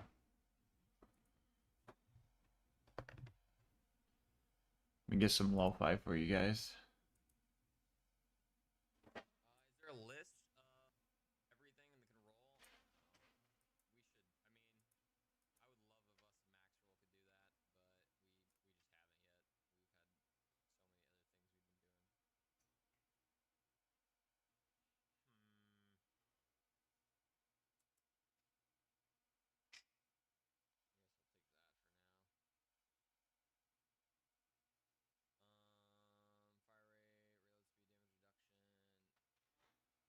things we've been doing.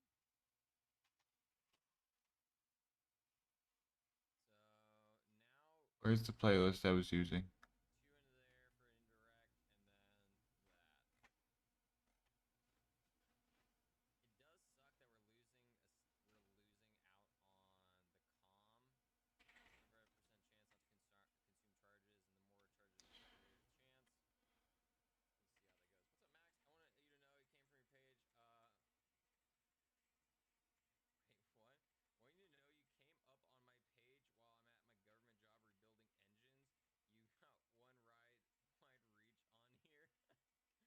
Where'd my playlist of fucking the music go?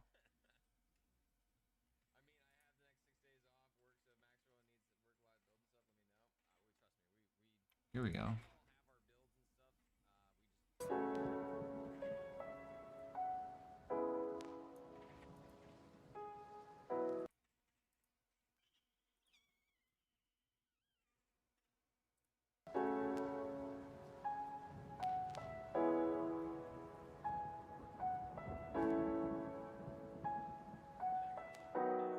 Yeah, go for it, Queen Knight. Make it a surprise or something.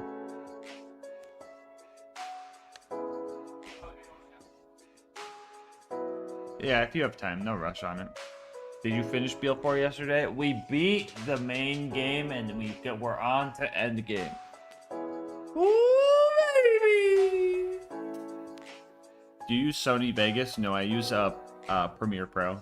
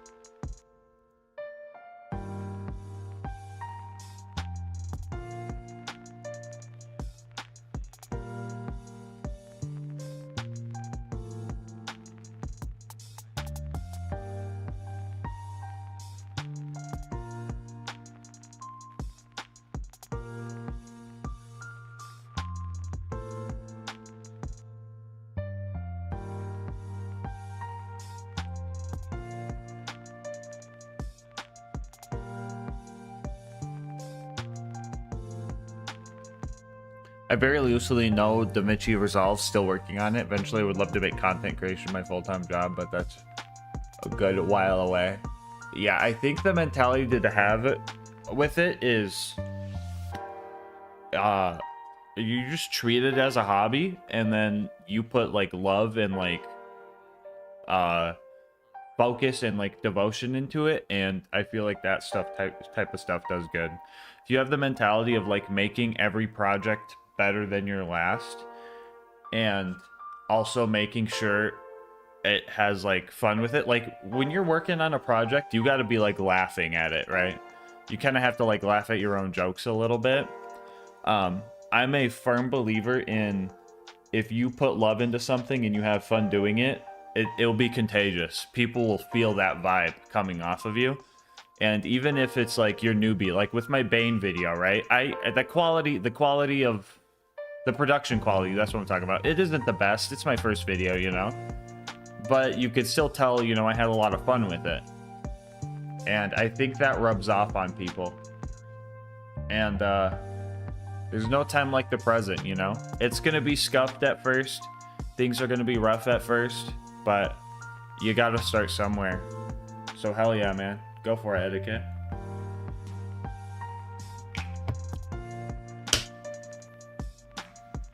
Oh, thank you for the updated flavor com.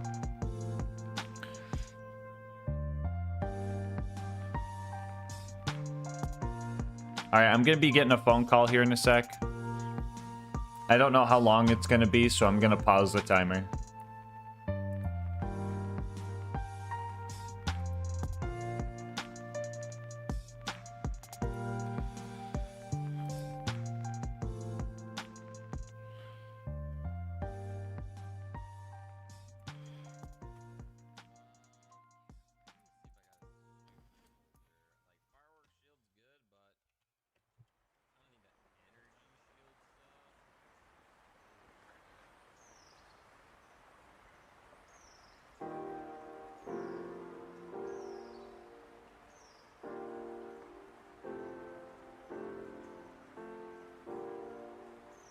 Also, Art of Force, thank you for the happy birthday wishes. Appreciate you.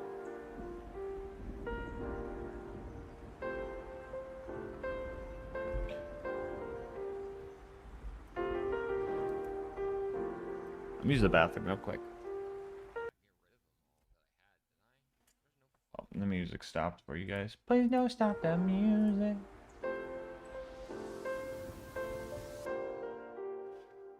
Alright, 1 sec.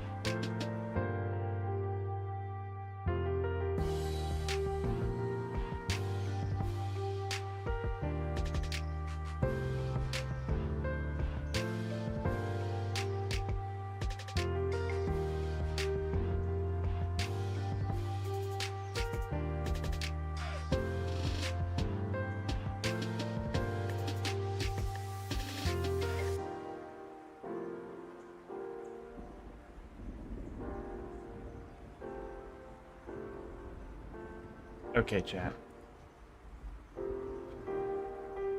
Alright. So it looks like TX is getting on, so I'm gonna save this project.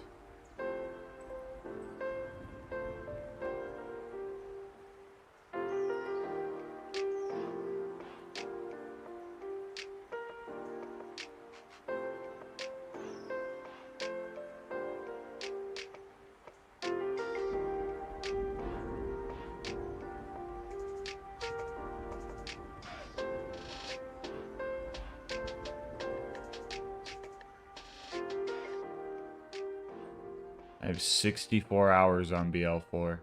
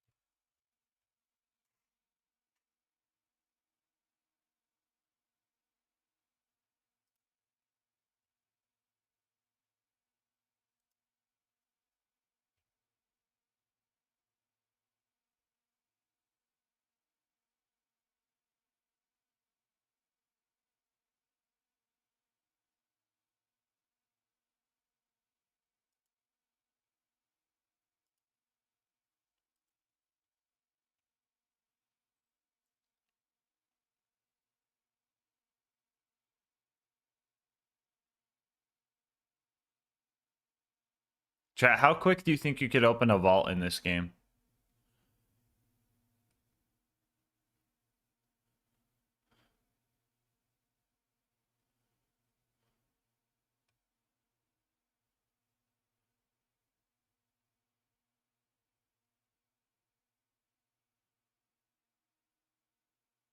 discover your viewers and they're amazing. Happy birthday, buddy, and thanks for the videos. Yo, Tim Justice, thank you. Appreciate you, homie. Appreciate the kind words. Glad you like them. Glad you like them.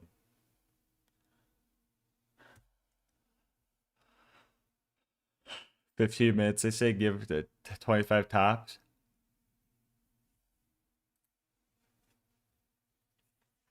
All right, bro. Hold up. I already know this motherfucker's going to farm Splash Zone.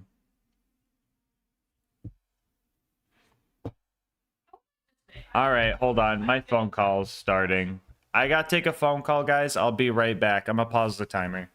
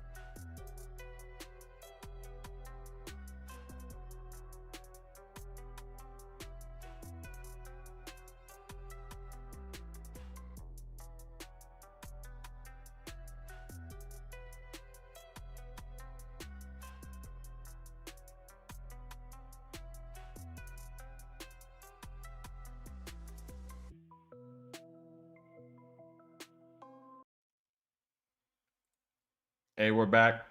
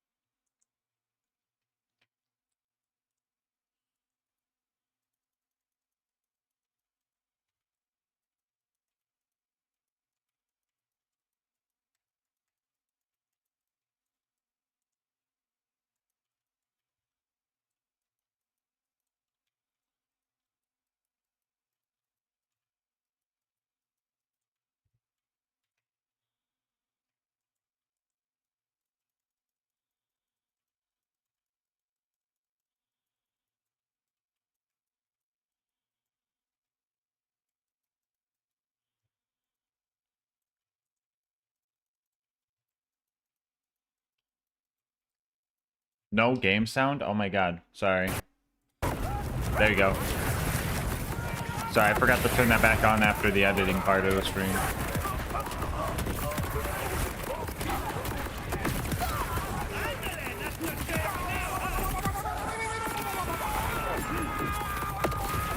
Oh, that works.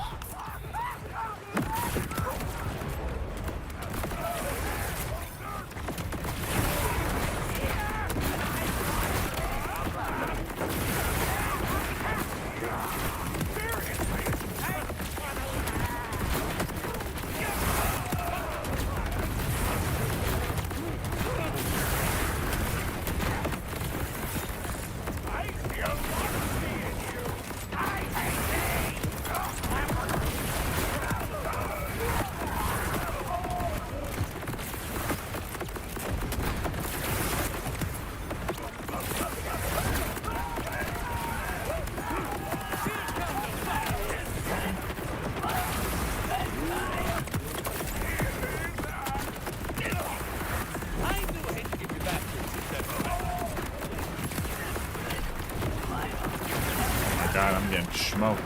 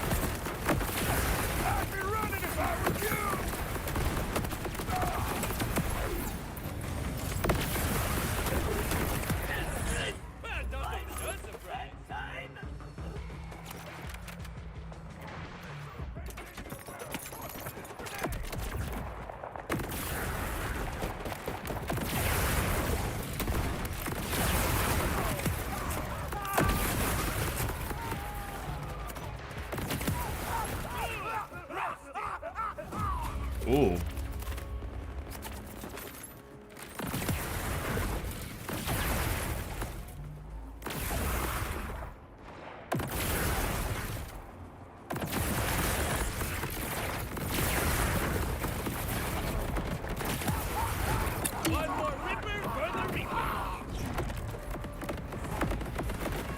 Oh, he's alive. He's alive.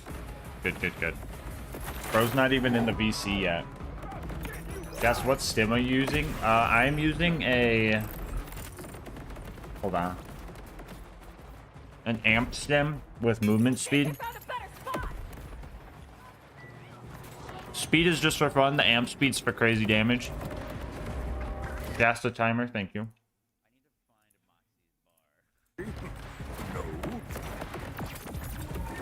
Yes.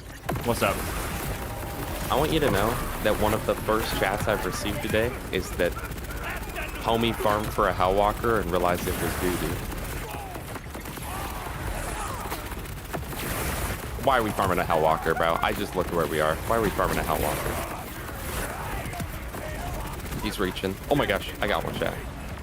Oh, never mind. I got a war paint. Oh. Oh, this is the one that gives movement speed for 15 seconds. And it keeps doing that. Do you want that one? Maybe. Also, I'm definitely like noticing the effects of UVHM. Yeah. Things feel a little bit tankier for you as well. Yeah. The triple health is But definitely. honestly, I mean, we're not quite at like everything's a bullet sponge level, but honestly, we might get there.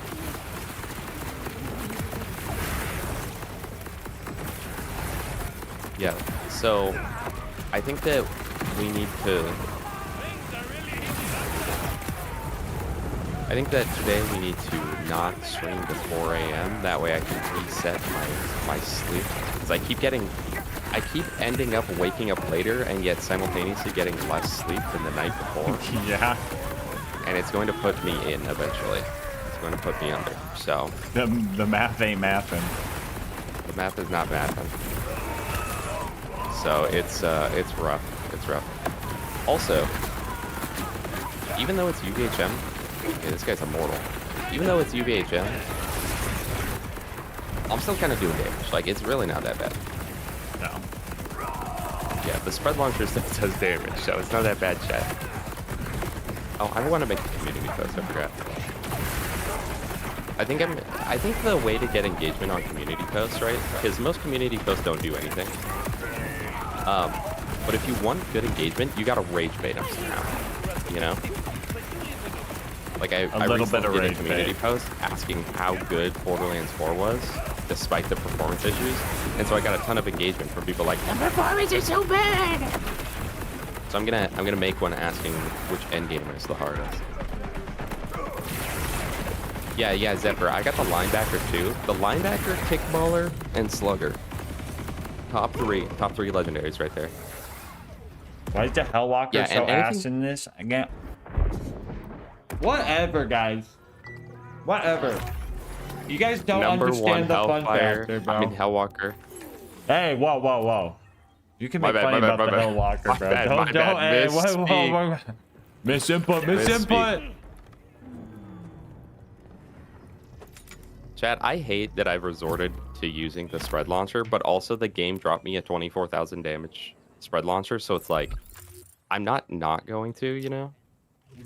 Can you help me? I just don't get warm with this game. I have around 20 hours killed the Idolater Soul and absolutely don't feel motivated to keep playing. It looks like Wonderlands. So what's the negative there? This is literally Wonderlands, bro. It's peak. Thunder Pika, thank you so much for the follow. Eli, I don't know. I've heard some people just aren't a fan of it so far. You could try changing character. I've actually heard a lot of people that have been like, you know, I was playing the game, didn't really enjoy it, but then I swapped to so-and-so character and now I love it. You could try that. Spoiler or maybe warning. it's a thing that you just gotta give it like a week or something. Spoiler warning. Where you don't play it. Where you don't play it and then come back to it. Also, major spoiler warning about to happen. Where's Pika, Moxie's saw at? your GeoGuessr video and loved it. Which one's Thank Moxie's? you so much, Pika. I don't know. What are you talking about? The Moxie base camp. Is that the lore? Thank you so much, Pika. I appreciate that. That video took literally 2 months of editing. Hey, Vi, how's it going? So I really appreciate that. Do all characters have that? Have what? UVHM. All right, let me chat. We're gonna make a community poll on YouTube. Take us to Moxie's, bro. Create post, bro. What? I'm tabbed out. Well, you keep taking damage. I'm not even in combat anymore. Oh, jeez. Enemies are spawning, bro. Lock in. All right. What's on the farm menu today? Spoilers, guys. I'll try to... UBHM4. Item. Which EL game required the most min-maxing at end game? Question. I'm just not even gonna put Borderlands 1 as an option. We'll do Oh, EL it's right 2. here. That is such rage bait, T. I love it. How to start a fight? Yes. Borderlands 3. Honestly, chat. Tiny. Spoiler warning, look away for like 20 minutes. Borderlands. Oh, there's only 4 options. So. Spoiler warning. Look away for like 20 minutes. Wait, should I get rid of Borderlands 3 on the poll? That's the only one not on the poll. Because that would be kind of funny. We'll change this around. We'll do BL2, BL3. Oh, we gotta kill Mimicron. Never mind. Tiny Tina's Wonderlands, and then Borderlands 4. Well, we'll do that in a different order. I'm in the wrong spot. I forgot we needed one more hit.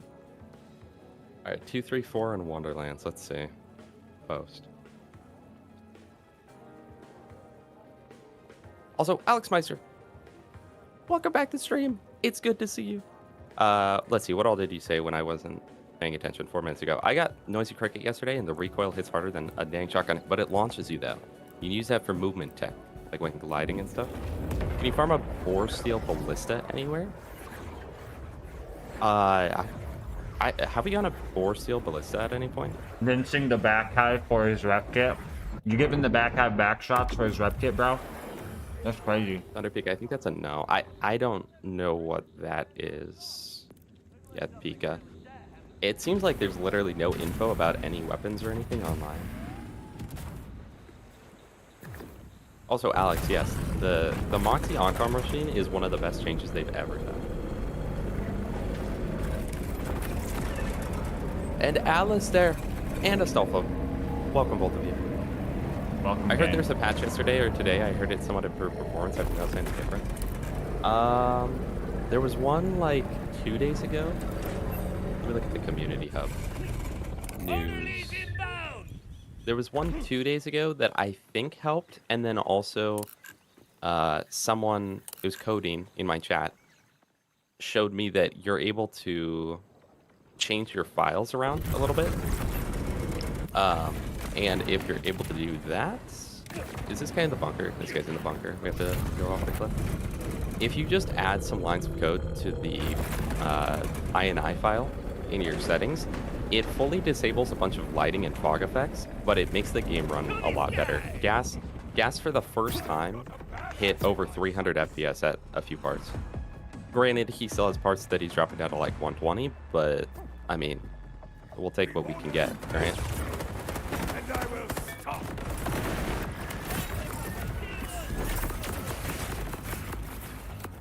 So far, I feel like there's going to be less build-in maxing in this game than BL3 and Wonderlands. Honestly, I think Wonderlands is the worst. Literally, in Wonderlands, all it takes is like that one missing enchantment and you do nothing. You get that one missing enchantment. Remember and how there you long go. we looked for the fucking one thing, and then it's like, I literally need this one enchantment, and then we can one-shot the raid bosses, bro. Yeah. Game, just give it to me. Which I don't personally like. I'm really not a fan of min-maxing in games. I can't wait for everyone to be like, What are you talking about? In Borderlands, it's obviously Borderlands 2. You can only beat Borderlands 2 if you have a perfect BCO when you're 1 in 1 billion, and your perfect high terror when you can't even get. Dominic P, welcome. It was a sniper that bullet sprays out like in a circle, Jacobs. It's insane. I'm yet to see that. I have no clue, but so I apologize. I'm gonna keep the crit on him. I can't. Oh yeah, anymore. I forgot. Okay. He's gonna be crit now. It's not looking good, bro. This guy's a tank. Some would say he's a bullet sponge. We ain't some though. We ain't some. He's crit. Where'd he go? Where'd he go? I'm marking him. He's crit. No, I missed. I mean, honestly though, the quadruple health or whatever is making the fights more intense, yeah. or is making my spreaders more seem more like it's, you know, supposed to be this way. Good Jacob shotgun, but not the one.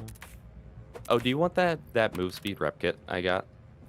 Let me see what the part. I got move speed and amp, so it's gonna be hard beating out.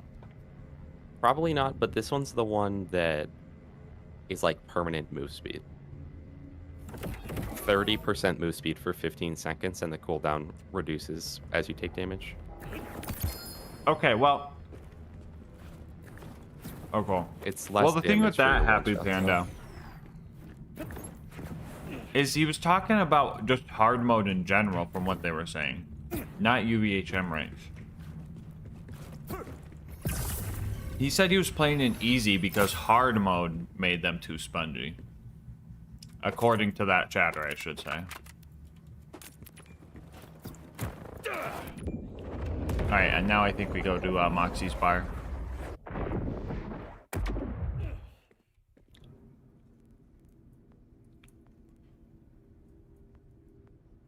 Right.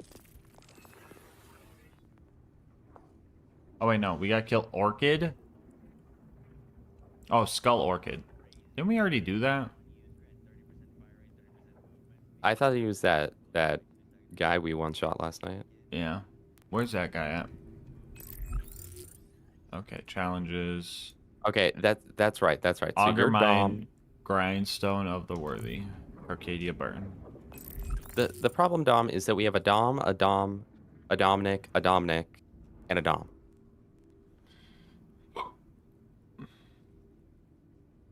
Also, I found crit Rafa build might be broken to the point where they might nerf it. If the build ricochets shots, if they crit and has a build-in crits, basically scaling damage and melts anything, might be too strong. Yeah, I'm noticing that half the builds Gas are doing, I'm like, that's getting nerfed. That's getting freaking nerfed. And then the other half of the builds he's doing, I'm like, that's getting buffed. That's getting buffed. That's getting buffed. I'm surprised we've gone almost a week with no balance patches though. But that's probably for the best. Don't jump to conclusions on it. Mod and engine I. Is it censoring out mod? Is my chat auto censoring mod?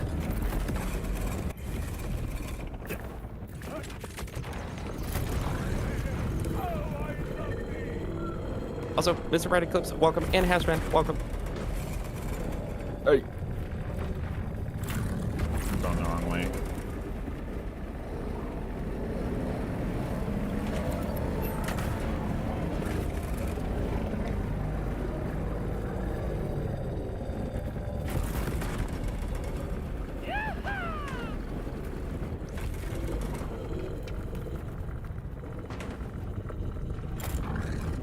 Get me up!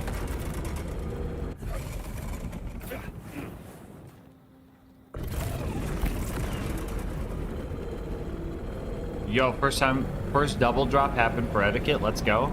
Were they good? Hopefully they were good.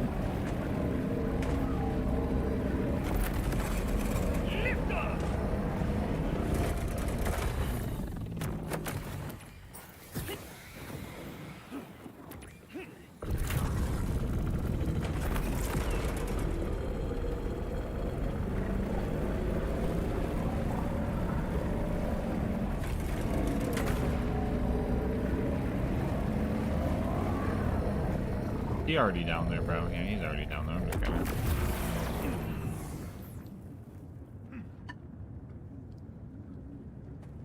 No, you're fine. And yeah, I kind of figured in the UVHM ranks, enemies would start getting tankier. We just gotta optimize our build a bit.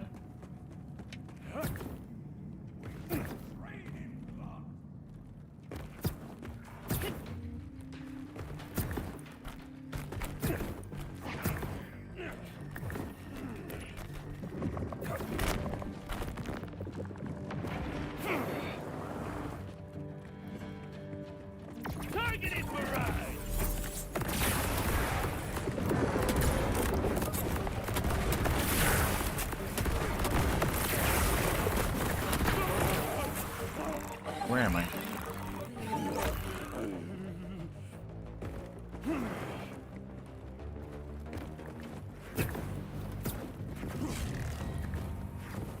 All right, let me knock on your thing, Gas Mask.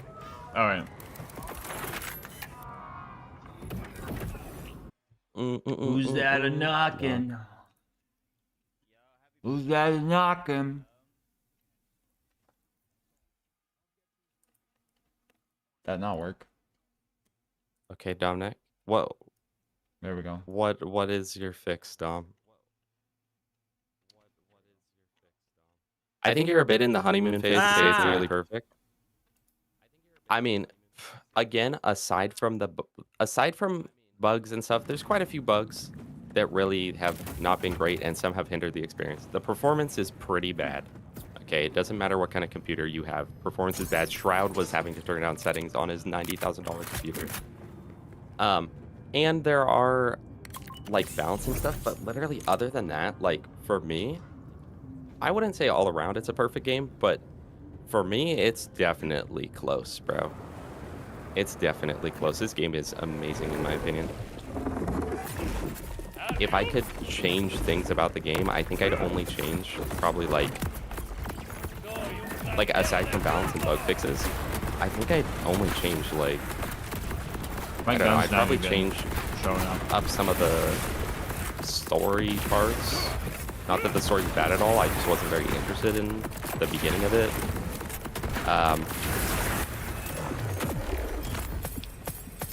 I don't know, bro. I literally don't know what I would change about this game. So far. Leggy. Also, Amon, at least the Onslaughter build is like literally just perfect. It's just perfect. Also, I got a roach. 1 sec, I'm getting a call. What is hitting me, bro? 1 sec, I'm getting a call.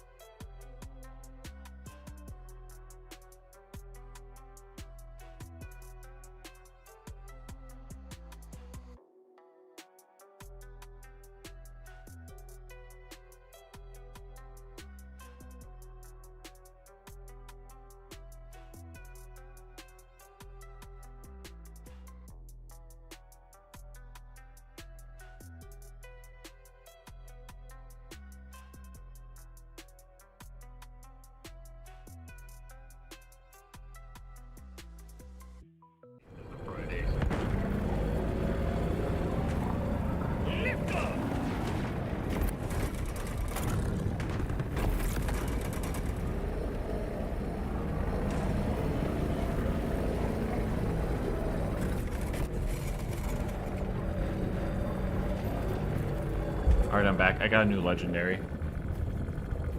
Quit putting holes in my ride! Where'd TX go? He?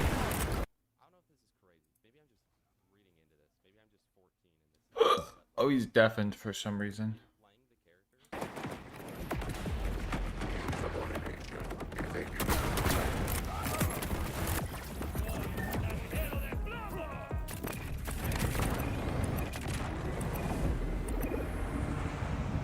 Hello, are you pinging me, bro? Yeah, I got a new legendary. I want to show you it.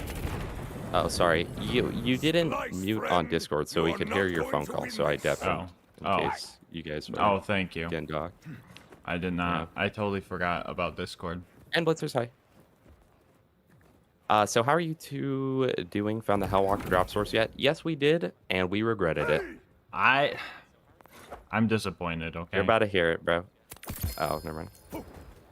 I'm disappointed, okay? I don't know why it doesn't have fire. Literally, if they just added fire to it, it'd be good.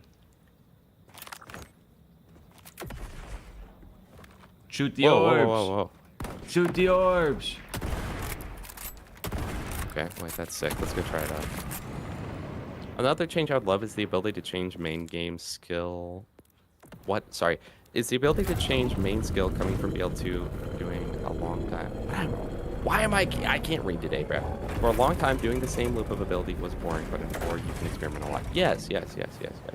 That's a change you love, not a change you would love. Guys, my reading comprehension today is worse than normal, and that's saying a lot. All right, let's try the detonator. Let's see how this goes. Do I have to press it to spawn the guys? Yeah, you gotta double tap it. Double tap the nade button to detonate. That was it. All right. We're swapping back to the jelly chat. This gun sucks. You need to buff.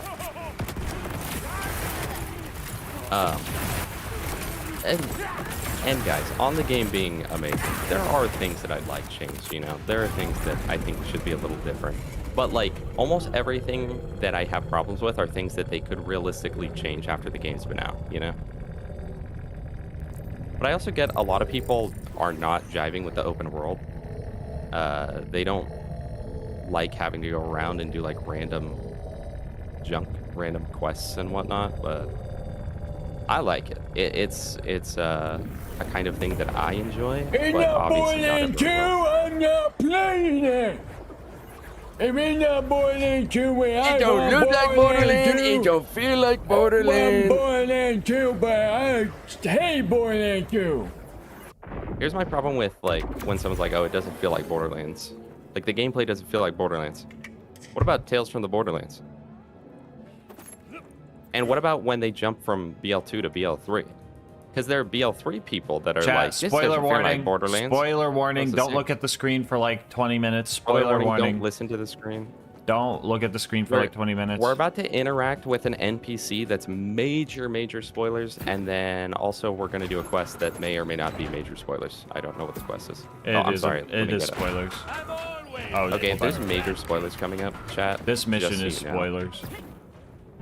Just so you know, major spoilers. If you don't want major spoilers, look away for like 20-30 minutes.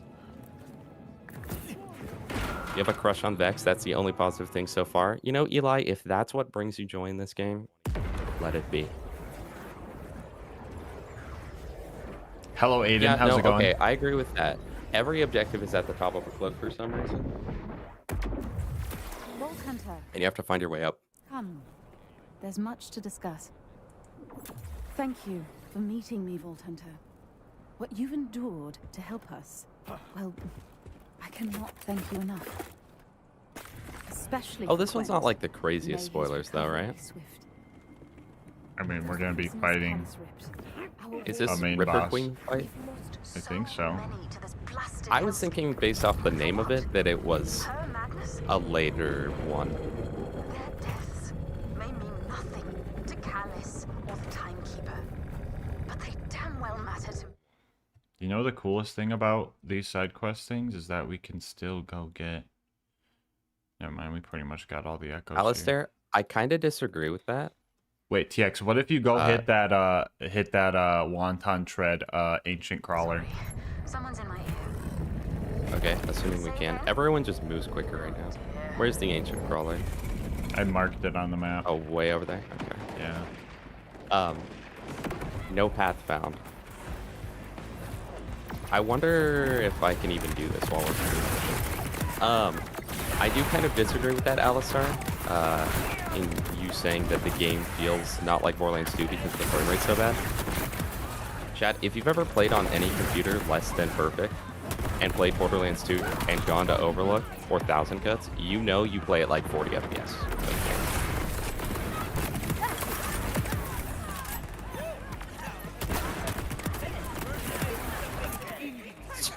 Sorry, Alistair. I didn't get my thought out quick enough, so I guess it looked like I was just trying to like talk down on you. No, Borderlands games in general on PC just have like the worst optimization of all time.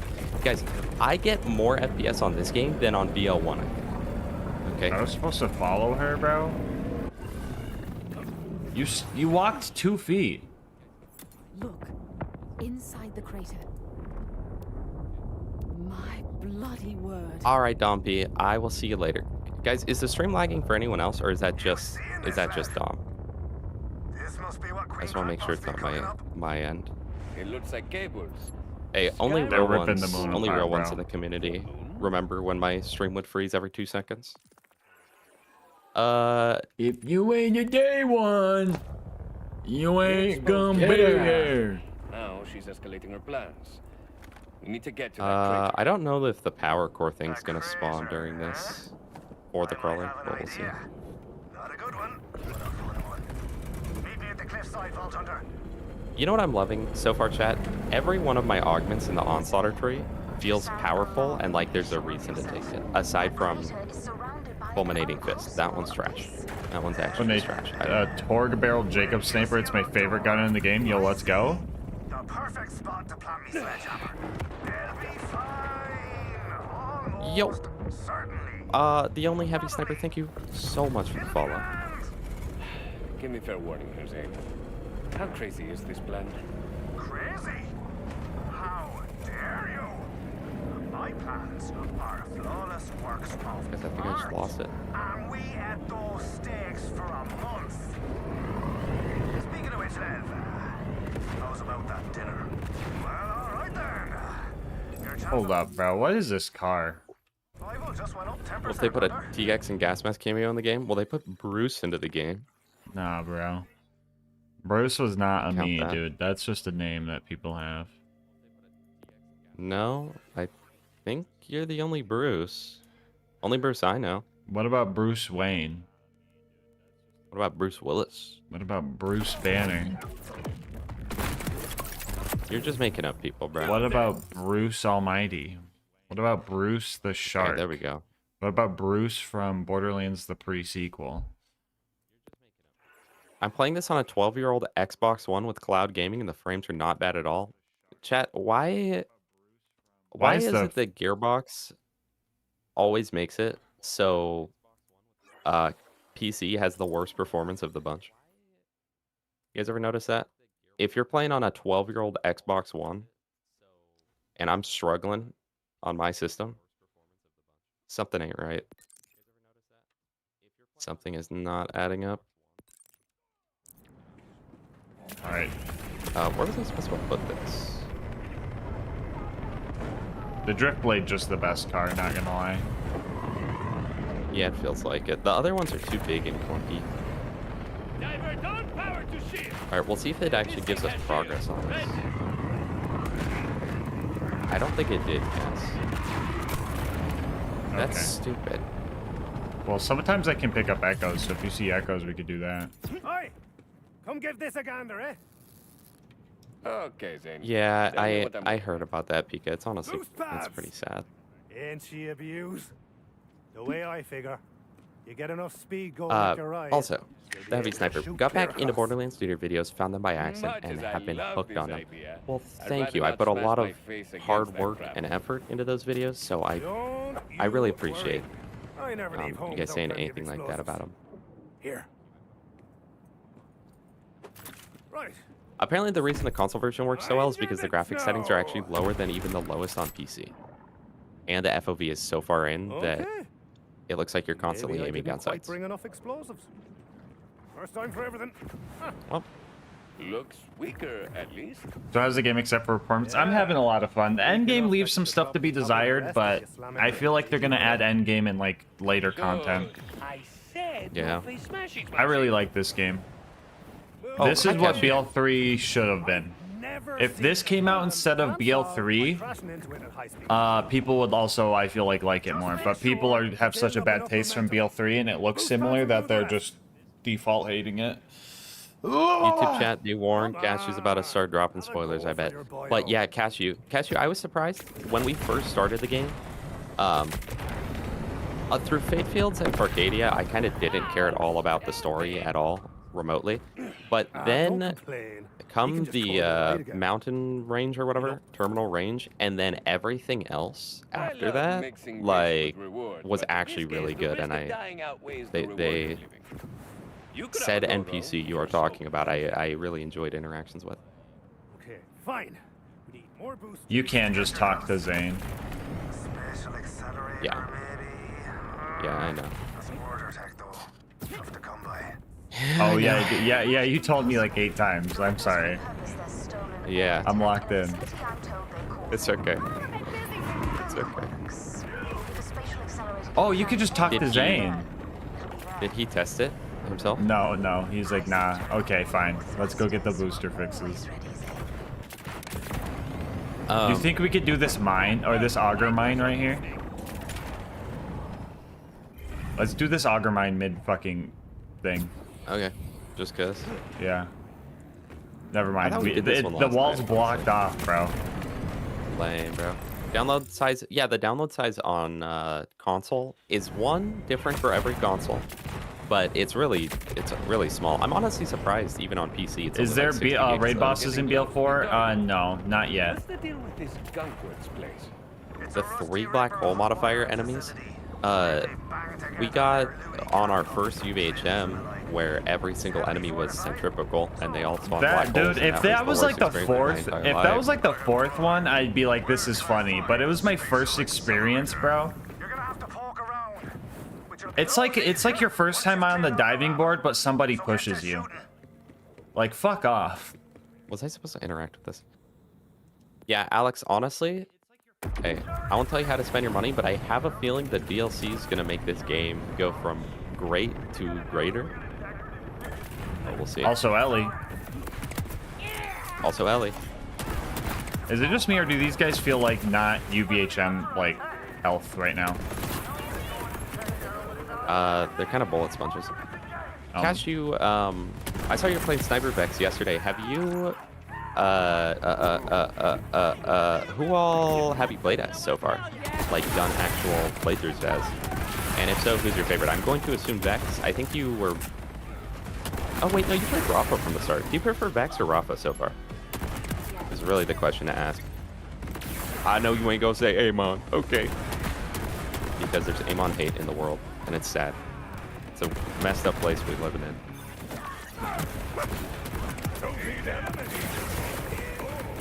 EBH, you guys kind of feel like bullet sponges. I thought about saying that like 5 times last night. I was like, no, Jolt's just raided me. I should probably hold bang. Shout out Jolts, by the way.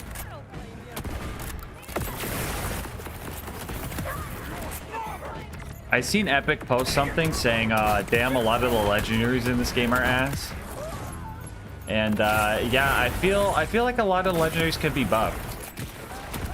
I feel like a lot could be buffed, but also not Graham necessarily was bad. right about the purples being like the fucking meta.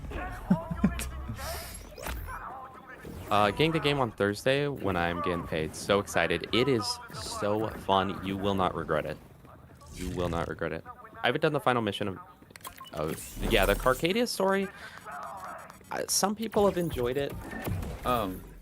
Zane, Rippers are down. I don't know. I just Looks wasn't like they were interested in shipping it a at all. Gorgon machine. But I also That was not application locked in for it accelerator? at all. I literally had no idea what was going on for like half of it.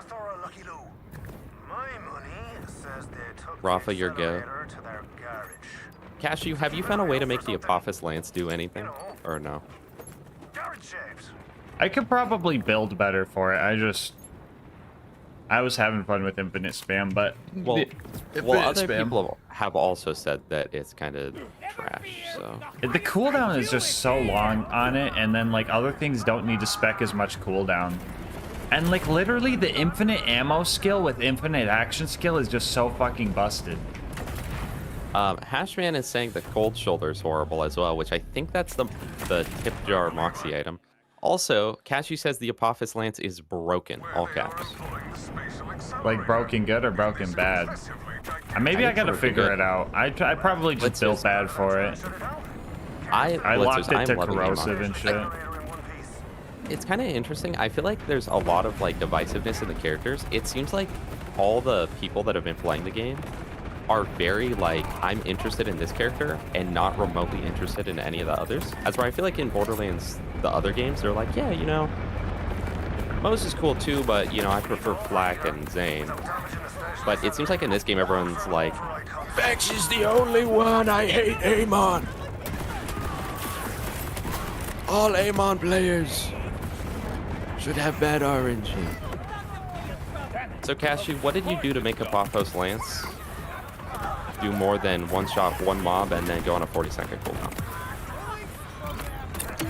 Oh, T, you know what I found out? And you're gonna love this.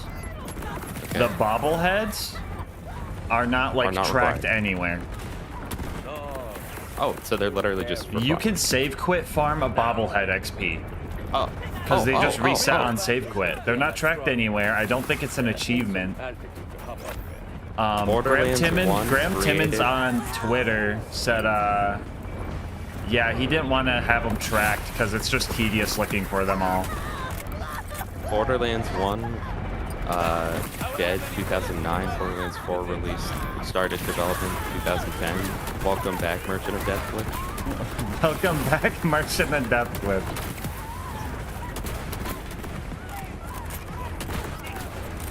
Okay, I know, chat, I'm gonna be honest. 3 weeks ago, they are very good characters. T was right, bro. The Hellwalker needs fire damage, okay?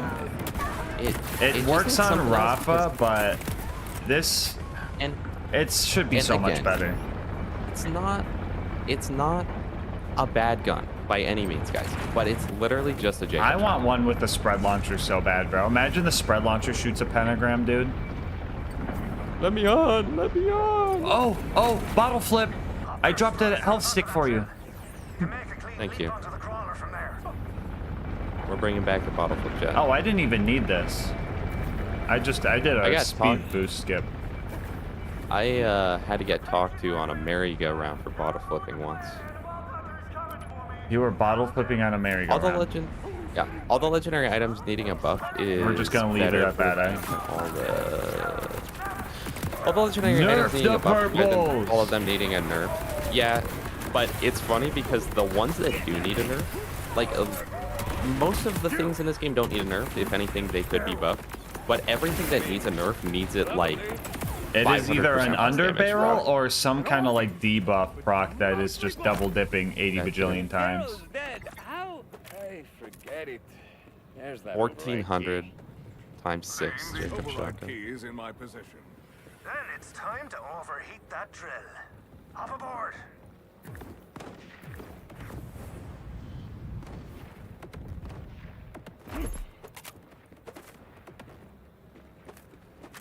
LilGasmask to do a run with only the Molly 1 ball shooter. Oh, the kickballer. Yeah, that's the blind run. If there's ever been a video that Gas does anyone know if greens can get the spread launcher? Does anyone know if green Jacob shotguns can get the spread launcher? I thought we had some. I don't think I've seen one. I've only seen blues and perps have it. Is this a euphemism? Probably. It's broken good. Get the Buster Comm from Origo. Don't we have that one? I think I seen Birdman using the Buster Comm. So it gives awe, giving you infinite crits and per my last, which doubles your damage. Plus, if you spec Fiesta, Apophos Lance has infinite duration and charges. Oh, okay. That probably makes it good. That single-handedly probably fixes it. That skill alone would probably be worth it. Oh. What are you saying, Si? Kickballer, guys, kickballer with Jacob's underbarrel. That's the best gun in the game. Yeah, need to no, figure out guns. I seen someone posted a clip on Twitter. I couldn't watch it because it was a TikTok clip, but Okay, even I heard that lame. What does that mean? just TikTok fucking makes you download their app to fucking watch anything, I feel. Oh, I'm permanently banned from TikTok, so. Yeah, because you posted a gaming clip, probably. Yeah. Guys, I got they permanently... hate gaming, but they love Apex Legend R-word porn. I got permanently banned from TikTok for posting my own YouTube shorts. Dude, and that then took they me never 3 responded weeks. to anything. It took me 3 weeks to fucking get somebody reposting my content at 3 times speed to have them stop fucking posting my shit. They made me sound like Meanwhile, such a fucking I post nerd. my own video, and they're like, "That's a perma, no chance to come back. You had your chance, buddy." Can you beat Borderlands 2 with only a snowball? Or, dude, and then, oh, dude, it pisses me off so Can you much. beat Borderlands 2 with only light the fuse? Here's a light the fuse tech. Yeah, exactly. Astolfo, bro, if you know, you know. Yeah, I don't feel like the UVHM, Inferno Titan, hey, I haven't seen you in a while. How you doing? Gonna be Damage lurking, up about to grind some D2. Hope you're enjoying Borderlands 4. I am loving it. I'm loving it so much.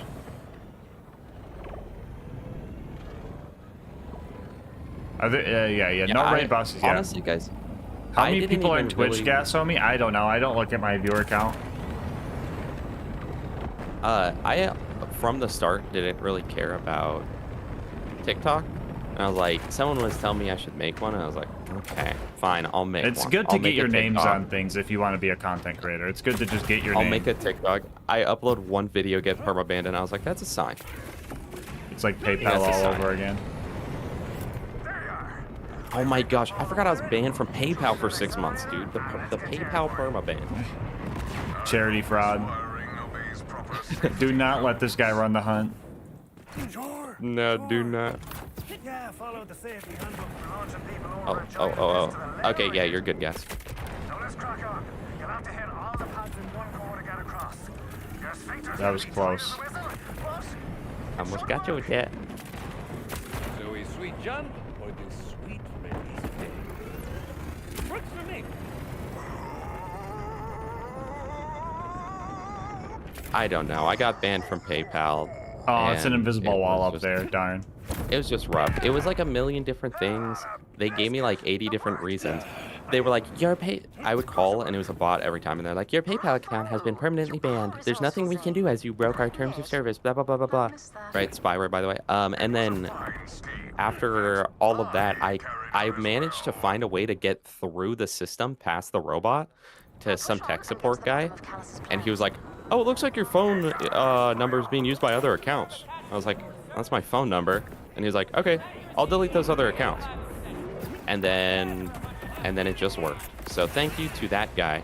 If I could leave him a 5-star review, I'd give him a 6.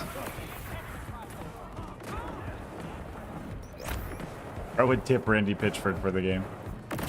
If I could review that tech support guy, I would give Randy Pitchford $30 for making this game. To notice that Callus Center Rippers have hooked an orbital. I know, I get banned everywhere I go. How long Just did that kinda Moist guy. Critical I'm play this dangerous. game before getting mad? Did he like the game? Or getting mad. Yeah. Did Moist Critical like the game? The game's cool and all, but the TOS is spyware. I used to be banned from PayPal now. I used to have a bit. No, I don't think have a bit Moist with an thinks old it's Discord spyware. where people would pay me 80 cents randomly. Oh, and that I could be wrong. that like but- sent off red flags. That's crazy. Well, and isn't BZ banned from PayPal? That knows TikTok. Honestly, Blitzers, maybe one. No, because remember, when I was having the PayPal issues. Bro, he's talking to outside sources right now. Sorry, what'd you say, T? Oh, Oh, when you could just I talk got to banned, Zane to skip the jump.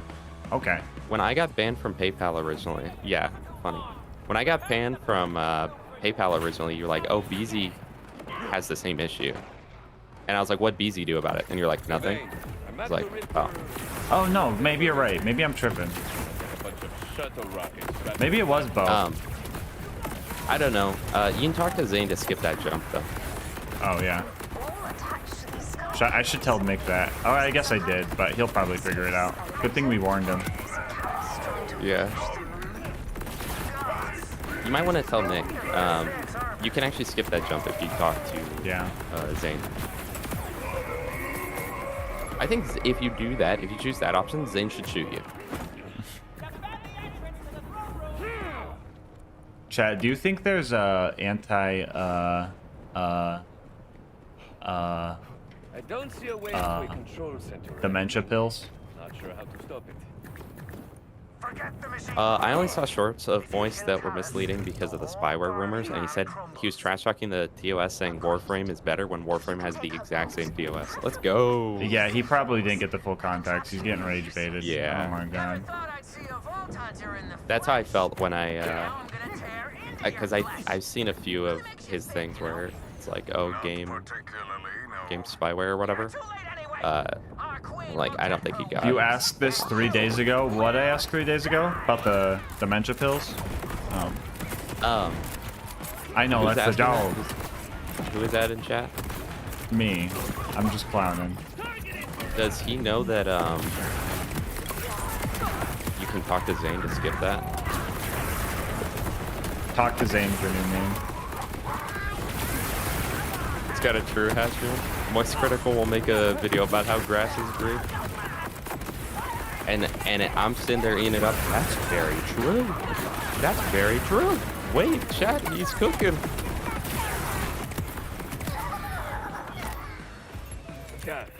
Moist Critical's thumbnails and what's it called? Just titles. Just lure you in so much sometimes. They really do. You're like, they just lure you like, in. okay. Anyone else get the chill? I know, and half We're the not time even the doing thumbnail that is just mission, like, T, bro. My bad, bro. Sorry, I got locked in. I clutched you so hard, bro. We're not even supposed to be here. Me, homie. I know. Moist Critical will make a video that says like, this is bad, and it's just a picture of him in his chair, and I'm like, I gotta see this. Yeah. I gotta see it to believe it, chat. No, this is the mission, bro. No, it's not. We're not going to the moon. We're not supposed to be up here. We're supposed to just go fight. Oh, we're supposed to enter that room. Yeah, where the fuck are we, bro? How this mission worked in the first place. We're in. God, when I don't have my movement speed, dude, I feel it. Swap the build. I'm going to Elvis, chat. Elvis Presley. Elvis Presley. Eddie Murphy. Kill the blues.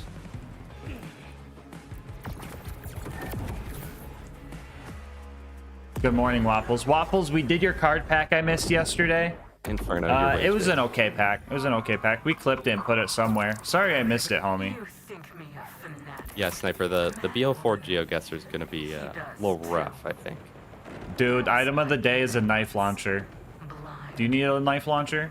Is it still good? No, I've already got one. Okay. The knife launcher, at this point, is balanced, I would say. Like, you can probably one-shot a mob with it, you know? But, like, that's all it's going to do. There's one vault symbol here that I'm gonna grab.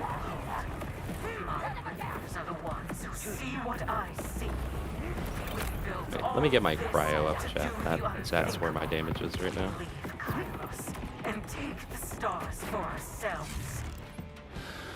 Okay, why is the Ripper Queen kind of like Tyrene?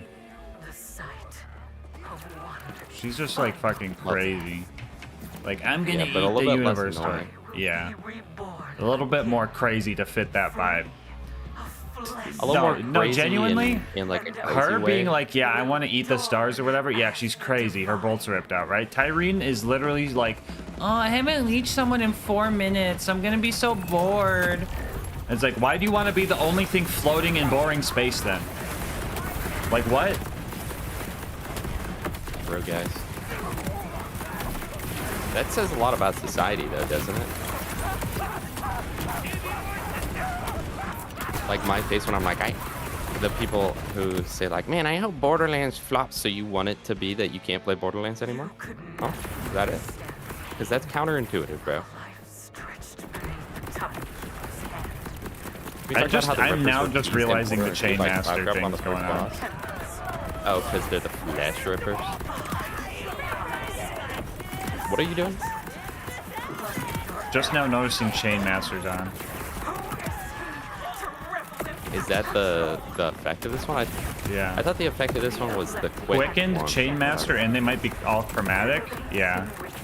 Some of them have no, chains. that's just these enemies. Because earlier, straight off the bat, it was only quickened. I don't know why they're all Chain Master now, because they weren't outside of this place. Maybe as you progress through.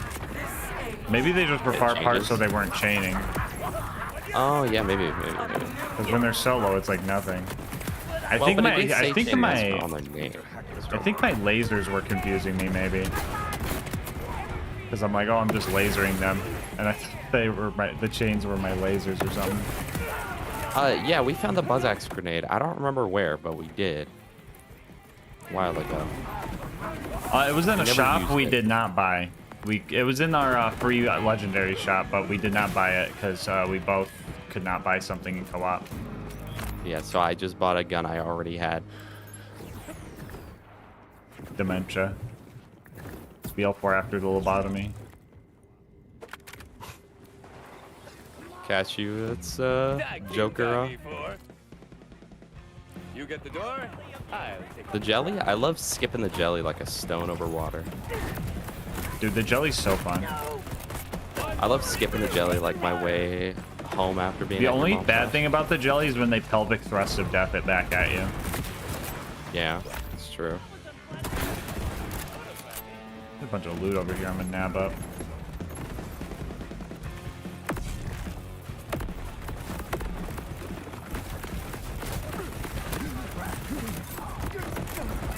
Those who say BL4 should flop or hope it flops are what we call tourists. Yeah. They're just here for the drama of it. But my favorite YouTuber back with Borderlands 2 said,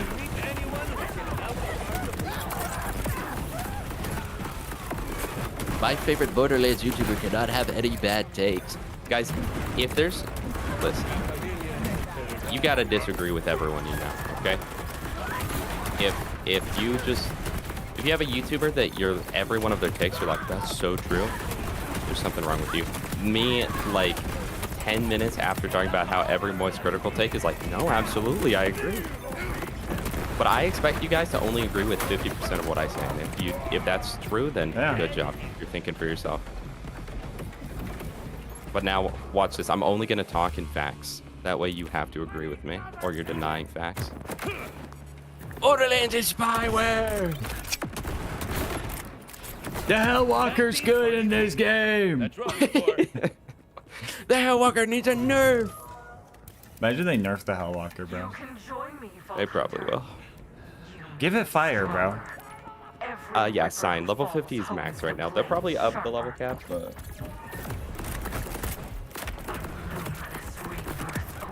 If someone gets a Hellwalker with a part on it, let me know, bro. I'll fucking take a fucking CLB part, bro, please. Cashew, did you do a Hellwalker vid? I feel like I seen that in my recommended. Did you do a Hellwalker guide? Did you get any with extra parts on it? Well, to add to the harassment, Cashew, is it racist for me to assume that the reason you like TPS is because you're Australian? No, that would be xenophobic, if anything. No, because he doesn't live in the U.S. What? Because xenophobia, I mean, typically is for like immigration type people or like people who moved, right? Immigration type people. Was that seriously the wording you decided to choose? That was not very good wording. Okay, guys, white people can immigrate here. Like if.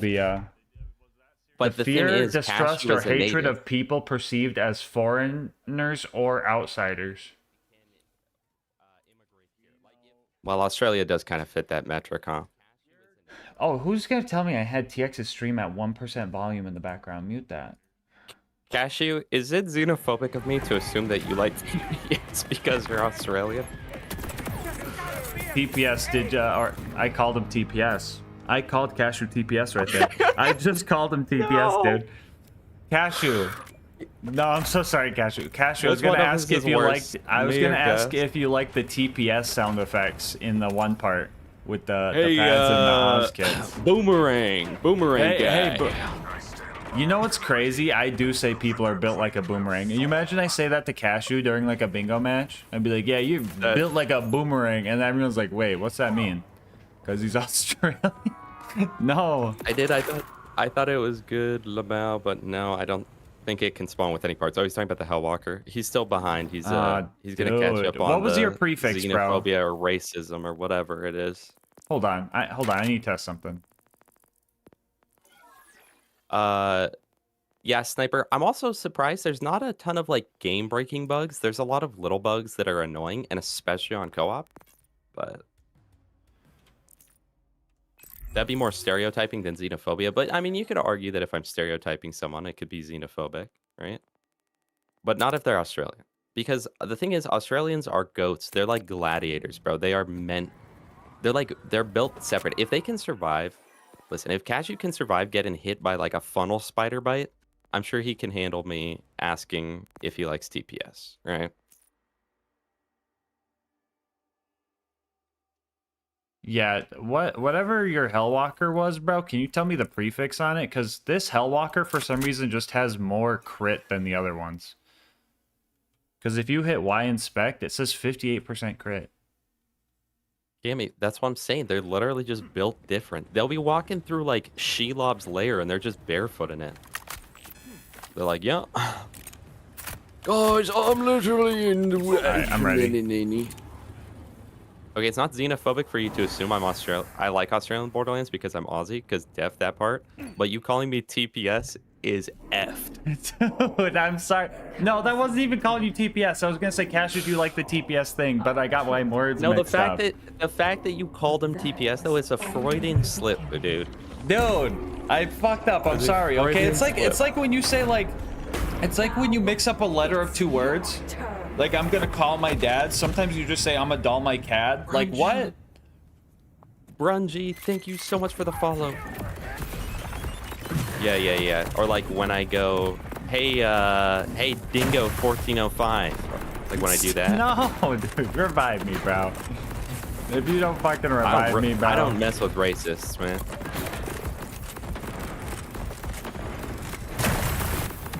Cashew's Hellwalker had the panicking prefix. Okay, so it can. You should tell me what the crit on that is. If you hit Y inspect and hover over the skull, it has a crit modifier on it. Because I think looming just gives more crit as a prefix. Cashew, I hope you know that I look at you as more than just TPS and. Okay, bro. Every time TX does some crazy Australian fucking slander, I'm like, bro, chill. Okay, the one time I accidentally call him TPS, because your true colors are coming out, dude. Your true colors have been out the whole time. I'm not hiding it. That's the thing. You are.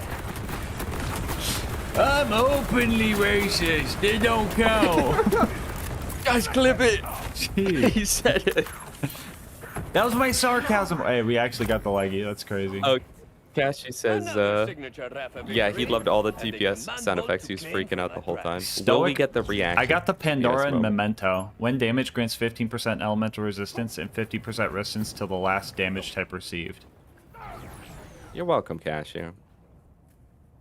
You're very welcome. Gives movement speed while it's I'm confused broken. on what TPS means. A TPS is Borderlands the pre-sequel. It's an Australian-made game, and there's a lot of Australian humor. And Cashew is Australian, and he just so happens to like that game more than any. Did you find the pickle? He's Australian? I didn't even notice. I don't even see country. I thought he was British.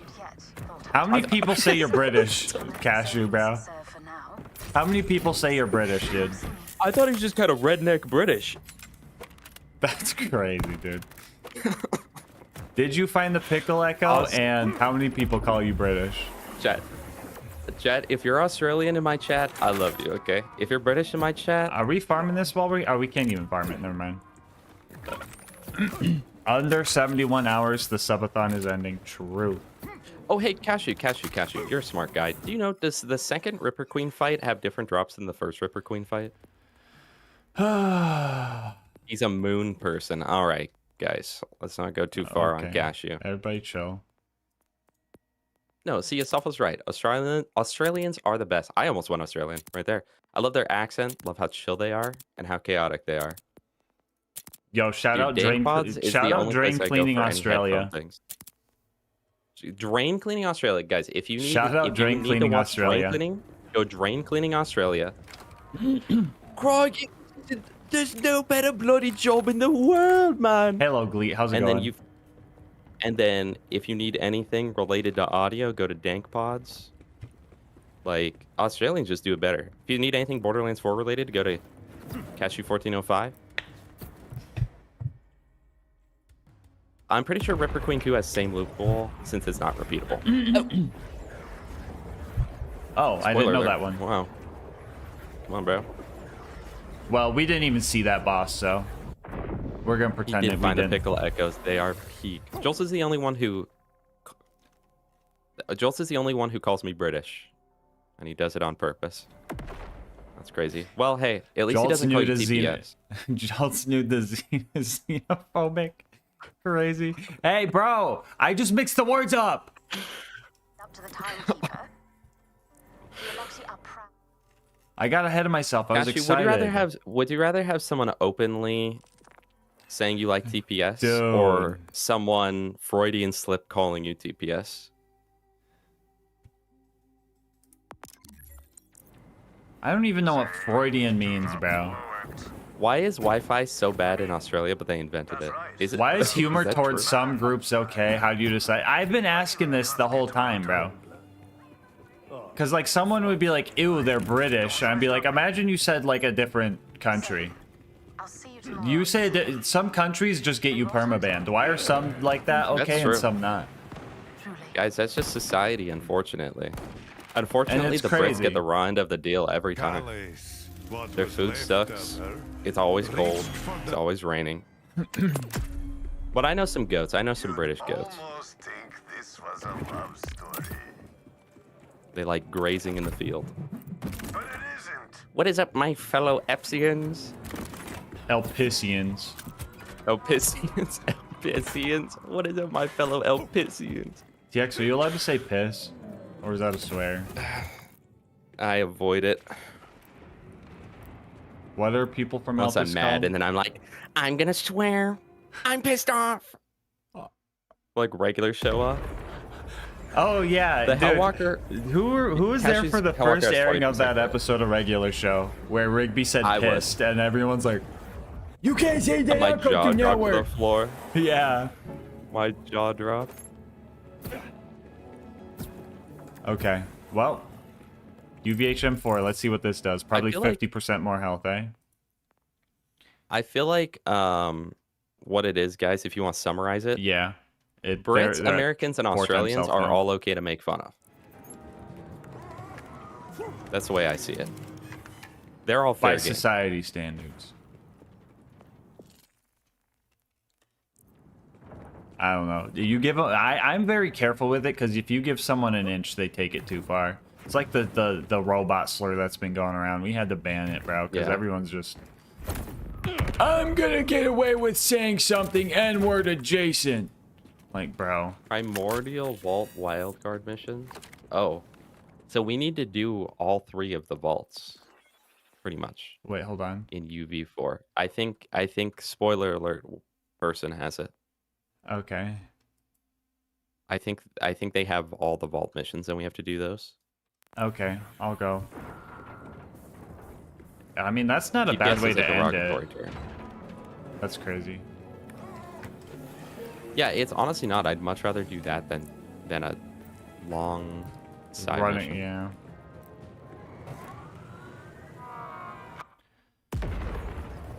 What is the best farm for class mods? Whatever their dedicated drop is. Another hunter seeks the power of the vault. Yeah, stuff that there is. There This is. shall suffice. If you're so eager for the end. I really hope they add weighted class mod drops. Yeah, me too. Did you just get one for No. Arlo? No, someone's just asking. Yeah, your best bet is just finding. Okay. They're all invisible. Oh man. With Invisibility invisibility orbs. Okay, I see what's going on here. I'm just gonna avoid the orb and just go. I beat the game with the mini map, bro. The orb kind of makes them just like a glowing thing anyway, so.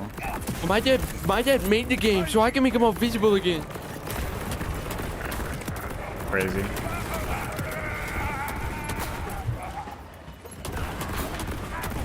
Guys, is there such thing as age phobia? Like if you're like, I don't like I think it's just boomers. ageist. Yeah, it's ageism. Ageist? Yeah.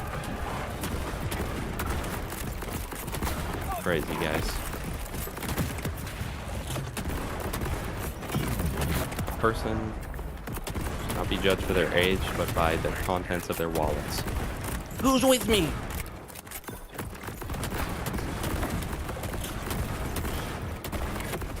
That's crazy. Was that guy's name the Latte? Did I misread that? I don't know, bro. I couldn't even see him. The latte, bro. Guys, it's a stream already. my Pumpkin bad. spice. We're Happy gonna change September. topics. You guys like Borderlands 4 so far? Call me guardian. Call me. Oh, I retained my speed. Call me the Oh Did bro fall Eddie off? Murphy. It didn't launch me. Why did it not launch me? Not like the project we're waiting. Oh, but you can't destroy the invisibility orbs. Okay, that was my first time attempting to so far. Dude, you can destroy them. They don't have health bars. Yeah, I'm destroying them. Oh, maybe that one was bugged because I just saw another with a health bar, but I shot that other one multiple times and there was no health bar. Yeah. Great guys, the bugs. A game's still buggy on 4 days. Crazy. No, I'm actually wait, Unheard no, of. I'm still not able to. I destroy this one. Maybe bro needs a Hellwalker. If that's probably it. That's why the Hellwalker's broken. It destroys invisibility orbs. That's just hidden passive. I bet it destroys centripetal orbs too.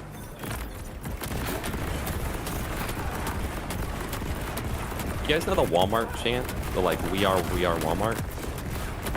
That Kind of a sounds thing. like propaganda. Yeah, I'm just trying to get Walmart propaganda into your heads. Hey, have you guys heard that song? You know, it goes, we are Walmart. Yeah, sing along, guys. Guys, you know that one? Applications at walmart.com/work. Man, I think I might apply today. Hey, you didn't censor out the word work right there. Oh my god, bro. Brooke, how you doing, Brooke? Good to see you. Guardian. It's, you know, it's helpful, Brooke. Plus, it's just nice. You know, I got people around. Find if one of the more popular mods for BL4 right now is the one that removes the HUD so you can take better screenshots since there's no photo mode. What? I haven't ever even pressed the P button. There's no photo mode? No, they're adding it later. That's something they said, yeah, that's gonna be post-launch. You gotta buy the DLC. Yeah. Chat, Photo remember mode when would add TX said spyware. he'd tip Randy Pitchford? Yeah, I take it back. After hearing about that, I take it back. Photo mode was your, you didn't notice Was until my snap- endgame, That's and like- then you're no, like, that's yeah. literally like, I gave the delivery driver a $20 tip, then realized he forgot my one sauce cup. I'm like, okay. You're out of here, buddy. $2 for you. Next time, I'm remembering your face. Yeah. Next time I call, I'm gonna ask specifically not for you. We do have those types of people occasionally.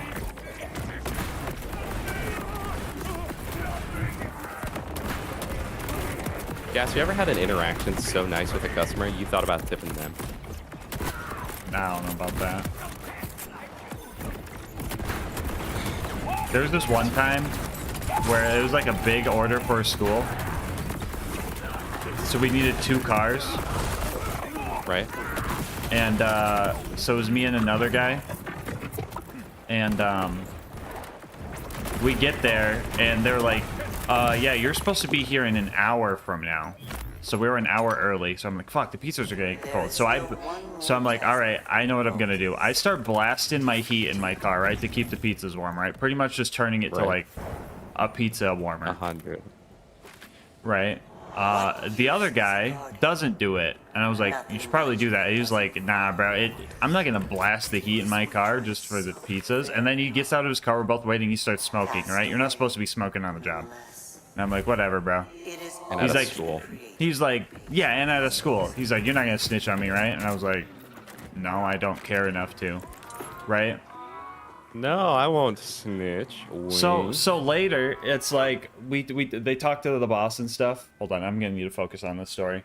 We talked to the boss and stuff, and they were like, "All right, yeah, Bruce, just put all the pizzas in from your car in his car if they can kind of fit, like with the fucking driver's seat and stuff, and then you just come back and do other deliveries, right?" I'm like, "Okay, yeah, sure." I later find out that, like, that guy was like, oh, yeah, well, I stayed there longer, so I should get, like, 70% of this huge tip. And he's like, oh, yeah, I turned my car on to warm them and stuff. And I was like, what? No. And I got really pissed, and I was, like, about ready to quit, because I'm like... And then I snitched on him. I was like, you know, he was smoking, right? So the fact that I'm only getting, like, 30% of this tip when I... took the initiative, and then he stole my idea to keep the cars warm when he was like, yeah, I'm not doing that. That crazy. Really is equivalent to watching these boss fights go, and then maybe like, yeah, chat, I just did all that. Gas watched. I found a Harlow Knowing class mod. full well you did 95%. Did he get fired eventually from his job? I think he quit. Or he got fired. I don't know. It was rumored he was like drinking on the job. So. HE fun status check. I'm still at like a 9 out of 10 on this game. All right, I'm good. Locked in. Yeah. Buffed up and ready to go. Gas's name was gonna be Steven or something. Now I'm a Bruce. Yep.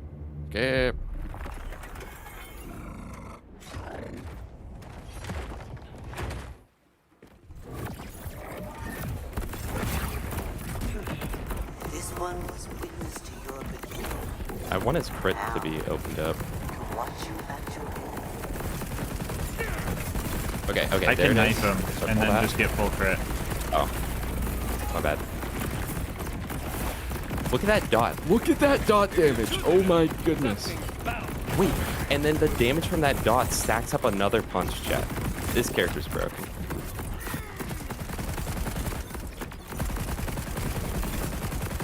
Critting him. Bro's trying to heal so bad. Oh my gosh, look at his health.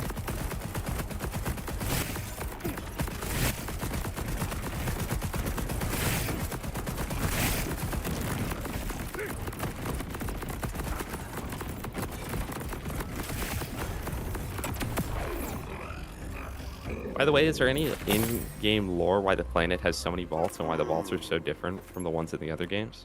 There's not really just in-game lore. Pretty much what they're going for now is every other game, every time you've opened a vault, you're like, that was fucking lame. So they're kind of doing vaults as like a side content thing, just so you're like, you know, like, ooh, wow, I actually get power from it, you know?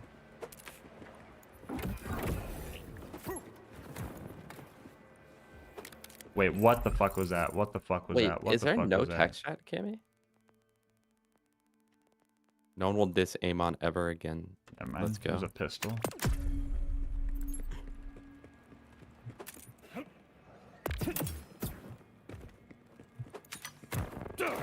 Oh, Leggy.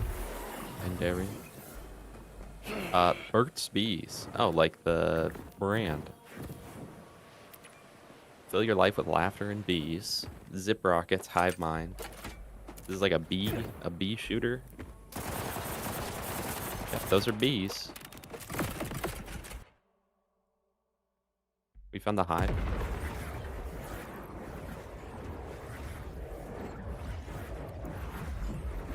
Who is this? Who's this Thunder Pika cut out the CCCCCC guy? Amon slander, by the way. What? Oh, okay. They say the Timekeeper made these vaults. The Watcher says so in the vault of GASMASK'S fridge. And then Cashew upvoted that after saying he was going to bed Was like it like a 12 minutes self-promo thing or something? Was it first time chat? Oh my gosh, this guy. Oh, okay. Yeah, just get him out of here. GASMASK. Crazy answer. What? GASMASK. What? The Watcher during one of the vaults specifically says that the Timekeeper made all the vaults on Kairos. Oh, I didn't know that.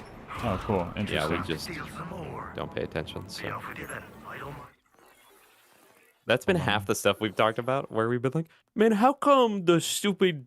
That doesn't make any sense in the lore. And then someone in chat is like, it literally said it in the game. It's like, yeah, well, that's dumb. All right, so Burt's Bees, not as potent there a as the bank real here? life.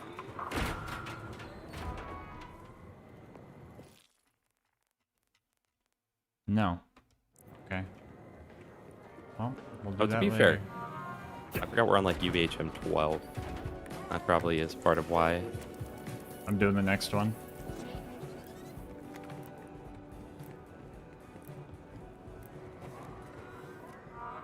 Okay, sorry. I had to kill the last enemy. All right, go, go, go, go, go.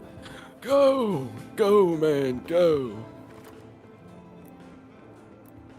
No, Quad. He's rage baiting. We're on 4. Hey, Borak, how you doing?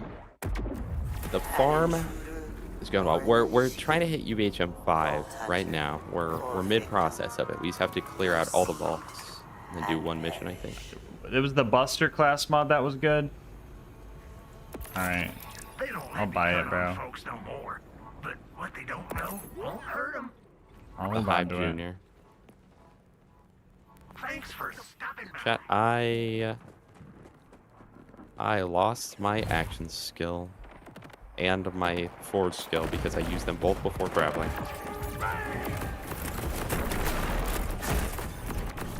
So I lost my power. This is worse than the Firehawk losing her wings. Reference. Do you still have that legendary torque? Insane.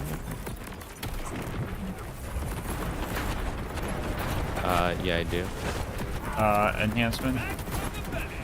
Yeah, I do. What do those do? It is... I think they're both sticky related, so you're... Is everybody centripetal again? No, everybody's tricky. And a lot of centripetal, it feels.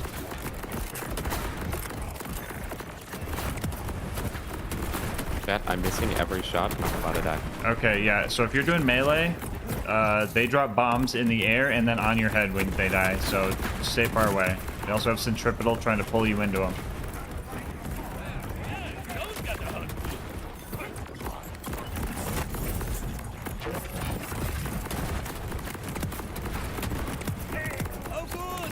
Hello.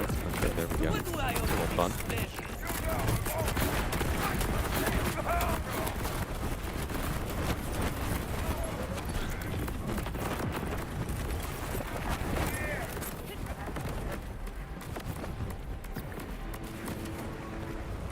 Okay. I don't know what killed me, but it's alright. The lens. Okay, so not the latte.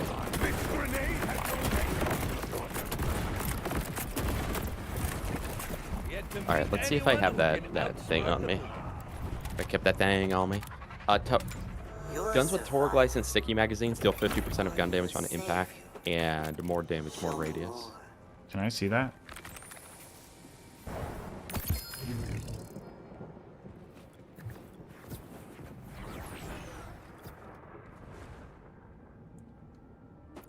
Naughty timekeeper building his own vaults, his own guardians.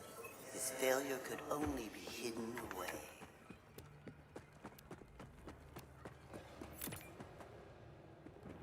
What's your current opinion on in-game? It leaves something to be desired. Like story spoilers? I don't know about that, Obnoxious. We might be fighting the final boss again. If you know about vaults, we're gonna be doing 2 vaults, and then after that, I think we're fighting the final boss again.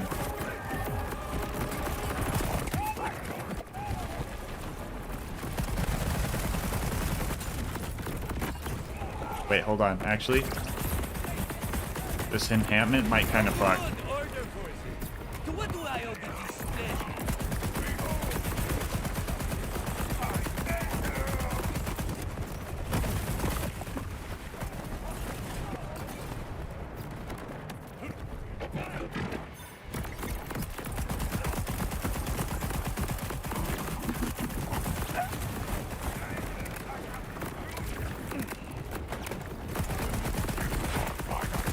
Got you. If you're still here, which I don't think you are. But if you're still here, how do you feel about UVHM in this game?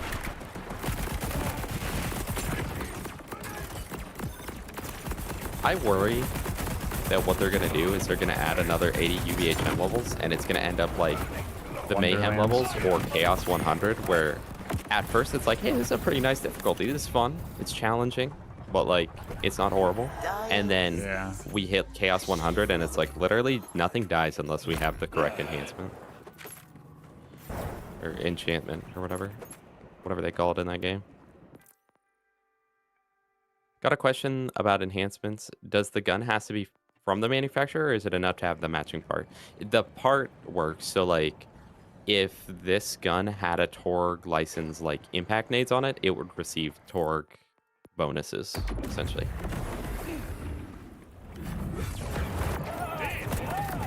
Oh, HE. Hold on. Today is my first day unemployed. Wish I could be playing this. Hey, that's crazy because when you first started in chat, you hated this game. Wish you'd be playing this. Do you think BL4 could be strong enough to revive Dirtland's career? I'd love to see you guys trio sometime. I don't know. I saw that he's coming back out of nowhere, but I do think it's funny. Not to roast the guy. I love Twitch. Okay, he's where I learned so much. But I like how he somehow came back with worse mic quality. And that just blew me away. But I love the guy. I remember on my Maya guide, he commented and said like, great guide. Great tag. That's a laser tag reference. He said great guide, and I felt I was on cloud 9 after that, bro. Like, Dirtlands! Dirtlands are Borderlands!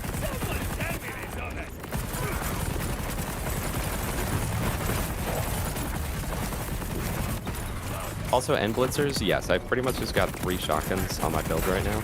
I don't even know what the second one is. I haven't swapped to it in a while. Oh, it's my TK's wave.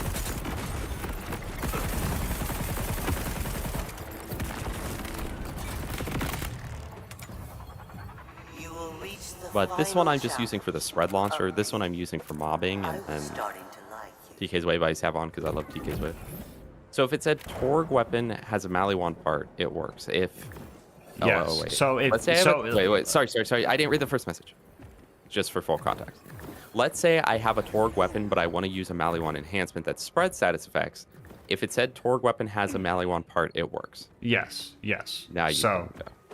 So how it works is, let's use Jacobs as an example. Jacobs enhancements work on all Jacobs guns and any gun that has a Jacobs licensed part, right? So if you have a Torg gun with a Jacobs part, it'll work. If you have a Jacobs gun, it'll work. Same thing applies. Like if you have a Maliwan run, right? If you have a Maliwan gun and a Maliwan enhancement, the enhancement's always going to work. If you have a Jacobs gun with a Maliwan enhancement, the Maliwan enhancement will still work. And we have tested this. It does work on its own manufacturing. So you don't have to. Thanks for stopping by. Alright, you ready for this? For example, another example, I'm using this Vladov Chaosin, right? And it's got the Torg license sticky mag. But I'm using a Torg enhancement, and it's making it do crazy shit, even though it's a Vladov. Oh, and then it's this boss too? Oh my gosh, DX, this guy's gonna get fucked. Alex Meister, what are you talking about? It's this guy? This guy's cooked. Alright, I'm ready. I gotta remember my ordnance does not auto work. You're welcome, Borak. Yeah, some people were saying it didn't work. I've heard that from a few people now, but it does. They work on any gun made by the manufacturer or with the parts. Ooh, my knee. Stretch it out. Oh yeah, Alex, I'd contagiously give you the ban. Like it's a you get banned from everything as well. Okay, launch that, and now look at that dot, dude. And that dot restacks my my punch damage, I think.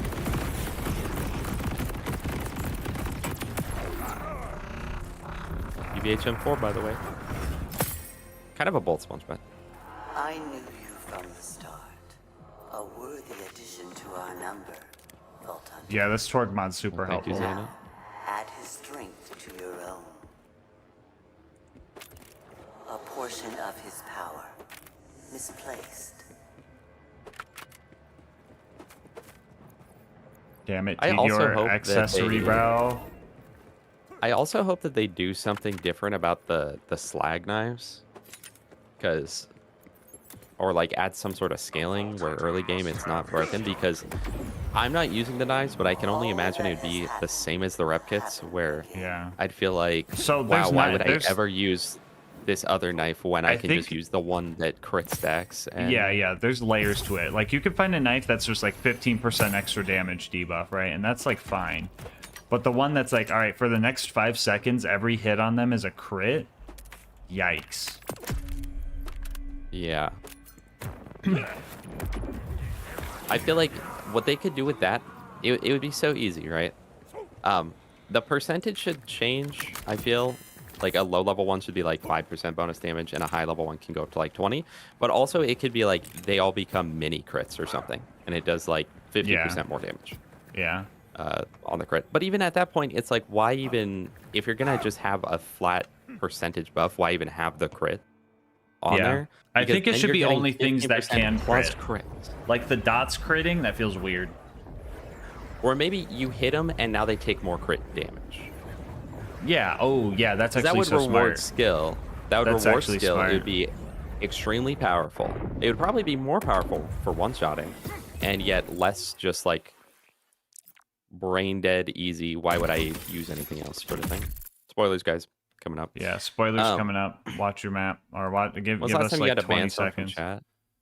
chat? Last time I had to ban someone from chat was, it was just the other day. It was for like a bot that was, they came in, hey, how's it going? I didn't respond. They said, hey, that's good to hear, man. I was like, okay, this is a bot.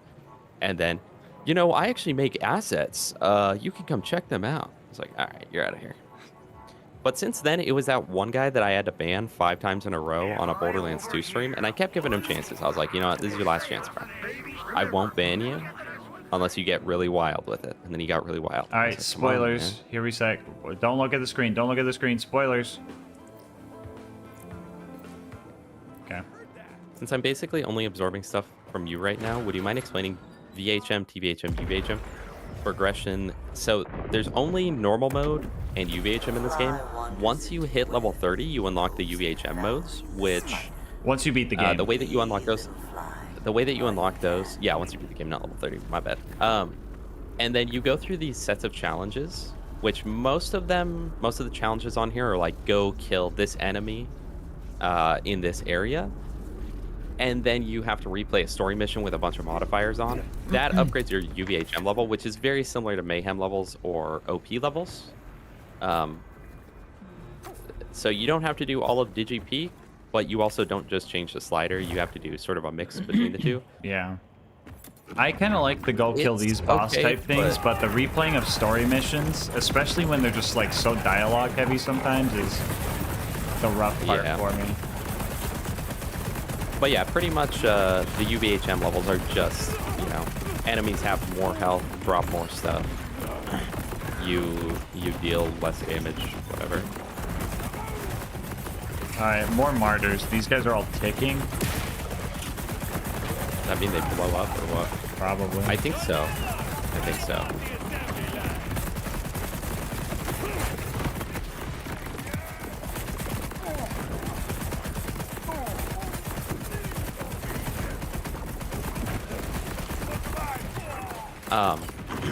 Yeah, I do still wish though that there was a story reset. If there was a TVHM, that would be great. Yeah, honestly, a full it would be story really cool if reset they would have be done nice. TVHM, where TVHM became like TPS, where all of a sudden,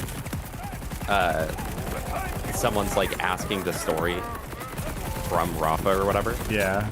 And Right. it's like, Oh, that would be kind of cool. Wait, Yeah. tell me again that story of what you did. And so it's the same exact thing as the normal game, but you get different dialogue where he's like, yeah, and then this dude came up and blah blah blah, and whatever.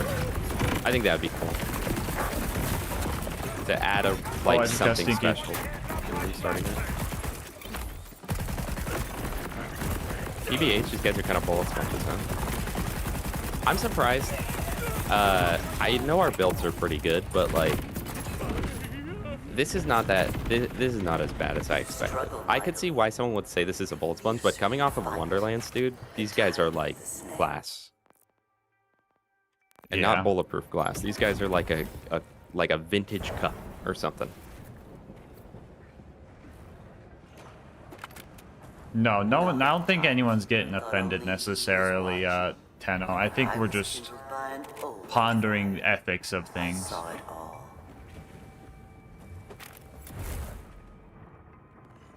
Oh, Astolfo. He was just getting freaky with it. Kept calling me all sorts of words that aren't so good. And I was like, "Lil bro, I don't care if you roast me." And he's like, "You do care. You do care." I was like, "No, I don't." But then I think he brought someone else in. If you have to say you do feel this way, if someone's telling you how you feel, bro, that's crazy. They're coping so hard. I know. Look at you, you're I know, mad. and then he like laugh, brought dude. someone else in, and I was like, "Okay, I'm gonna ban you, bro." And then he came back on another account, and I was like, "All right, let's start from square one. You got this, man." Oh, was I there for that? Well, this was a while ago, right? It was during my Sal 1 night. Yeah, I might have been watching for that. It was funny. It definitely added content. Miss him, chat. I miss him. But then he started trying to get intimate with me, so I was like, all right, you're done.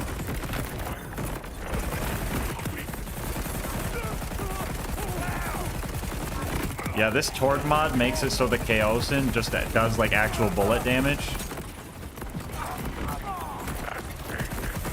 It's kind of good. That's pretty good. That's pretty good.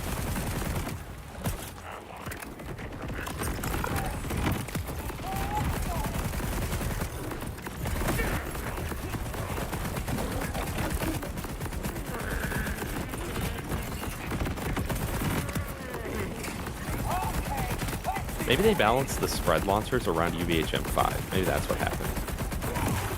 They had to have. Because like right now, it's like, yeah, it's a good underbarrel, but nothing crazy.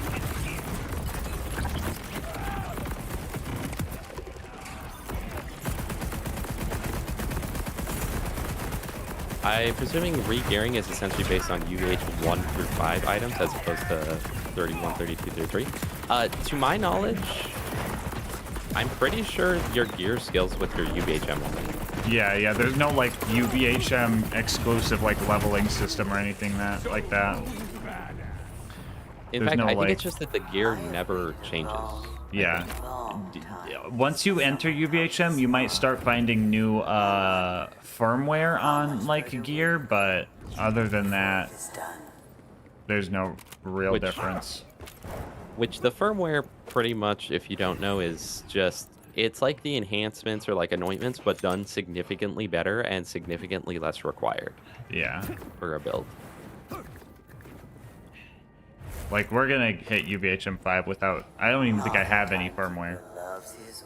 But if you want to min-max for crazy damage, the option's there for you. Yeah, you can see on mine though, I have airstrike right now, and essentially that's on my blind box. So it's got the airstrike enhancement, which depending on how many you can get set bonuses. So mine, since I only have one airstrike item, is 20% splash radius. If Hey, I got Astolfo, how's it another, I'd going? have more splash damage, and if I got one more, I'd get a cool effect.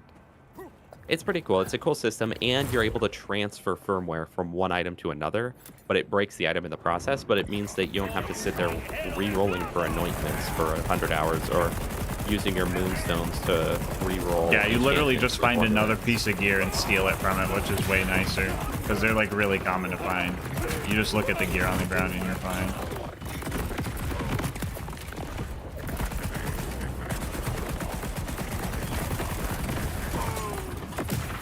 Honestly, like, even that, like, there's so little about this game I don't enjoy, and even that, it's like, yeah, the replaying story missions sucks in UVHM, but every other part of, like, the UVHM experience, I'm enjoying.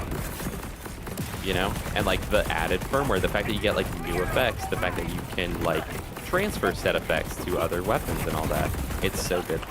And honestly, I wouldn't mind replaying the story missions if they just made it so it skipped the dialogue. Dude, and yeah, again, the that, dialogue part. They could have made specific dialogue for it where, again, if it was sort of like a TVHM thing, Amon's like, and then we talk to some people, but let's just skip ahead. Right? Yeah, they could have. And then did it just that. goes to the next objective. That would have made it It's a little fun. too It would've late to been do funny. that now, but It would have been funny to like re-listen to it because it's like, oh, there's new dialogue from. we got characters one of that I these like. guys with the fucking the chisel. Wow, dude, look at bro. I really just hope that they don't make the same mistake as BL3 and Wonderlands, where They just they keep add adding so many more. mayhem or chaos levels. I think or 10 even should be the Borderlands max 2. because I think they are gonna add more. But I think they said I don't they were want it to adding end more. up. I don't want it to end up being a thing where you have to min-max for endgame. Yeah. I don't think that that's fun, and I don't think most people enjoy that at all. Having to find the perfect thing. But I'm also, that's why I'm hoping that like the really broken things get nerfed and that the game gets bounced around the mid-tier items, not Yeah. around the high-tier items. Because Wonderlands, BL3, and besides- Borderlands 2 all are balanced around the high-tier items. It's so obvious with Borderlands 2 that DigiPeak was balanced with the B shield. I think There's no way they besides intended for you to. the spread launcher, I don't think I've ever been like, damn, I have this, but I need this part on it. Yeah. The I spread guess launcher that and is, the amp, but those are literally just looking for that part, not looking for the gun too much. Like, I find a At Chaosin, I'm like, yeah, that's gonna work. I find a Chaosin with, like, Jacobs or something, I'm gonna be like, that's extra cherry on top, sick. Alex, to my knowledge, all ordinances are extremely viable, minus the miniguns. The miniguns don't. I haven't heard anything very good Yeah, about some them, of the but nades are a bit there's- clunky to use, but a lot of them are good. There's a ton of grenade builds and a ton of rocket builds, and in my case specifically, I'm getting significant buffs from What? using the grenades, so that's why I'm using them, but rockets would still probably do more damage for me. So it feels like they're really well balanced, and they're Nice. like really useful too. But there's a lot of Nice. grenades that are kind of suck. I used to have one just like this, just when you need immediate. Since anointments were the downfall of gear, scaling gear sounds like it kills endgame quite a bit. I was very fond of the full game restart. The full game restart sucks. That we The need. fact That that you needs don't to have get to added. refarm gear. The fact that you don't have to refarm gear is honestly great because it feels like legendaries are rarer in this game than any of the other games. Like, we're kind of debating whether or not it's even a 10% or if it's a little lower than that. But on top of that, like Randy has said, there's always a better version of the item. Like, there's always like, I got what I would call a God roll TK's wave, but it's like, in order to get that, I had to get so lucky, so I probably would have had to farm for like 4 hours to get that one. I would hate to have to refarm that again at UVHM 10 or whatever. And so, because ready to I know go? some people were like, well, farming is the end game, so you know, hold if on, I you're got a making it so you don't have to specialization refarm point. gear, there's no end game. It's like, All right. no, there definitely Gang. still is.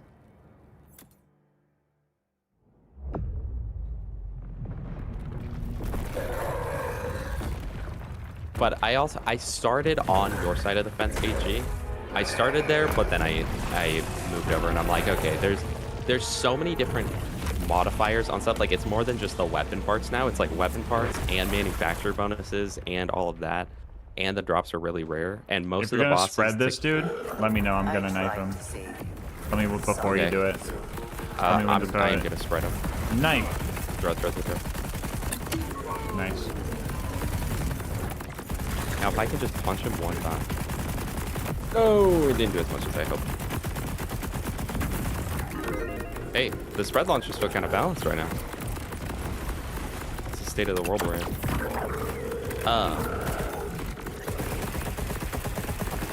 But yeah, also, aside from spreaders, it feels like the bosses in this game are a lot harder to farm. Like, having to re-farm that invisible snow guy would be horrible without the spreaders, dude. Without being able to one-shot them, because they're just... The bosses are just generally more difficult.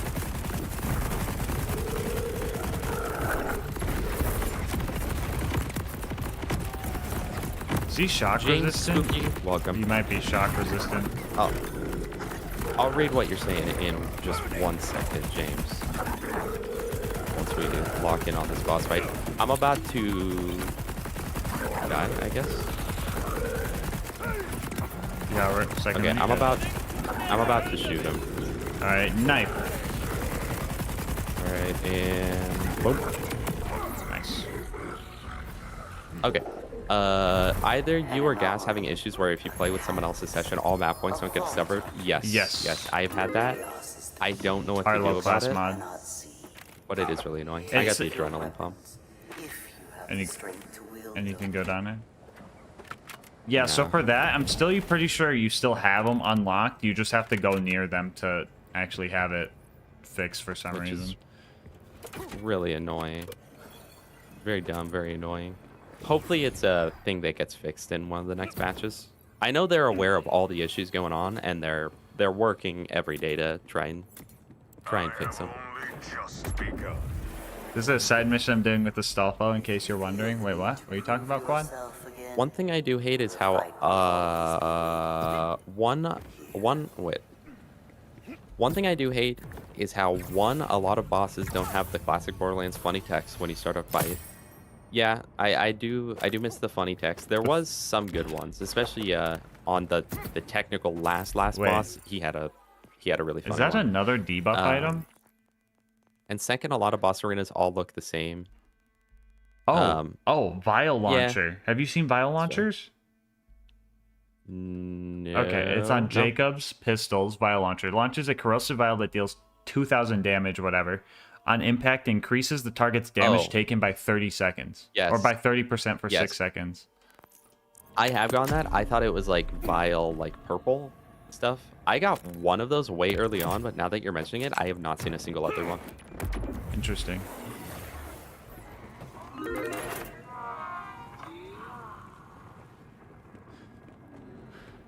Brooke, it's just a good game. All right, like, spoiler warning coming up. Spoiler warning, we're going to redo the final mission again.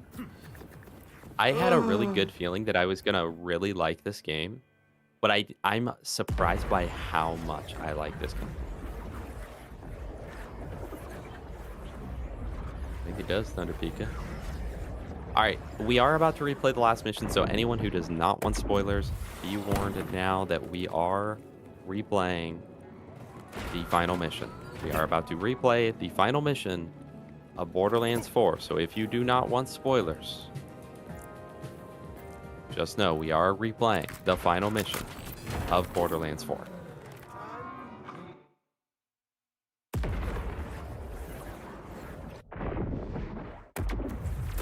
One way up. Right, Yo, Brooke, you lock gonna in, get lock that? in.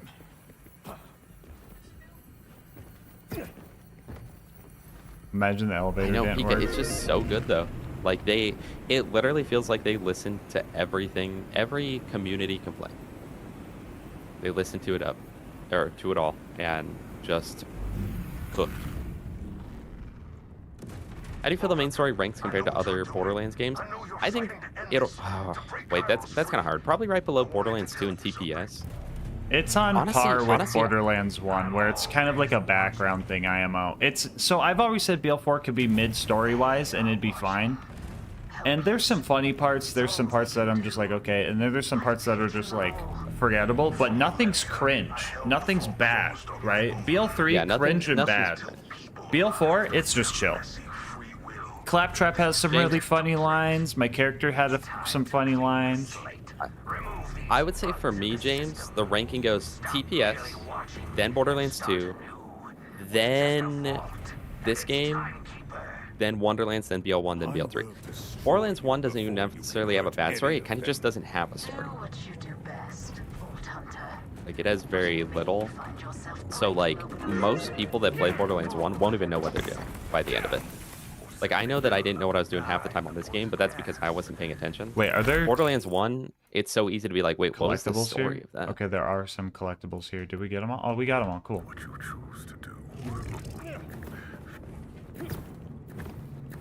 So that's the ranking I would give it. I would say that if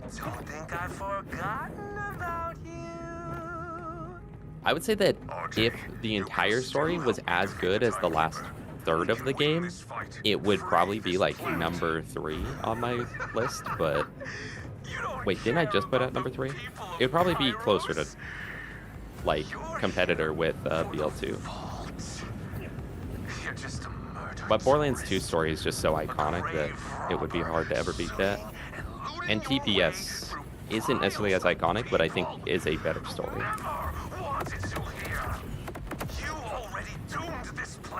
I forgot where I'm supposed to go from here. Anthony, welcome to the stream. Hope you're doing well. Anthony, I must ask, you have a wife and kids? You've been here every day for like the full stream? How do you guys earn money? Oh wait, didn't you say your wife is a teacher? So yeah, how do you guys earn money, bro? There's no money in that. Jesus Christ, yeah. Shout out teachers, we love them. Shout out teachers, we do. Cowboy Dano, where you at, Cowboy Dano?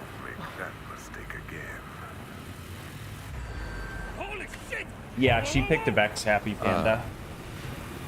One thing no one is talking about is will Nintendo go after Gearbox for their Pokemon Quest? Oh, we haven't even done that one yet, Yeah, but we we've haven't heard done it it. like 15 times. They did it in TPS too. They already Probably. did a Pokemon Quest in TPS, bro. But if they tried, well, I guess Power World's different, but they already have tried to sue other Pokemon adjacent things. Plus, what are they copywriting?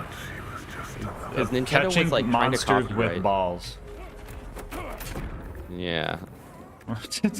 Yeah. So.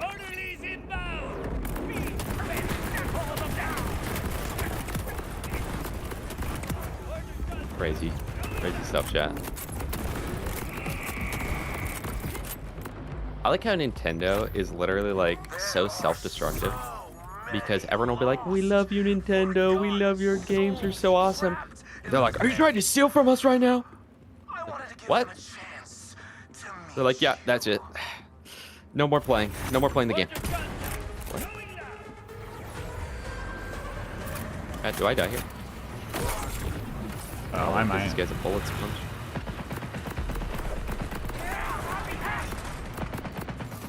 Still underpaid, but not as bad as down south. Well, that's good at least. Wear one headphone to listen to you guys in chat. Can only really watch when dad duties are done. Oh, cool. Oh, Canadian teacher. Nice. I didn't know in Canada you spoke a different language, so you need a teacher for it. That's awesome, bro. Teach me how to speak Canadian.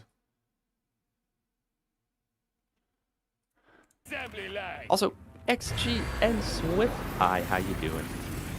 Hope you're having a good day. Hope you enjoy the stream.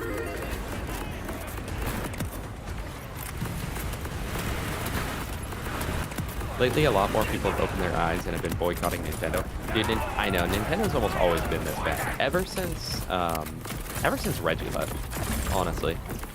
Reggie was like the last thing holding them from taking control. Yo, who's excited for the Nintendo Switch release of BL4? Let's go. I thought you were just talking about the Nintendo Switch too. I was like, didn't that come out already? The Borderlands 4 Switch release that you were saying Epic NNG played and it was horrible.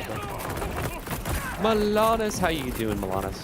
For anyone that just showed up, major story spoilers here, by the way. Like, literal last mission of the game.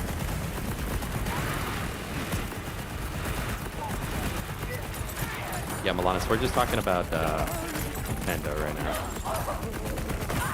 How epic they are. I might need a vibe. I don't see any non-badasses around.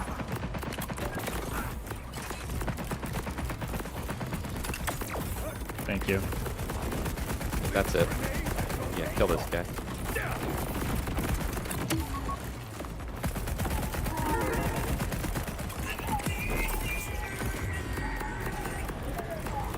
I can't wait for all of the complaints about this game. You can't even play the game if you don't have a spread launcher. It's required to kill even the most basic mobs. The Chaosin in my pocket.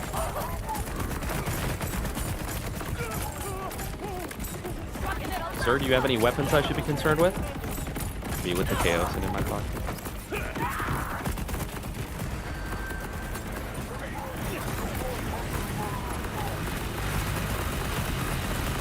Never let the ops know you got the Blitzkey. And by Blitzkey, I mean Chaosin.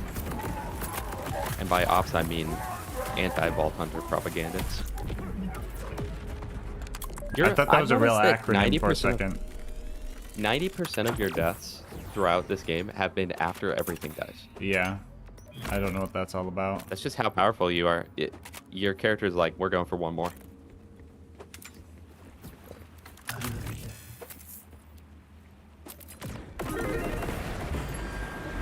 Yeah, Milanis, they're a little rough. Milanis, for you, would you say the... Hey, I found a knife launcher shotgun. You want a knife launcher, Jacobs? I found double flintlocks, bro. Oh my god. Are we supposed to go? Kill violent order enemies? Or do we miss some? Do we miss some?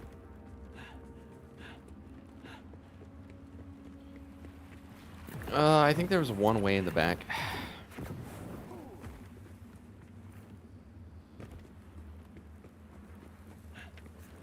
I'll run back, I guess. Oh, there's multiple back here.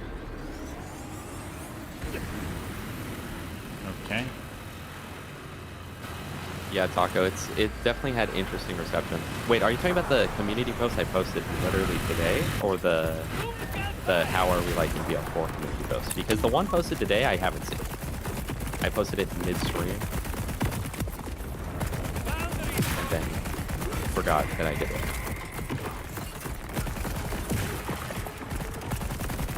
We should learn the science between like co-op revives. I'm wondering if it's like you have to damage them within like 2 seconds or something, or if it's like a certain damage threshold.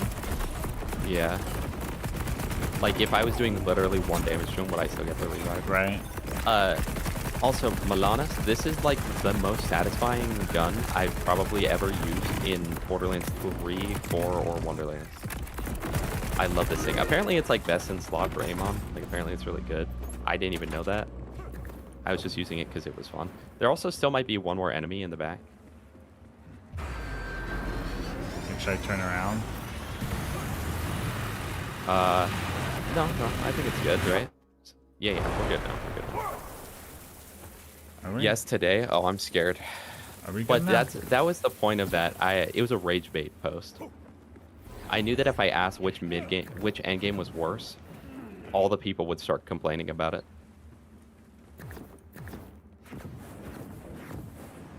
Yeah, where do we go? Gonna kill the vile order, bro. Fast travel back. Better than the Remington shotguns. Honestly, it might be. You want fast travel back to just kind of reset that area, see if the enemy respawns? Because I feel like one fell through the map or something. No, it was a bulkhead. Did you find it? It was a bulkhead that No, but I'm running back to it. It was in the area right before me, I think. Because I had died to him, and then... Well, I feel like those enemies aren't mandatory. I feel like... It is weird that the enemies are mandatory, period. Well, we're not even like the Here he is. mandatory circle. So it's like, Here he is. This guy? This is the one guy remaining. Okay, and then the fucking timekeeper just lasered him. That was it. XGN, how are you today? Was it? Because it says kill violent order enemies still. Well, now let's see, because I wonder if the triggers are him lasering everything. Reaper, is Amon fun character to play? Extremely fun. For someone like me, he's literally he's the child of the polyamorous relationship between Brick, Krieg, and Gage. Okay, timeout. Yeah. It was that trigger we missed. That had to have been it. But now that we did them out of order, is that going to break it? Oh, there's another laser. Okay, I think we got it. I don't know what you're thinking we got it. There's a fighting waypoint here that says kill violent order enemies, and there's nothing. I mean, maybe it's broken, but the lasers are the triggers. That's why I'm just assuming we got something. No, the lasers are Maybe just there's supposed to be a happening. third laser. No, well, earlier in it, every time that the lasers have gone off, it's when we've gone past the point after killing everything. And then also earlier in the game, or earlier in this map, there's the part where he does the 2 lasers to break the glass. And that's how we win that one. Have you tried 7th Sense Pistol? I have not. Do you know where that's from by chance? I don't think we've tried that one. I think that's from BL3 too, isn't it? Or is that the 6th Sense? Well, then it's the sequel.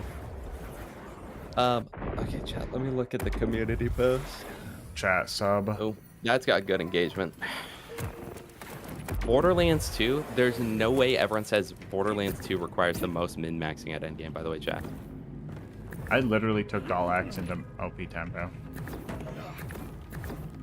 What? You know what it is though? It's DigiPeak. It's DigiPeak. I think that people think OP10 is OP10 Digistruct Peak. And if we're going by that, then yeah, honestly, it might require the most like crazy stuff. Because doing OP10 feels so difficult, especially depending on your character. But then actually just playing the game at OP10 is not bad. So different. It's totally fine.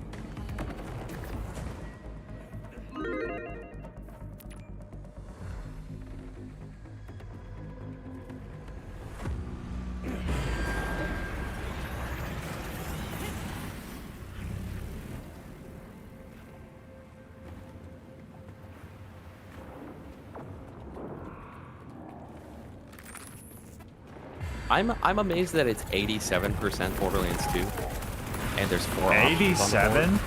87? Yeah. That's why I'm confused by it a little bit. The game without Like- anointments or enchantments.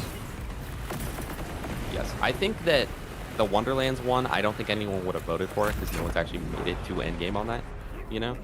So I think that's fair that it's not up there. I'm baffled. BL3 is only 6%. Is that because like BL3 is like literally just a gear check and you don't need much to do good? I feel like that. I feel like people are voting which game's the hardest, Loki. I don't even think they're considering the min-maxing. Okay, enemies are here again. Okay.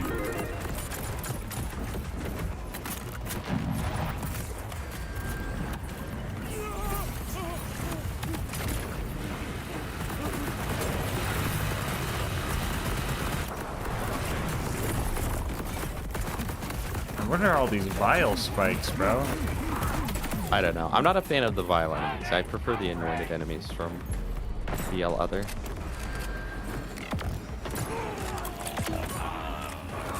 I guess that's one thing I don't like about the game. I'm not a fan of the vile enemies. Okay, you cannot They're second wind off of the spikes. You have to second wind off of the floating guys with the health bar. Berries.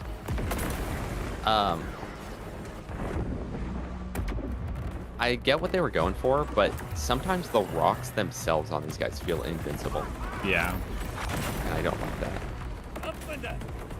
It shouldn't be a bullet sponge to open up damage to the bullet sponge. You got that guy.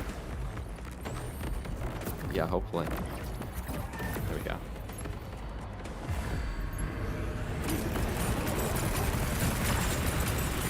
Okay, that seems really good. Hold on, I'll go back.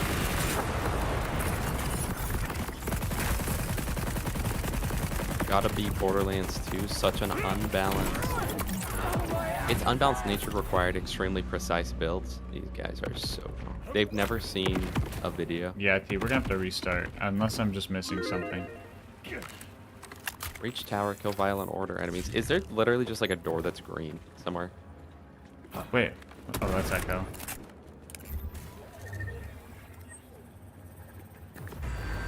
We might have to Imagine restart the it's mission, bro. permanently bugged and we can't take the mission blow. Frick, man. We didn't do the Easter egg. We forgot one of the stats. Yeah, I guess. Why is the door not open? Well, unless there's... we're not forgetting, like, something obvious, right?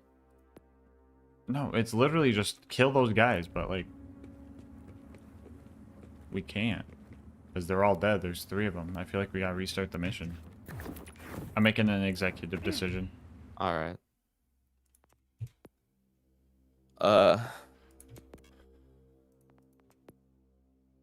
That's also another thing. A lot of people think of raid bosses as endgame. But, like, I don't... Honestly, I don't view my balance of Borderlands 2 around raid bosses or Digistruct Peak because both of those are, like, so unbalanced. But I see why people would base it around that. It makes sense. Also, Elfish Bottle Cap, welcome. Sorry, I haven't been reading chat. How does BL2 not require the most min-max? Because BL2 literally, aside from doing the actual Digistruct 10 peak run and the raid bosses, which are not balanced, period, the game doesn't... You can literally use almost anything in BL2. Like, genuinely. And have it be effective. On all my build guides, I show off a lot of really, like, niche, underused gear. On all my, like, BL2 guides.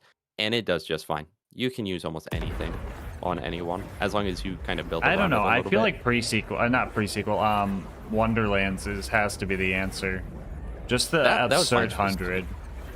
I think they chose what game is the hardest, because I think you need to min-max more in... Here's the thing, guys. 3 and...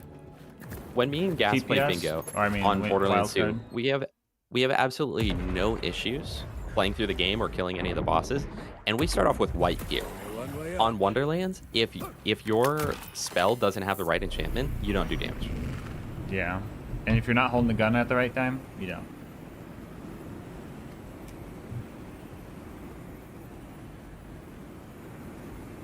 What are the health stats at What are the health stats at Mayhem 10 versus Chaos 100? I know what you're doing. I know you're fighting to end this, to break Kairos free. Borderlands 2 required perfect builds at endgame. I'm gonna stop you right there. I think Borderlands 2 out of all the games here is the one that required the most min-maxing. I won't say it requires it, but you need to know it. If we're talking about a Bora kill, I'll call it. If we're talking Bora kill versus like whatever else, true. It's time to clean the slate. Remove these bugs in the system. Stop merely watching and start anew with just a vault and its timekeeper. I'll kill you before you can hurt any of them. Do what you do best. I don't know. I went through 18,000 fucking salt and batteries before I found the right one. Yeah. Yeah, and literally once you found that, it was like everything died from that point on. Prior to finding that, nothing... I mean, things were still dying, but not super fast. Not like literally one-shotting LilGasmask type thing. Hey, man. Don't think I've forgotten about you. RJ, you can still help me defeat the Timekeeper. We can win this fight. Free this But if we were talking based off like raid bosses, honestly true. Maybe I should have worded the poll like which mobbing takes the most or something. But that would be kind of arbitrary and dumb. So I guess I can't necessarily disagree with the poll, but also I disagree with the results. But from most people's perspective, I understand it.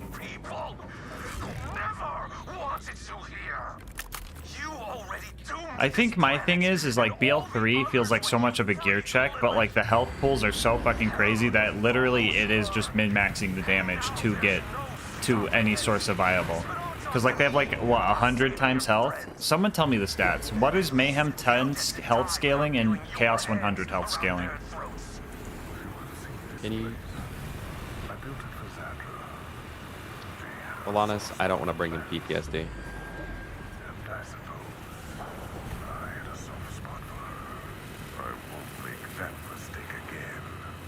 It's like 1,000, I think. 1,000 seems low. That's definitely too low. That's not accurate. Mayhem This 10 info- is this 10 info- times. There's no way Mayhem 10 is only 10x health. And what is Oh, the I'm looking Wonderlands it up. one? Isn't Wonderlands is like 4K something. Mayhem 10 stats.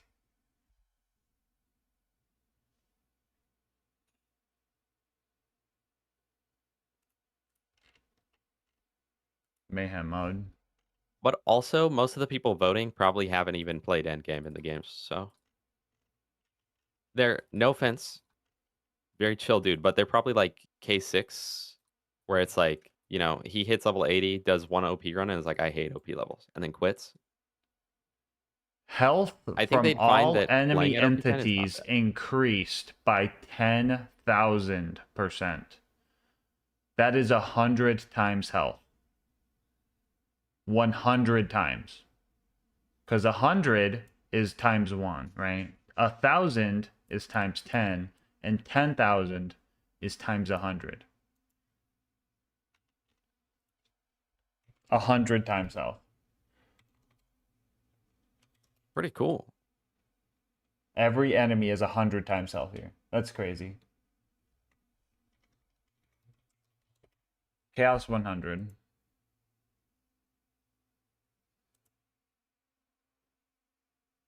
Chaos 100s is less than Mayhem 10. It's only 4,000 something, right? Yeah, 44 times health. But I mean, to be fair, it probably would have been different with different builds, but like the guns by default did nothing with our melee builds. Like even Yeah. the Stab-O-Matic was kind of underwhelming. Yeah. And we were built for that.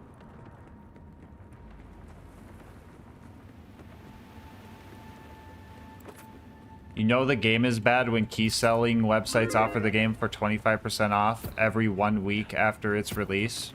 Who said that? I'm be because honest. do they also realize that every key selling site has been entirely out of stock because of it being the like best selling game currently? Yeah, I mean, it's going crazy on Steam, but also, shout out Instant Gaming. They have been fucking doing that for, like, good games. They literally did that for, like, Silksong, and that's, like... I didn't even play it. I was having fun playing it. Yeah, Instant Gaming just so happens to save I you would money, but have to also They disagree. literally have been out of stock since day one. They finally came back in stock today. Have you played it, But Honey they've been Bear? out of stock. I'm gonna have to disagree.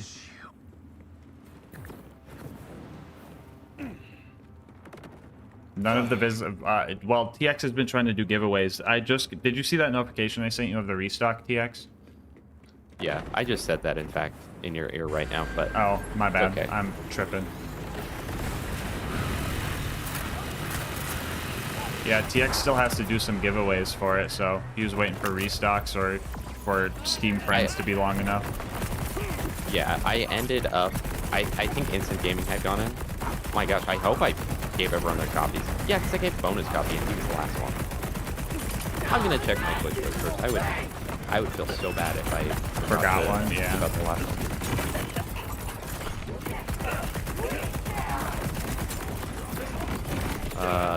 Yo, shut up, Pretty Gaming 0. That feels good. Okay, yeah, everyone got their codes. I was tweaking.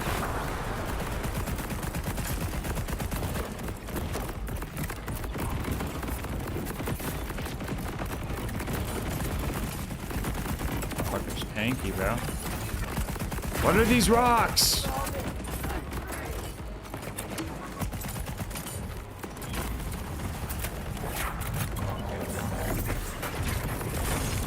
Wait, they're tanky? Would you say they're spongy, even?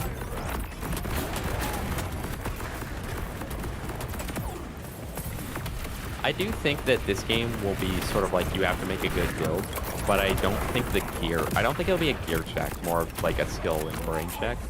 Can we get rid of these rocks? I wonder Honestly- if these rocks are causing the fucking bug.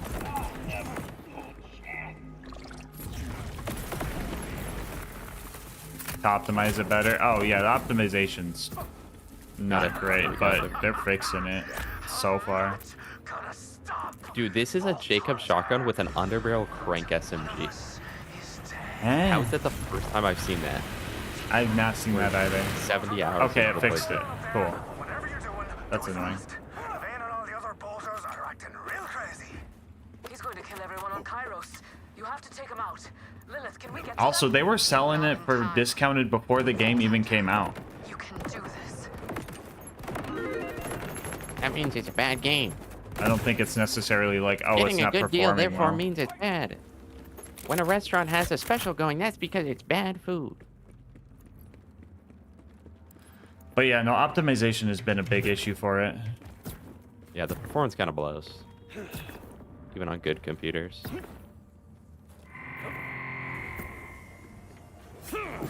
But hey, supposedly on console, it's fine. This spread launcher at 39 just did that. That's barrel crazy. do more damage than the spreader? Gas, does it do more damage than the spreader? No way, bro. There's no way. Maybe if you build for it or something, but the spreader's just default busted. The spreader is literally the unkept herald of this game, bro. It is like noob baity. We're noobs. You were a bolt hunter. People are like, oh, I want it. Let me have it. I want it. The command bolts will open the way. I dedicate this to you, Zadra. Why'd I just get that? I'm scared.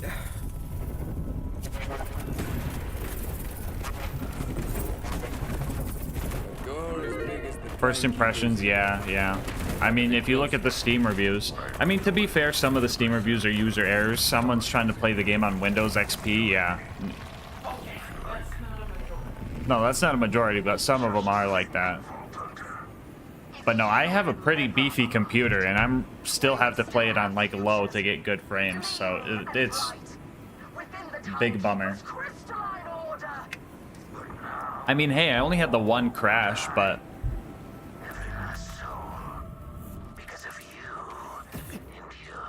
I mean, at least all the bugs have been like funny bugs and not like game-breaking annoying bugs so far. You and your wallet are welcome. Guys, how did my inventory get so full? What happened? Oh, It you was think so you're the king? organized. Oh no, I'm the king. All I have ever known is forever. Good. That is my use. Forever. Good. Here. Sorry, I can't skip. Oh, You there we go. can't? I remain There it is. It just wasn't showing up because I was like tapped out or something. Alright, so do that. Not the power Do supply is that. exploding. What the hell? How'd you That, get up there? do Oh. that. Wait, let me knife crit him. Let me know when I you're missed. ready. Oh, you missed? I don't know how, Or but fell I off. missed. Ain't no way he did the jack laser right there, right? We didn't just see that? We didn't see a check.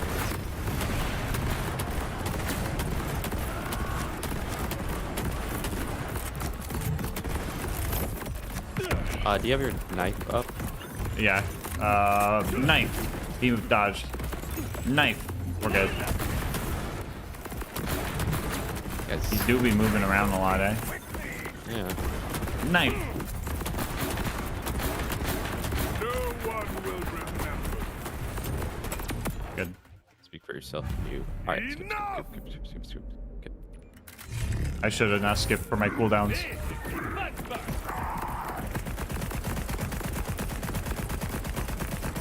Alright, I'm about to nuke him. Knife. Good. Nice. And then I punch him for big damage as well.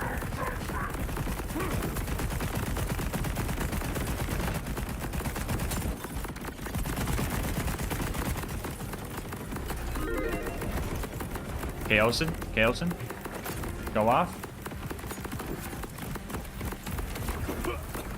Okay, I probably should have did a little bit more. Anyway, my stimmy broke. There you are.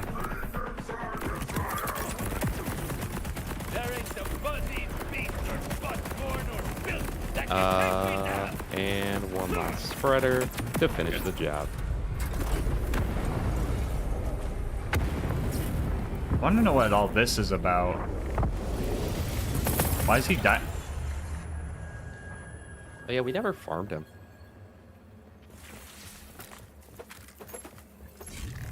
I thought you dropped the spread launcher. I was so excited. Dude, we just need one more.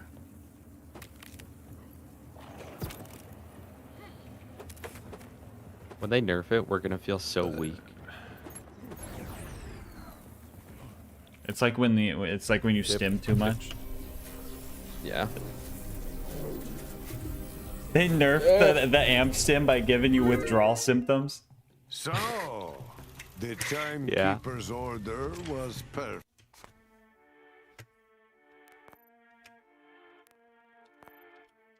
Oh my god, not the music, bro. My escape key just fell off. We at the end for this? Oh my gosh, and then another. For the vault. Alright, cool. What happens if we go through here now? While we're on the timer. We're gonna do like some crazy skip and break the game. Super ultimate Vault Hunter mode. Wait, is it super ultimate? Is this Guys, sous we're the super VHM? ultimate Vault Hunter. Is this sous VHM? Yeah, is this sous vide?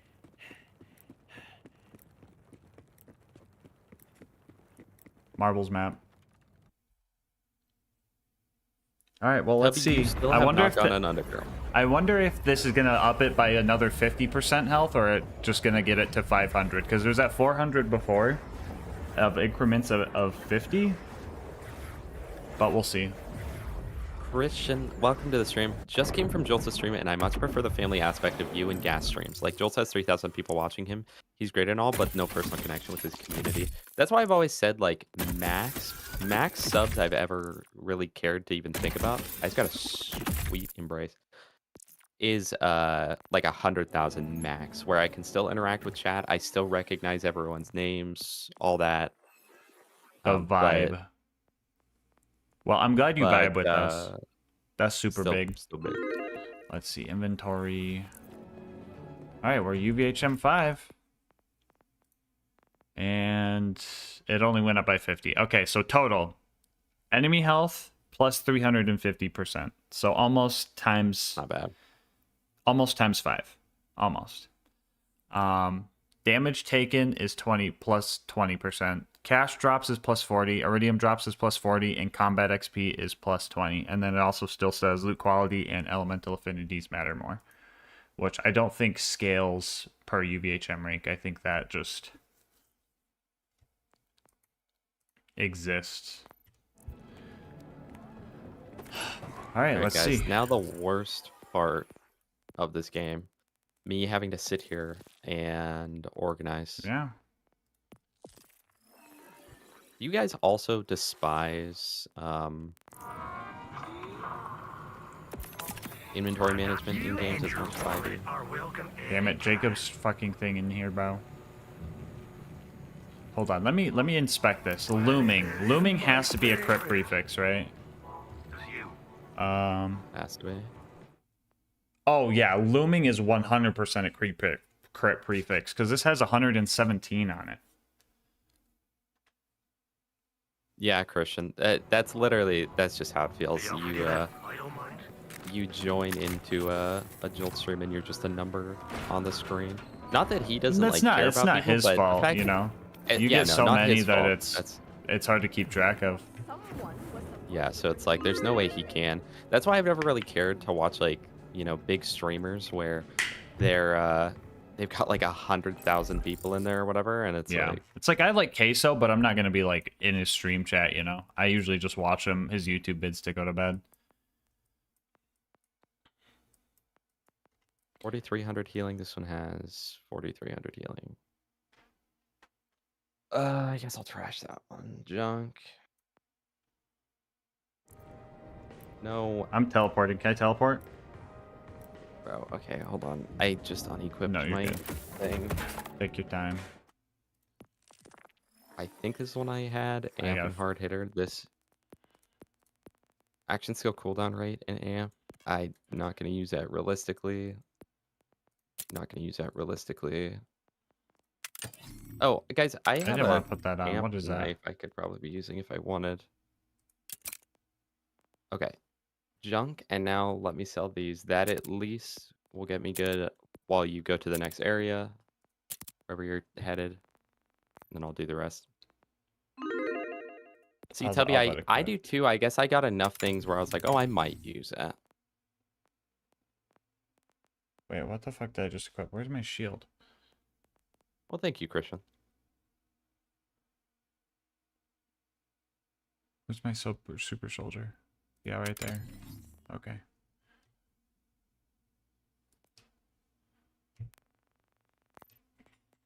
Okay, sort by equipped.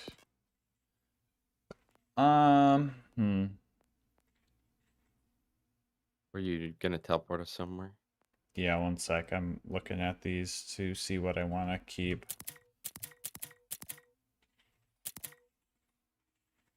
Was the goalkeeper any good? I haven't tried it yet.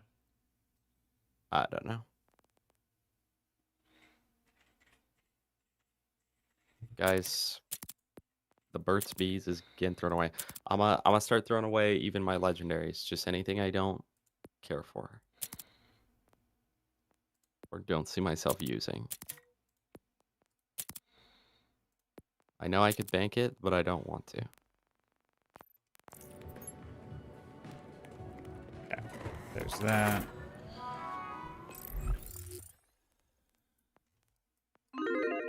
Alright, let me know when you're ready. I was gonna go do this side mission down here. Alright, TP. Hey guys, just figured I'd come say hi to you, pal. Hello, Christian. Hello, Lucas Fisher. Lucas Fisher, why are you throwing up? Lucas Fisher, why are you throwing up, bro? I'm using the bathroom. Loving the game. Loving the game. Both of us love this game. Send a bank if it has a cool part for fusion. True. If I get any firmware, I should have been doing that. I already sold stuff. The hoarder.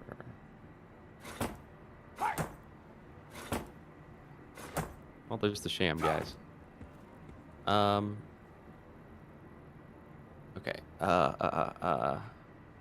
You're so right. Let's see. Traits. Firmware.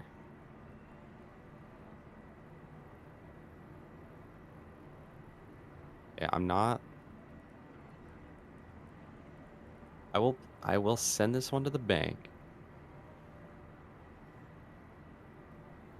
And then let's go. See, my problem, guys, is that if I put stuff in my bank, I just forget about it, you know? Like, I can guarantee I'll forget that I even got it. But there's a bunch of stuff that I could honestly send to the bank. Wait, what do I currently have equipped? My spread launcher? Guys, I don't need the knife launcher. But what if they nerf the spread launcher and then the knife launcher becomes the new thing? Okay, hard hitter splash. I'm gonna remember I have that in the back. Kind of said Garnet isn't streaming. I know he's really not feeling this game though. Oh, Garnet's not liking this game? What? No, unfortunately not. That is discuting. He is stupid. Okay, Lucas Fisher, no need for name calling, especially if you spell a word that I don't even know what you were trying to spell. We probably shouldn't be calling people stupid. So, be nice.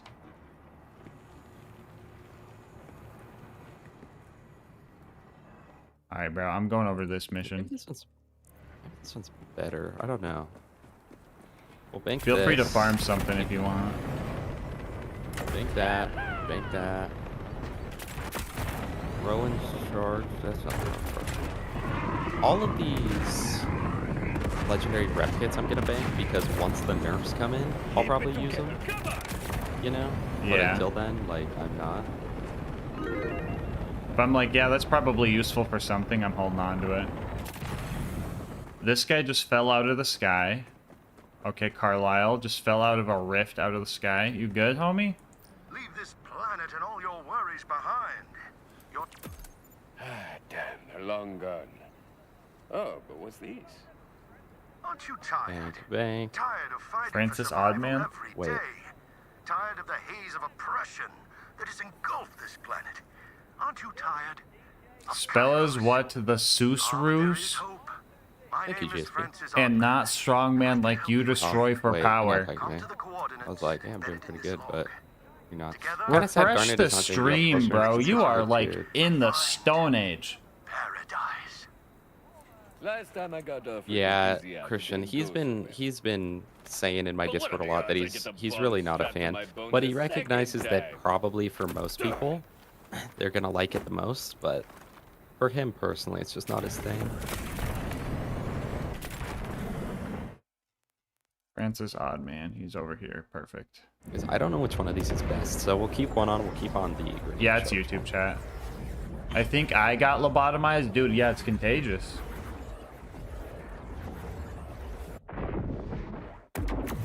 I have to poop, get this toxicity out of me.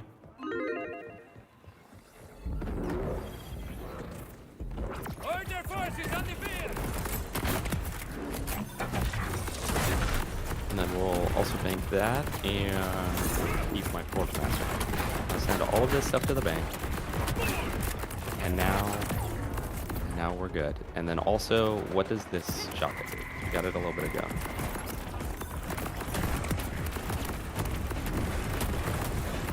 Let's go try it out, so. Orleans 1 vault loot is better than BL3 vault loot, yeah. Are we talking original or game of the year? Because if we're talking original, yeah, listen, there's a mission for those 2 echoes that opens the door that you were showing me.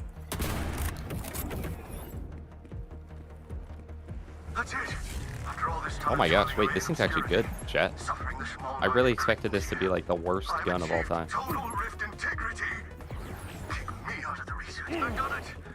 We're still on UVHM 5? Yeah.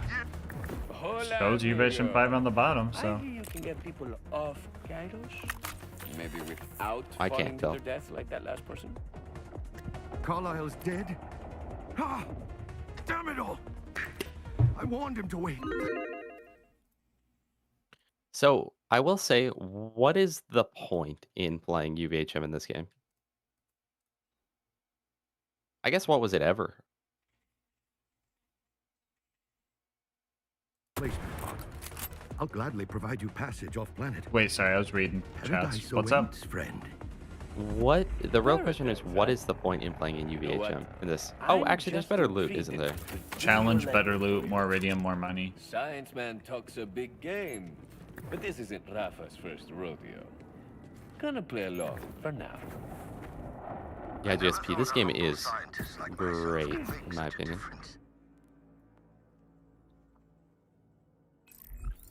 One thing, TX, yeah, I could farm Splashdown, but the problem is, why would I farm Splashdown at this point when I already got such good stuff? Are we farming Inceptus right now? No, it's just literally next to the objective, so I wanted to do just one of these. Bro thinks he's farming Inceptus.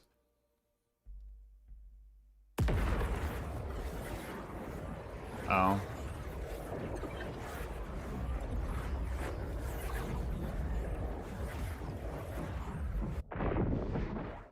Dude, Tubby, if I could get that lead balloon I got earlier in the game, I think that would genuinely be the god roll.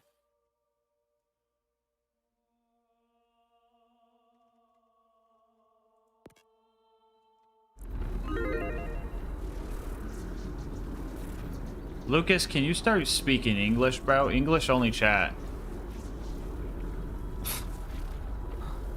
What is he going on about now? Christian, I think you're fine. I'm confused on what Lucas is saying.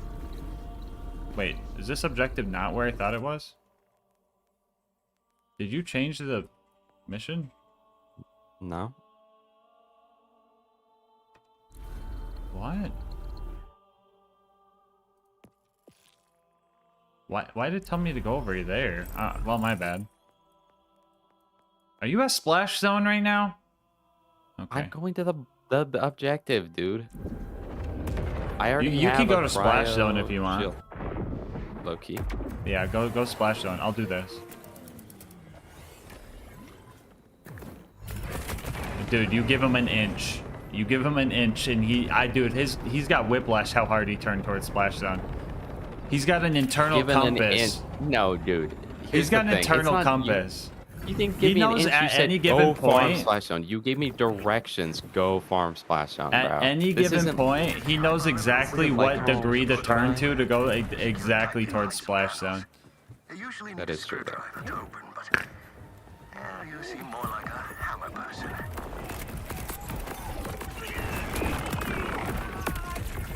Chat. Splash zone's a tank now. Don't change.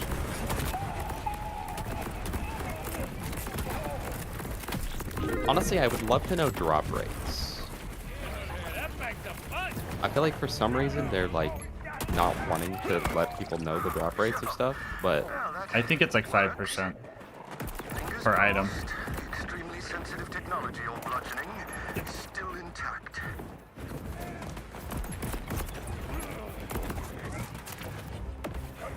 Do I gotta go down here? I do.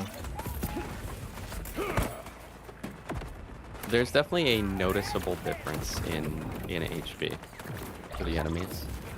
Splash Zone does not get one shot by a spread launcher. Oh, I would doubt it. I mean, they're nearly 5 times HP. It's like 4.5 times.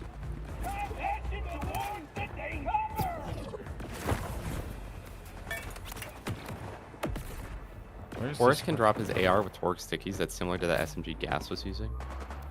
Ooh. Me like the sound of that. Oh my gosh. Well, Splash Zone just dropped me a kunai.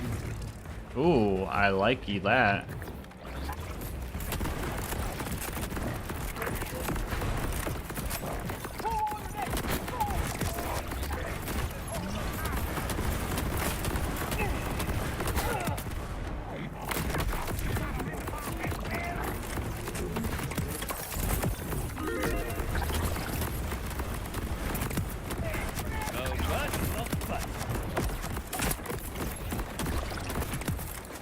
Where's this last part at? Yes, Art, we haven't gotten it, but you can supposedly get double drops in this game because every single item is its own. So we've gotten it a couple times.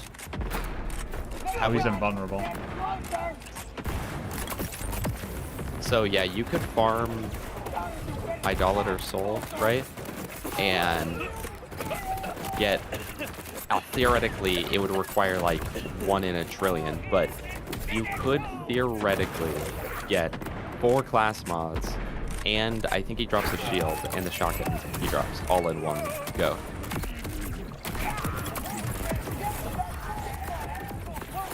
Supposedly. But also that would make more sense as to why everything feels more rare. It's probably 5%, but everything can drop on every kill instead of like it's a 5% that you get anything, and then within that, it's a 1 in 3 as soon as you get. Instead, it's like not everything's 1 in 5. Or not 1 in 5, but you guys know what I'm saying.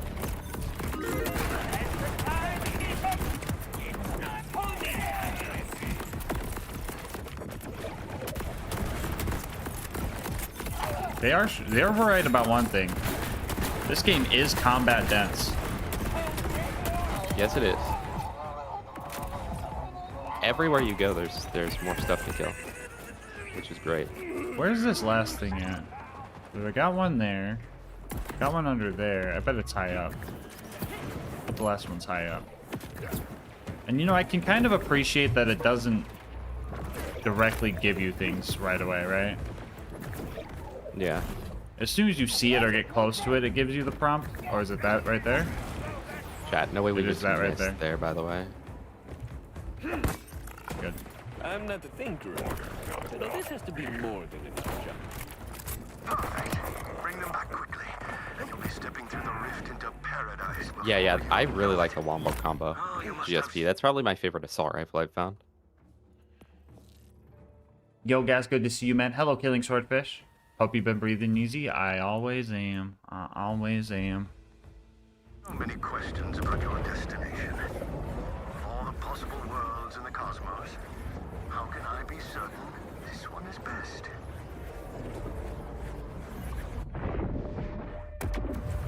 I admit, I'm super curious. Have GASMASK You're cosplay asking a lot Astolfo? on faith, amigo. Indeed I am. I don't know about that. But think of me as a Chat, we're only 11 subs away from Omar. You know, I think for Omar plays, we're going to teach Omar how to play Borderlands 4, guys. I'll get the beanie on. Or not the beanie, the onesie on. And I'll have him in my lap. Then I'm definitely getting out of here. Chat, do you think Omar's better than you at Borderlands 4? I know that tone. You sound like them. Likely, yes. Why must people keep doubting me? You have no idea what I've done to get here. To do nothing but serve and have people sneer. It's... Oh, forgive Like, me. what is the benefit of me farming Splash Zone right now instead of just going... You could go do a side mission if you want. I was going to just clear out Circular now. Oh, That's go what I'm ahead. asking. What's the point of me doing that versus just setting it to UVHM 0 and one-shotting him every time? Better loot quality. It all looks the same. It might be the same at UVHM 1, honestly. It might be better. Does anyone know if loot quality goes up with each UVH? Oh, we're not getting new firmware. Firmware is what we're locked out of. Wait, is that a... No, that was not a vault. Yeah, the spread launcher and probably the amp stimulant is rep kit is likely getting nerfed. I can't see those continuing on.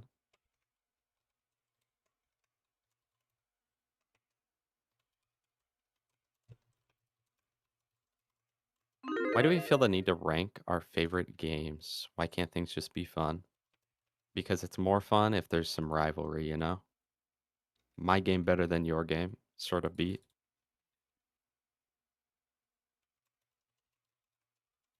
Guys, I tend to forget that I do a lot of melee damage. Mostly thanks to my shield. Okay.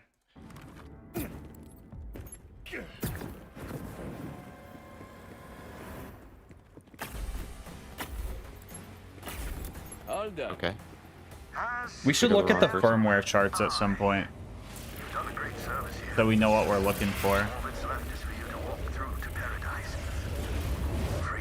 I was looking for whatever it gives me. Suit him. Hi. Gas, are you mad that G Fuel got the BL4 collab? No, not really. How does late game feel? I mean, so far it feels fine. There's a little bit left to be desired. G Fuel but... bad.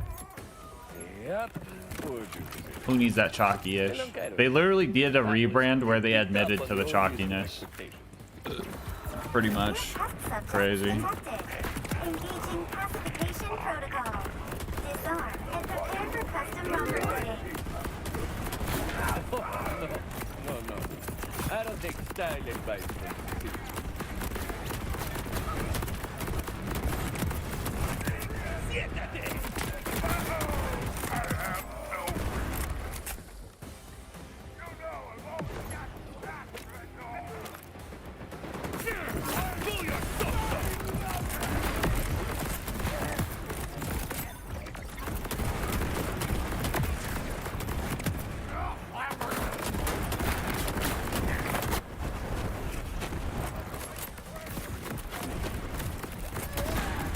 Chat, I don't even know how I just froze him, but I did.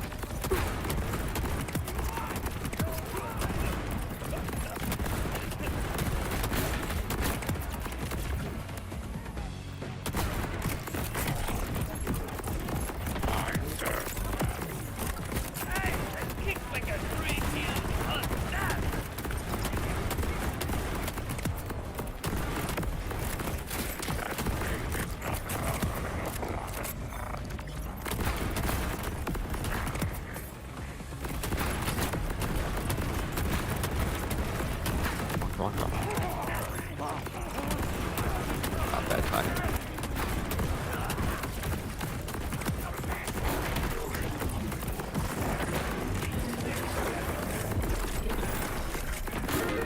You a badass? No, you're not. Well, it doesn't feel like drop rates are any higher. I've only gotten one legendary this whole time, and it was a world drop, so.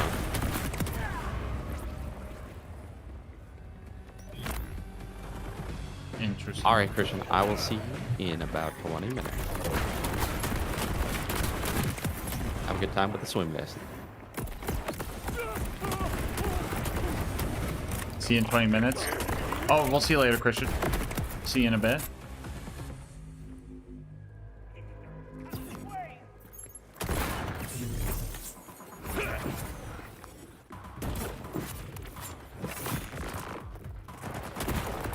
And I'm kind of biffing this kill, huh?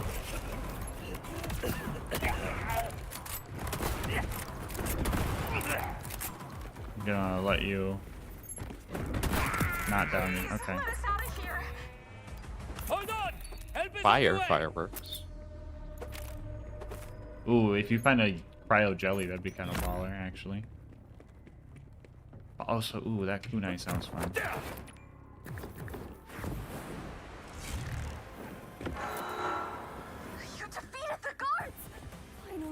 Yeah, I'm pretty sure that Splash Zone is the world drop farm of this game. The very first boss. At least for all like the purple loot. Y'all got any of them Splash Zone farms? Subject claims to have seen a world made of waffles. Splash Zone machine, bro. Where all travel is completed via water slide, and one with animals who speak in limericks. While all have been frankly shockingly positive, none are what I seek. So easy to keep the subjects in line. Tell someone. Wait, Cackling Grenazerker. Whenever Rothberg throws a grenade or tear gun, he throws an additional one. Almost sad to watch. That's broken. Almost. The dude, double your fun class mod? There's only a few Wait, that's kind of sick. could be. One of those is Iridium. Let's hope he left some around here. Booze.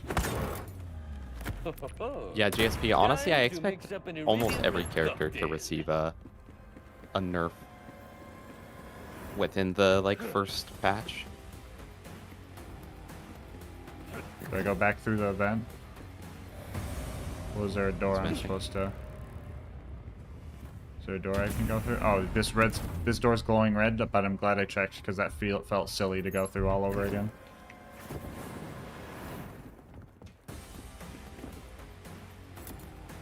Okay. I owe someone a bit of pain, and I hate being debts unpaid. Vile Ted and 2 experiments.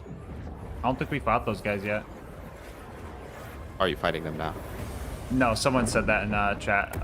The best place for purples was Vile Ted and 2 experiments. Promising paradise, and then put them in some science dungeon. You small-minded fool. I was called by a greater power to find a perfect, sun-baked paradise. What is the loss of hundreds or even thousands to answer such a call? The lizard prince granted me Okay, wait, hold on. Wait, if Hellwalker could have torque stickies with infinite mag Rafa, hear me out. Then we could.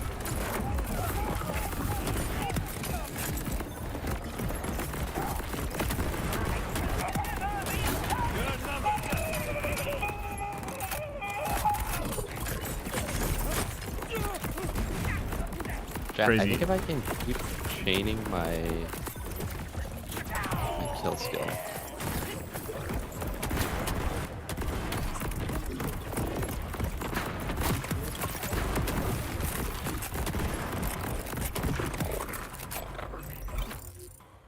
Time out. Just realized I'm using the wrong thing. Wait, what is that? Okay, no, that's fine. Wait, what do white rarity enhancements do? Okay, they just don't have any passives. Okay.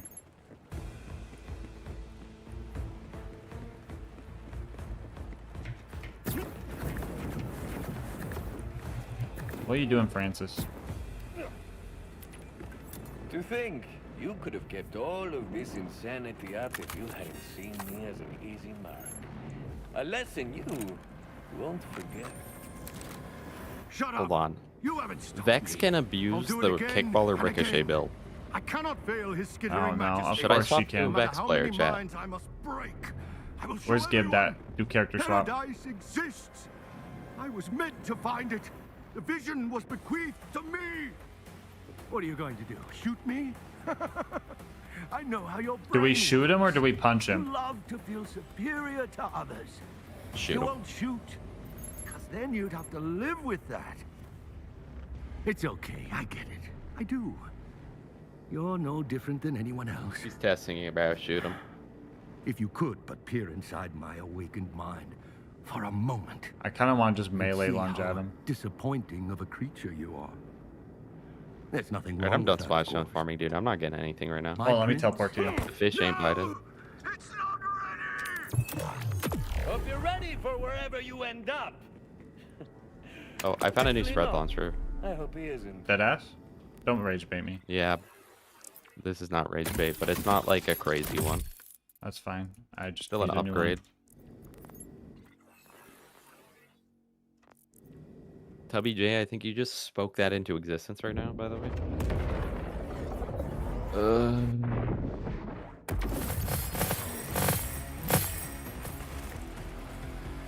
Well, maybe I got a spread launcher too.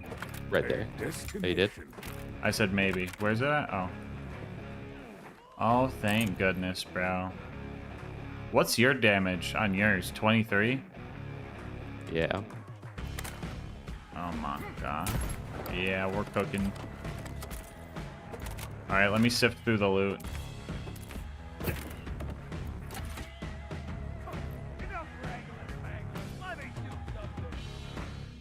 What is my Jacobs right now? 20% chance for crit.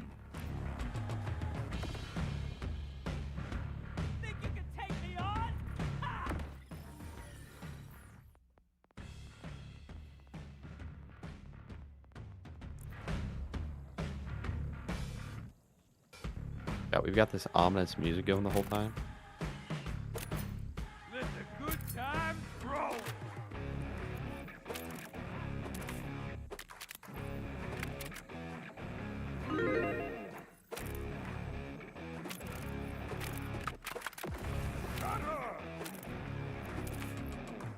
Alright, I bet I find just something shot me. crazy in this pile.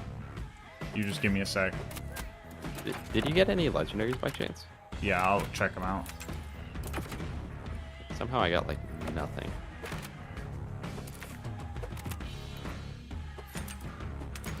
I'm looking for it. One sec. Good shot. Oh, my lead balloon. Oh yeah, I got a gripping lead balloon. Nothing crazy about it.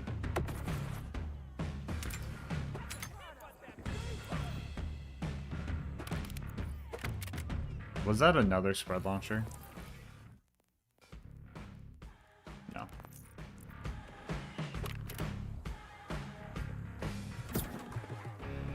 Oh, I got another legendary. The Hey. Bonnie and Clyde. Wait, what? I just dropped you a blue spread shotgun. You found another one, dude? Yeah. I kind of put it directly in the file, so you still gotta find it, but... Okay. Tubby, you really spoke it into existence. Thank you, bro. On kill grants 100% damage for the gun's other mode and refills its magazine. Wait, this is a Jacobs? Wait, hold on. I'll fucks with this. Assault rifle mode? Shotgun mode. Okay, I can fucks with it. Yeah, I told you guys, I said it earlier too. I was like, if we want a new spread, we just farm splash zone for a while. We found two of them.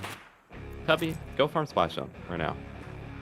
Kill him 34 times and check the loot.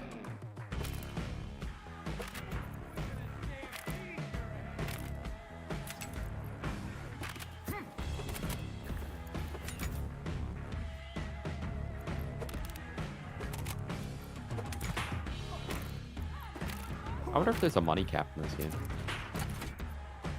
Me too. You said it was a blue? Right here. I have a new quest. That place.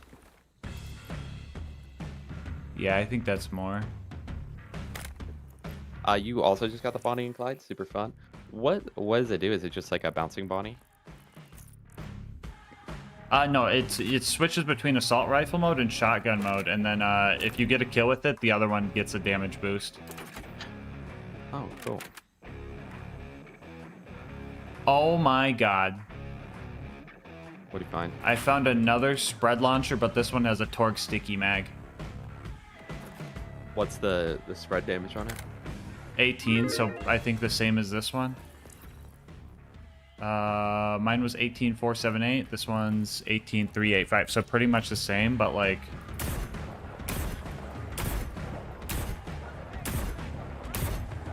Oh my gosh, the fire rate's so slow that my infinite ammo just pretty much just keeps it going. Oh my god. I'm at 207 million right now, and there's up there the Cash App. Oh my god. I said Cash Up instead of Cash Cap, but wait, was that a Berserker shield? What was that? I got Berserker Amp Shield if you want it. Nah. Leggy shields are cooler.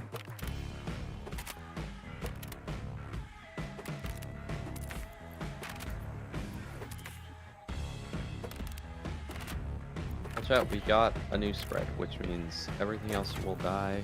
I just need to clean this up more so that I don't memory leak my game. I haven't got to play, sorry, I haven't got much, but my Rafa build is pretty much as close to God rolls as I can get. What are you rocking on that?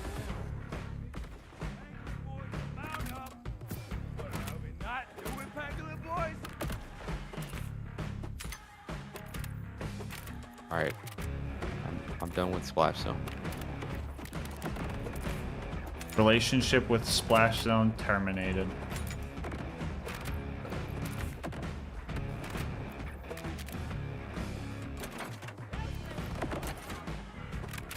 I guess that was an unfair When do you test, want to guys. learn Don't about worry. firmware stuff so we know what we're looking for? Does anyone have like a firmware splash like guide? No, I can almost guarantee not. I mean, I'm just looking for the melee one. Okay. If someone knows of a splash guide, a splat or a firmware like guide that has like all the info on what each one does, that'd be nice, so I don't have to like equip shit to know what it does. Rapid Inspecting Knife, 15% dodge 5 seconds, 5% crit, 5 seconds, and cooldowns, minus 20%, and I'm doing the one-shot ricochet build. God Killer is what you want? Okay. I've been just That's for banking all bosses my... and stuff.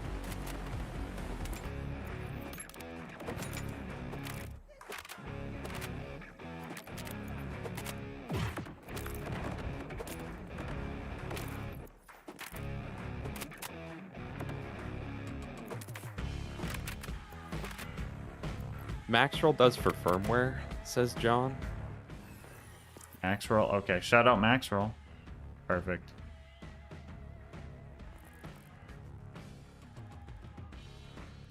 What did I just see had an underbarrel shotgun? Okay, that's what it was.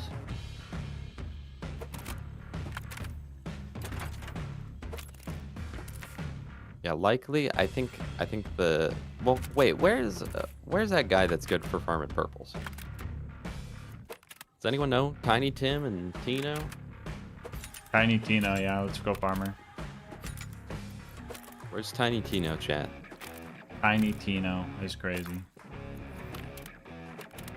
Yeah, GSP. Hopefully they'll end up adding an FOV slider. They said they're working on it, so. Horus is purple spam as well.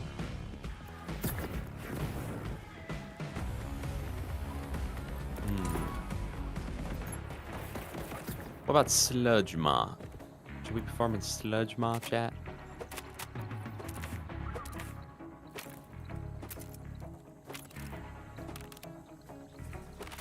Back Hive. Oh, Back Hive dropped the Moaning Shield, but that was like crazy damage on it. Or What crazy guns have this capacity on it. the laser barrage thing or the beams? I just seen it. GSP, no way you're No, that's not unironically it. farming Sludge Maw. What does Sludge Maw get? Let's see. I also wouldn't mind farming someone who like actually want their loot thing. Do you want to get? Do we know who drops the legendary enhancements for like Jacobs? The trio birds are where I got a legendary enhancement, but it might have been the Torg one. But I wonder if it's like they drop legendary enhancements or if it's like they drop Jacob's legendary enhancement. Right. You know. I'll go try to kill him, I guess. Pango Pango, Skull Orchid. Rock and Roller.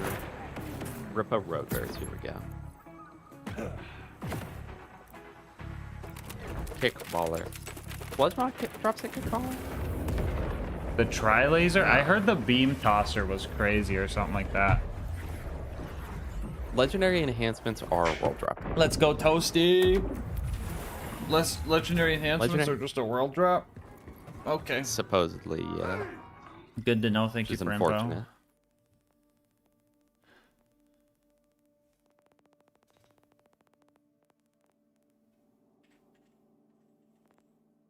Yeah, Anthony, it's like the good old days though. Back when all console games capped out at like 70 FOV.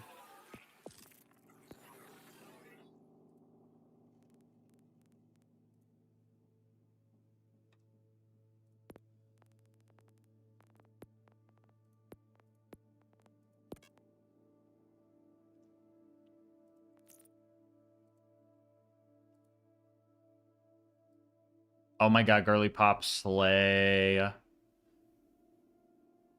Alright, so throw that out. Throw out one nade. And now I do max damage.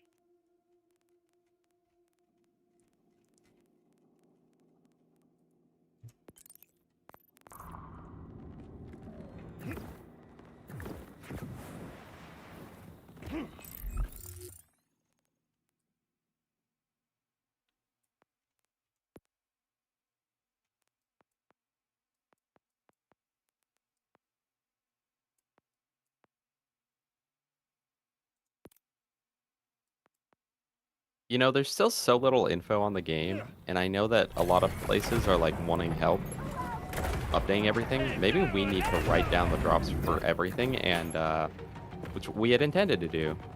Yeah. And then we can be the info people. We'll teach. Oh, does our glide take less glide too? I thought it was just our dash. It's not that it takes less, it's that we got more capacity, right? Or is it reduction? I don't know. Everything requires less though. So Yeah. you can dash a long time, glide a long time, do all that. Alright, so I'm doing this mission called PB&J. Drop that. Drop that. Drop that. And 30 frames per second. Well, I hope the 30 frames per second. Oh wait, that's someone else. Toasty. I hope Toasty's getting good FPS. Alright, bro. What do you got, bro? PB&J? What's your name? Bro's name is PJ. My J! My J!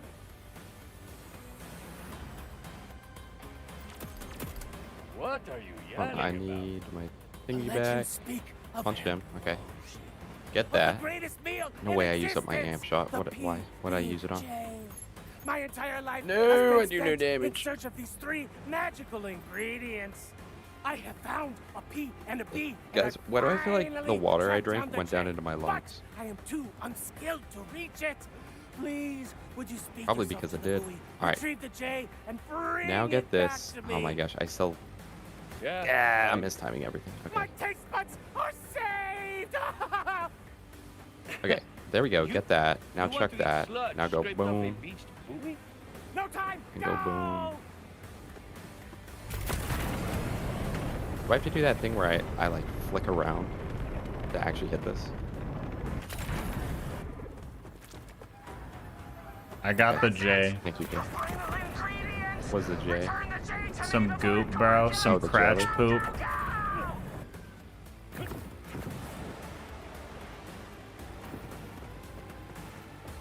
Dad, I'm kind of butchering this kill right now. Could have been so good. Give J to PJ. You've done it! Pickles? Finally, I my destroyed life all is his pickles. meaning. Finally, I can create the ultimate feast after 20 years. Are you of the same searching guy? And perfecting the flavors. I finally When'd you grow have the hair? Plastic for P, butt stuff for B, goop for J. Hair grows, gas. That's what Plastic, it does. butt stuff, and goop. Goop starts with a G. God damn it!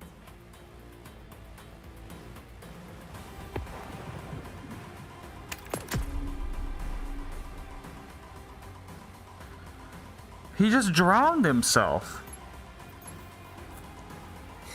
He's like, damn it! And then just jumps into the water and fucking dies. Okay, well, that was a mission. That was something. Alright.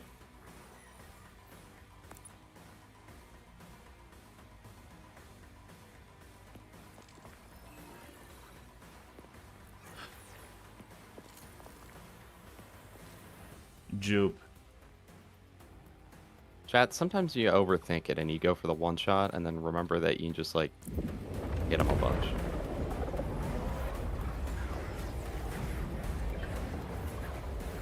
Are you farming a guy? Yeah, I took forever on those Ripper Road birds. Does anyone know with game fights like that? Does everyone have different drops? Ah, there you are. Come. This device is essential to our survival. Well met, Vault Hunter. My body Now then, okay? Our Digistruct system relies on several relay Performance is bad on PS5. After about 50 runs, all the loot lags my game. Yeah, that's kind of normal. Just save quit though. Not too bad. Sounds easy Or enough. pick up all the stuff and Consider it done. sell it. Wonderful. When we were with the Order, we took our smoothly functioning technology. You know what? Should we start writing down drops, gas? I bet someone already wrote them all down.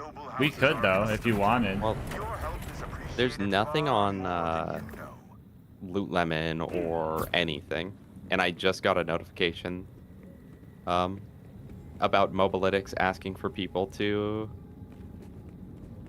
like take notes on this stuff because it's unknown everywhere. That should work. I mean, if you want to, yeah.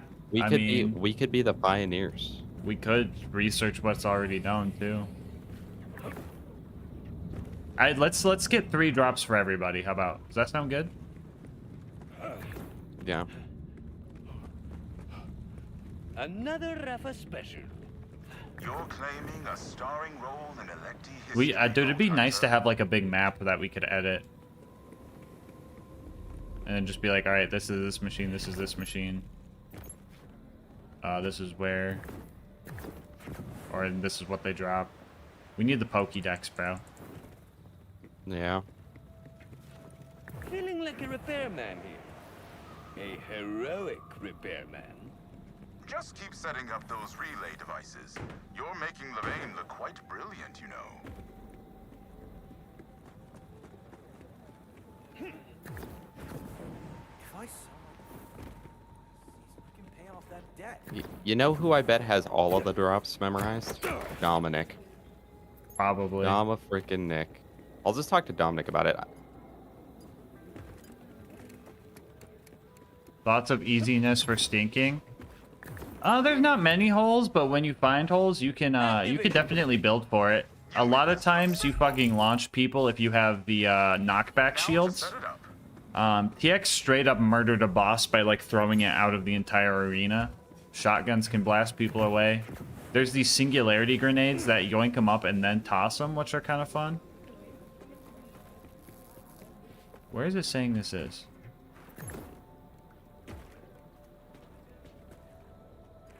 Why is it saying it's up there? Chat, I could have had that going the whole time, and I would have done so much more damage.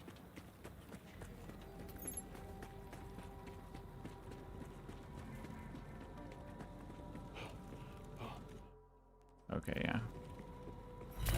Is there a good place to see what reward for the weekly mission is? All I can see is legendary shotgun. I do not know. I do not know currently.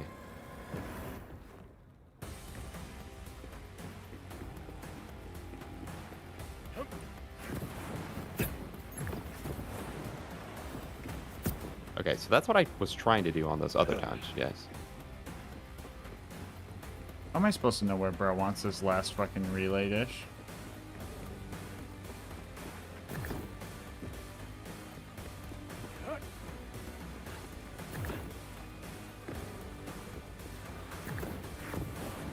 So we know splash zones drops, right?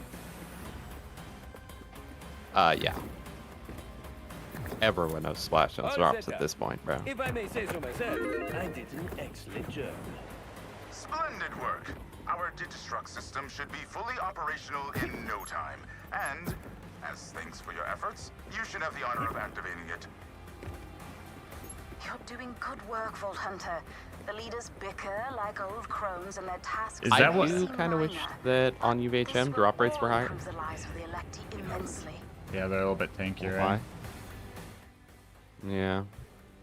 A wee bit. So do you think we should just open up a Word doc and have this ready? Should I start a document for us to share? Yeah, I was thinking about that. If we have a shared doc and then just every kill we write what it dropped. And then in some cases we may realize we got a world drop or something. Welcome. Yeah. All that is left. Alright, I'll get it started.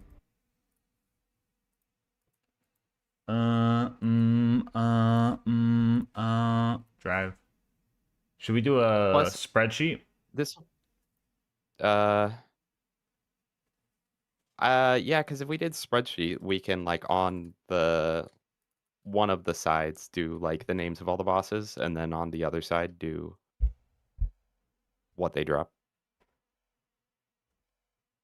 Should we, if we're gonna organize it, we should do that early. Do you think we should organize it at all, or just write them as we find them? Probably just do that. Here, let me share this with you so you could pull it up too.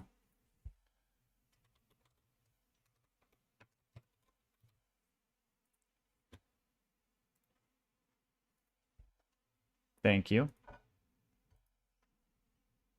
I didn't press respawn.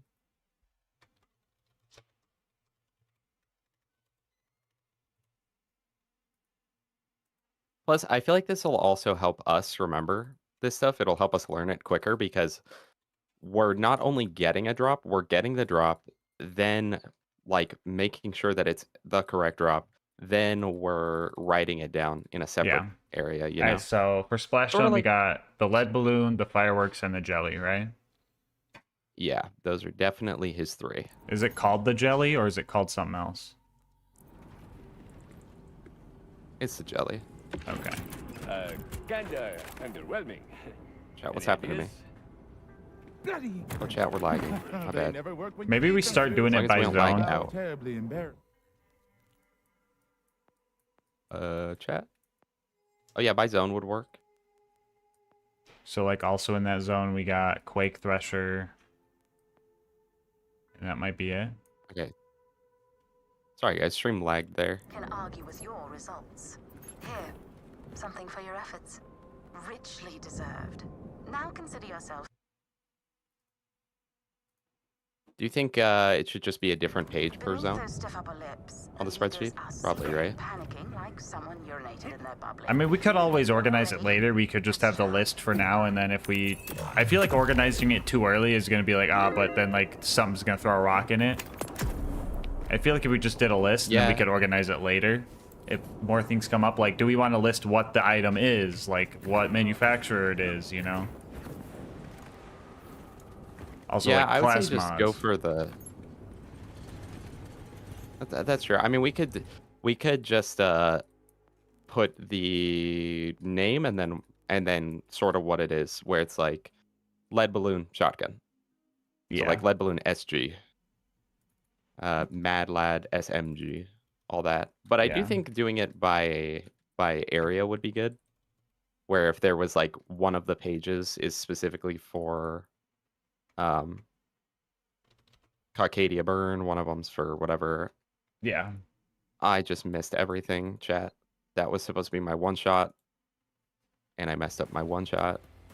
Alright, do you want to go farm Quake Thresher and learn what they do then? Yep.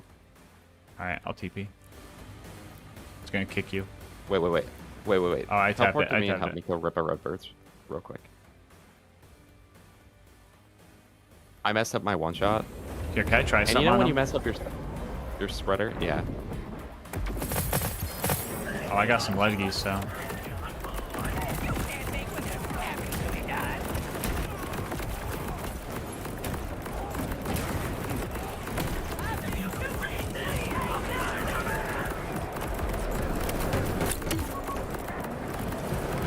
I messed up my one shot too. I got dropped into like the worst fucking spot ever. Is this the new game? Yes, Blacking. How's it going?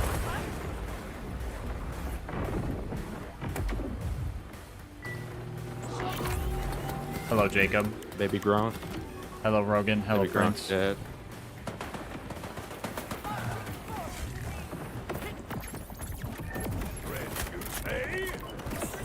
Hey, spread launcher.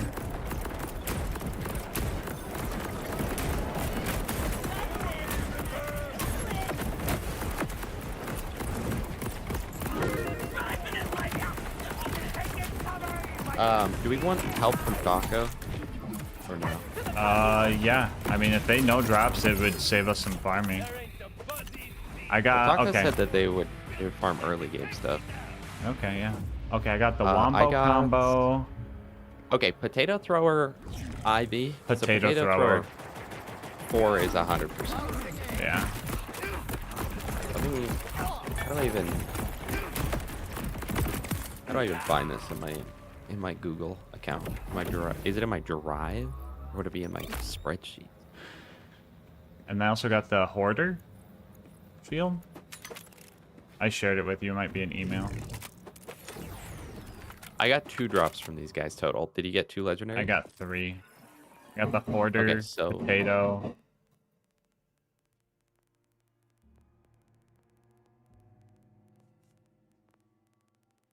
one of those was a world drop, likely. Okay. Oh my gosh, why do I have so many emails? God, I haven't checked my emails in a while.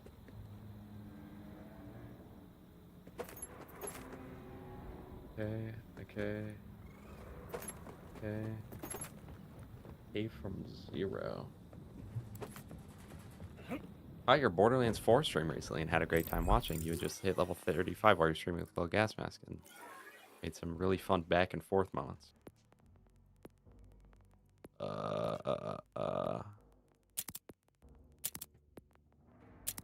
that's fun.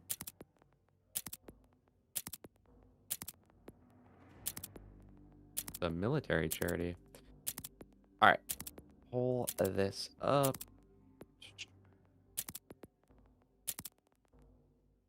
Deal 4 drops. Click on that. Okay.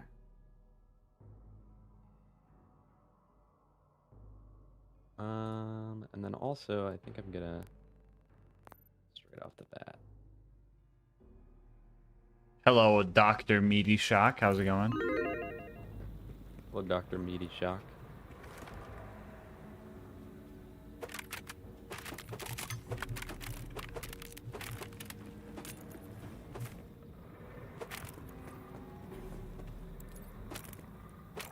Wait, what was that? What was that?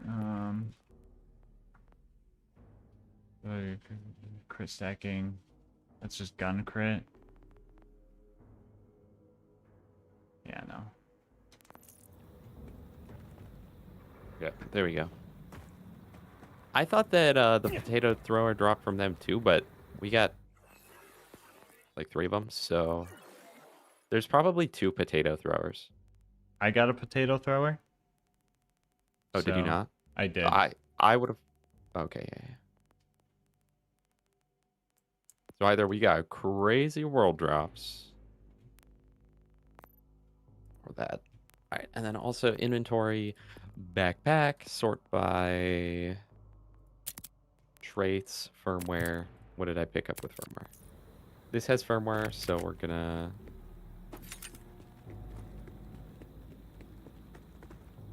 unmark.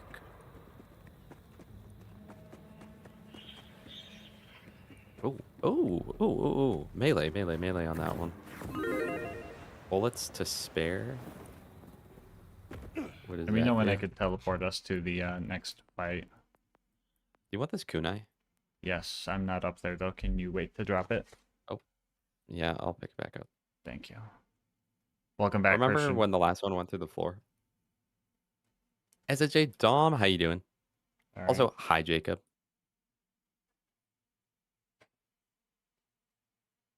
How would I say the overall story was in this game? I'd say that the early game story and Carcadian Burn story for me was like, I don't know, maybe a 7. But the game really kicked in later and went up to like an 8.5 for me.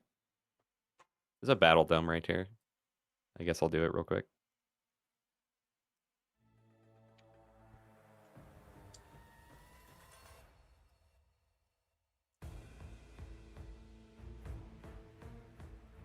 The battle dome? Okay. Alright, do that. Do that. Do that. Do that.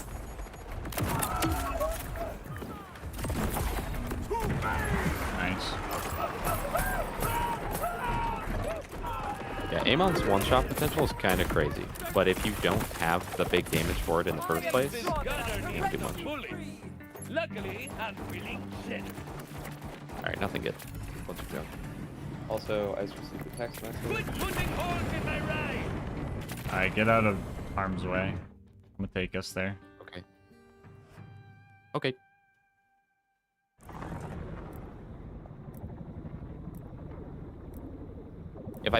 If you put this on a list of all Borderlands games in terms of story, I would say TPS, BL2, this one, Wonderlands, BL1, BL3. Yeah, I'd agree with that.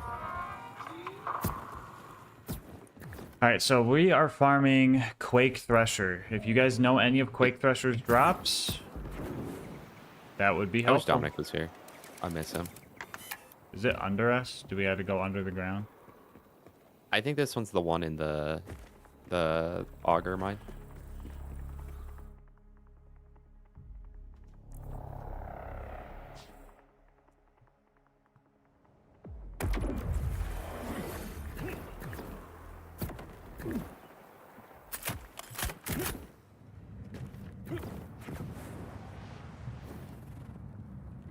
Alright, I say we get 3 drops per. Okay. Yeah, I wish we would have started doing this earlier. That's fine. We didn't want to turn it to work right off the bat. We wanted to have fun with it. I mean, sure, we could have kept track of some, but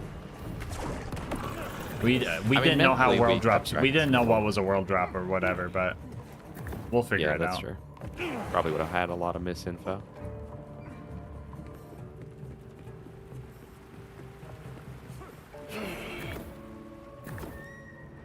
And now we both got spread launchers to do this shit optimally, bro. Yeah, we're fine.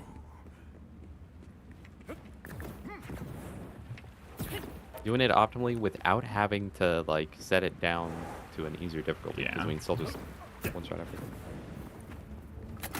Oh, this is a long mine. What the heck?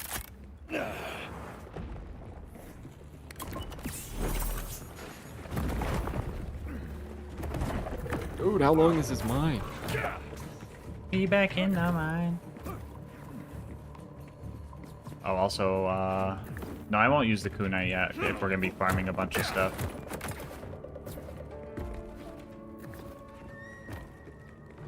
I'll keep using I'll still this. drop it for you. Yeah, drop it for me when we get there. Get it. I did a backwards for some reason. Perfect. Yeah, I should probably move some firmware over though. I have a melee firmware one, which is good. And then... Yo! Dr. Meaty Shock with the sub. Let's go! 10 more for Omar. Let's go.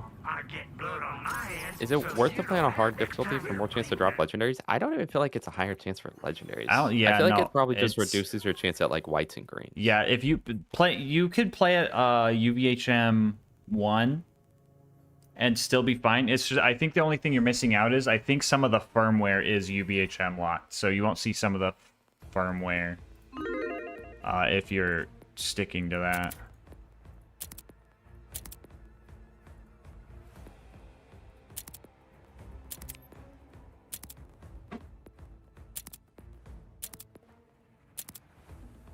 would love for it to hit this guy. There we go. Look at that dot, chat. Oh.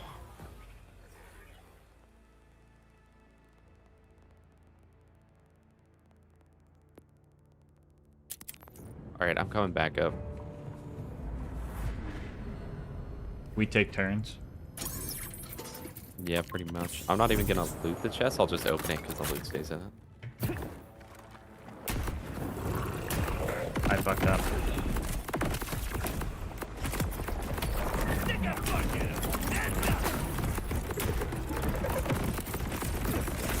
Oh yeah, hold on. This Jacob shotgun's gonna be busted. I already feel it.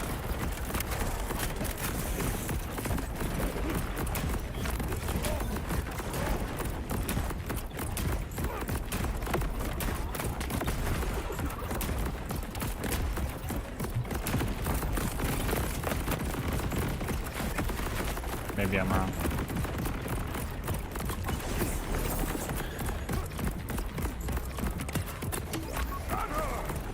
Okay.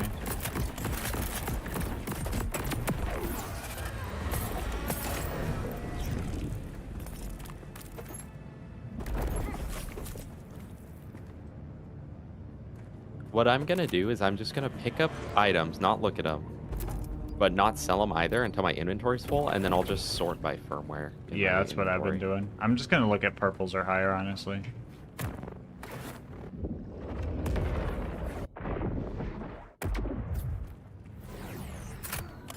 So guys, if you want this gun, you're going to farm the chest after the Thresher. Yeah, Hyperion was in BL1, Alex Meister, as a gun manufacturer. They made all the red guns that were really accurate. Oh my god, yeah, the spread launcher. Did I forget the stim? Oh my god. I know. UVHM's got making it look balanced though, right? Yeah. Alright, can you kunai him? Yeah. Sorry, I he thought should be that good. was his crit. That's not his crit though. Please let me just hit. There we go.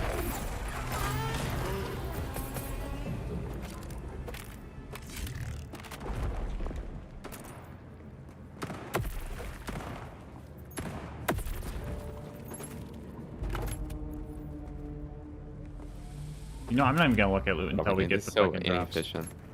Yeah. Can that chest be opened with gunfire? That's a real question.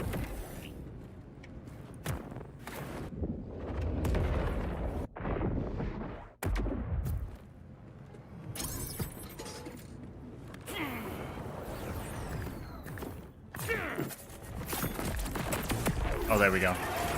I just needed a crit. Got it. Yeah, easy one shot. Yeah, I'm also feeling to crit this guy. Is it in his mouth or in his eyeball? I just hit him with the kunai, so it's all crit. If we find another one of those, I think for speed farming, you should also have one. So your just setup is literally just that and that. I think if we take turns farming this, we could fucking get this crazy.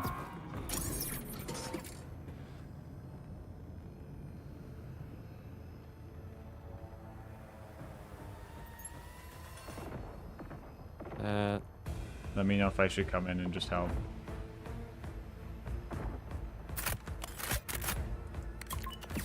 Oh, we're good.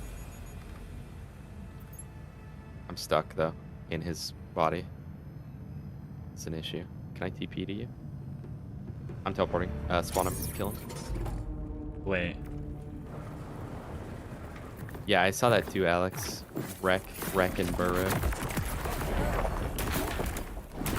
If I don't see you insta-kill him, I'm gonna come down. Yeah. I feel like there's a little bit of luck with it.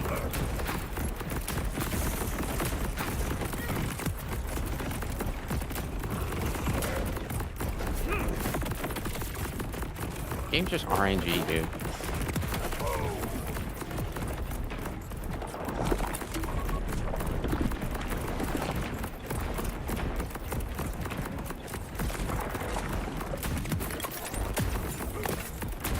Kill him, kill boss, kill boss, kill boss, kill boss, kill boss.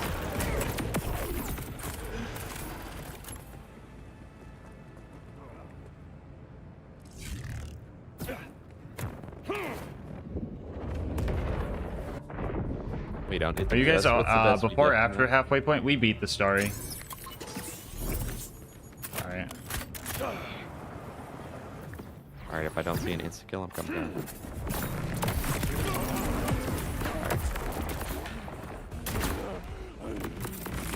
You can kill him quick enough, right? Yeah, hold on. I feel like we should just both be there for every fight, honestly. What at this Wait, point, what if I have a backup spread launcher? Dual wield? Yeah. Wait, no, actually, hold on. Time out.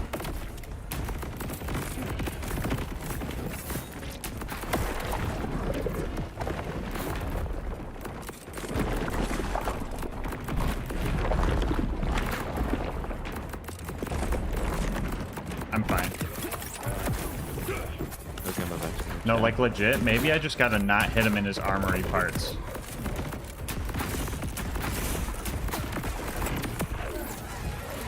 Alright, I'm a TP to you.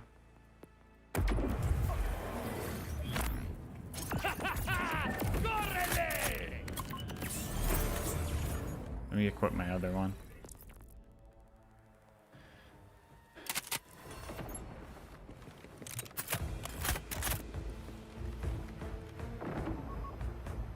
Oh no, I definitely messed that up. I didn't think he downed I'm me. coming He just down. killed me. So I do no damage. Okay, yeah, I can't hit him in the face. I got leggy. Me too. Ooh. What'd you get? I got the triple bypass. I got a harvesting collector, which is the Dedulous enchantment or enhancement. What's this guy's name? Here, let me look on the The map. Onyx Thresher? Quake Thresher. I'm gonna pee real quick. Oh. What was your gun? Dedulous legendary. You got the detonated wham. Guys, welcome back, Gluttonous Thresher.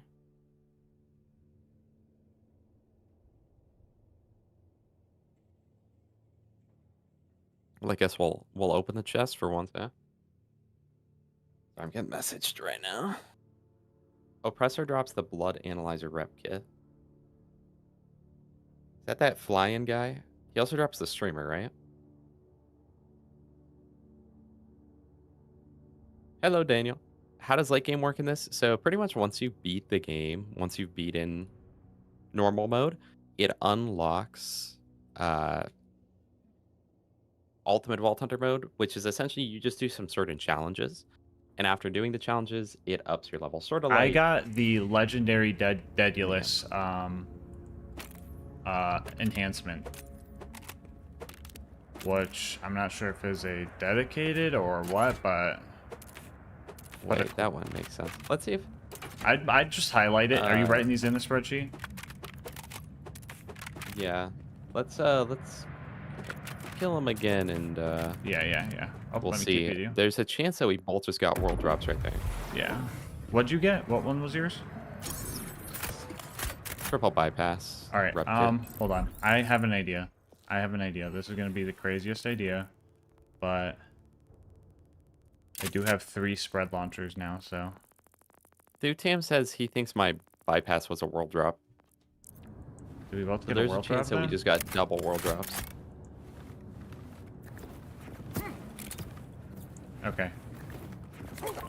Alright, I'm going Taco solo. says I got the this. oppressor drops the blood analyzer. The problem is, Taco, you're gonna need to get them like twice per thing, because with me and Gas we can at least somewhat tell. I got this. Hold on. Thank you. Oh, you're down here anyway. That's fine.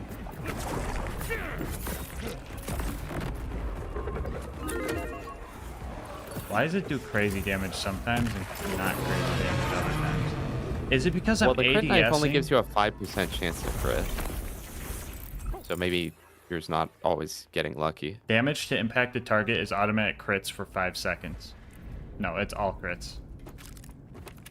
I think maybe what it is Why'd I get a second wind right there? What the fuck just happened? I think maybe what is I'm un-ADSing before it finishes. Like I just gotta be closer. So I'm still ADSing as it hits. Alright, I got this. Oh. Does the onion drop from wreck? Like, that would make sense. Yeah, that might be a bit more of the issue.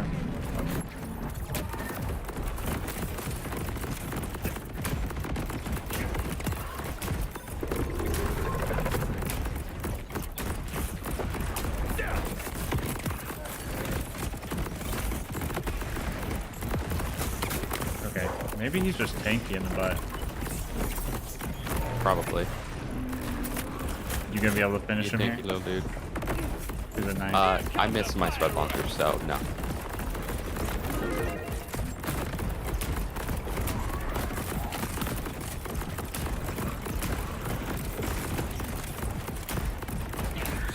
Oh, okay, Taco. Okay, so the oppressor drops the blood analyzer, Brett. Bypass replicas from back. Okay, so we must have both got a world drop then, I guess.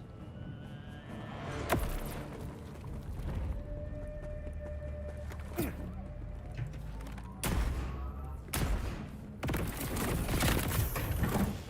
that's the blood analyzer. You beat the final boss? Yes.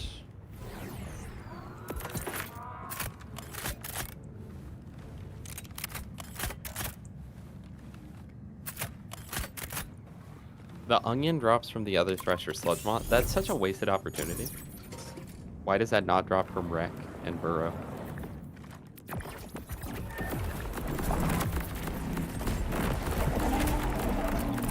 Pick that up.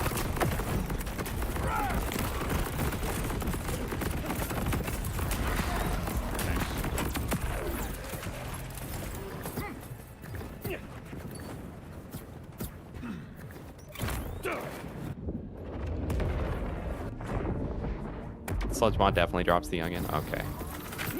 Everyone's saying it, so I'm gonna assume that's correct.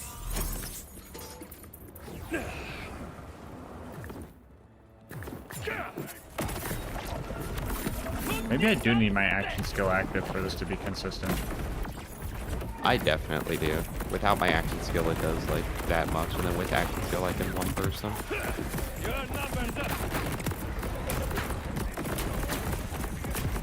Is that what the onion does, guys? Broken. On break, you get invincibility. That's Healthgate. Welcome back, Healthgate.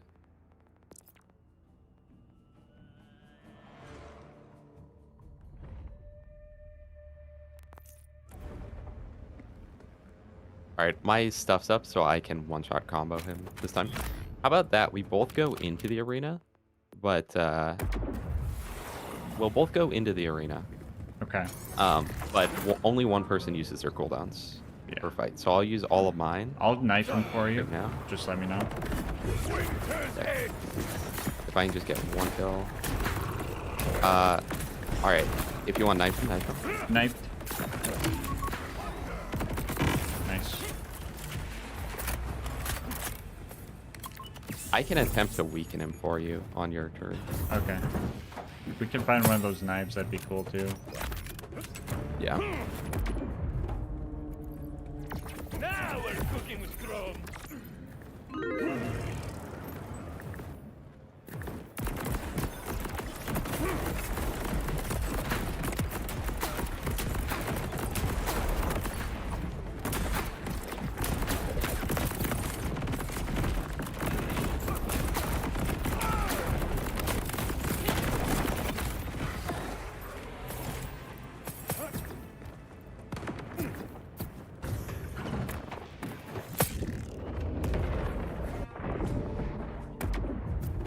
See you later, Happy. Your turn? Yes. Just tell me when to knife him. Whenever. Now. Oh, I may have missed entirely. Your turn.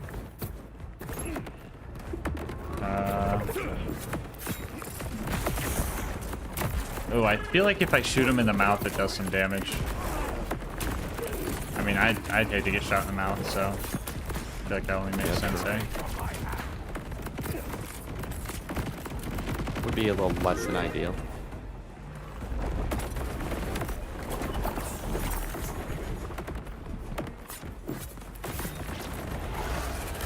Alright, I got them.